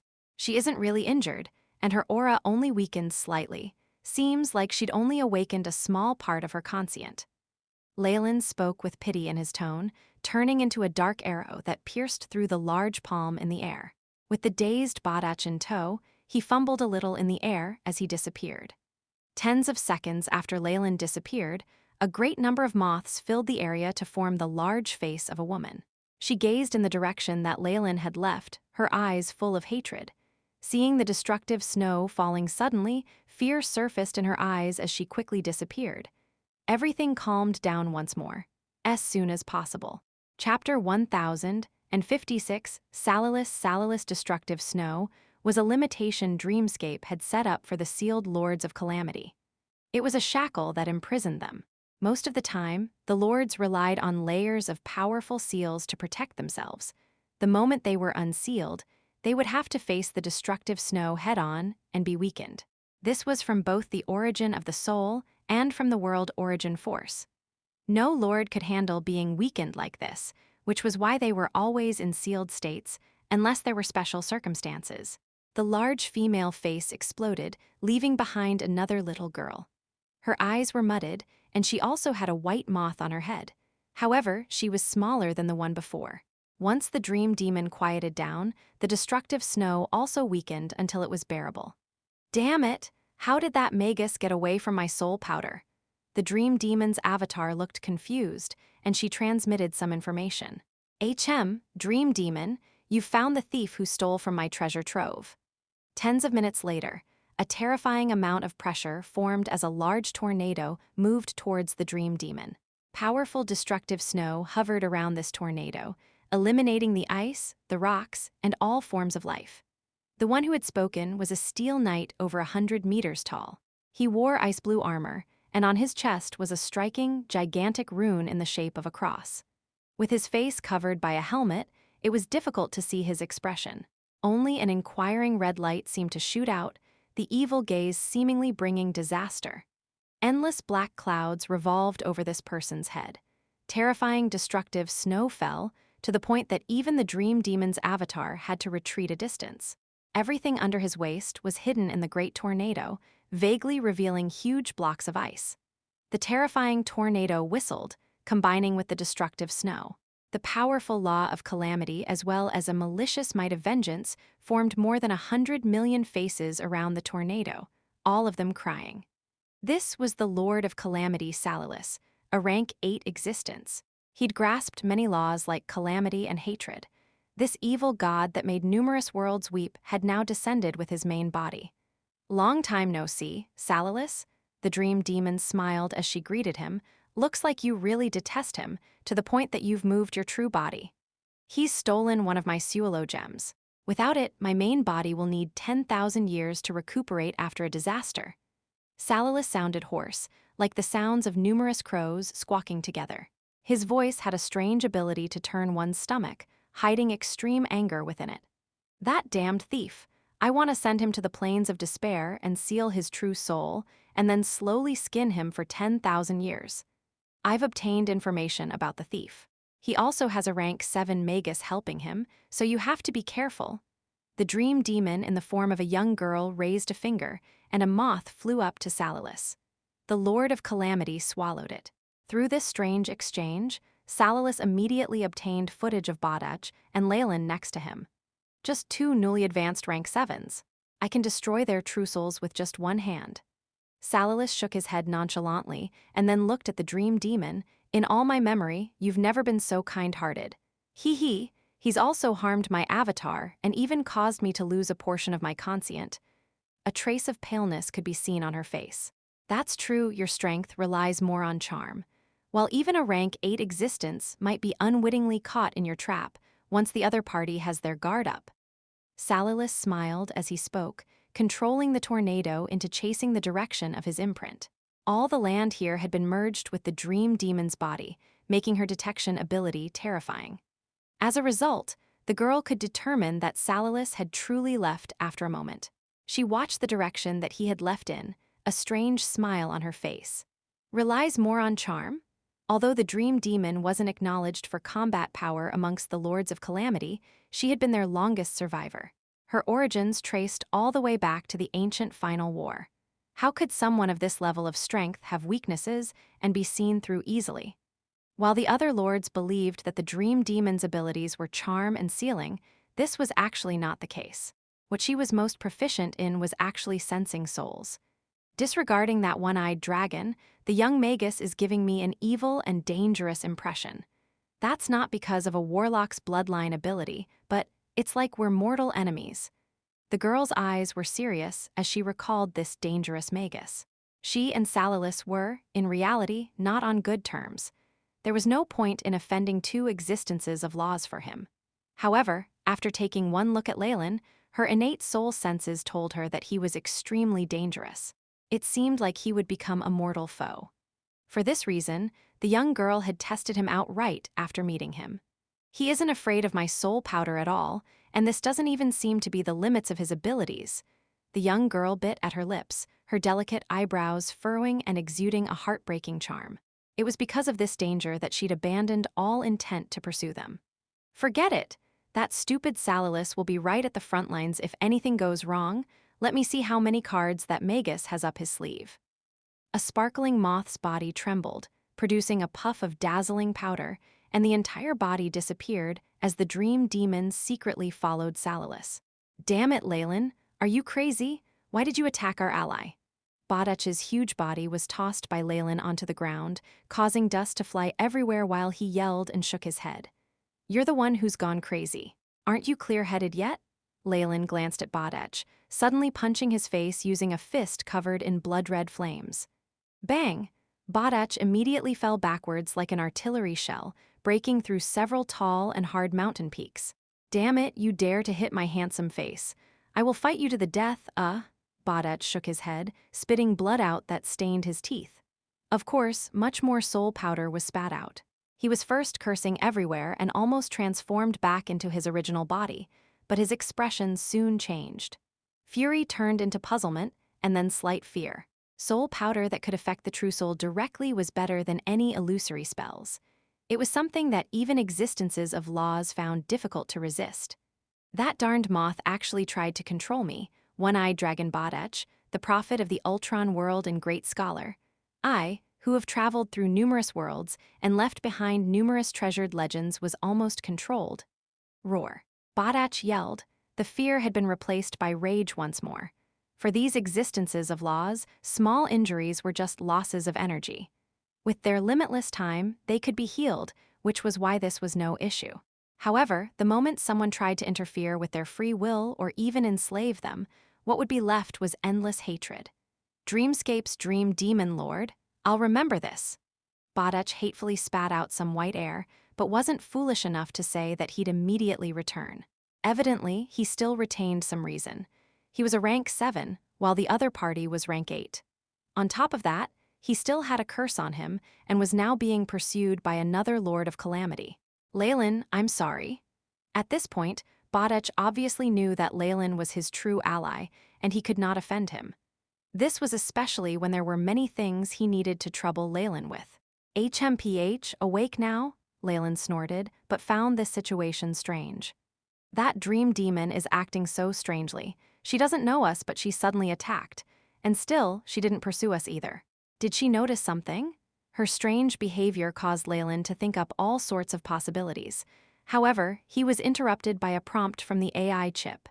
Beep, host's devouring talent has been used. Completely digested conscient of law. Host has obtained partial information regarding the law of charm. Host has obtained partial law of illusion. Host's illusion proficiency has been strengthened.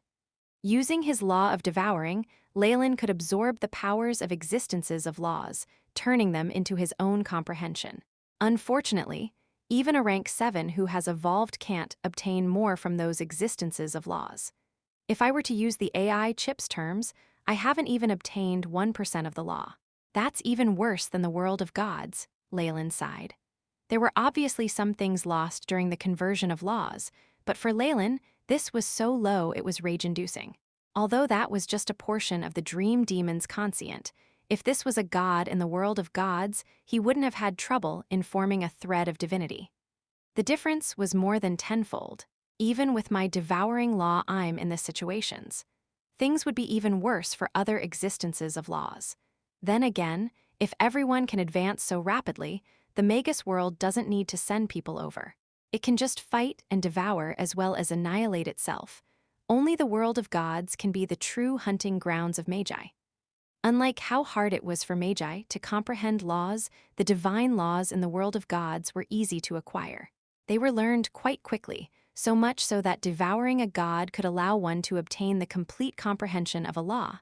That was the reason Magi were crazy over them. As soon as possible. Chapter 1057, Meeting. With the attraction of the two world origin forces and such immense benefits, it's no wonder the ancient final war was so intense. Leylin sighed inside. Had he been the one who'd found a world where he could absorb the comprehension of laws by killing deities, he'd have gone crazy as well. The fall of other Magi and the suffering of the commoners was nothing in comparison.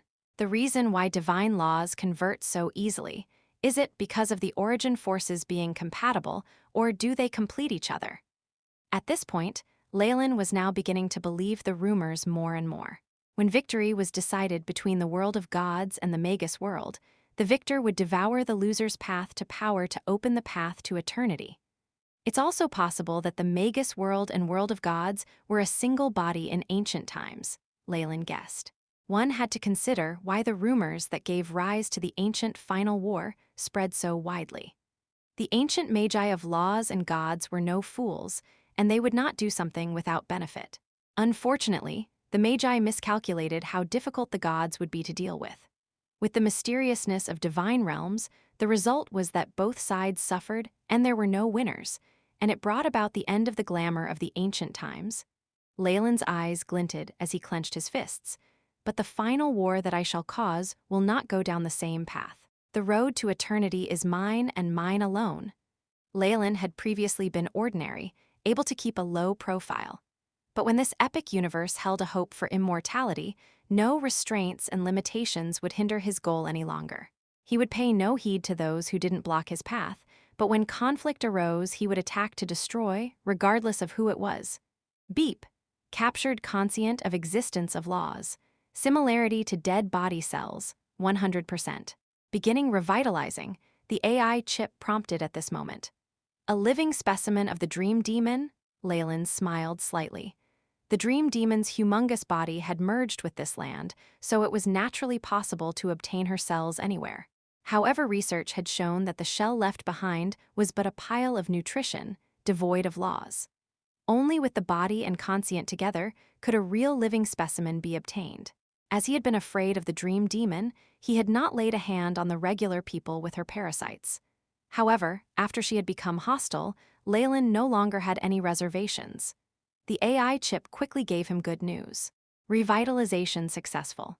Host has obtained sample of dreamscape existence of law. Rate of analysis of world origin force quickened by 27%. There are differences between various existences of laws. Another sample will get here soon. Blood red light flashed in Leylin's eyes, and a red line opened up between his brows as a strange twisting force rippled in the air. Oh no, it's Salilus. I sense that he's closing in. At the other side, Bodech began to cry out pitifully. The purple eyeballs on his body seemed to have sensed that their original owner was arriving, and they all began to wriggle about in a craze. They then exploded one after the other, causing Bodech to cry out. HMPH, shut up! Leylin turned back, the red line between his brows opening slightly. Russell, something strange happened then. The purple eyes on Bodech seemed to be frightened by something and abruptly shrank back. Bodech's cries quieted, and he watched Leylin with disbelief. Quiet. Don't you want to remove the curse? After activating the nightmare absorption bloodline, Leylin was akin to a king in Dreamscape. Dreamscape origin force was now hovering around him at all times, causing Bodech to unknowingly close his mouth. Return to where you came from, Leylin chanted in an ancient tone. Threads of Dreamscape origin force descended, forming blazing red runes that disappeared into Bodech's skin. The purple eyes quickly retreated due to these runes, eventually forming an exquisite purple eye sealed by a ring of fiery red on his back. That's it? Bodech waved his arms around, looking stunned. A curse formed of malicious intent from a lord of calamity who massacred hundreds of millions of living souls was sealed so easily. The whole process was simple, to the point that Bodech felt he was dreaming. Upon seeing this, Leylin nodded slightly, suddenly coming to an understanding. As expected, I guessed right. As long as it uses Dreamforce as a base, anything can be suppressed by my nightmare-absorbing physique. Even if it was a lord of calamity with powerful laws of calamity, if he was still in essence a being of Dreamscape, he would have to survive using Dreamscape origin force. That would mean that he could be suppressed by Leylin's bloodline ability. This suppression seems quite terrifying. Leylin looked at the world origin force hovering around him and the slight attention from the world will. If this were a rank 8 existence from another world, even though I might be confident in defeating them in Dreamscape, chances are they'd escape. However, if it's a lord of calamity, they probably won't even get a chance to escape. It seems like this is the world's wish. Wait. Leylin's eyes went as wide as saucers, feeling like he had grasped something crucial in that moment. There was no hatred nor love without reason in the world. Giving birth to the nightmare-absorbing body must have been an act of Dreamscape itself, which made the goal in doing this rather interesting. Inducing the formation of a bloodline and investing so much origin force and care required a huge amount of effort. At this every moment, a ravaging tornado appeared in the horizon, large amounts of destructive snow overhead as it hastened in their direction. Leylin, sire, he's here. Bodech changed the way he addressed Leylin and placed himself below the Warlock. Great timing, I just had a thought I need to confirm. Leylin nodded, while also very satisfied with how Badech was acting. His actions seemed to have tamed the dragon a bit. Huh, but he's a rank 8 Lord of Calamity. Are you going to attack him? Badech couldn't believe what Leylin implied. Of course, do you have any objections? Intricate dark red patterns appeared on Leylin's body. Powerful bloodline energy surged forth, revealing a boundless aura that seemed to echo within the entirety of Dreamscape. After seeing this, Badech shook his head like a rattledrum. He could sense that Leylin right now was more terrifying than that Lord of Calamity. Besides, he was the one who had provoked Salalis, and Leylin was technically helping him. Most importantly, Badech took a look at the seal on his back and the purple eyeball that had been torturing him. Leylin had merely made a seal but not completely removed it.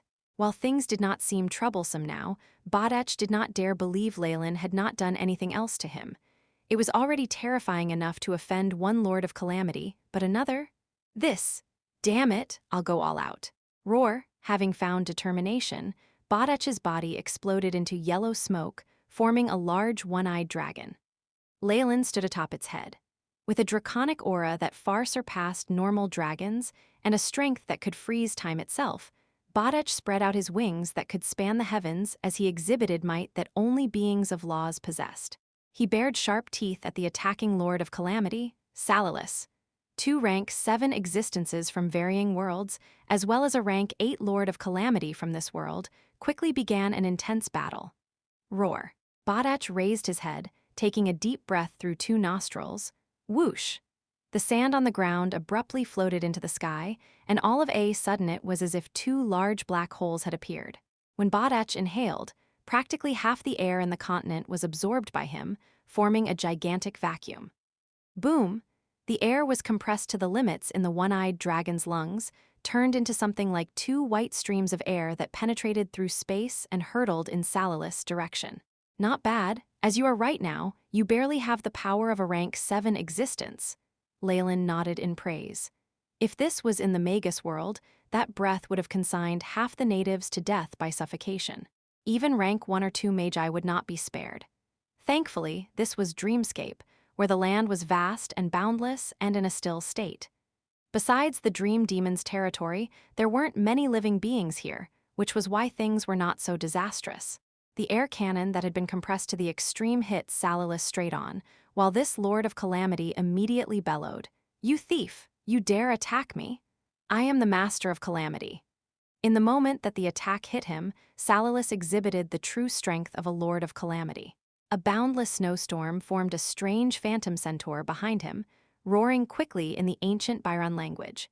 Powerful dream force gathered at his hands, forming a large black hatchet with a human face etched on the surface. Die, he struck down with the hatchet, and a black flash of light passed. Bang, bang, the air clashed with the black lines, forming boundless distortions. Large areas of Dreamscape were destroyed, and terrifying explosions resounded soon after. As soon as possible. Chapter 1058 Battle Rumble, the air cracked and the ground trembled. The very world tremored in the face of a battle between 2 existences of laws. HSSS, Tinkle, Kai. An energy undulation rippled out, and in that moment, all the Lords of Calamity in Dreamscape awoke from their sealed slumbers. They emitted powerful radiation that protected their own territories. The Dream Demon Lord, in particular, had countless moths cover the sky in layer upon layer that quickly fell. Her armies paid great casualties to block most of the stray energy, multicolored lights mixing with the air and meteor fragments to stop everything else. Pooh, all of a sudden, a thin black thread shot through the region and arrived in front of Badech. The dragon's scales that the one-eyed dragon prided himself on so much had no effect as they were pierced through, and dragon blood appeared. A layer of tiny black dots began to surround the injury, spreading outwards with the powerful might of Calamity. Despicable thief, you will pay for your sins today. Salalis' figure burst out from the smoke, his sparkling armor showing no damage. This already showed who was winning right now, as expected of a rank 8 Lord of Calamity. Leylin also made his move at this moment. He gathered dream force as well, forming a thin red layer that covered the dragon's wounds and suppressed the power of Calamity. Salalis halted, glancing at the Magus on the one-eyed dragon's head with serious red eyes. Leylin's robes rustled in the wind from the stray rays of the explosion, and traces of Dreamforce still lingered around him. The giant that was 100 meters tall had not noticed this tiny thing at all before, but once Leylin stood out, he seemed to have turned into the heart of everything. Salalis, gaze unconsciously focused on him. Magus, no. Bloodline Warlock. Salalis stopped moving, the large black hatchet in his hands appearing protectively in front of him. Your bloodline ability has unique characteristics of Dreamscape. The Dreamforce surging out of Leylin's body was making him feel unsettled, as if he had met a natural enemy. Memories from ancient times were sealed within his blood and genes, and now they were emerging. Yet, these memories were being covered by something, giving rise to a depression that made Salalis want to cough blood up in anger. A Lord of Calamity, a rank 8 existence. Leylin focused on his enemy. This could be the most powerful being he'd ever fought. When he'd fought the Snake Dowager and the rest in the Purgatory world, he'd had the advantage of being in the right place at the right time. Leylin currently did not have that luxury. He would have to rely on his own strength. Of course, my bloodline ability from the Nightmare King is a trump card. Without that as an insurance, Leylin would have prudently avoided making a move here. He currently needed a Lord of Calamity as a guinea pig so he could confirm some suspicions. If not, he definitely wouldn't have stopped here and waited for Salalis to arrive. Good timing. Let me see the differences in a bloodline warlock after rank 7. The figure of a looped snake was reflected in Leylin's eyes. Purplish-red bloodline force surged out, and torrential strength seemed to make contact with several large worlds. The power of numerous blood descendants was transmitted over to him. Having broken away from the Snake Dowager, Leylin had become the progenitor of a new bloodline. He had a bunch of bloodline abilities he could use. HSS. Boundless bloodline energy formed a phantom Targaryen that soured through the skies. The large winged serpent suddenly pounced forward, savage and dominant like a tyrant hunting for prey. It took a good bite out of the centaur, dragging it all the way to the astral river. The auric phantom forms of these two beings of laws began a huge war in the starry skies, causing great energy undulations that destroyed numerous planets. Have I been asleep for too long? Since when could mere rank 7s challenge me? Salalis roared, the black hatchet in his hands instantly turning into a streak of light aimed straight at Leylin. I am a Lord of Calamity. Numerous malicious spirits were pulled out of thin air, forming distorted figures that surrounded the incoming black light. These faces wailed, their eyes filled with tears of blood. A black mask in the shape of a crying face solidified in the air, forming a strange mark of calamity. The moment he brazenly releases all his might, this land is completely done for. Leylin noticed what Salalis was doing, rather surprised. Based on normal logic, rank 7 existences like them could cause immense damage to their environments with a single move. Battles would be avoided at all costs. However, this Lord of Calamity seemed to be having none of that. He had no qualms in his strikes, caring not for the consequences of his actions.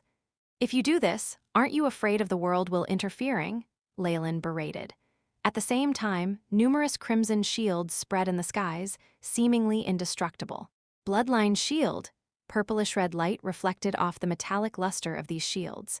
Many vortices formed, like countless huge mouths waiting for their prey.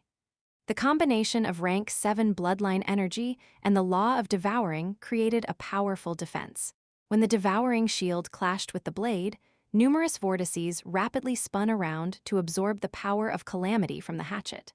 Horrifying crunches sounded out as the shield surrounded the hatchet, acting like a huge mouth doing all it could to digest the object. What's a world will to me? Salalis laughed maniacally. His views seemed to be different from those of the Magi, as red light gained in intensity on his helmet. Break!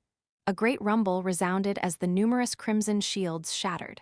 While the law of devouring was exceptional, it was currently put up against a rank 8 being. The burden being too great, it could hold on no longer. Once the bloodline shields were eliminated, the hatchet of calamity also seemed to have used up all its strength. It gradually disappeared. Warlock, I admit that your power is not bad amongst rank 7s. No, of the worlds I have traveled to, your ability is at the top. But so what? Can your law of devouring overpower mine? Salalis chuckled madly, a black knight's halberd appearing in his hands. The spearpoint blazed with terrifying flames, while the battle-axe glinted with light. The sharp teeth on its side seemed chilling, able to pierce through the void itself as great power of laws lingered around it. It'll be difficult to fight the accumulated strength of a rank 8 existence, especially if he doesn't just use the law of calamity. But then again, if he can even say something like, "What's the world will to me?" It seems like the path they walk goes against the world will. Leylin's eyes flashed with understanding. This was actually rather easy to comprehend. Which other world forced their beings of law to this point, causing them to seal themselves in and reduce their energy consumption, unable to escape? One would have to oppose the world will to warrant such treatment. It might also be due to the unique environment here, leaving them with no choice. Leylin now felt like he had a better understanding of dreamscape now. Lulu. At this moment, a victor had been decided between the giant snake and the centaur. The tall centaur roared, ruthlessly kicking at the neck of the Targaryen. The winged serpent also opened its mouth, leaving behind an injury that allowed one to see bone at the centaur's chest. The Targaryen disappeared unwillingly amidst its last struggles, leaving behind a centaur with injuries all over it.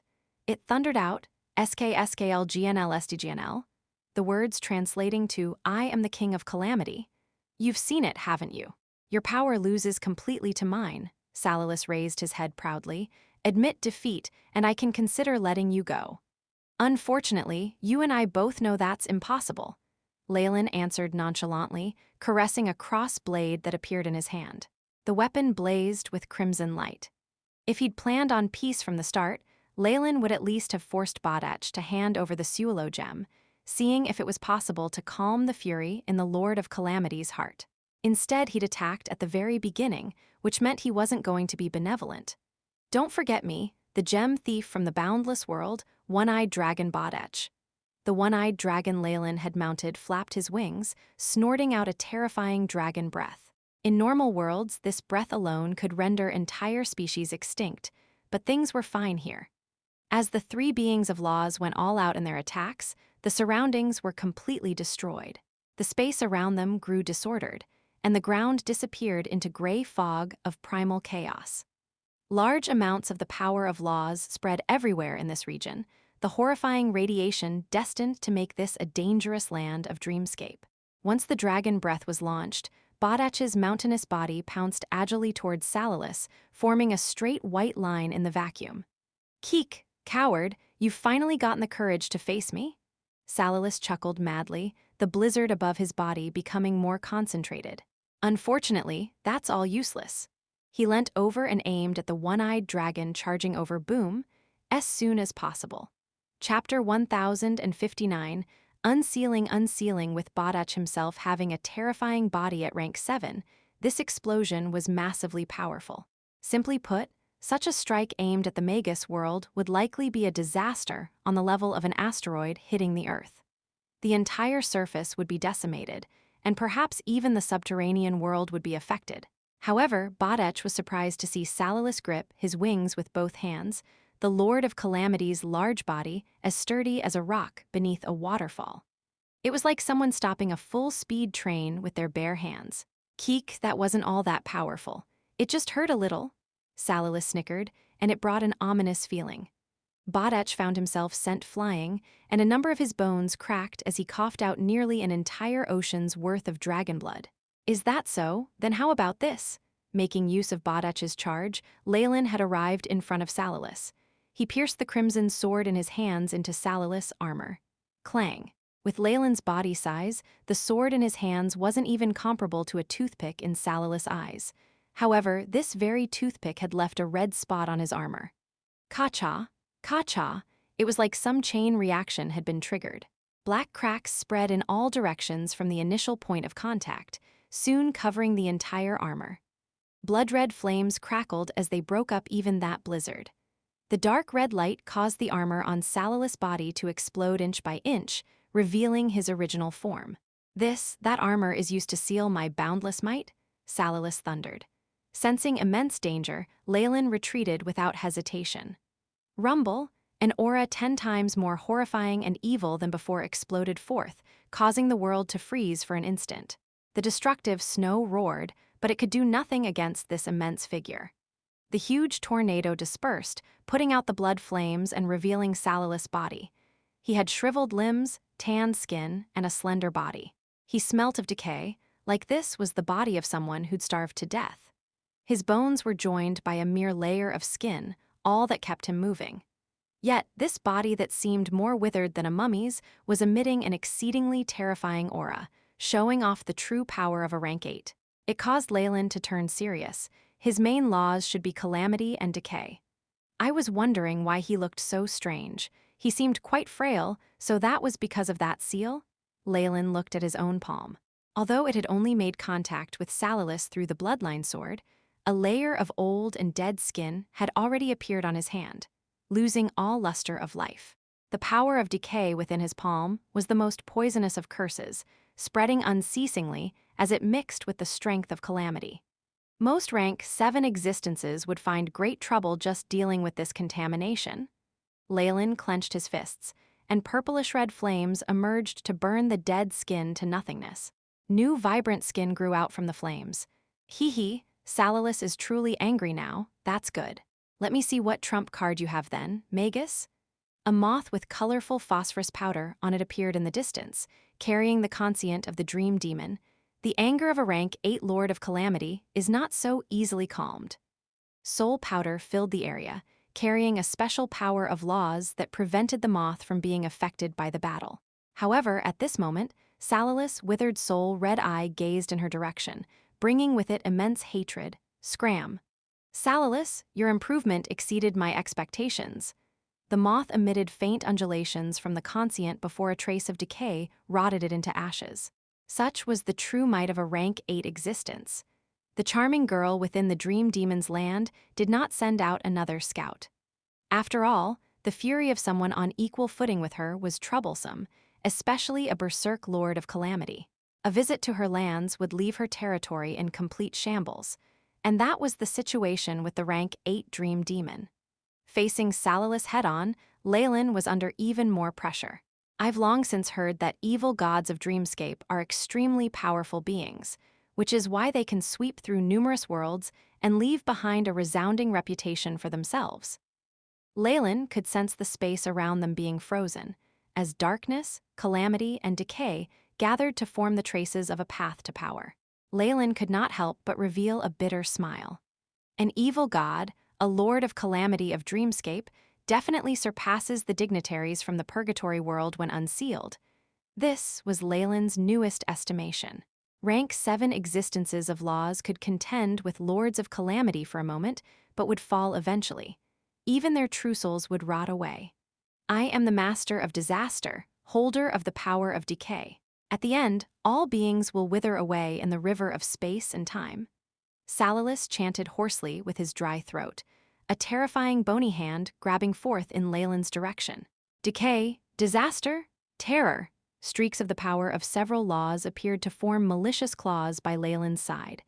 These claws seemed to sing praises of Salilus, chanting along. This was the power of faith Salilus had gathered from fear. Leylin didn't doubt in the least that, with these accumulations, Salilus could become an intermediate god in the world of gods in one go. GRR. In the face of the attack of a rank 8 existence, Bodach's snarls seemed exceedingly weak. His opponent had no need to focus on him, a mere sweep of remnant power able to injure him seriously once more. The huge dragon was filled with traces of decay, not knowing where to go. Disaster, decay. 2 streaks of Salilus' most powerful laws formed a strength akin to primal chaos within those large claws, whittling away the law of devouring on Leylin's body. Once this final layer of protection had disappeared, Leylin would die in both body and soul. It was obvious that Salilus' hatred of Leylin in that moment exceeded that towards Bodach. As expected, as I am now, it'll be too difficult to go against a rank 8 without any help, Leylin sighed. This test told him of the limits of his own strength. Although he was amongst the top of rank 7s, he was still lacking when compared to rank 8s. If I didn't have something to fall back on, I would only be able to escape, being grievously injured and finding it difficult to recuperate. Thankfully, Leylin rubbed at his forehead. A red line slowly cracked open there, revealing a dark red vertical eye. Damn it, it's this feeling again. It's this feeling full of mortal danger. Like I'm meeting a mortal foe. Who is it that can give a lord of calamity the premonition that they will bring death? Seeing Leylin being surrounded by the huge devilish claws, Salalis had no trace of elation on his expression. On the contrary, his dried-out and malicious face was filled with madness. The feeling of mortal malady that he'd felt today had caused him to enter the peak of his power without reservation. However, be it that wretched dragon or the rank 7 Warlock, they were both ants in front him, one merely a little bigger than the other. Now, however, his keen trousseau of laws was trembling, the feeling of danger intensifying tenfold.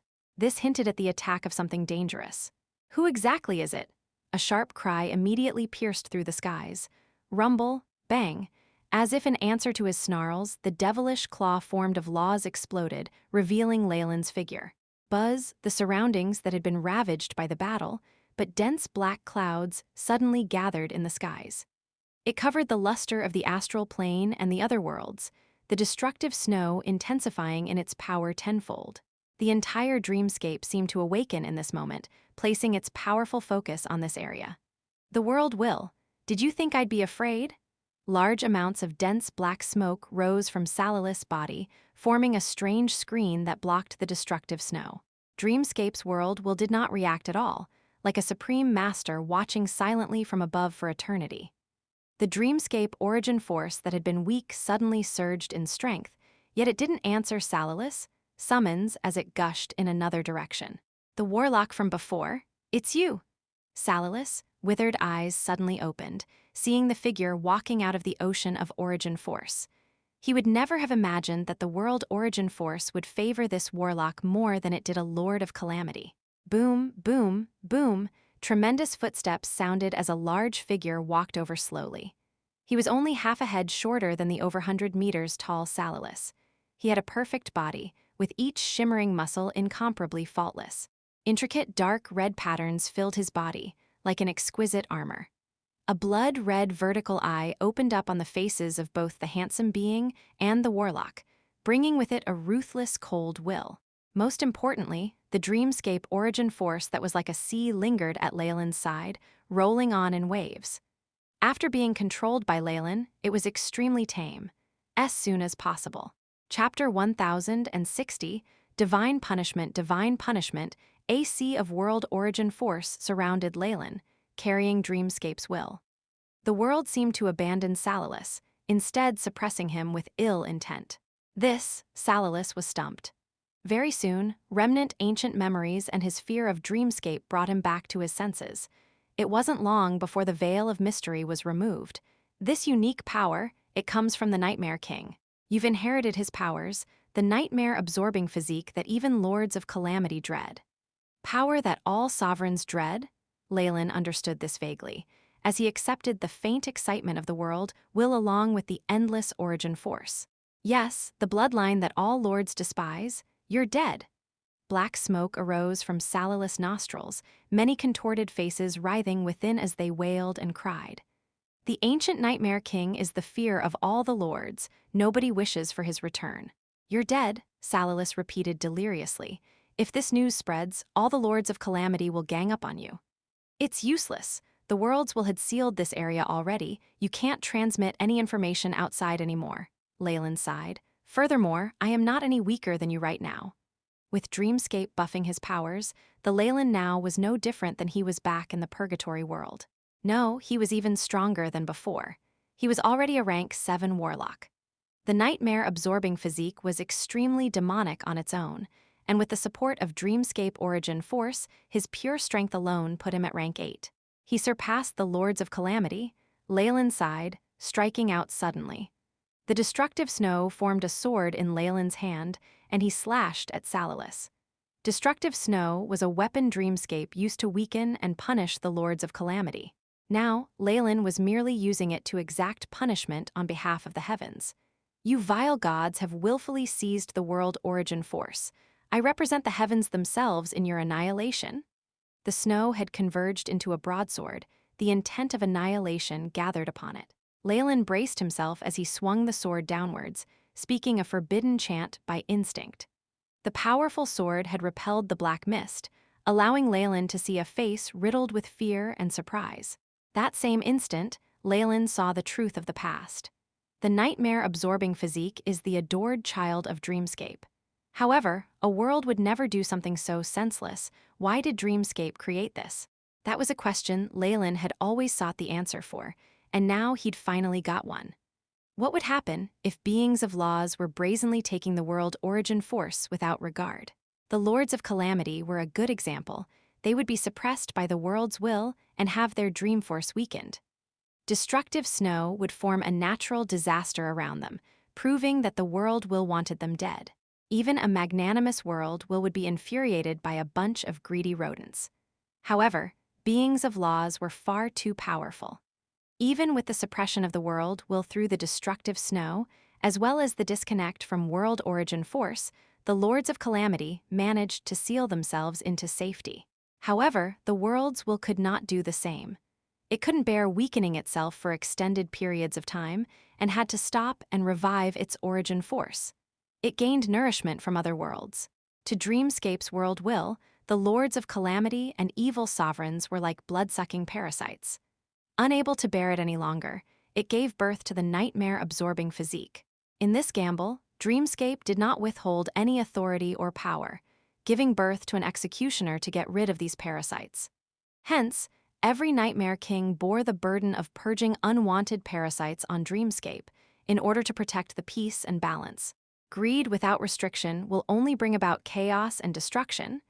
After he understood this point, killing intent welled within Leylin. His bloodline itself was an embodiment of these lords' nemesis. It was do or die. There would be no negotiations between both parties. Leylin, who wanted to use Dreamforce to absorb laws, would definitely benefit after slaying a Lord of Calamity. His comprehension of laws would be boosted, and the world will itself would give him greater authority. You must fall here today. After clearly understanding his own killing intent and paving the path for his future, the power that surrounded Leylin had suddenly reached a new height. Rumble, bolts of black lightning tore the void apart, isolating everything within a cage. This lightning wanted to kill the ferocious prey within, a powerful existence that was rank 8.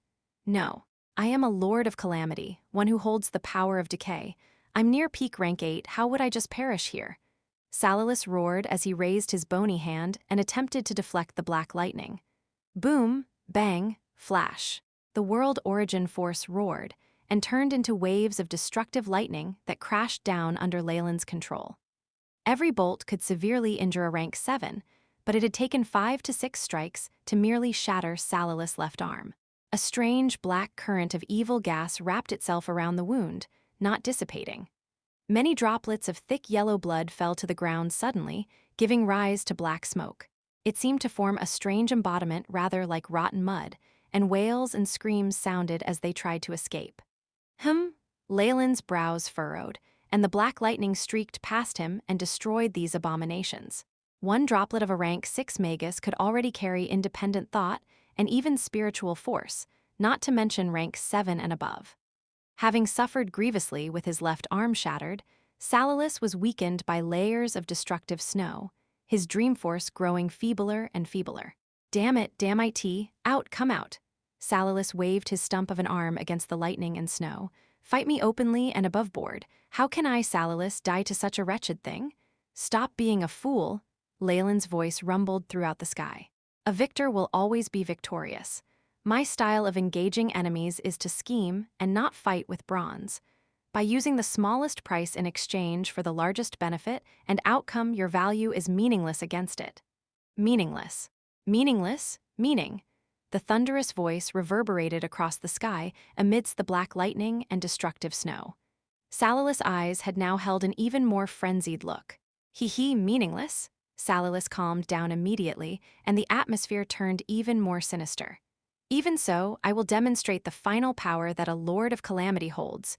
Rumble, rumble. Warts began to appear and float on the surface of Salalus' skin, causing his bony body to become extremely swollen. Over time, he turned ball-like, his skin stretched to its limits as it showed signs of ripping apart at any moment. The aura in the air was extremely unstable, yet it converged around Salalus' body. This shape, Does it want to? Leylin's expression changed. 9 chains of laws were like razor-sharp blades as they pierced into Salalis' body. This corrosive attack was actually prepared for my enemy, the Lord of Despair, but now, a low growl appeared from Salalis' body and it began to rumble louder. Crack, crack. A gray ripple began to appear on Salalis' body before his body exploded. The iron chains which came into contact with the gray ripples began to corrode, sizzling before they turned to fine dust with the explosion. The frightening explosion did not stop, touching the destructive snow along with the prison of black lightning. What happened? Why did the worlds will seal that area?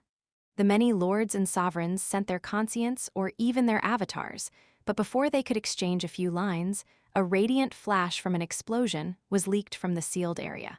The conscients and avatars of these existences were wiped completely due to the destruction. The final decay? Has Salalis gone mad? Not good. Leave quickly. Even those who were quick to dart away and escape were eventually caught up to by the flash of radiant light, and they could only perish after leaving behind their furious bellows. Lords, save us!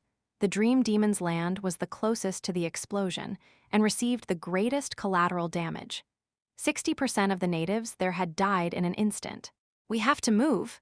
The girl that the Dream Demon had possessed clenched her teeth. The ground began to rumble as a pair of gray wings manifested, taking her far away and deeper into the void.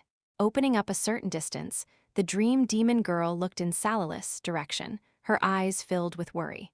These lords are not easy to deal with. I can't believe that I have to activate my own powers for the final bout. In the heart of the explosion, the radiant rays were repelled by dark crimson runes on Leylin's body. It cost a lot of origin force, but since he was linked with the world, he spent it without feeling the pinch. Once the explosion rippled away, blue light flashed in Leylin's eyes. A giant figure stepped forward as the surrounding scene changed, like he was teleported to a different dimension. In it was a gigantic black skeleton, as soon as possible. Chapter 1061, Annihilation, Annihilation. Leylin looked at the blackened skeleton in front of him, focusing on the abyssal red flames within its eye sockets. I told you you'd definitely perish here today, he said slowly, as if stating a fact. Ha ha ha, Nightmare Warlock, I curse you in the name of calamity.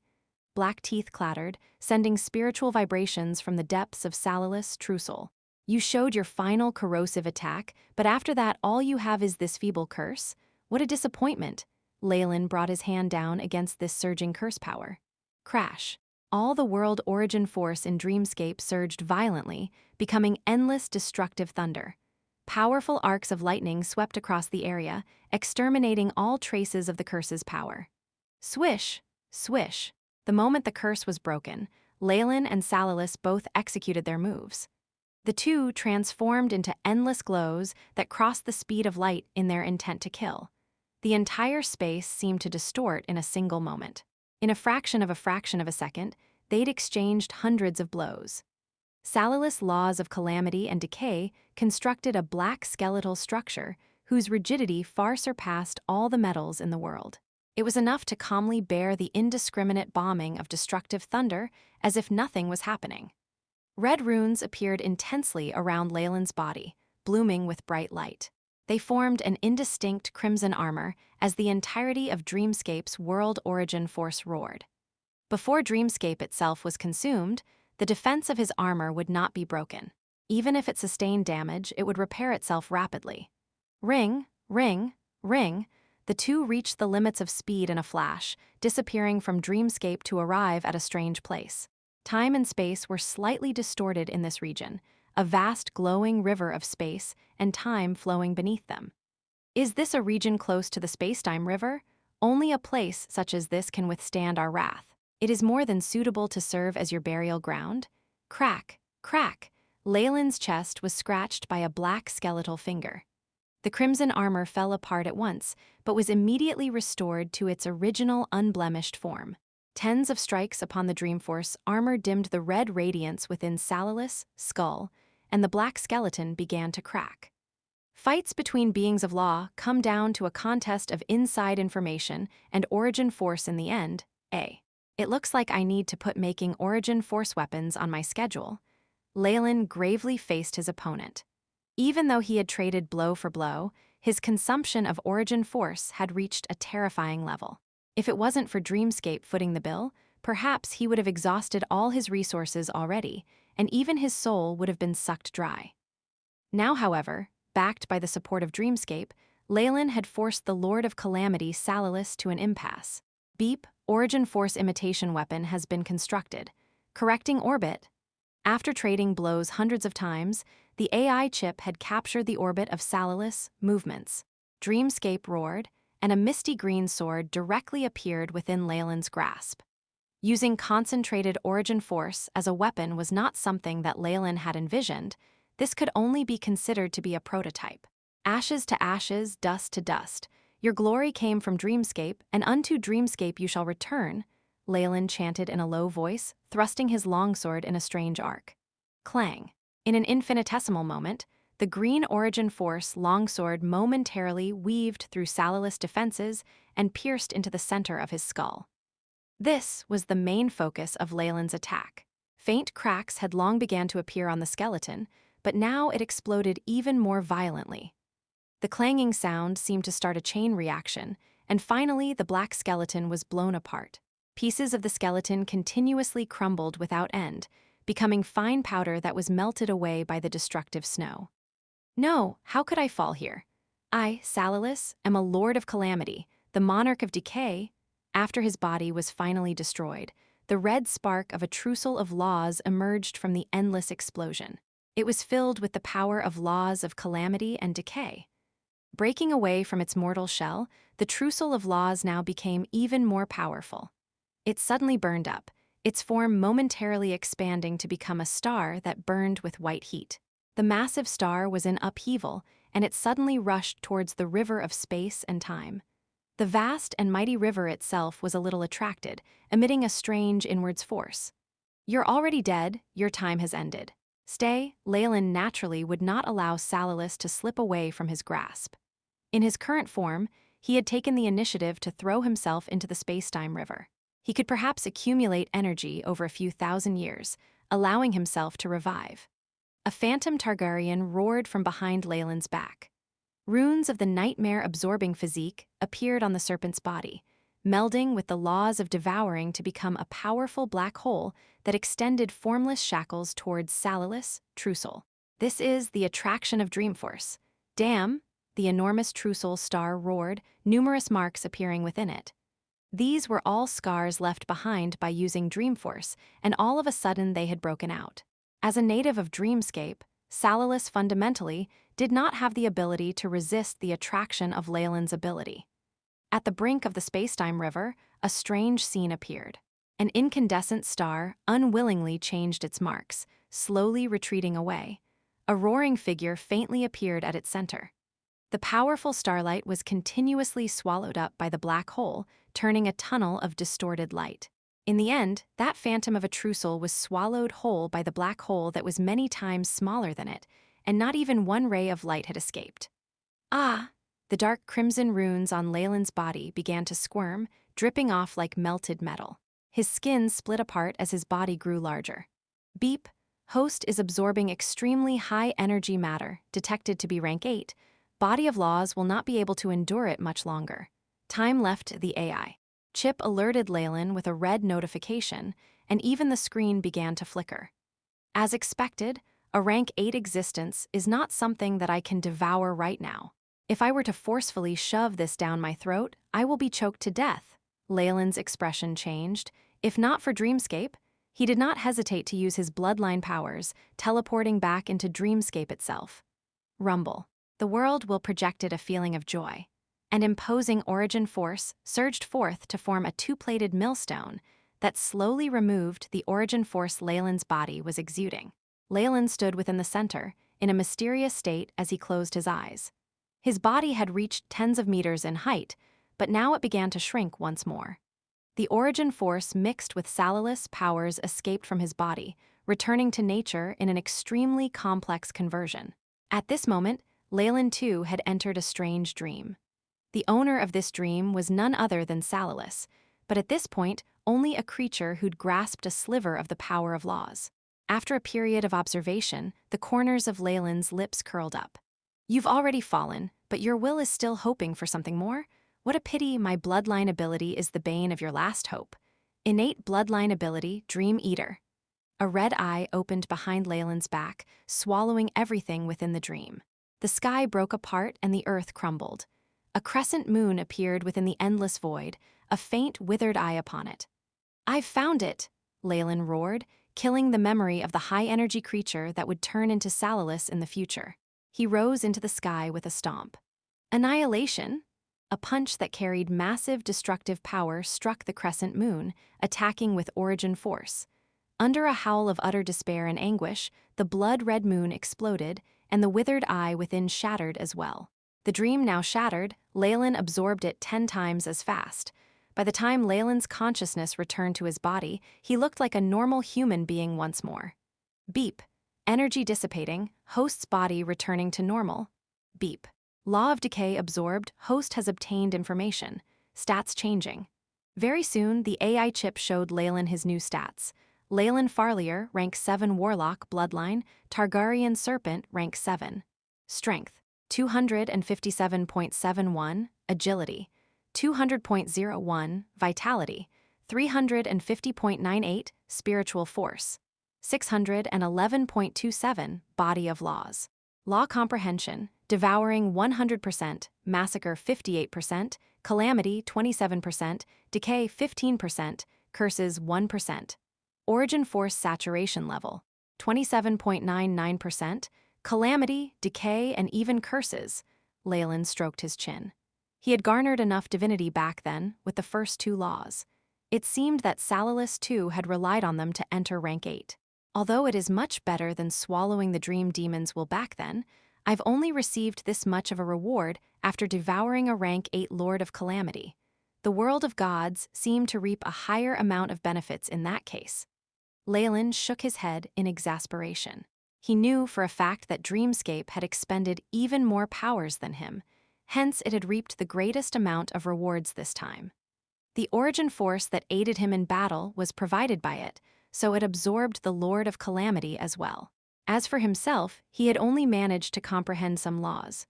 Of course, a portion of powers that Salalis had not found in Dreamscape were also absorbed by him, hence the increase in his stats. As soon as possible. Chapter 1062, Departure Leylin had only used the origin force as a weapon during the battle, not absorbing it at all. This was why his origin force saturation hadn't increased.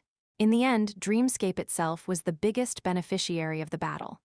However, Calamity and Decay, Leylin stroked his chin, they're not quite compatible with my path. While the law of Calamity is extremely powerful, it has its own limitations. Decay has more potential. After all, there are aspects of time within it. However, my comprehension and analysis of this law isn't too much. Now that he'd set his own path, Leylin wouldn't change it easily. These laws weren't very compatible with him anyway. Something high, even more. Dreamscape projected an intent to Leylin, sending information to the bottom of his mind intermittently. At the same time, Leylin felt that his connection with the world had become even more closely knit than before. The origin force that he could control had also increased. Even more, he raised his hand, and a small thread of weakened dream force emanated from his finger. Suddenly, the dream force shuddered and the color turned denser, before a stronger wave of energy radiated from his finger. I gain increased authority from Dreamscape, as well as the ability to control its crests and troughs.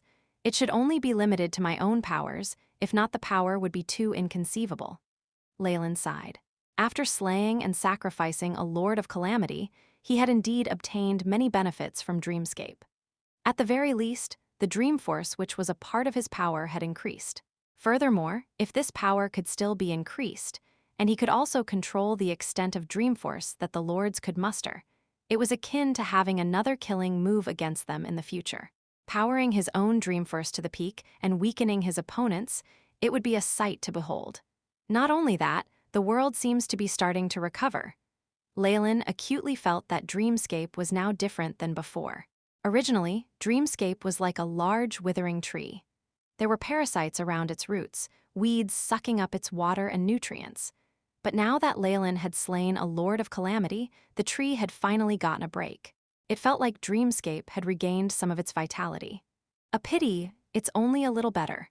I need to kill at least 5 or 6 more to completely revitalize it. Leylin inhaled a deep breath after arriving at his own estimation. The harm that these lords had done to Dreamscape was beyond terrifying. Dreamscape survives on absorbing the dreams of intelligent beings of the astral plane. The Lords of Calamity pilfered its origin force on the same basis, stealing the foundation of its strength. A world would not be able to bear even a rank 8 existence for so long, leave alone an entire bunch of them. Only now did Leylin begin to understand Dreamscape slowly. If he was a monk at his own home, having unwanted guests who constantly took his belongings would make him want to kill them.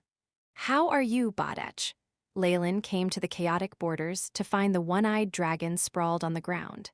Badech's body had been shattered, revealing his heart and internal organs. However, his consciousness was still rather clear, and critical areas had already started to mend themselves. If not for the surrounding powers of decay and calamity, he would have recovered even more by now. From this, one could see the terrifying vitality that Laws possessed. "I'm all right, Your Excellency Leylin." Badech looked up at Leylin in a reverent gaze, but Leylin's brows furrowed. A slit appeared between his brows to reveal a red vertical eye that devoured the laws of calamity and decay from Badech's body. Rumble. With Leylin's help, Badech soon returned to being a middle-aged, one-eyed man. He looked at Leylin, his Adam's apple trembling as he stuttered out, "Leylin, Your Excellence, does you coming here mean that you beat Salalis into retreat?" Even if he'd witnessed Leylin's prowess earlier, Badech would not dare to dream otherwise. Badech's understanding told him being able to beat the Lord of Calamity into retreat was already a good end. Leylin smiled as he chose to speak the truth. "No, he's dead. He won't be troubling you anymore." He's dead." Badech racked his brains. "The great arcane. Am I hallucinating? Leylin, are you sure you did not use the wrong verb? Dead and not repelled." "Of course. Salalis is no more." Leylin did not hesitate to state the truth. "No, although I destroyed his Trussel, the river of space and time will remember his aura during the ascension of a rank 8. He can still revive himself, but it'd be extremely hard to meet the requirements. It would need tens of thousands of years in preparation." Beings that could wield laws had already left their personal marks on the river of space and time. Even if they fell, they had a chance for revival. It was like the ancient conscience in the world of gods, only that it would be much more difficult. But that is a rank 8 lord, oh my heavens. I have roamed around 57 worlds and hundreds of dimensions, but never before have I heard of anything like this, even back in the final war. It was extremely rare for a rank 8 to be slain, not to mention the Lords of Calamity, which were known for their battle prowess. Badech muttered, and his large eye did not give off any light, as if he had suffered a huge shock. "It's not the time to discuss this. We have to leave now, or it'll be troublesome." Leylin pulled Badech away with no intention of explaining. "Leave? Where to?" Badech was still feeling lightheaded. "Leave Dreamscape. No matter where is all right. Let's find a small plane to hide in for now, unless you want a group of Lords of Calamity hunting you down." Leylin looked at the surrounding seals that were slowly lifted and the departure of the world WL. The reason he'd blatantly revealed his trump card before was that he'd had the help of the world while sealing the area, and he could kill the Lord of Calamity in a single blow. Now that the seal was lifted, Leylin didn't dare to be reckless anymore. After all, his nightmare bloodline put him on the opposing side to all the Lords of Calamity, and his secret couldn't be revealed. If he left now, the group of lords would only know that Salalis had been slain by 2 rank 7 beings from a foreign world, unable to pinpoint the identity of the nightmare-absorbing physique. If they were to clash and Leylin revealed his powers, he would die surrounded by a group of rank 8s. Now that the battle had ended, the world will needed time to savor its spoils of war. Its willingness to help Leylin once more had to be put into question.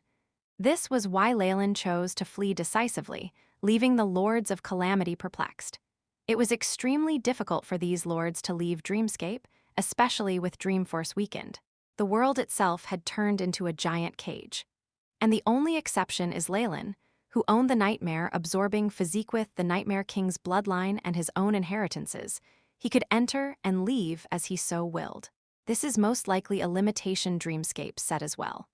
With the Nightmare King able to leave immediately after killing a lord to regain his power, no matter how furious the other lords are, they can only look on, and when the Nightmare King amasses enough power to crush them, they will be faced with their doom. The more Leylin pondered, the more he felt that his deduction was right. Each time Dreamscape had sealed itself in and weakened its own power, it was in fact allowing the nightmare-absorbing physique to have a killing feast. It was a hit-and-run tactic, allowing the rank 7 Nightmare King to tire the Lords of Calamity out. After all, the Nightmare King had the help of the world itself. Once the seal on Dreamscape was lifted, the Lords would enter a frenzy of infiltrating other worlds in a hope to discover the nightmare-absorbing physique. Failing that, they would gather more origin force and strengthen their true souls, preventing themselves from being the next prey. The stronger beings would have longer lives. Dreamscape was just that brutal. Understanding this logic, Leylin did not hesitate to leave. His deduction had been extremely accurate. Right after he left, the Lords began to barge into the area the world will had sealed. SSA, no remnants, no traces of aura, they carefully cleaned up the area. The Lord who spoke was fat and round, his massive body topped by 3 heads. The head which spoke was that of a green viper, the other 2 being a black goat and a human.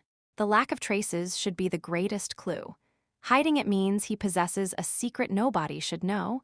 Another lord floated in midair. It was a giant chariot wheel which had numerous eyes around its body. Its rotations radiated abyssal flames. Speak of your conjecture, emissary. A female giant spoke last, her body crackling with the sound of thunder, as soon as possible. Chapter 1063, The Lords' destructive snow spiraled powerfully. 3 Lords of Calamity had gathered here, the power they attracted clearly greater than usual. That white snow floated down slowly in great swathes, melting away everything it touched. However, these 3 lords did not seem to feel a thing as they discussed their own affairs. It's very difficult to determine. The enormous wheel blinked its many eyes, clearly hesitant. Few secret treasures can allow a rank 7 to withstand someone of our power, even from the ancient times of the Magi and the world of gods. I'm more inclined to think that it's a peak rank 8 faking their identity. Such an existence would find it very easy to hide from a dream demon. Senses. It was absolutely unthinkable for a mere rank 7 being of laws, or even 2 for that matter, to get rid of a Lord of Calamity. Had a peak rank 8 wanted to conceal themselves, even the perception of the dream demons wouldn't allow them to distinguish the real from the fake. If that existence was truly disguising their form, then the previous information we received needs to be completely thrown out. The human head of the 3-headed monster asked. This is actually the best-case scenario, the emissary said coldly. Salalus falling due to his vengeance and hatred would actually be the best-case scenario. Then, what is the worst-case scenario? The female thunder giant asked. Don't you feel like the situation is very familiar? Especially the interference from Dreamscape itself. As the emissary spoke, destructive black lightning streaked past the horizon. You're saying, the one whose bloodline we collectively cursed? The 3-headed monster hesitated in its words. That's impossible. The female thunder giant's eyes grew intensely agitated, the sparks undulating along her body revealing her anxious heart. You don't know the price we paid for it. We sacrificed the souls of 7 great worlds and only motivated the last Nightmare King into depression due to the sacrifice of the monarch of despair. It was after all that he thought of ending his own life. If it wasn't for the fatal flaw in the Nightmare King's psyche and true soul, our plan would never have succeeded.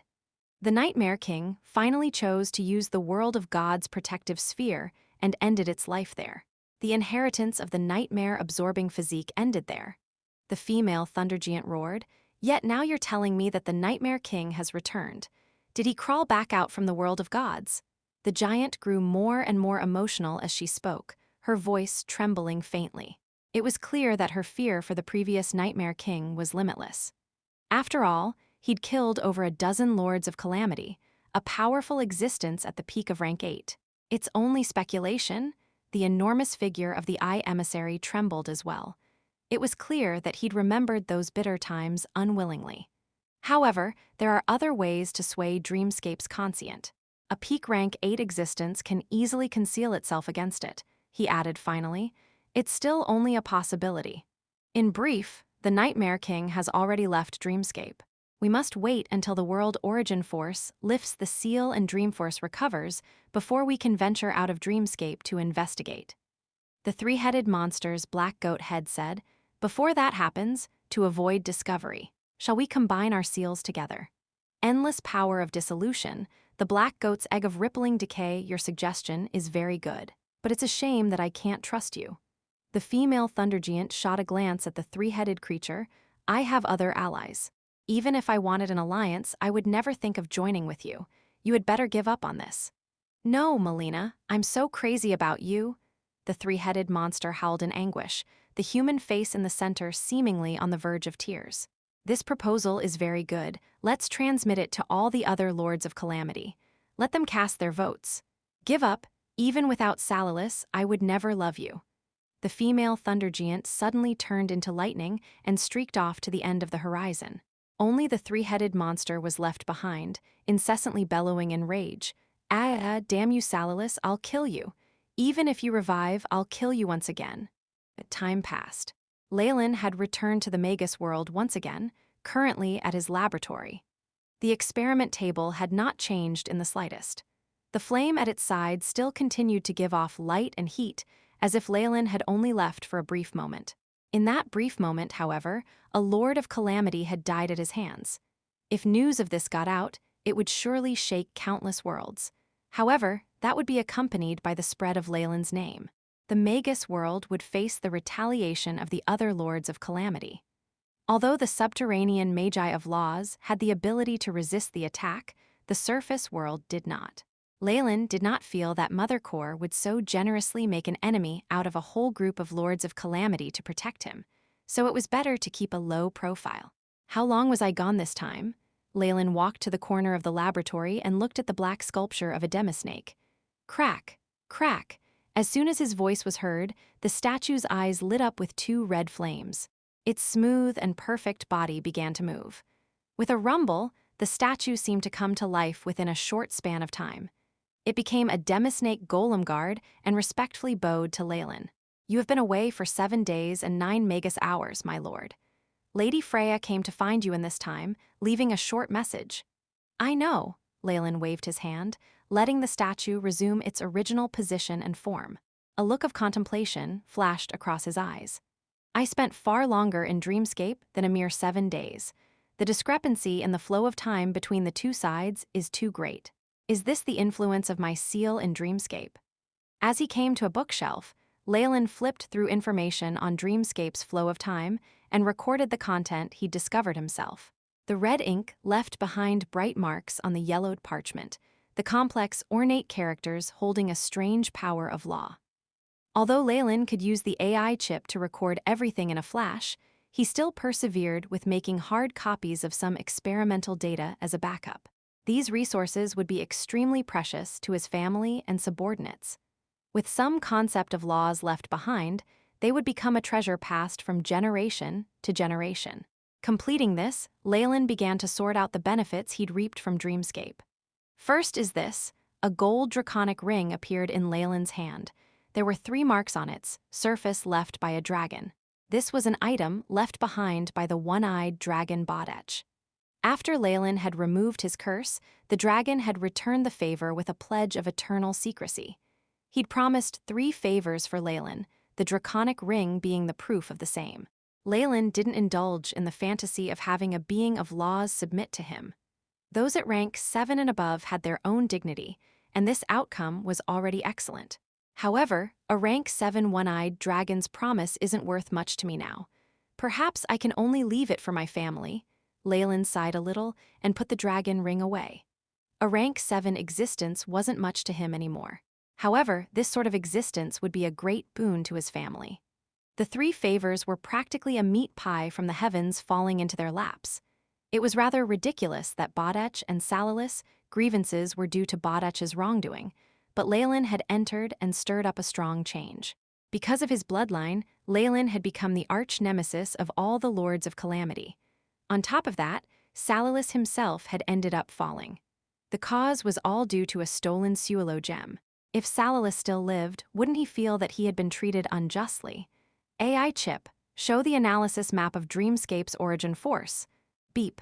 Mission established, currently transferring. The AI chip loyally implemented Leylin's order. An extensive library of stats was displayed before Leylin. With powerful calculations and analytical ability as its base, the AI chip shaped the data into an analysis of Dreamscape origin force and displayed it to Leylin. Leylin's body of laws had strong reasoning abilities. His previous life's work could now be more easily understood and accumulated. With conscience from Salalis and the Dream Demon, as well as authority from Dreamscape's own world WL, his understanding of that world could not be surpassed. Once the origin force chart was completed, Leylin was quite certain of being able to use Dreamforce to refine his own laws. What belongs to others will still belong to them in the end. However, using Dreamscape's authority, I can now also manipulate Dreamforce to its peak, but once I lose this limit. Leylin had always been meticulous about his work. Before he considered victory, he first thought of defeat. How could he leave such a huge loophole to fall into? He'd always been analyzing and researching Dreamforce. Obtaining the chart of Dreamscape origin force, he would immediately undo many locks of mystery.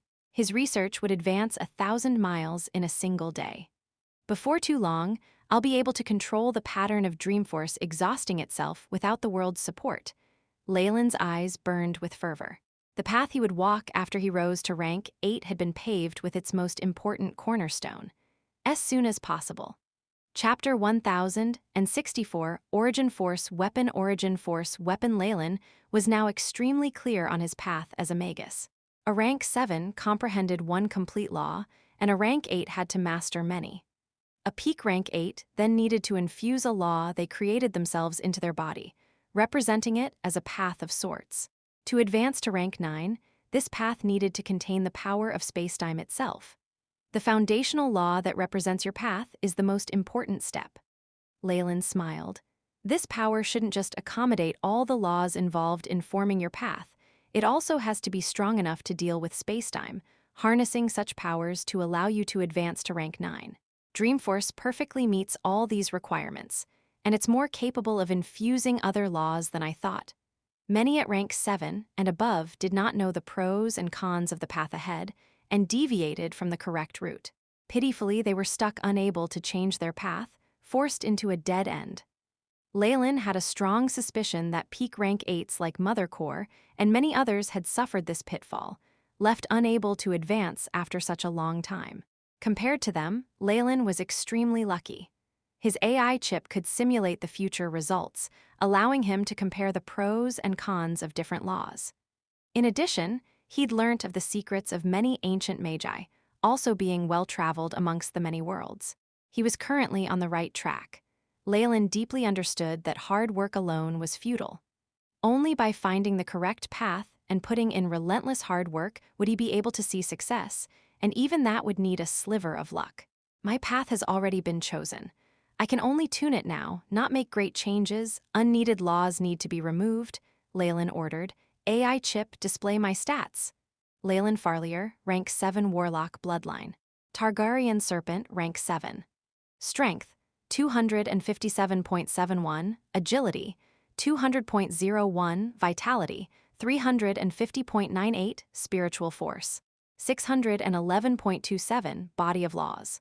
Law Comprehension, Devouring 100%, Massacre 58%, Calamity 27%, Decay 15%, Curses 1%.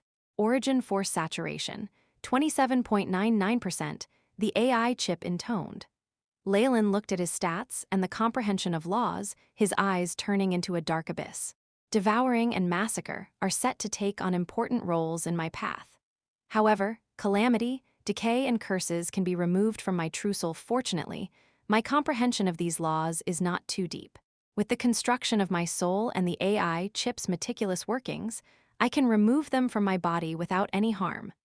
For rank 7 existences and beyond, if one did not need the laws residing in their bodies, it was best to extract them out. Other rank 7 and 8 Magi would definitely pay a sky-high price for them. However, Leylin had a better plan than that. I chip. Activate the Manderhawk plate's power to travel worlds and connect to my secondary clone in the world of gods.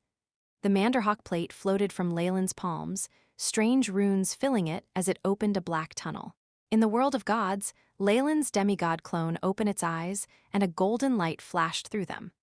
Black animal skin appeared, carrying intricate runes and radiating an ancient yet mysterious aura. This was something Leylin acquired in the Western Desert.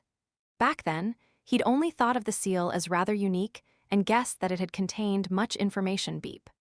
2 rays of golden lightning struck the animal skin from Leylin's eyes, the patch of skin immediately floating into the sky as a lot of information was transmitted.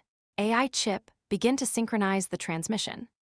The demigod Leylin ordered before closing his eyes again. At this moment, Leylin completed his transmission from the Magus World, using the tunnel created by the Manderhawk plate to send information to the auxiliary AI. Chip, beep, receipt sent from auxiliary chip, transmission 100% completed. Decompression ongoing, the AI chip projected a lot of information to Leylin in the Magus World on a large flickering screen. A trove of data was sealed within that obscure piece of animal skin, containing the accumulation of information from an ancient civilization. The demigod had done most of the decrypting, so Leylin only had to peruse the information sent over to the AI. Chip, the theory of overgod weapons, origin force sensing and construction, the foundation of overgod weapons, 4D planes. The folder was extremely large, containing a sea of information. Most of it pertained to the construction of overgod weapons. They were a short-lived civilization that appeared after the dusk of the gods, in the period known as the Dark Ages. Inspired by Arcanist theory, the civilization specialized in weaponsmithing. This overgod weapon is their ultimate design, but even the might of their entire civilization couldn't help them finish it. Leylin's eyes blazed as he looked at the information. This was an overgod weapon, a concept from the world of gods. The engineers of that civilization had wished to construct a weapon stronger than the divine, an overwhelming tool that could slay even gods. Leylin believed it likely held another name. It was an origin force weapon, a tool that was fueled by the world origin force designed to harm beings of laws. Now that Leylin himself was a rank 7 warlock, he realized the difference of this realm from the rest. Most rank 7s had already stopped spell fights, instead using their own laws combined with the world origin force. Few innate bloodlines could be activated at this realm. Because of this, Leylin had to devise new measures for battle. A weapon made of origin force would definitely increase his power tremendously. During the process of constructing a divine weapon, the gods will often put in their own flesh, blood, and soul into it. That is why a divine weapon achieves such godly powers. Origin force weapons work on the foundation of origin force, bringing greater difficulty into their construction. Of course, the weapons might increases as well. Leylin nodded his head at the information. The engineers of this civilization had a very strong comprehension of laws and origin force. I wonder if their death was attributed to the fact that they tried to obtain origin force. After all, this was a taboo to the gods. Leylin thought about it a little longer before putting it off. There weren't enough clues, but according to his guesses, if the gods realized that lowborn humans tried to utilize origin force to construct a weapon, they would definitely want these human beings destroyed. Ants had to know their place. The gods would wreak destruction on anything in their paths, and their wills could never be disobeyed. No wonder they were unable to construct the overgod weapon in the end. Leylin used his soul force to skim through 10 lines at a time. Finished with the manual to construct this weapon known as the Black Sacrifice, he shook his head. How much origin force can a regular mortal absorb? They're severely lacking if they want to construct a weapon made of origin force. They wouldn't even be able to construct the core components. Forget that, origin force is such a sacred and rare resource for the gods. How could they waste it on weapons? The basic requirement to construct an origin force weapon is being equivalent to a rank 7 Magus. Leylin shook his head, no longer baffled by the failure of that civilization. However, this Black Sacrifice book is useful to me. It has given me a model for me to create an origin force weapon, which means I don't have to use as many processors of the AI chip on it anymore. To Leylin, the construction of a weapon using origin force was not a problem. His authority in Dreamscape would allow him to do so. After all, he wouldn't dare absorb too much of Dreamscape's origin force himself, so it was viable for him to use it on his weapon. With origin force as a foundation, an over-god weapon was not something as simple as purely wielding origin force to attack. It was two different concepts. Deep down in Leylin's heart, he devised an even grander plan. He wanted to inscribe the laws that were useless to him onto the origin force weapon and create an even more terrifying tool of destruction. With the laws of devouring, he'd definitely consume even greater existences in the future, in order to pry apart the laws that they had comprehended. As for the laws which were not useful for his path, Leylin would then transfer it to this weapon and increase its power. With that many laws infused in it, Leylin could only guess at what a monstrosity it would become in the future. One day the name of this weapon would reverberate around the entire cosmos, making the many existences of lost shudder in fear. Behind the construction of this origin force weapon was the quintessence of an entire civilization. Even with Leylin's processing ability together with the help of the AI chip, he needed some time to fully digest the information and wield it for his own. Not only that, he had to simulate new models, optimizing and perfecting it.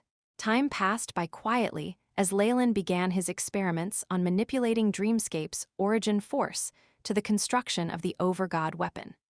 During this period of time, he had not recklessly attempted to challenge any lords of calamity, but only accompanied his family members in living a rather tranquil yet comfortable lifestyle, until one day, as soon as possible. Chapter 1065, All Snake Leylin's laboratory had been transformed into an enormous maze of infinite space. A few furnaces within burned with the unquenchable fire of origin force. The powerful energy was restricted by many shackles formed of laws, poured into the enormous spell formation at the center. At the heart of this spell formation was an enormous pool, liquid origin force from Dreamscape present within. Just a drop of this could drive other beings of law crazy. A faint black shadow could be seen at the center of the pool, greedily absorbing the surrounding energy and origin force to radiate a vaguely sharp and deadly aura. It seemed like some cruel giant creature of prehistoric times lay there, dormant. It took several hundred years, but the embryo of the weapon is ready. Next is the sculpting. Leylin stood by the pool dressed in black robes, his eyes filled with satisfaction. Leylin. Just at this moment, his expression changed. A summons was transmitted from his bloodline, full of intoxicating power. "It's the Snake Dowager. Has the time of our 1,000-year contract come already?" Leylin sighed lightly as he stepped away. He watched as the surroundings changed greatly. As spacetime began to change, Leylin had already arrived outside the world boundary of the Magus World. His true body now emerged in the endless astral plane. A woman dressed in black was waiting for him in the limitless starry skies. "We meet again, Snake Dowager," Leylin said softly. He now had a clear estimate of the Snake Dowager's strength. She was a rank 8 Magus, even if she hadn't formed her own path by refining her laws yet, and her combat power was a little inferior to the Lords of Calamity.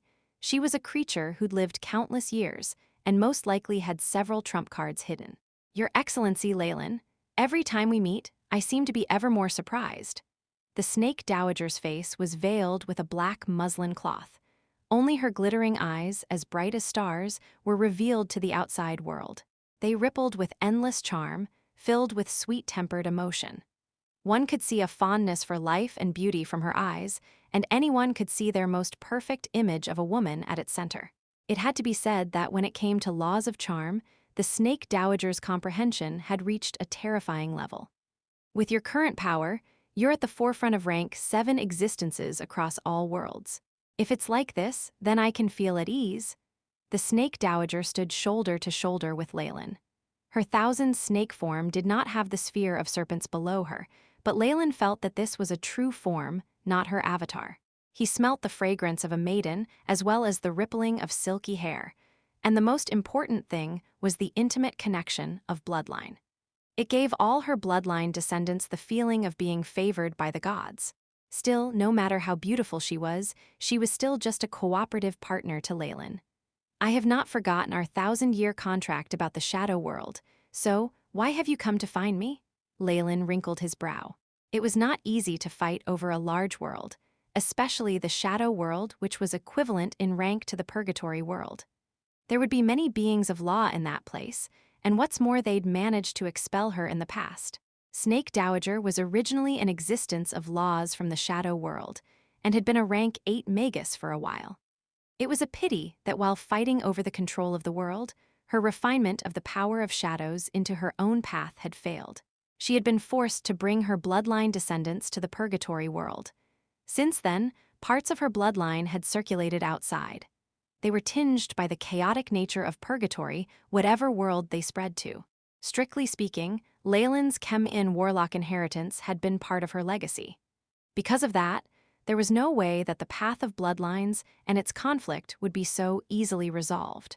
Since it stemmed from this reason, and he also intended to quell his quarrels with her, Leylin finally decided to help her out once. As for the other conditions and treasures, in truth it wasn't enough of a motivation for an existence of laws to act. Is this fate? Leylin's eyes brightened. As if something had snapped, his aura began to come to a standstill. At this, the Snake Dowager's eyes glowed with extraordinary splendor. It was clear that her junior Leylin had surprised her. Of course not. I had an agreement with the Trial's Eye as well as other Supremes to act at the most appropriate time, the Snake Dowager said in a nasal voice, her tone clear and silky. All who heard it unconsciously lost themselves. Have you completed your preparations, Your Excellency? I have. I'm ready to act at any time, Leylin replied. His origin force weapon was now mostly complete. He'd need time to pour laws in and sculpt it, something that could not be rushed.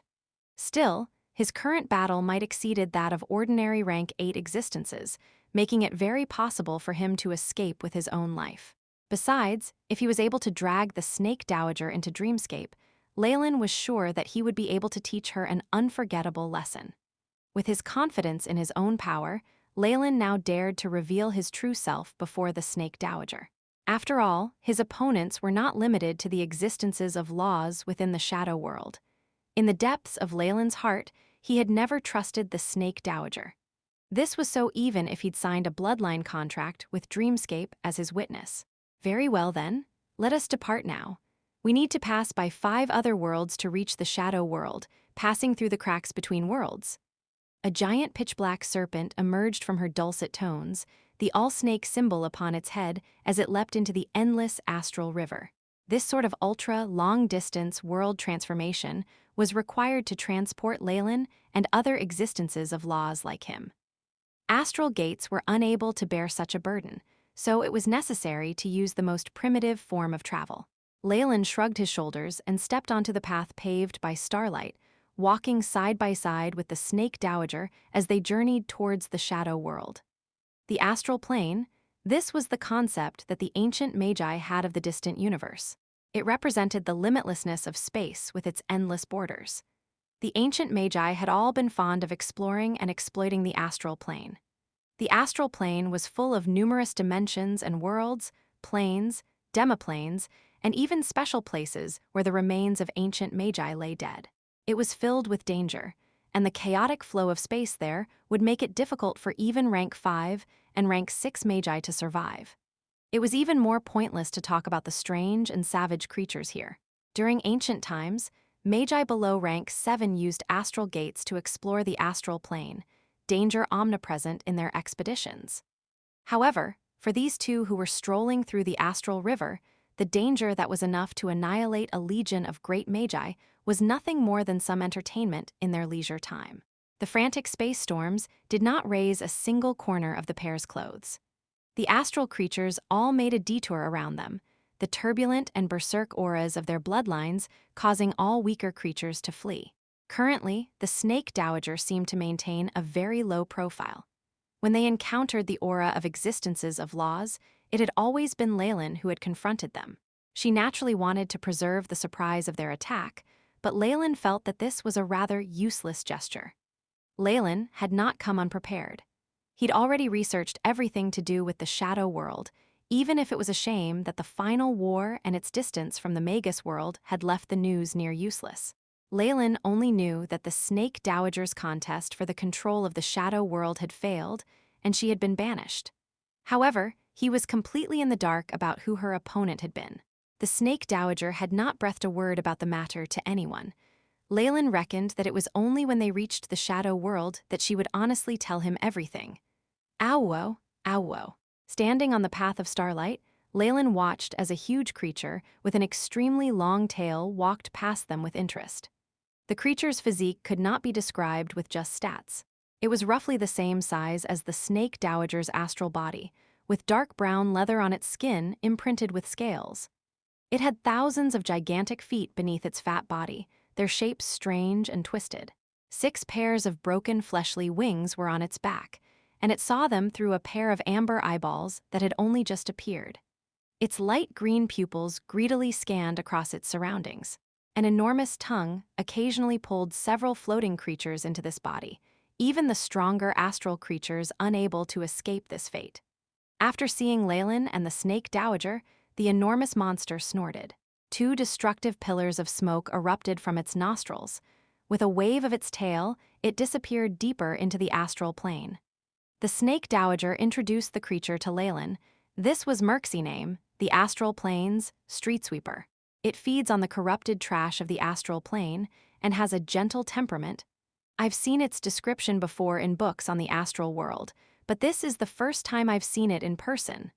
Leylin looked at the enormous body of the Merx's name, his eyes filled with a faint regret. The creature's body was almost as big as a plane, so it could only survive on the amount of food it would get in the astral plane. Also, the Merx's name has the ability to create astral wormholes. Follow it, perhaps we can save some time. This secret was just one of many in ancient existence like the Snake Dowager would know, such as the burial grounds of treasure from ancient Magi. Even one bit of news could drive others crazy. As soon as possible.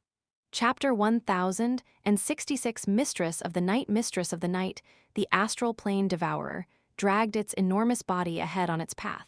Merx's name's 2 tails swayed without the slightest care. Devouring a broken fragment of a plane, this enormous street sweeper of the astral plane roared out like a tiger, causing the surroundings to tremble. The space in front of it cracked apart, causing a pitch-black tunnel to emerge. An astral wormhole? The Snake Dowager looked at the spatial tunnel with some excitement. I smell the unique aroma of the world's ridge at the end of the tunnel. It'll help us save 9 astral days on our journey. That's really lucky, given how random the Merx's name's wormholes are. Being able to find a useful one by coincidence, this is rather fortunate indeed. It seems to be an omen of good luck, Leylin echoed. Speaking of spatial techniques for the astral plane, the Magus World's astral gate is the most outstanding of them all. Pity it's not suitable for our ranks. It would require 10 years' worth of resources for a single trip. The Snake Dowager spread her fair and tender fingertips, her alluringly red nails bright and glittering. The world's spring technique is probably the most suitable transportation method for those of our rank, with Merx's name's astral wormholes combined with a shortcut through Dreamscape. Such a pity, Dreamscape is currently exhausted of origin force. As she spoke of it, the Snake Dowager's bewitching eyes were pointedly fixed on Leylin. Oh, my lady's information truly is extensive.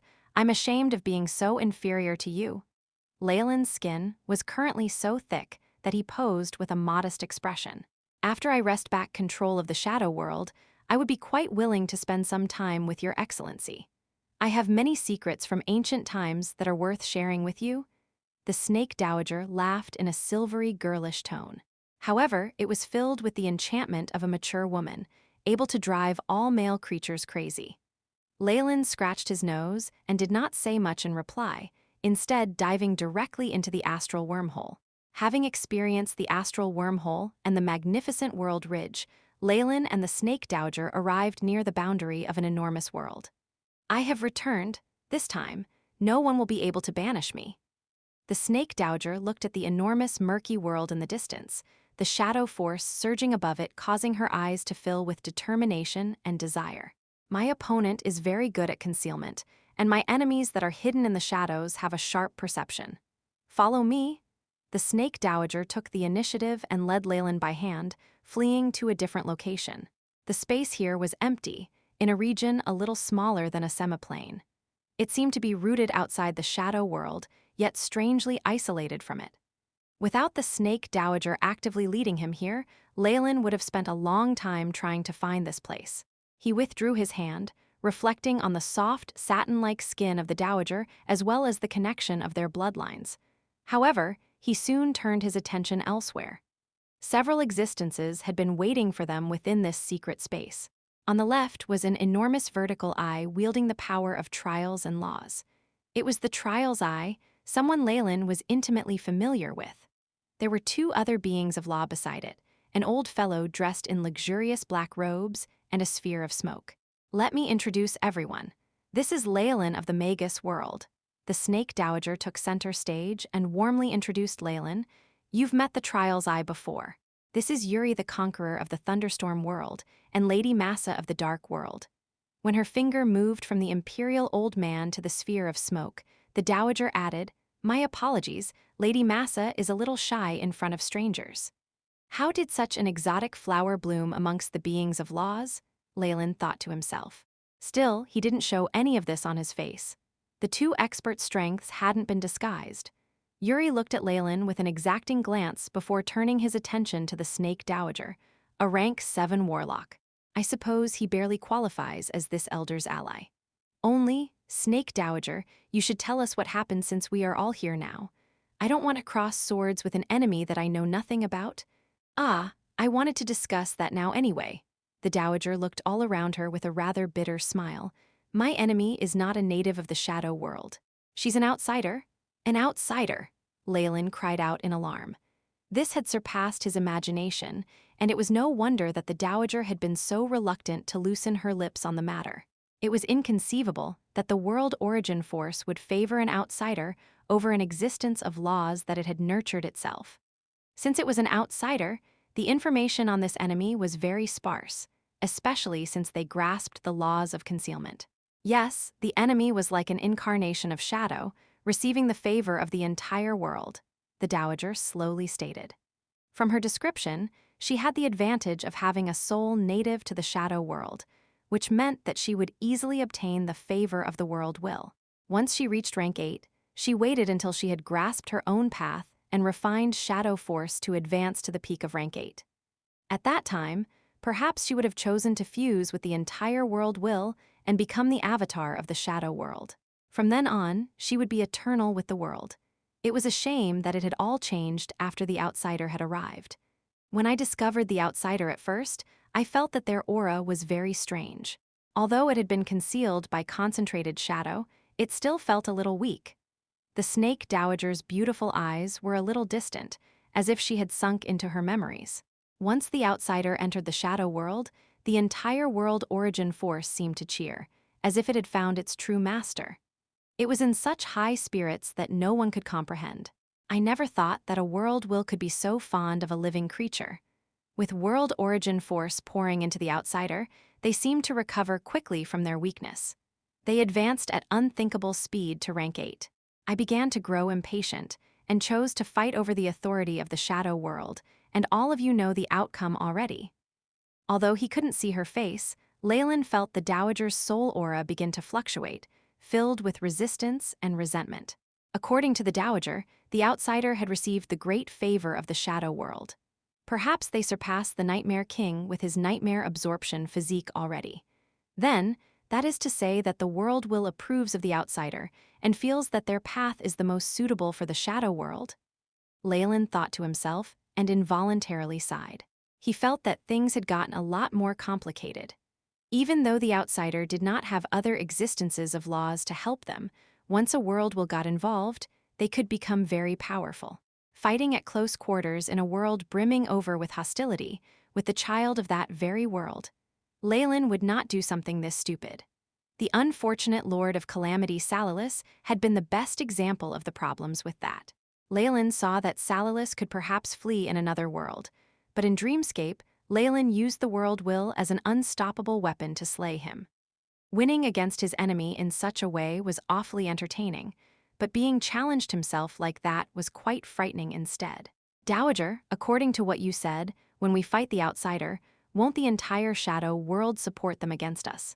Since it's like this, are you still choosing to fight the enemy from the shadows? Even if we are allies who have signed a contract, we still have the authority to retreat when faced with such danger.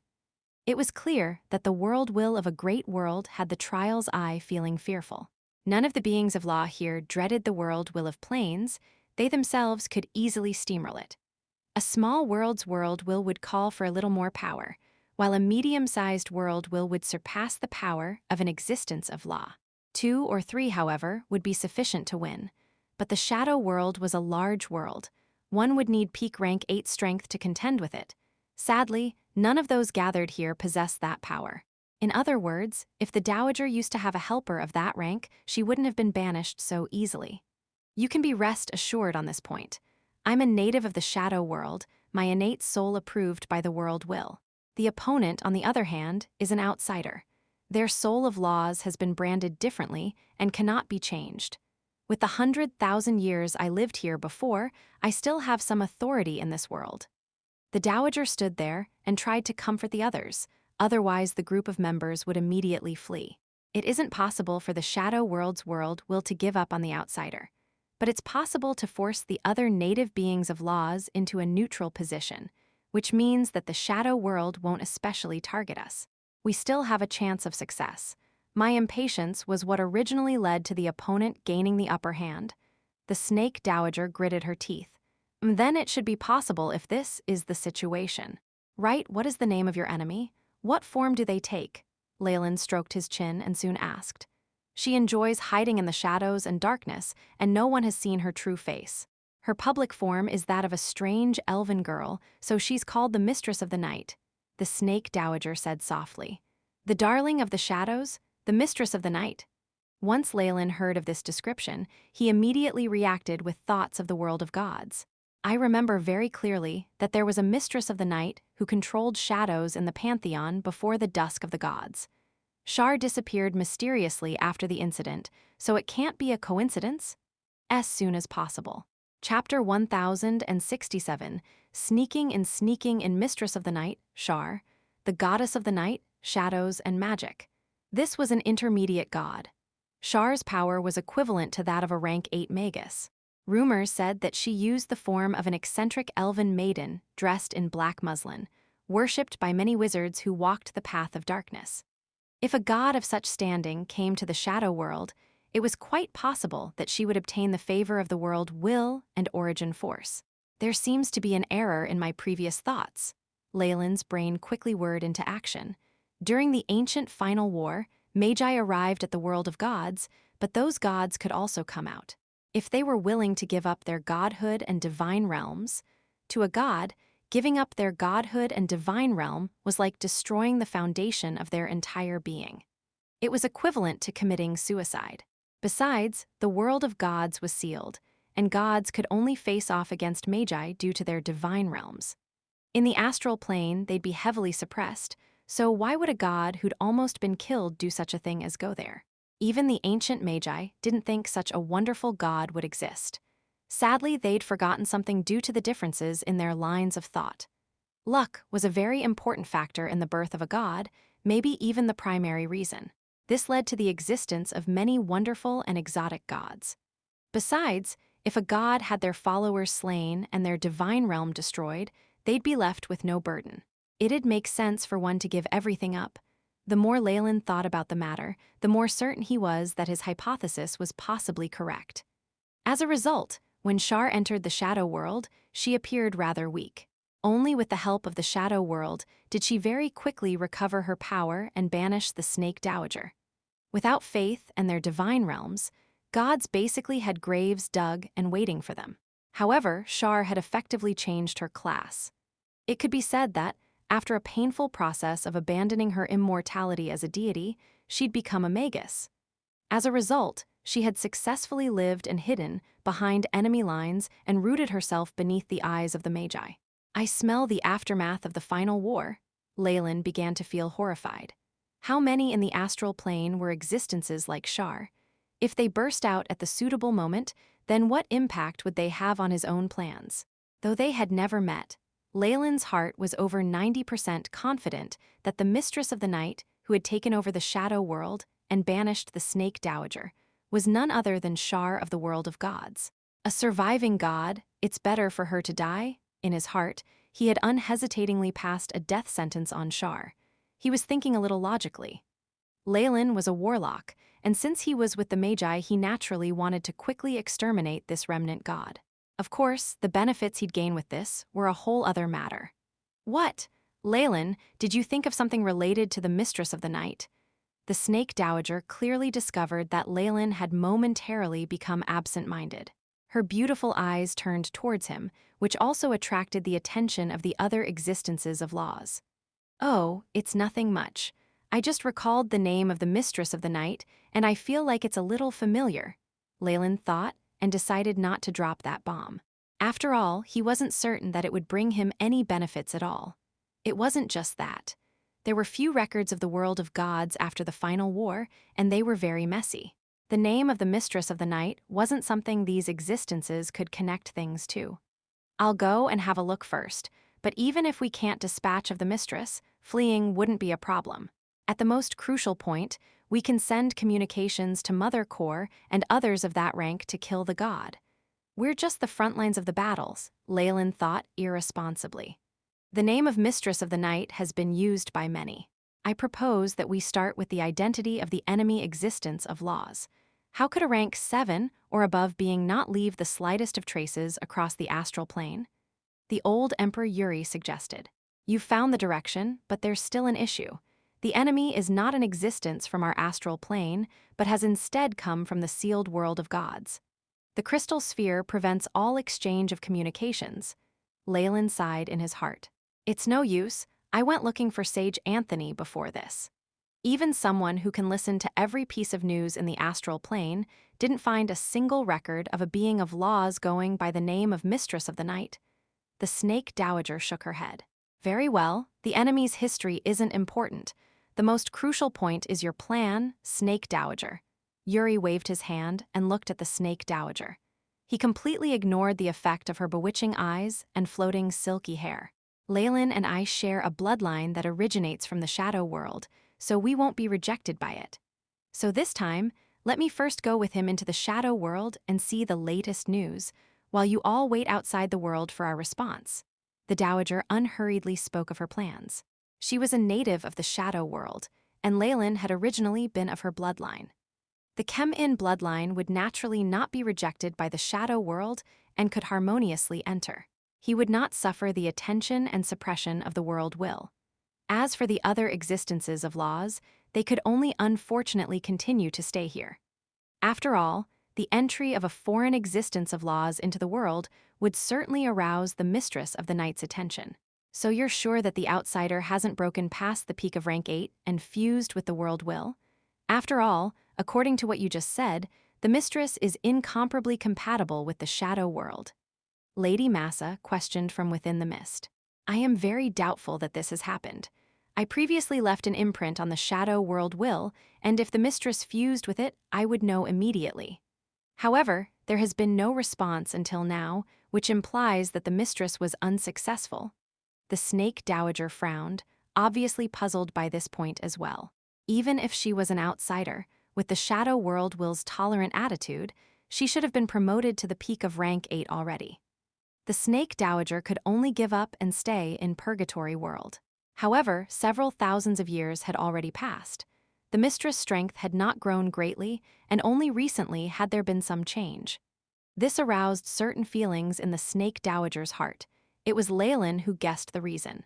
Was it the influence of the god's brand?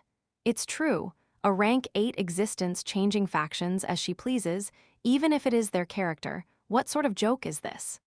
He estimated that Shar had spent thousands of years after she banished the snake dowager adjusting and adapting.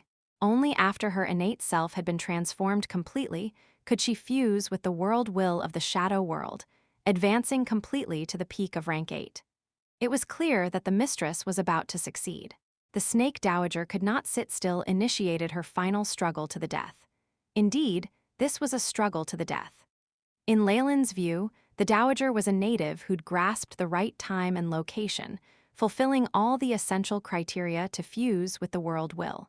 It was a shame that Shar turned the tables on her, causing her to fail her first attempt. It was even more pointless to discuss the second attempt. Shar had now spent several thousand years recovering and adapting to the shadow world. The world will didn't hold back in terms of origin force, and she should have been close to peak rank 8, almost an existence like Mother Core. If the Snake Dowager attacks again, her only fate is defeat. Not only is Shar shockingly powerful, her shrewdness and schemes are similarly outstanding. This is a powerful evil god we're talking about, her name enough to make all the gods of good tremble. However, since she has me, this has all changed, Leylin thought shamelessly. This time, the Dowager must pay the price for my satisfaction. Otherwise, Your Excellency Leylin, do you have any objections towards my arrangement? I have none, but just to be cautious, we had better move separately, Leylin added. After everything had been decided, several existences of laws began to act swiftly and decisively. The trials Yuri, and Lady Massa hid in different places, awaiting the Dowager's summons. Leylin and the Snake Dowager concealed their auras, directly arriving outside the world boundary of the shadow world. This abundant world origin force, as well as this sort of radiance. Leylin looked attentively at the enormous shadow world with a trace of regret lingering in his eyes. I see the light of civilization above the sea of origin force, glittering and splendid. It seems as if the Mistress of the Night did very well after I left. The Snake Dowager's eyes seemed to grow a little despondent as she stood there in her maiden form. She was even more dismayed by her fall. It was clear that in terms of helping the world to evolve, the Mistress of the Night had far surpassed her. Under her faction, the feeling that the shadow world now gave Leylin surpassed the aura of large worlds like Purgatory and Icy World. Only the Magus World, the world of gods and dreamscape, were a little superior. So, would you still like to continue? Leylin politely asked, looking at the despondent form of the maiden who stood beside him. Of course. After I return, I'll do much better than the mistress. The Snake Dowager's expression seemed to change. Her regret and jealousy completely transformed into the flames of revenge. Besides, this time I won't leave again. Black datura petals bloomed beneath her feet, enveloping her entirely into a black flower bud. In this form, she touched the membrane of the world boundary. The shadow world did not react and allowed the black flower bud to merge through the membrane.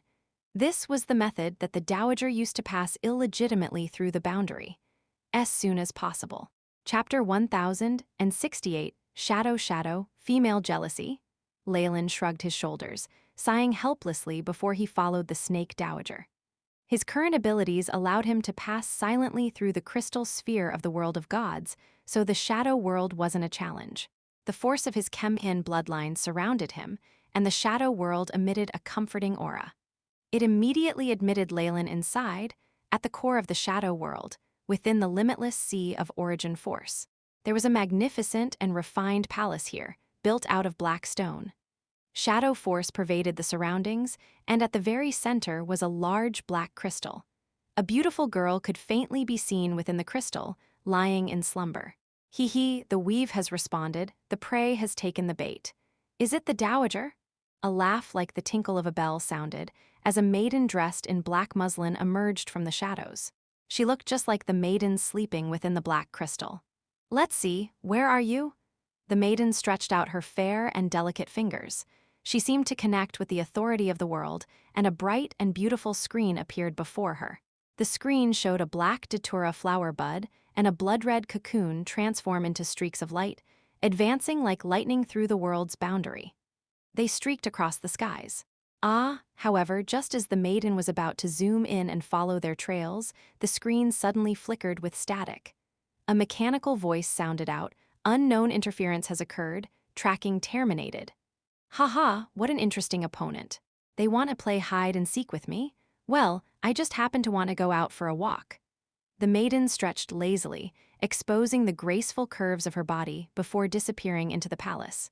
Multiple shadows formed to conceal everything within. Damn, what was that just now? The Snake Dowager's flustered and exasperated voice could be heard ahead of him. Leylin's lips curved into a faint smile in response. A magic network, or should I call it a shadow weave? If it wasn't for my previous experience with the world of God's weave, as well as my research into Karsus, Avatar, it wouldn't have been this easy to disrupt it. Dowager, I've already blocked the mistress, surveillance. The situation has changed now, but we had better split up at once. The blood-red cocoon turned beautifully in midair, changing its trajectory. Before they parted, Leylin kind-heartedly reminded the dowager, "Be careful, perhaps the current shadow world is completely different from the one that you remember." After officially entering the shadow world, Leylin knew why the dowager wanted to drag him in. The shadow world tolerated Leylin in the same way as the Magus World did. He did not feel the slightest sense of rejection, as if he was a native here. Is this complete lack of rejection and suppression due to the original All-Snake bloodline? So only the dowager and I can minimize the surveillance of the world will and avoid discovery by the mistress of the night. The dowager was originally a shadow world native and had been the person closest to controlling the entire world. She had been greatly favored by the world will. Since he was once a descendant of hers, Leylin carried the brand of the shadow world in his body. The world would not reject him innately, which would allow him to conceal his presence as much as possible. The Trial's Eye and their other allies were different. They would be discovered the moment they touched the world's edge, and the Mistress of the Night would act against them immediately. My interference will put Shar off our trail for a short period of time. Still, it might not be enough to secure our safety. Leylin took out a few bizarre dolls with painted faces. I never would have thought that I would use up the voodoo dolls that I made earlier in this place. A blood-red glow appeared on the dolls' bodies. Enveloped by light, the strange dolls seemed to inflate and giggle cheerfully. Hee-hee, ha-ha! Having grown to the size of normal humans, the paint on the dolls' faces changed. They grew more and more animated, and their auras slowly changed to resemble Leylin's own. Bang! The three voodoo dolls separated, the original blood-red cocoon dividing into three and falling in different areas. This shadow world has been radically changed by the Mistress of the Night. The most startling change is the warning system surrounding the world boundary. In his former location, Leylin had already concealed his own figure and begun descending slowly. He felt like Shar had transformed the shadow world into an extremely secure fortress in all these years, which meant their own operations could meet great difficulty. Beep. Unidentified flying object detected, transmitting information to ground station. Once Leylin had divided himself into several avatars, a number of satellites that had been orbiting the shadow world paused their normal tasks to send a warning to ground control. Inside a large hall with receptors for the signals from the satellites, those within working tirelessly. A soldier stood up and marched over to her superior, handing him an image. On the image was one of Leylin's avatars in the shape of a blood-red meteor. "Sir, an unidentified flying object has been spotted. This is the video capture from drone number 3. What does the warning officer advise?" The commander was a middle-aged man with faint white streaks in his hair. He had eyes like an eagle's, his gaze sharp and chilling. The images from the satellite show that the target's volume does not exceed 2 shadow cubits. It's not a giant meteorite, so it might be some astral debris or natural star fragments. However, we haven't been able to deny the possibility that it's some astral creature, the soldier replied quickly. Those astral creatures have always been extremely dangerous. Those that bring disease or curses are the most dangerous. If it spreads far, it might harm society greatly. The middle-aged man waved his hand. Exterminate it. Understood. Secondary space cannon prepared. Shadow weave fully charged, beginning countdown. T-3, 2. Having received the order, the control tower quickly leapt into action. A blue laser shot out of the ground, accurately targeting the blood-red meteorite. But just at this moment, the blood-red meteorite on the screen suddenly changed. A glaring scarlet flare flashed, and a sharp warning sound issued out. Target has issued a high-energy response, current energy level surging rapidly. It's already reached a danger level of 5A, sending automatic report to the Security Bureau of the Empire. A researcher looked at the twisting image on the screen and suddenly cried out, his voice filled with panic. On the screen in the main hall, the blood-red meteor seemed to have developed its own will, drawing out a bright trajectory and directly dodging the laser attack. Afterwards, the image of a doll emerged from the streak of light, its jet-black scleras suddenly flashing with light. The screen suddenly burst into a flurry of static.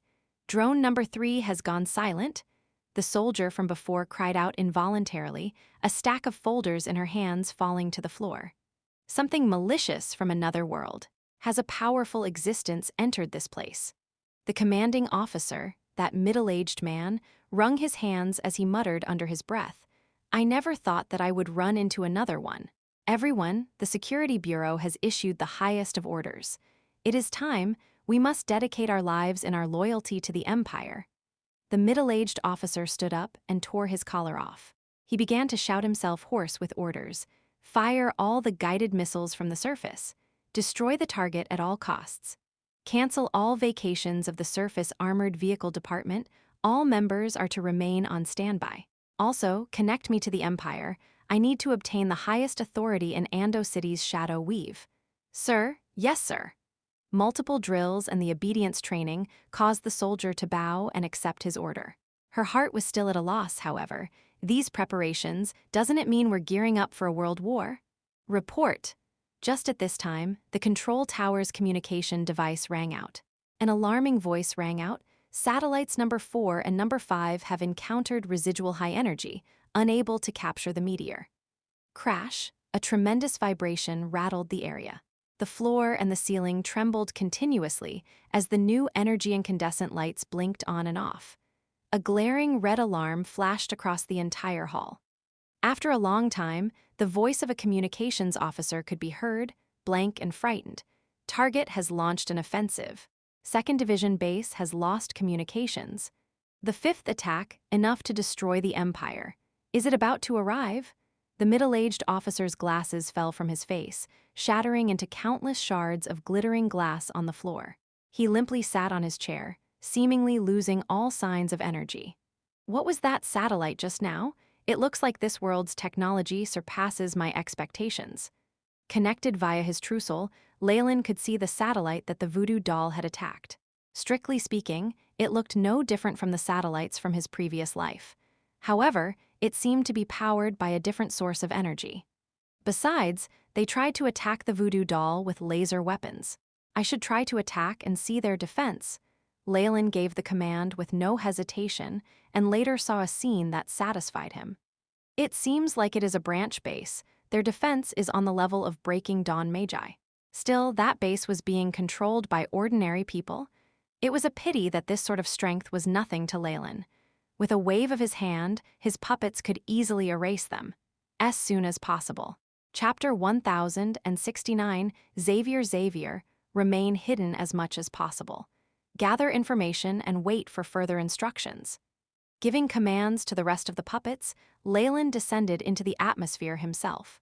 Currently still in stealth mode, he was small enough a target to avoid the satellite's detection even if they were still here. After passing through a thick cloud full of radiation, Leylin saw a mysterious continent in front of his eyes. It was filled with the radiance of civilization. "Chip, begin preparing Plan 1, Leylin commanded. Beep, Plan 1 activated. Gathering data on gravity and atmosphere, remapping physical constants, the AI. Chip loyally carried out Leylin's orders, and then presented an analysis chart filled with information to him.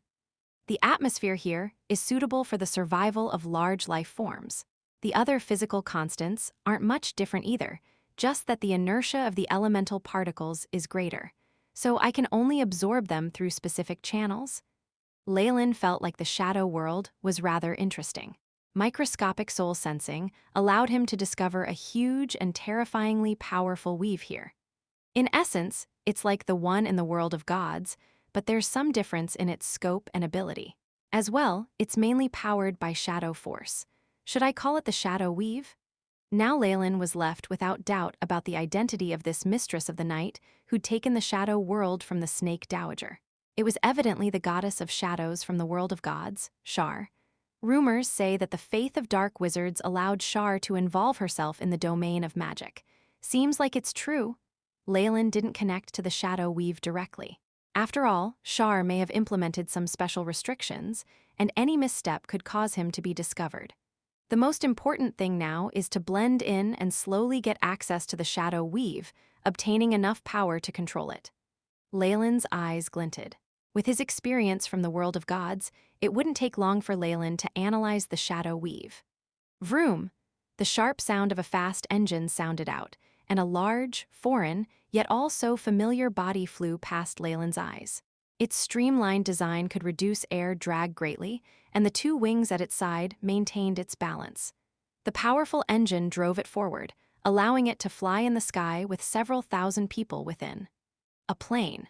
I never thought they'd be so advanced, Leylin sighed. He could see the numerous specks of light that represented souls within the flying vehicle. These souls were so tiny a mere ripple of power on his end would completely decimate them. Still, the knowledge of these puny things had allowed them to successfully conquer the skies. A similar inclination towards technology and development. Leylin had a look of nostalgia in his eyes as he stood atop the upper cabin of the plane. He slowly sat down, memories from his previous life appearing in his mind. What's going on? Within the cabin, a young girl with a ponytail gazed at a brown-haired young man anxiously. Are you feeling sick, brother? Should I get an attendant? No, I'm fine, Jill. I just felt uncomfortable all of a sudden. This terror, only that time with the school bus can compare. The brown-haired youth smiled with a pale face, but his hands were still trembling unconsciously. That accident? Jill's eyes darkened. She knew fully well that her brother Xavier was exceedingly talented, and his natural sense of danger was quite powerful. Once in primary school, it had allowed them to avoid a serious traffic accident.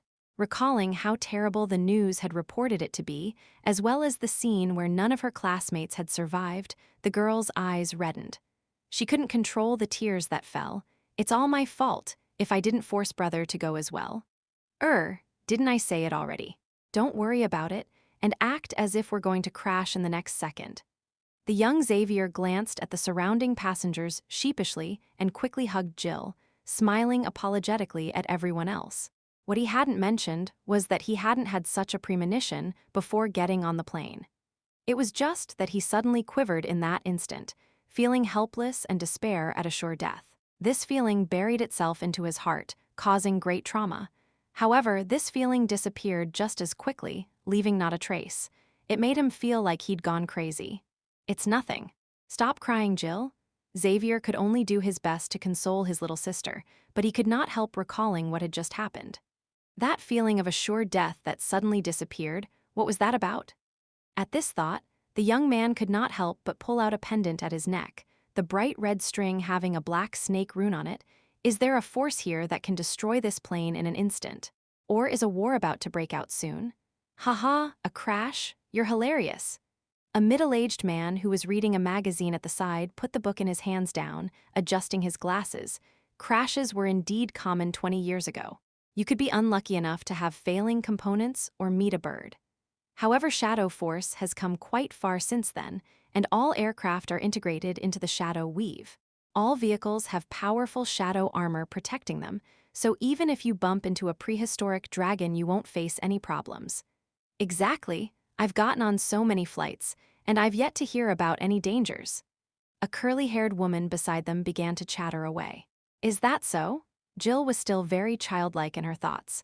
Having heard this, she immediately stopped crying. Beads of sparkling tears hung on her rosy face, making her look even more pitiful. Yes. After seeing the state Jill was in, the man who had been speaking suddenly sensed his lolicon soul come ablaze, suddenly exploding. Don't worry. Look at this. He raised his arm, pulling at a portion of his sleeve to reveal a digital wristwatch with a unique design on his wrist. On the silvery gray exterior was the symbol of a black crown. This, gasps could be heard everywhere. The newest model of the Rapid Shadow series, Tusk, Rapid Shadow V, providing the most convenient and quick connection to the Shadow Weave. It was developed by the Empire's chief scientist Leylin using the latest 2D point technique. It now supports the storage and download of spells at rank 3 and above, even if casting mid-ranked spells needs the caster to control things very well. Only university students of the Empire and mechanics above grade 5 can work this. I never thought Uncle was such a big shot. The young man could not conceal the envy and fervor in his eyes after seeing the man's watch, and he blurted out all the information about it. So, are you at ease yet? Even if anything happens to components of the plane, with the shadow armor and flight that I bought and stored before, it will be enough to protect you, the man spoke, immensely pleased with himself. He then stowed the watch away, amidst cheers and sounds of admiration. Thank you, Uncle, Jill yelled sweetly, and the man sat back down, pleased. Right, maybe I'm too uptight. How could there be supernatural happenings in this day and age? The records at home are like legends. They're all fake. The youth, Xavier, heaved a long sigh, beginning to doubt himself for the first time. Dear brother, at this moment, a youth in a black suit and gold-rimmed glasses pulled at the safety belt, heading over with a grim look on his face. I think you're very right. Could you be? Xavier was now extremely excited. Even with the government forcefully getting involved and increasing shadow protection for all aviation vehicles, accidents are everywhere. The suited man said stiffly, causing Xavier to nod without end. This world is too dangerous. One could be struck down by a maglev just walking on the roads. Much less when it comes to a flood of shadow weave connections, allowing minors to use magic as they wish. There's other issues as well. The suited man's words were headed in a strange direction. Soon, he picked out a beautiful advertisement from his briefcase and placed it in front of Xavier. Hence, for the sake of you and your family, insurance is necessary. Our company is now launching the newest services that involve protection from shadow weave radiation, as well as flight risks. Take a look and ask me any questions you have. Here's my business card, so it's to sell insurance. Xavier's face was now crinkled in a frown, and Jill finally smiled after all the crying. Well, I'll think about it. But the attendant is coming over. Xavier pulled back, pointing to the long-legged stewardess with a smile on her face. You must choose our Imperial Love. By picking Imperial Love, you're choosing a better future. The youth said sternly with a nod before returning to his seat. Sigh, young people these days. An old granny seated behind him sighed, causing Xavier to wish he could bury his head in his chest as soon as possible. Chapter 1070, Ancient Book, the passengers in Xavier's cabin heaved a sigh of relief after the plane landed safely on the runway. Following that, they stared at him in blame. My apologies. Xavier held his sister's hand and left the cabin, as if running away to the airport terminal. Hey, wait up. Wait, the man with the watch caught up to them. You left your purse behind. Oh, thank you, mister. Jill thanked the man courteously, taking a pink purse with a cartoon bear on it. Haha, I'm just 25. Don't call me mister, just Crowley is fine. This man who looked like an uncle with long sideburns smiled wryly. And your names are? Xavier gripped his sister's hand and spoke politely. I'm Xavier, and this is my sister Jill. We're here to study. Crowley noticed the wariness in Xavier's eyes, but he smiled without caring. Oh, I see, this is my number. I have some connections here in Thousand Bears City, so remember to look for me if something's up. Having said that, he handed a long string of numbers to Xavier and disappeared into the crowd. Jill, don't just casually speak to strangers in the future. Xavier reprimanded his sister after seeing Crowley off. But I felt like Mr. Crowley was nice. Jill bit her lips. Don't rely on your instincts anymore. Live like a normal person. Xavier sighed, seemingly relieved of all his burden. He hailed a floating vehicle and boarded it alongside Jill, the wheelless machine converging into the roads that were like a network of arteries. Neither Xavier nor Jill realized that a strand of black hair had attached itself to them. It was a power that lay between material and secondary energy, so even with extraordinary powers, the siblings didn't detect it.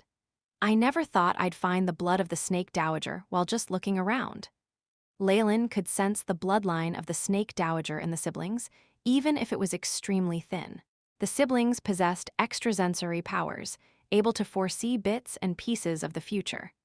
Although he hadn't been masking his presence, the ability to sense him was still somewhat remarkable. Because of that, Leylin made an exception and put some attention on this pair of siblings, attaching a tracking spell to them. Standing amidst the river of people, he observed his surroundings. The passers-by walking to and fro did not seem to see him. The high-rise buildings with over 100 floors, the apartments, massive billboards, maglev trains, and transparent tubes that served as streets, everything gave Leylin a sense of extreme nostalgia. It was like he'd returned to his previous life. No wonder I could see traces of civilization in the world's shadow force. Evidently, they've undergone a few technological revolutions, and the population has grown to a frightening number. A rough estimate said the population of this Thousand Bear City was more than 10 million. The information he'd gathered on the plane told him this was but a middle-tier city of one empire, which meant the population of the entire world most likely fast approached that of the Magus World. And this was inclusive of the subterranean world. It's been proven that science and technology sustain the greatest growth of life for ordinary beings. Without any extraordinary abilities, living together as a species and with technology was the best option, especially when there was a mastermind behind the curtains pushing for this development. In relation to the population, the number of extraordinary beings seemed to be suppressed. Leylin thought of the wristwatch, Rapid Shadows. This device was commonly worn by ordinary citizens here. Extraordinary powers have been changed to devices. As long as one is able to fork out a little bit of money, even a child would be able to download a spell from the Shadow Weave. Leylin's eyes conveyed interest. This mistress of the night, Shar, what is she trying to do? He turned his gaze to a giant light screen in the sky. It was made of numerous points of light, currently showing an advertisement for some product. That changed as the time for news arrived. A mine containing a new energy source was discovered this morning, causing stock in the energy sector to drop drastically. The market is closed for the day. The Prime Minister's wife will appear at a charity even in the Shangri-La Hotel tonight, donating to the inhabitants of the 13 coastal cities devastated by hurricane darkness. Analysts say that the authorities have once again asserted their swift, resolute decision to clamp down on all illegal markets of Rapid Shadows 5. In a joint effort stretched across various parties, the target this time was the fabrication of false documentation, especially that specifically required to purchase Rapid Shadows. Emergency notice. Amdo City was hit by a meteorite 3 hours and 12 minutes ago, causing an infrastructure collapse. The surrounding tremors were extremely powerful, causing financial damages amounting to 37.85 million. The number of casualties is unknown at the time of this report. The local garrison troops have. The reporter, who wore a work outfit, explained the disaster in a stern voice, as images of troops entering Amdo City was seen. Their reaction is pretty fast, huh? Leylin shook his head and did not pay any further attention to it. A newly developed empire with a mysterious entity, like the Mistress of the Night, controlling it from behind the scenes, could unleash extreme power if he stepped on it. The ancient Netherese were an example. The golden period of the Nether Empire allowed it to rival even the gods. Leylin had no doubts that, should Shar use some of her hidden cards, his very own voodoo dolls would be discovered sooner or later. However, they were only meant to distract her. He was already satisfied that they were able to last this long. Maybe I should watch the news more often. Who knows if any news about the Snake Dowager may appear? Leylin grinned. According to his observations, the Shadow World now was a completely different world from the one that she spoke of. Just like the differences between the Middle Ages and 21st century of his past life. An antique like her may not be tech-savvy, captured on some fellow's camera due to the technological advancement of this world. However, these were all minor details. Leylin believed that even if it were to happen, the Snake Dowager would sense the difference and conceal herself. To put it in other words, after those voodoo dolls, the Snake Dowager will be the one who will divert the attention away from me. Leylin's eyes flashed. Although he was invited here by the Snake Dowager, he had no intentions of playing the role of nanny. Intelligence is the current priority. I can't connect to the Shadow Weave recklessly. I need to find an opportunity. Leylin looked at the news that was being replayed and suddenly got an idea. Outside of the city, at the second level of a small villa.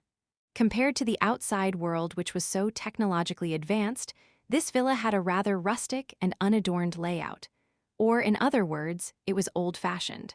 I never thought we'd be able to live at home, even if it hasn't been maintained in so long. Jill wiped the sweat off her cheek, and her dusty hands left several black streaks on her face. She was like a kitten playing around. Xavier, wearing an apron, saw his sister and frowned. "You're dirty. Hurry and wash up." This was their old home, one that had been abandoned for many years. If not for the fact that this place could allow them to commute to school, the siblings would never have stepped foot in this place. It took some dusting and cleaning up to make it fit for living. I wonder why Mom and Dad didn't sell this place off back then. Is what they say true, that this is our heritage from several hundreds of years of ancestry. Xavier did not believe much of it. Finishing dinner, he placed a video call to a gentle and smiling older couple. "I have organized the things," Xavier nonchalantly said. "All right, little Zav, you have to bear the burden of an adult and take care of your sister," the middle-aged man said, before continuing after some hesitation. "Also in our old home, between the layer of the two bookshelves, there are some things that you can have a look at." "Oh, that useless book? I have seen it several times since I was 3, Xavier said in an unperturbed manner. "What?" The voice on the other end was raised by a full octave. The man grasped at his heart as if unable to believe what he had just heard. "Isn't it just a book written about some strange fantasies, magic and other nonsense?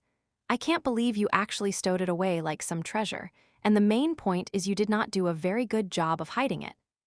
Xavier rolled his eyes, before exchanging a few more sentences with his parents in a pacifying manner, and ended the call. "That book, this brings back some memories." Through some sort of nostalgia, Xavier went to the study room in the upper level and found the book that was hidden between the two shelves.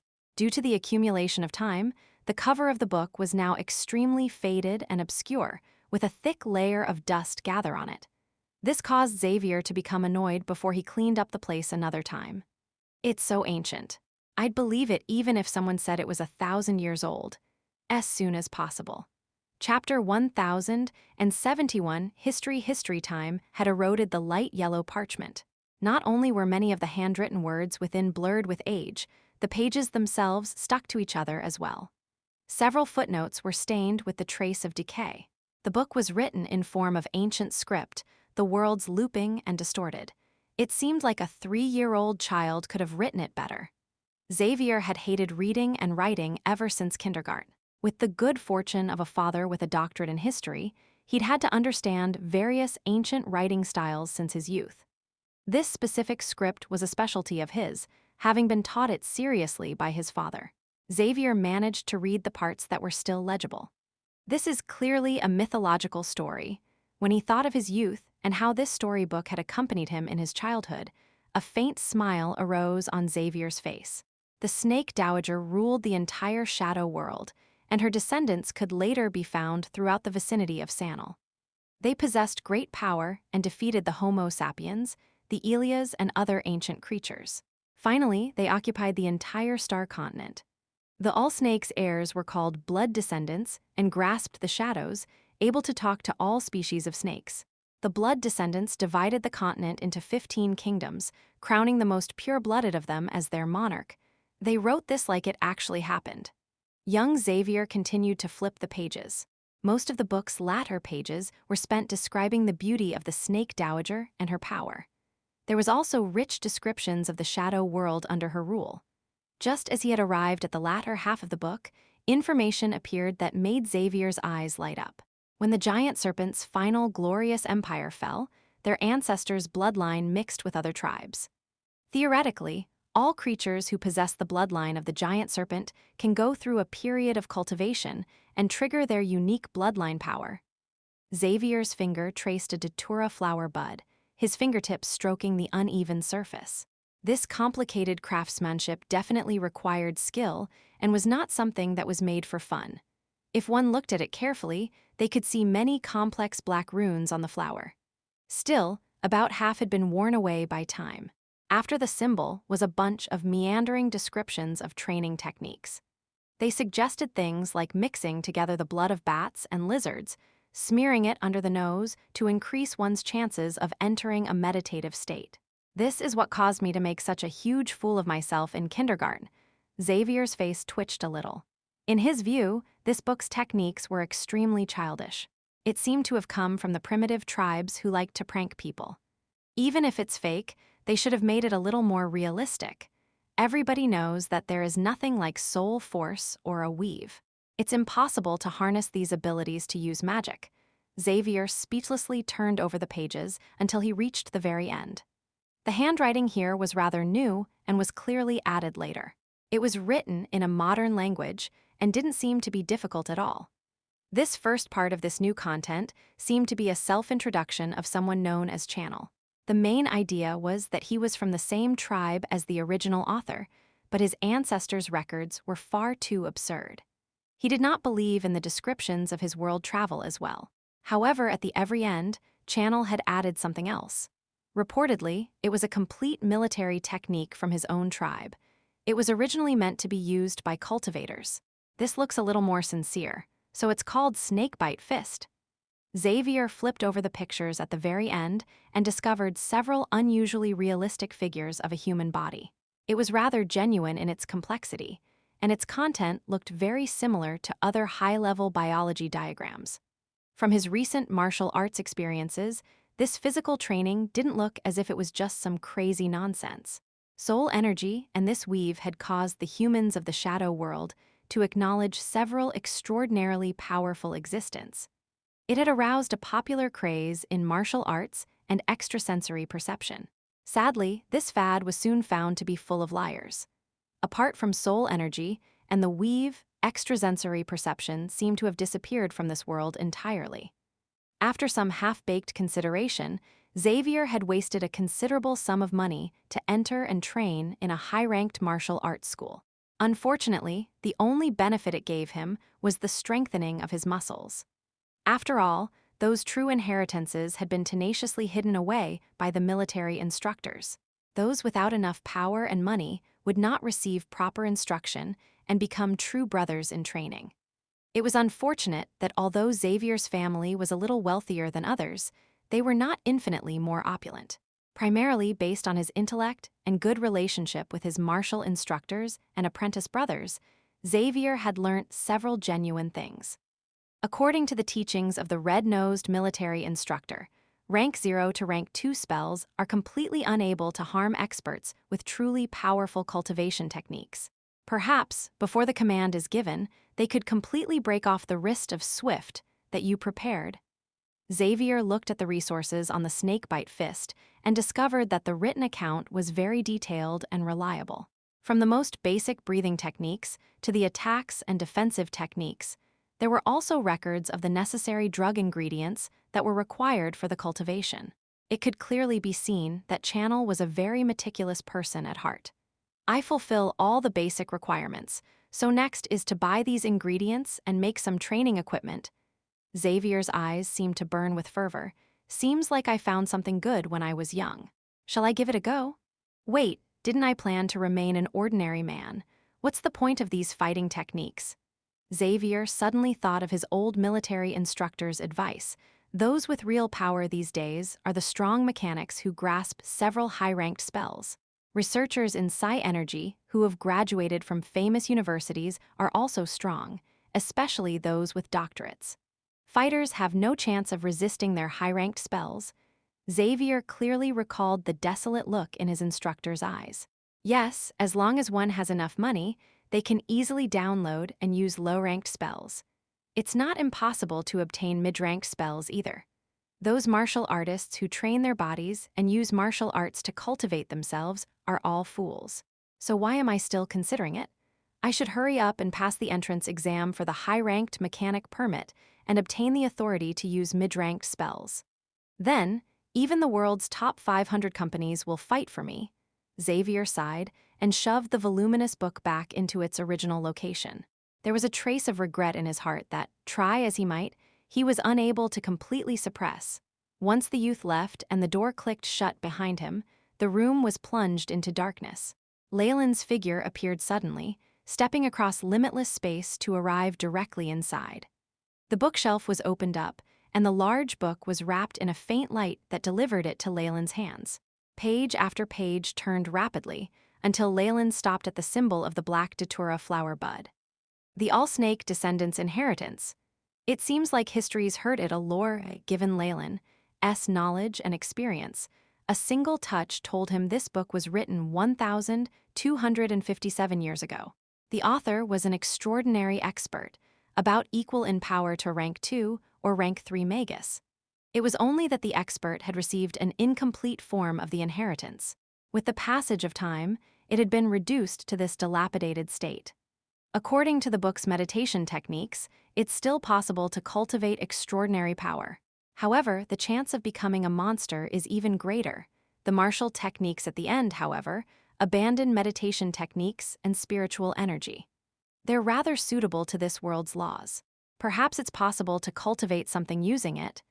Leylin vaguely gave his opinion before tossing the book back to its place in the bookshelf.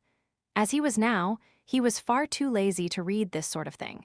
He instead turned his attention to the spines of the many black books that looked like a wave. A historian's study? It should be enough for me to know how the world has changed. Leylin's eyes were fixed on the upper right-hand corner of the bookshelf, where a voluminous book lay. The AI chip's light scanned across it at lightning speed. It was most likely the history of this specific family. This scholar had preserved a great deal of his material books, which made Leylin feel pleasantly surprised. Although he could access many powerful safety nets, and even the shadow weave itself to obtain all he needed, it was difficult to avoid leaving traces behind that way. If it was discovered by the mistress of the night, he would face a difficult situation. Compared to that, even if this primitive method of collecting information was more tedious, it could completely avoid Char's detection. The bookshelf showed that the teenager's father was quite meticulous. It was laid neatly in order, sorted by dates. The bottommost section contained ancient myths and stories of bards, which seemed like the owner did not care very much for. In the middle were a stack of history books. Some of them even had their pages threaded by strings, old enough to be sold as antiques. On the uppermost portion was modern history, and the brand new covers gave off a glossy look. It was evident that these books had been picked up the most by the owner. The history and changes of the shadow world soon lay bare for Leylin's perusal, as soon as possible.